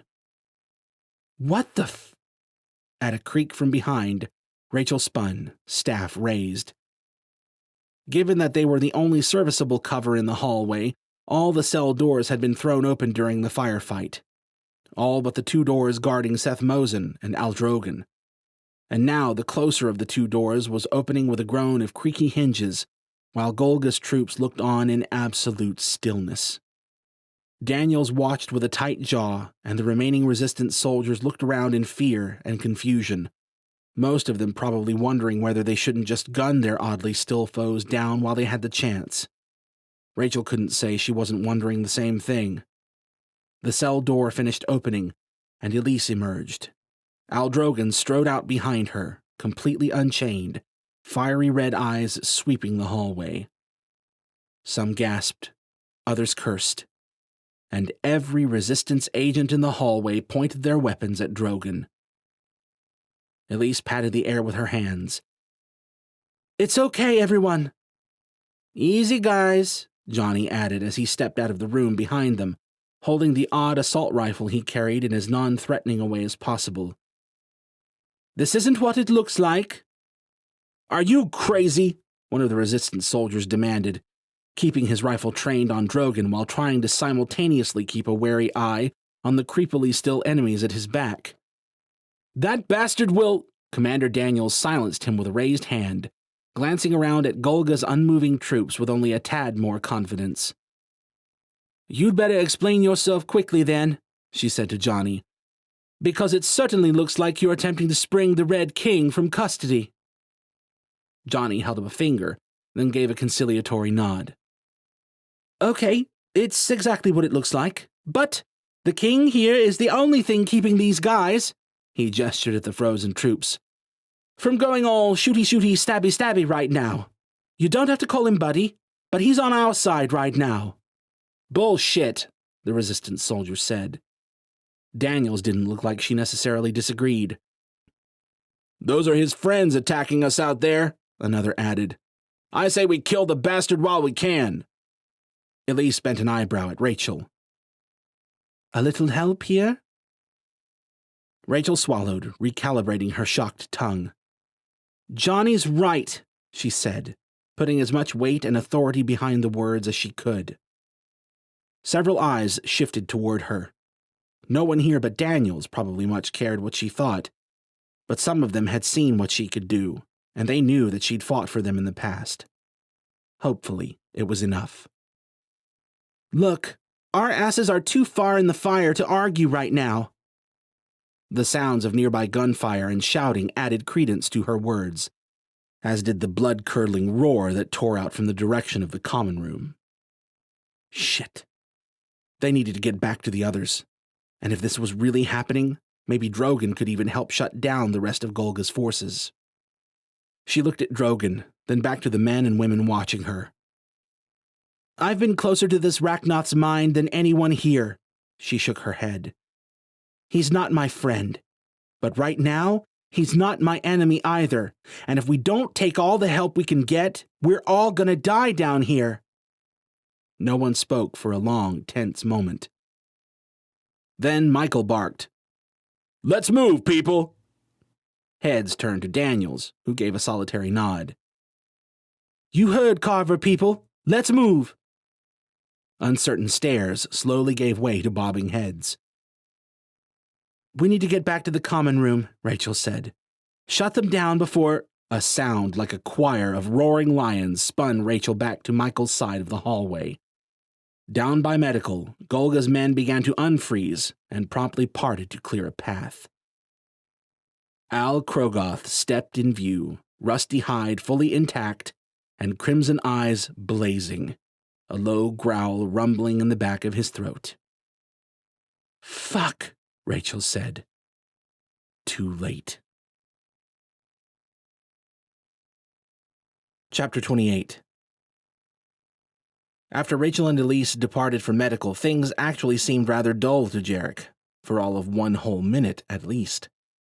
Judging from the focus etched on Halden's brow and the fact that Golga's forces weren't currently blasting down on their heads, the Enochian was still at it with his little mischievous arcanist act, which left them with little to do but sit and wait. At least until Alton bristled up and quietly announced that Halden was under attack. The Rachnoth didn't specify beyond that, but the sudden sheen of sweat on the Enochian's forehead gave Jarek a decent guess as to what he meant. There had to be at least one Rachnoth topside, probably several, and it looked like they must be taking it upon themselves to disrupt the Arcanist who was currently HQ's main defense. "Can you help him?" Jarek asked quietly. "I am." Alton's tone was flat, his gaze distant. There are several of them nearby. Several Rachnoth topside. Fantastic. At least Alton hadn't accidentally called them his kin out loud. He was already drawing enough distrustful stares as it was. Jarek reached over his shoulder for the whacker, but thought better of it. The common room was the most spacious place in HQ, but even here, the ceiling was too low to easily swing a giant sword around. And that wasn't even to mention the risk of catching a friendly with this many resistance forces around. For a second, Jarek considered asking Phineas to borrow one of his snazzy assault rifles, but the stoic bear man didn't look eager to part with any of his ordnance. Instead, he strode over and scooped up a carbine, one of the first batch of Golga's men had carried in, before Halden sealed the breach. However the hell he'd managed that one. Pound for pound, he wasn't sure who was packing more power between Rachel and Halden. But he had to admit the Enochian was devilishly crafty from what he'd seen. As tenuous as their arrival had been, Jarek was glad the Enochians were on their side. In addition to the rifle, Jarek plucked 2 loaded mags from the soldier's vest and tucked them into his gun belt before checking to ensure his current mag was full enough. The weapon wouldn't take down a Rachnoth, but there were plenty of men ready to kill them up there too. Jarek might as well be useful until it was time to let the whacker out. When he turned to cross back to the others, Halden looked markedly worse than he had a minute ago. That was when things went to shit. Halden's eyes snapped open, wide with alarm. "Take cover!" he cried. Jarek almost listened. Then he lunged toward Alaric, Nelkin, and Halden on impulse, and nearly punched a hole through the wall, breaking his momentum. Behind him, the ceiling exploded inward with a violently loud pop and a stream of crumbling sounds. A thick wave of dust and larger particulates swirled through the room. Jarek shoved a protesting Nelkin and Alaric down next to Halden and stood over them, arms planted against the wall to shield them as best he could. It wasn't much, but it was all he could manage before the next blast hit. Jarek barely had time to register there had been a blast at all until after the rapid series of violently abrupt impacts that left him drifting in a murky haze of disorientation. He blinked and tried to move. It hurt. Somehow, he'd ended up on the ground. Something was on top of him, and it was... He blinked again. It was dark in the room?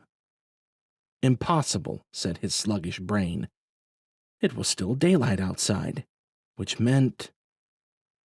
Another explosion rattled Jarek's insides. "We're buried, sir," Al's voice crackled in his ear. "In case you hadn't noticed." Jarek coughed and tasted something suspiciously similar to blood. "Rock in a hard place, huh?" He tried his arms and found his left arm pinned and his right only marginally more free, and, thanks to Fila's iron grasp, still gripping his commandeered carbine. He was about to make an awkward attempt at heaving his way out when the slab over his face shifted with a sound of grinding stone, and then flipped explosively off him. Daylight poured in, revealing Jarek's rescuer to be Alton Parker. The Rachnoth spun toward the source of a pained cry and disappeared to go help someone else. The common room was a devastated mess, strewn with heaping piles of collapsed asphalt and debris ranging from the size of golf balls to kitchen tables.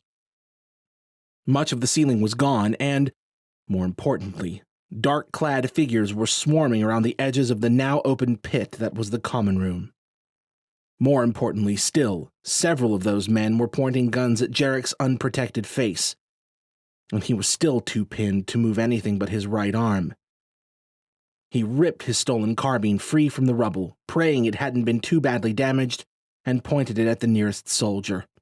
The weapon jolted in his hand, barking out shot after shot. The closest of Golga's troops fell back to use the lip of the room as cover. The rest of them returned fire. Jarek turned his head away from the worst of it. Bullets smacked down around him, several cracking and twanging off the bits of his armor that were exposed from the rubble pile. Luckily, he didn't need to see with his own eyes to aim. "A little help, Al?" "I can barely see anything, sir." Shit. He hadn't even thought about that. Most of Al's sensors had gone with the faceplate, and half of the others were probably buried right now. The incoming fire intensified, and the itchy fingers of claustrophobic panic clutched harder at Jarek's chest. His heart beat faster, almost as fast as the bullets were pouring down all around him now. He needed to move, needed to... "Jarek?" someone called from somewhere near his feet. "Halden?" "I could use a big, strong robot hand over here," the voice said. Definitely Halden. And he needed help. Jarek's help. The thought centered him. Jarek tossed the now empty carbine aside, twisted as best he could, and reached his right hand across to the large hunk of debris on his left shoulder. In comparison to what Fila could technically lift, the piece pinning him probably wasn't so heavy, but he didn't have the position or leverage, and God only knew what else was stacked on top of it. He pushed those thoughts aside and pushed with all of his and Fila's combined might. With the grating rumble of stone on heavy stone, the rubble slid back inch by inch. Another inch or so and he'd be able to... Something slammed into the side of his helmet hard enough to render thinking temporarily problematic. A bullet, he realized. "Move, sir," Al's voice said somewhere in the back of his foggy brain. His ears rang. Another inch or so to the right, and that bullet would have... "Move!" Al cried. Jarek snapped back and gave the rubble one last heavy shove. There. He ripped free of his rubble-strewn confinement. Once his torso was up, his legs came easily enough. He stood, drew his left pistol, and fired a few barely aimed shots to keep Golga's men cautious as he stepped over to the slab of collapsed ceiling he thought Halden's voice had come from. "Hal?" And shit, where was Alaric? And Nelkin? "Back here!" came Halden's voice. The enemy fire was dulling down, largely thanks to the 15 or so resistance soldiers who'd remained alive and unpinned through the ceiling collapse. They'd rallied behind rubble piles, hallway mouths, and other cover, and were returning fire now. A few more were fighting their way in from the uncollapsed sections of HQ. In the one corner with a mostly intact ceiling, Phineas was directing a particularly heavy stream of deadly lead, or whatever Enochians used in their bullets, at Golga's troops from behind a large pile of rubble. Jarek got a grip on the thick slab in front of him and heaved. The thing was heavy, but he managed. He was wondering if Halden couldn't have moved the slab himself when it toppled away from the wall to reveal the Enochian had been busy with other matters. Halden was hunkered down beside Alaric. Nelkin was wedged against the wall beside them, trapped by rubble all around, including the small mountain of debris inexplicably floating over his head. The instant Jarek's slab fell off them and cleared the way, the floating pile shifted and toppled clear after it, and Halden slumped back against the wall. Jarek rushed forward to help Alaric pull Nelkin out from under the looming pile. Nelkin roused as they handled him, reaching up to clutch at Jarek's arm and trying to cough something out of lungs that were probably half full of dust.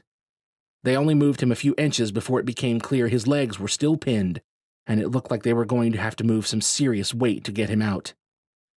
Jarek bent to grab the slab that looked to be the primary culprit.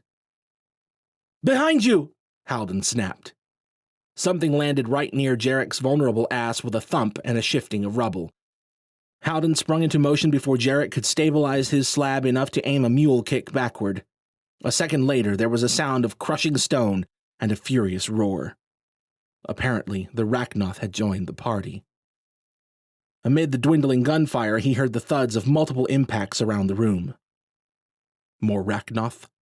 Or Golga's soldiers moving in? Either way, not good.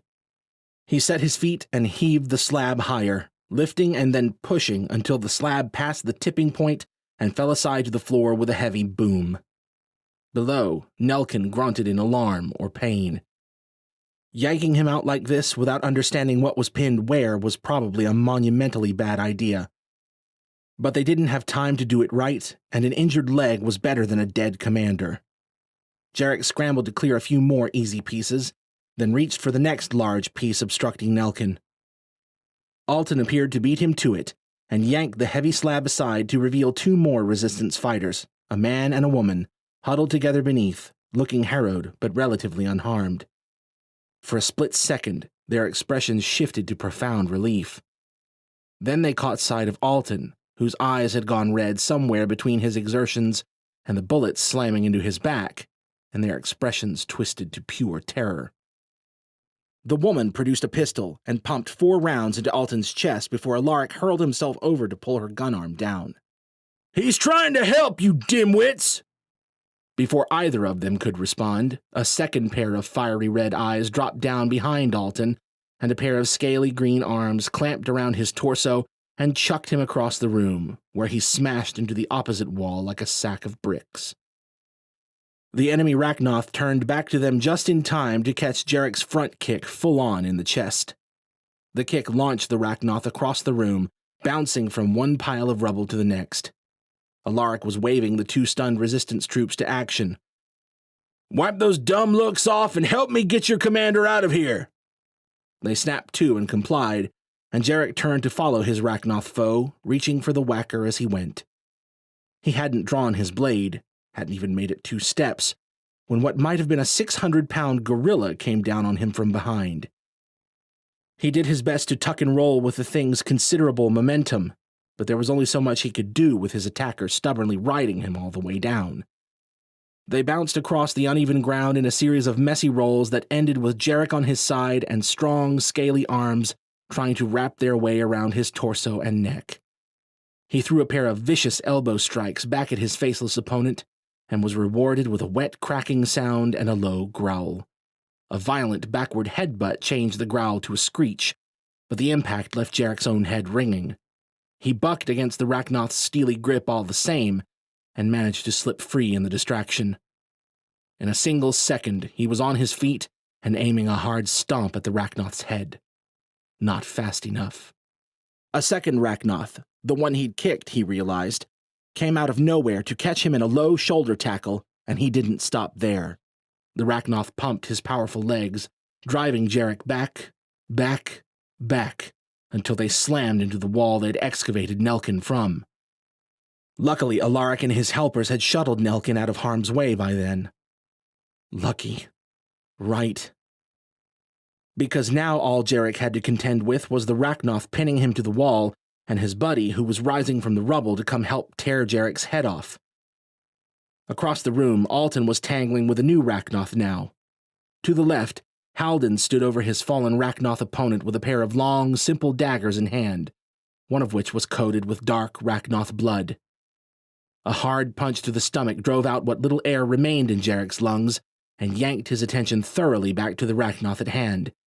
He replied with a hard knee of his own and brought his closed fist down on top of the Rachnoth's thick skull. It was about as pleasant as punching a vault door, but Jarek gritted his teeth and threw another punch into the side of that reptilian head, and then another. He got in 2 more good punches before the Rachnoth he'd failed to stomp to its end lunged over, caught Jarek's raised fist, and slammed his arm to the wall.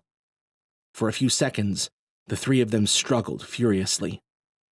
Then another Rachnoth dropped into the room, and everything seemed to freeze. When he got a look at the newcomer, Jarek realized why. Even if he hadn't been carrying that obscenely large club of his, Jarek would have recognized the Rachnoth by the dark green of his hide and by the sheer animosity that radiated off him like a deadly miasma. Tsar Golga had arrived. Chapter 29. "You've got to be shitting me," Jarek muttered. The 2 Rachnoth holding him thrust him harder into the wall, as if demanding silence, and across the room Tsar Golga showed him that bone-chillingly murderous Rachnoth grin of his. Fighting Golga one-on-one had been bad enough, and somehow Jarek didn't think things would work out better with an entire army and God knew how many Rachnoth at Golga's back. Golga appeared to feel similarly as he pointed his club toward Jarek. "This time, there will be no escape." Half a dozen shots rang out from the right, and Golga jerked back, spattering the wall behind him with dark ichor.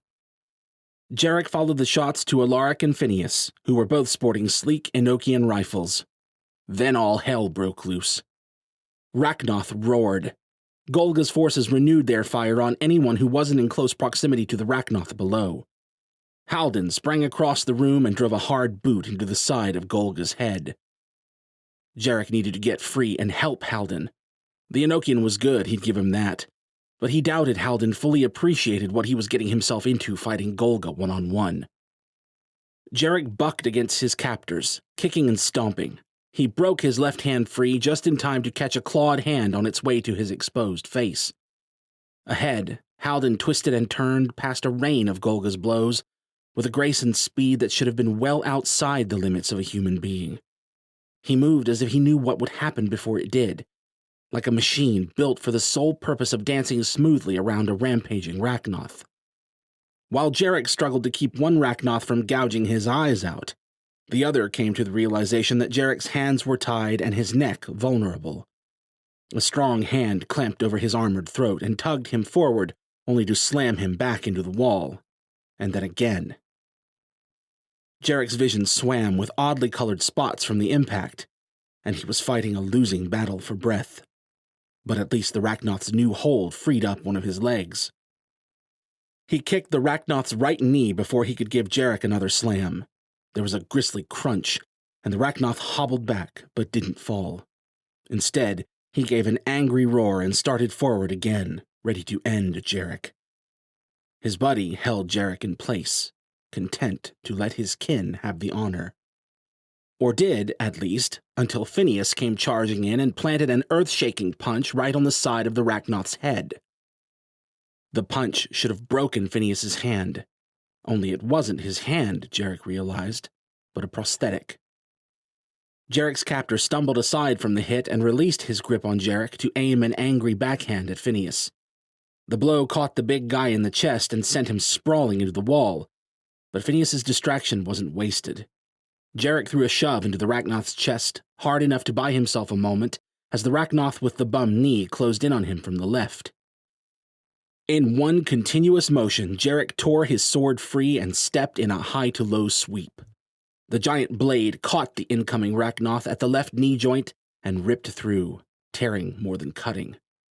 The Rachnoth fell with a screech, and Jarek pivoted straight into his next strike, maintaining the blade's considerable momentum and steering it into a rising sweep at the spot where the second Rachnoth would probably be lunging straight for his exposed back. Claws ripped at his left shoulder armor as he completed his turn, and then the Rachnoth came into view, and Jarek's blade connected with his upper arm. Between the angle and the Rachnoth's proximity, the strike didn't have the power to remove the arm, but judging by the sound and feel of the impact in Jarek's hands, it at least broke something. Jarek darted back just in time to avoid a wild backhand. The Rachnoth lunged after him.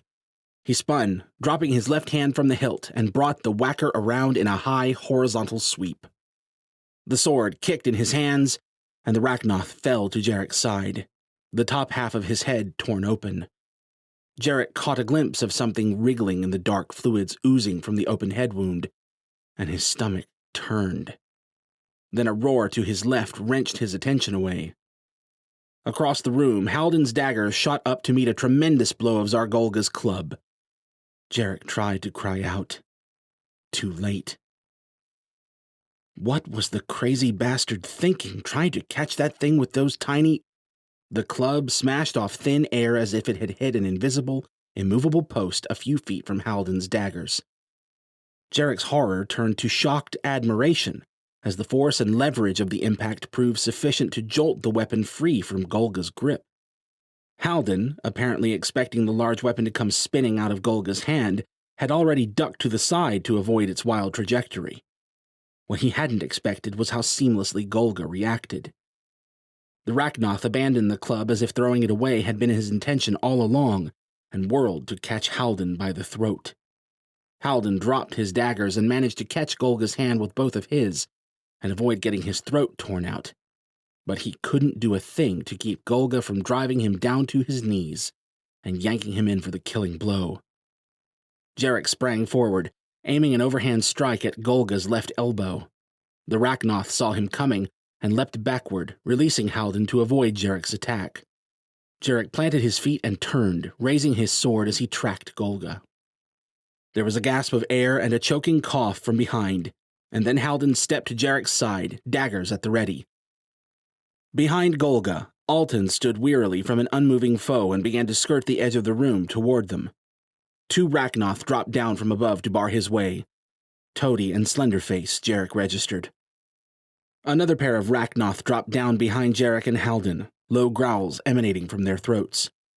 Jarek didn't realize how silent the battle had gone around them until shouts and gunshots picked up from somewhere down the hallway behind them. Jarek waited until Golga himself turned to inspect the racket, then he took a quick glance. He cursed at what he saw. Rusty-hided Al Krogoth emerged from the hallway, not ripping and tearing his way through the resistance troops there, but merely pushing through them as if treading through a field of tall, wild grass. One of the stunned troops pointed his pistol at Krogoth and pulled the trigger, and the Rachnoth simply swatted him aside. Behind him came Drogon, another Rachnoth, and Johnny? And Rachel, Elise, Daniels, and another dozen resistance soldiers. Jarek traded a confused look with Halden, expecting any one of the several Rachnoth in the room to spring at them at any moment. He followed Halden's gaze around the lip of the common room pit and realized most of Golga's soldiers were watching the scene in eerie silence, their weapons lowered to their sides. What the hell was going on? Stop them, Krogoth said. Jarek tensed as the Rachnoth beside Krogoth prepared to spring, but he leapt well over them and Golga and landed squarely on Toady's stout form. Roars erupted from every direction. Traitors! Golga bellowed. He lunged at Jarek and Halden. They split apart. Jarek aimed a swipe at Golga's leg as he streaked in between them, but the Rachnoth stepped aside from the attack. The two Rachnoth who dropped down behind Jarek and Halden were moving to help their master, but Drogon and Elise cut them off. Golga rounded on Jarek and charged, deigning to leave Halden unchecked at his back. Jarek pedaled backward, sweeping his sword around, and used his last step to leverage a heavy diagonal cut at the oncoming Rachnoth. Golga went aerial and spun in parallel with the strike, and Jarek nearly shat himself when the Rachnoth's scaly hands shot out and clamped onto the dull back edge of the whacker. Golga touched down from his aerial maneuver and pulled, and between Jarek's surprise and the Rachnoth's unbelievable strength, Jarek stumbled forward, off balance. Golga roared in Jarek's face and smacked the base of the blade with his free hand hard enough to tear the hilt from Jarek's hands. Jarek let out his own battle cry, lowered his head, and dove into Golga as hard as he could. Golga was already scrambling to gain control over Jarek when they hit the ground. Jarek wrestled with the Rachnoth, throwing knees and elbows where he could. Golga made a grab for Jarek's vulnerable face, and Jarek grabbed the Rachnoth's wrist. Too late. He growled a curse as hot lines of pain lanced across his face. He clamped down harder on Golga's wrist and struggled against the Rachnoth's superior strength as warm blood ran down his face, forcing his left eye shut. Then Golga flew backward as if struck by an invisible cannonball. Jarek spit blood from his mouth, pushed down his body's pleas to slump to the floor and never move again, and kipped to his feet. Rachel was there at his side, staff raised in the direction of Golga's flight. Halden faced them from Golga's flank. Golga leapt back to his feet and started forward. Only something was off. The Rachnoth moved like he was trapped in a pool of thick syrup. Or thick concrete, maybe, given how freakishly strong he was. "We've got him," Rachel said beside him, her voice tight. Across from them, Halden's expression was just as strained. No time like the present, then. Jarek darted forward and threw a hard kick into the side of Golga's head. The Rachnoth spun and crashed to the ground. He struggled against his telekinetic shackles to push himself up toward Halden. Jarek snaked his arms under Golga's armpits, locked his hands behind the Rachnoth's skull, and hauled him to his feet. Golga struggled against his hold, but Jarek had the leverage now. A moment later, the Rachnoth's arms were both tugged straight out to his sides and held immobile by unseen hands. Rachel and Halden again, Jarek assumed. Halden appeared at Jarek's side, grabbed the back of Golga's head in one hand, and planted the tip of a dagger in front of the Rachnoth's eye with the other. Behind him, Rachel slammed her staff to the ground, and a low, thrumming boom swept through the room, drawing all eyes to them. "That's all she wrote, folks!" Jarek cried, the taste of his own blood only adding to his frantic battle high. "Now if you'd kindly lay down your weapons and claws and get the fuck out of here, We have some stern words to exchange with this club-happy asshat. Surrender, Halden said to Golga, his expression grim and his dagger hand steady. Golga ignored him. Krogoth stalked across the room toward them. Halden's dagger hand stayed perfectly stable as he glanced back at the rusty-hided Rachnoth. Finally, he gave a small nod and took a step to the side, allowing Krogoth to approach Golga directly. Traitor, Golga said, his voice a low rumble. He wasn't struggling anymore. you would join these pathetic meat sacks? Rebel against the masters? I would fight for my life, Krogoth said, rather than lay down to the master's fury like a sheep to the slaughter. The scarlet fire in his eyes dimmed in a manner that seemed almost remorseful. You will not stand beside us? Fool, I will tear you to pieces myself if you— Krogoth clutched wordlessly at Golga's throat and wrenched with a clawed hand. Jarek's stomach turned at the horrible, wet sound and the airy screech that pierced through it. Twin voices demanded at equal intensities in Jarek's mind that he stop Krogoth, and that he stand aside and do nothing. The latter won by default. In front of him, Halden and Rachel looked like they were experiencing a similar moral paralysis. Meanwhile, Krogoth calmly pushed through the gurgling screeches and methodically clawed his way through Golga's throat until the Rachnoth's body went limp in Jarek's arms. He stepped back, feeling like he might puke. Jarek was no stranger to violence, but this was disturbing on a whole new level. Krogoth took a firmer grip on Golga's spasmodic head, and Jarek looked away. There was an awful, ripping sound, and Jarek slowly looked back to see Krogoth holding Golga's disembodied head high for all to see. Having apparently made his point, Krogoth spiked the head to the ground and crushed it with one tremendous stomp. Thick, awful silence hung in the air, broken only by the groans of the wounded and the sound of someone retching over to the left. Jarek crept slowly over to recover the whacker from the floor, then he turned to face Krogoth, sword at his side.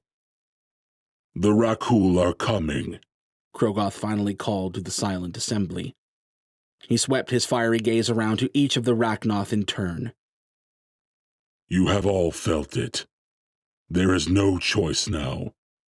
There will be no mercy for us. His gaze drifted to the huddles of resistance soldiers around Alaric and Commander Daniels. We must protect the blood, lest the sickness take us. We must fight, lest the masters do it instead.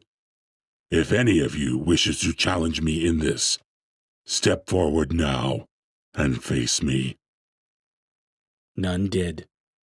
None, except Alaric.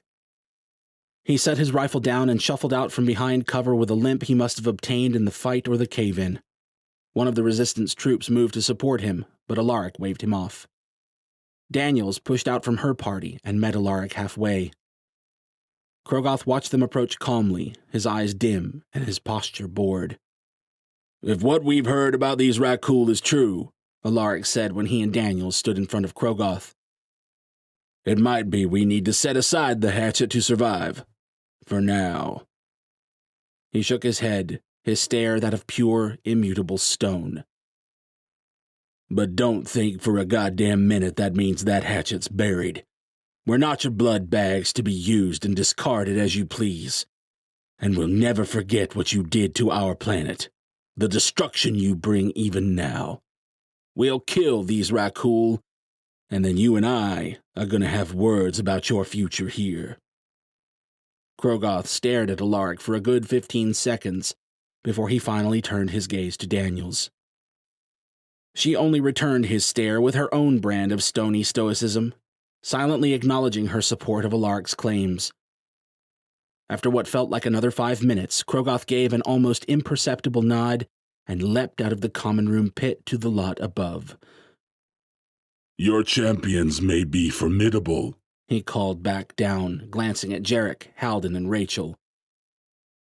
but that does not put you in a position to make such demands. Be happy we leave, while some of you still stand this day." With that, he turned and stalked out of sight. The rest of the Rachnoth in the common room looked around at each other uncertainly, and then vaulted up to the lot and followed after their new leader. Golga's, or Krogoth's, troops helped each other in clambering up after them, then they obediently marched off as well. Drogon was the last to leave. He eyed his captors of the past few days for a long spell before finally fixing his gaze on Jarek and taking a few sniffs. "Your wounds suit you," he said.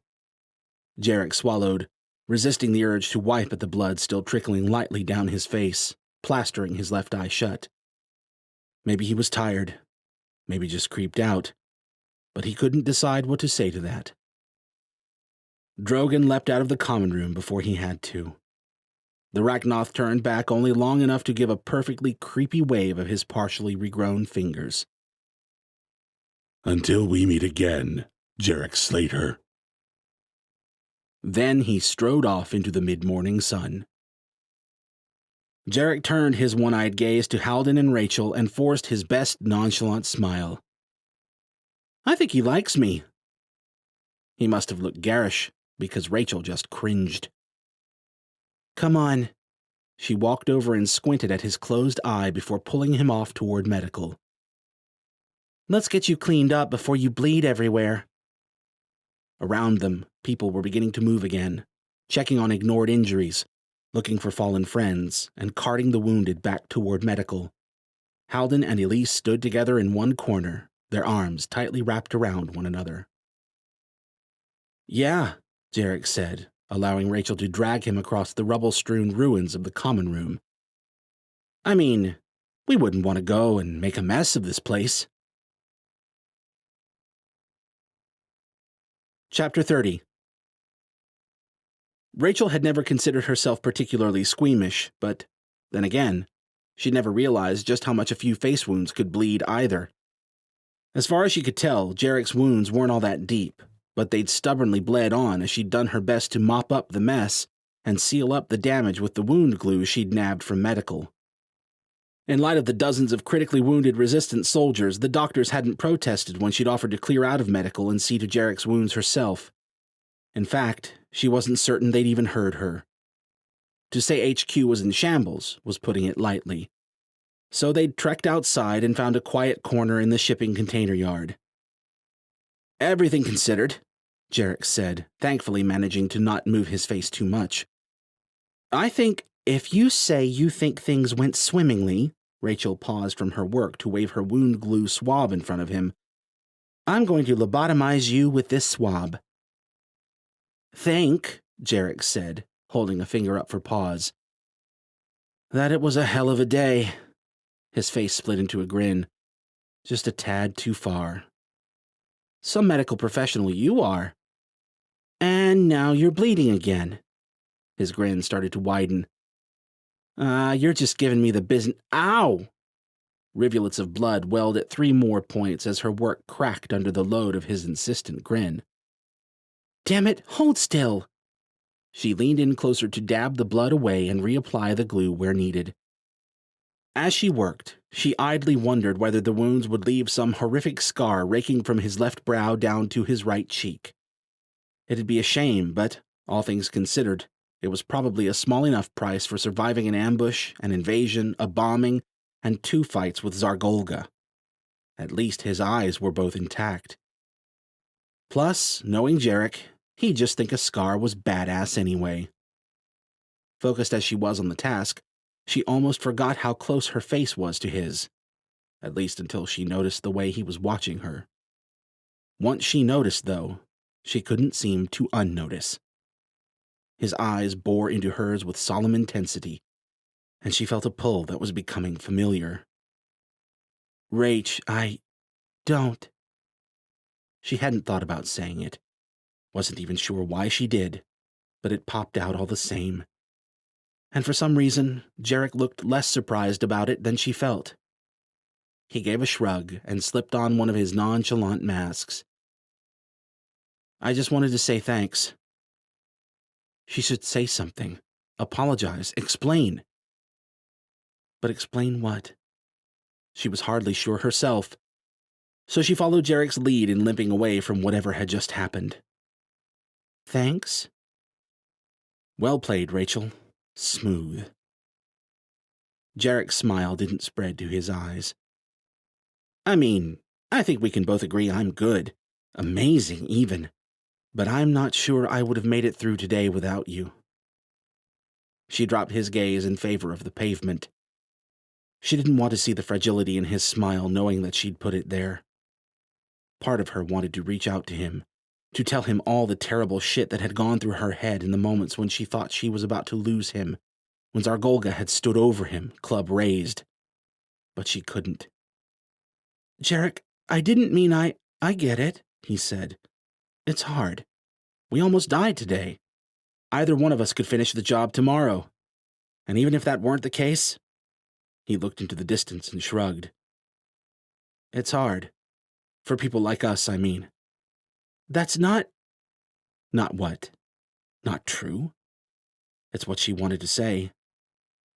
But it was true, and Jarek knew it. And the fact that he knew it only made her feel all the worse for feeling the need to distance herself. But she didn't have a choice, did she? Because Jarek was right. Either one of them could be dead tomorrow. She didn't need to look any further than the chopping block of Jarek's face to remember that. They'd won the battle, but they'd barely even made it to the beginning of the war. The Rakul were coming, and the thought of getting close to someone just to lose them, to lose him, it was ridiculous. More than ridiculous, it was stupid. She'd had more than enough loved ones ripped away for one lifetime, and she'd be damned if she was going to let either of them end up in a position where they let their emotions pull them into doing something stupid. She almost laughed, despite herself, as if that wasn't what led both of them here in the first place. Hypocrisy, thy name is Rachel. But this was different. This could be managed.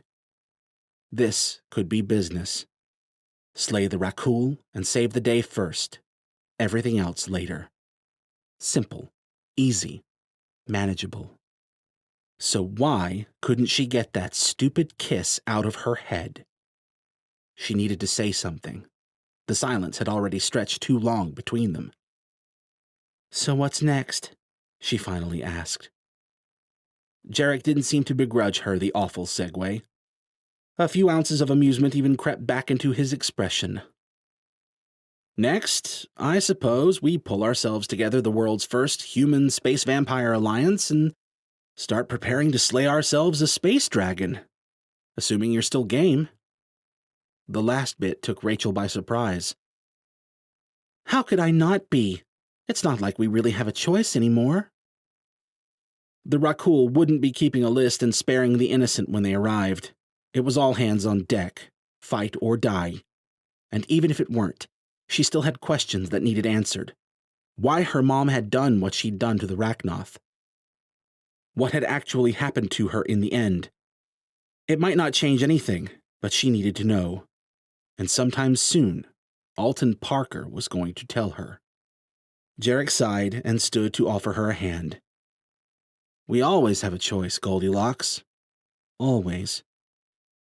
Christ, how did he do that? Switch from carefree wisecracker to somber philosopher at the drop of a hat. But he was right. Rachel had a choice, and she was going to see this thing through to the end. Maybe even find some justice for her mom along the way. She took his hand and allowed herself to be hauled to her feet. Well, in that case, want to come save the world with me? Jarek showed her his first genuine smile since the tension had started. I thought you'd never ask. As rough as the entirety of his day had been, Jarek had to say that reflexive little whammy of rejection from Rachel might have been the most brutal part. Okay, in fairness, taking Golga's club to the helmet had probably been a bit worse. And then there was the aching, bloody mess of his face. But then it was definitely the rejection. Maybe he should put down the sword and start writing bad, unrequited love songs. Not that this was... that. The cursed L word. Absolutely not. He enjoyed being around Rachel, that was it. Maybe he kind of wanted to do it more. Maybe without all the pesky clothes, he decided, as Rachel strolled up the steps to the Enochian ship in front of him. So sue him. Add it to his bill. He'd settle up after they dealt with the intergalactic assholes coming to rain on their parade. Assuming there was anyone left to settle up with at that point, or a planet to do it on. It still didn't feel quite real, the coming doomsday via space dragons and God knew what else. But then again, it didn't sound wildly less believable than a bunch of immortal space vampires invading Earth's population and blowing it to smithereens after the humans gave them a crafty supervirus, which had totally happened. So real was probably out the window at this point. Inside their ship, the Enochians were gathered in an oddly angleless lounge room, most of them seated on a pair of cushy blue Enochian couches, which turned out to be more or less like the couches on Earth. Go figure. Halden and Johnny on one couch, with Elise in between them, and Franco and James on the other. Alton Parker was standing, and Phineas sat in one non-corner of the room, slumped heavily against the smooth, vaguely purple wall. Michael and Price had beat Jarek and Rachel on board too, and were seated in a pair of chairs by one couch, probably all too happy to step out of the chaos of HQ for a few minutes. Price looked harried but unhurt. Michael looked like he might fall out of his chair from exhaustion at any moment. They all turned when Jarek and Rachel walked in. "Dude," Johnny said, "that's gonna make one badass ska." "Right?" Jarek said with far more enthusiasm than he felt. He wasn't exactly excited about the disfigurement Golga had left him with. He was hoping it might manage to heal without leaving a garish mark. But if he did have to come out of this with facial scars, at least they probably would be pretty badass. And he still had both eyes. Hard to complain about that. "So what's up, guys?" Jarek asked. "Are we celebrating a victory well won?" "You call that well won?" Alton asked. "Hey, someone's got to give us credit for the day's victories," Jarek said. "Zargolga? Problem solved. Surprise attack on HQ? Averted. Necessary evil alliance with the Rachnoth?" He wiggled a hand in a so-so gesture. Progress was made. Not bad for a day's work." "And the unstoppable force coming to destroy this world and everything on it?" Alton asked. That silenced everyone for a solemn few seconds. "I didn't say it was a perfect day," Jarek finally said. "Jesus, guys, small victories." Halden's lip quirked in a small smile. Johnny pointed at Jarek. "Him. I like the way he thinks." "That makes two of us, guy," Jarek said, raising a solitary fist in Johnny's direction.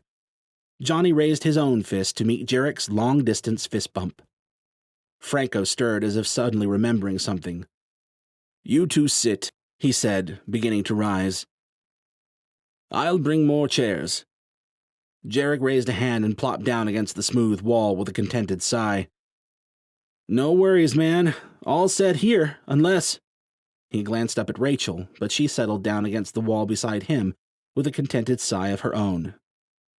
"So where do we stand, Captain Buzzkill?" Jarek asked Alton. The Rachnoth frowned at him.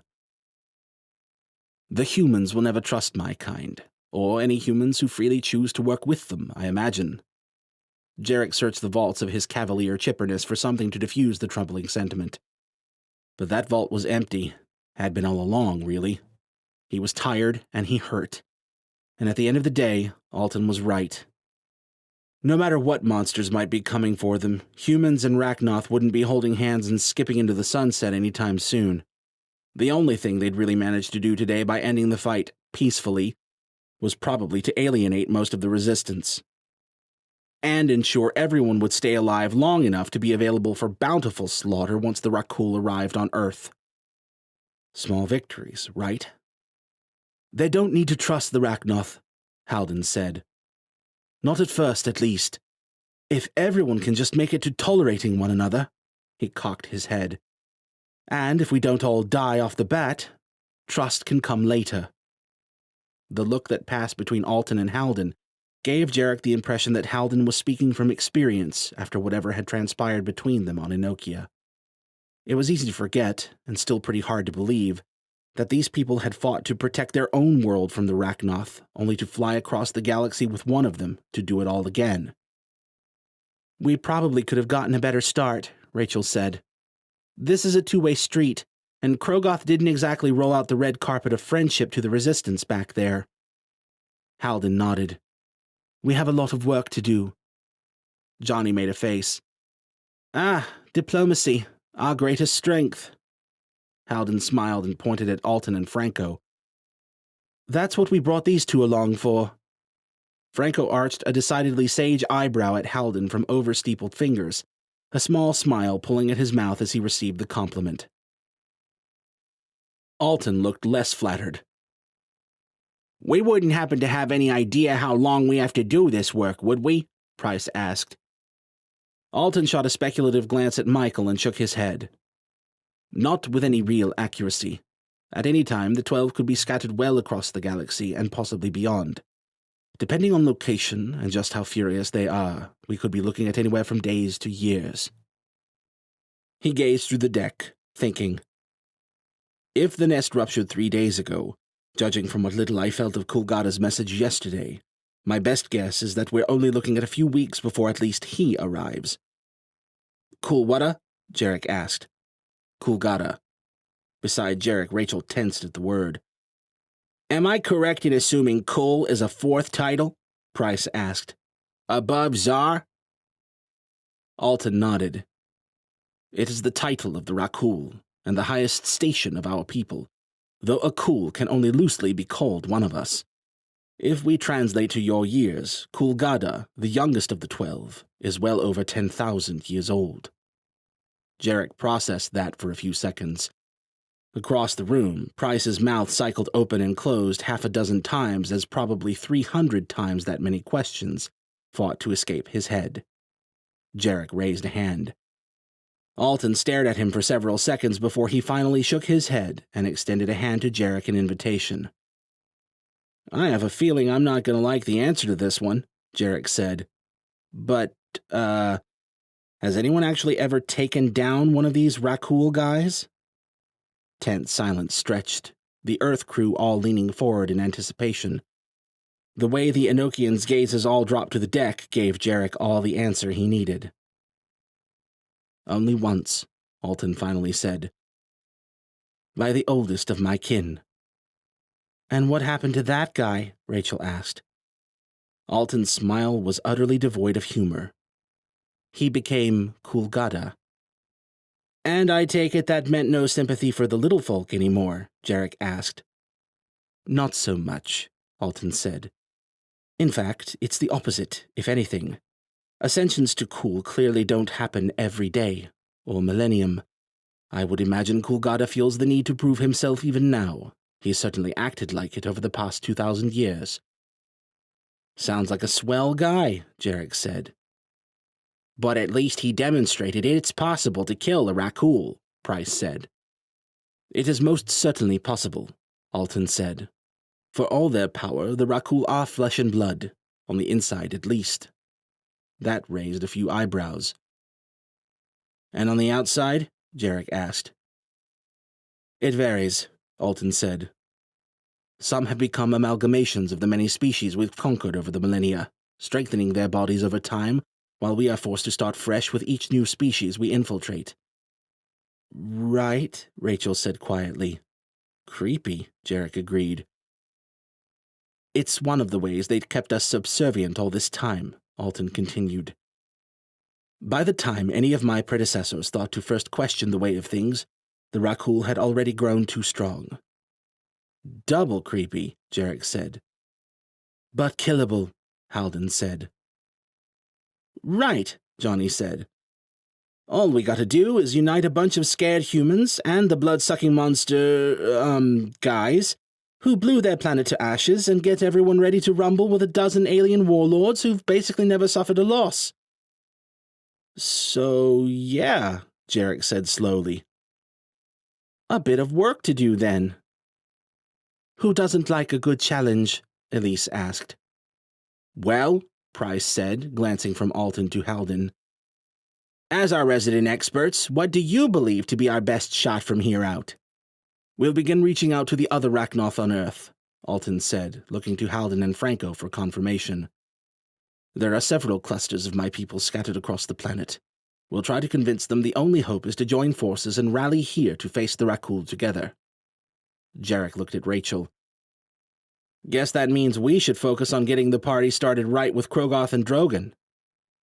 Maybe they could even get Mosin to help them bridge the gap with the Rachnoth, provided the ruthless bastard had any pull with Krogoth's new regime, and especially provided Alaric didn't shoot Jarek in the face for even suggesting such a thing. Maybe he'd wait to mention it, at least until he had a functional faceplate to protect him after word got to Alaric. With Fila's missing faceplate, his thoughts turned to his wrecked ship, sitting abandoned in the middle of Yankee Stadium. He and Price, and mostly Price if he was being honest, had some heavy-duty repairing to get to. A lot of work to do indeed. Jarek sighed and leaned back to rest his head against the wall.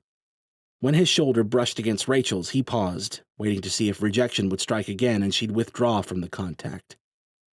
He felt, more than saw, her uncertain sideways glance. Then, quietly, she shifted and settled more comfortably against his side. So it was going to be like that, then.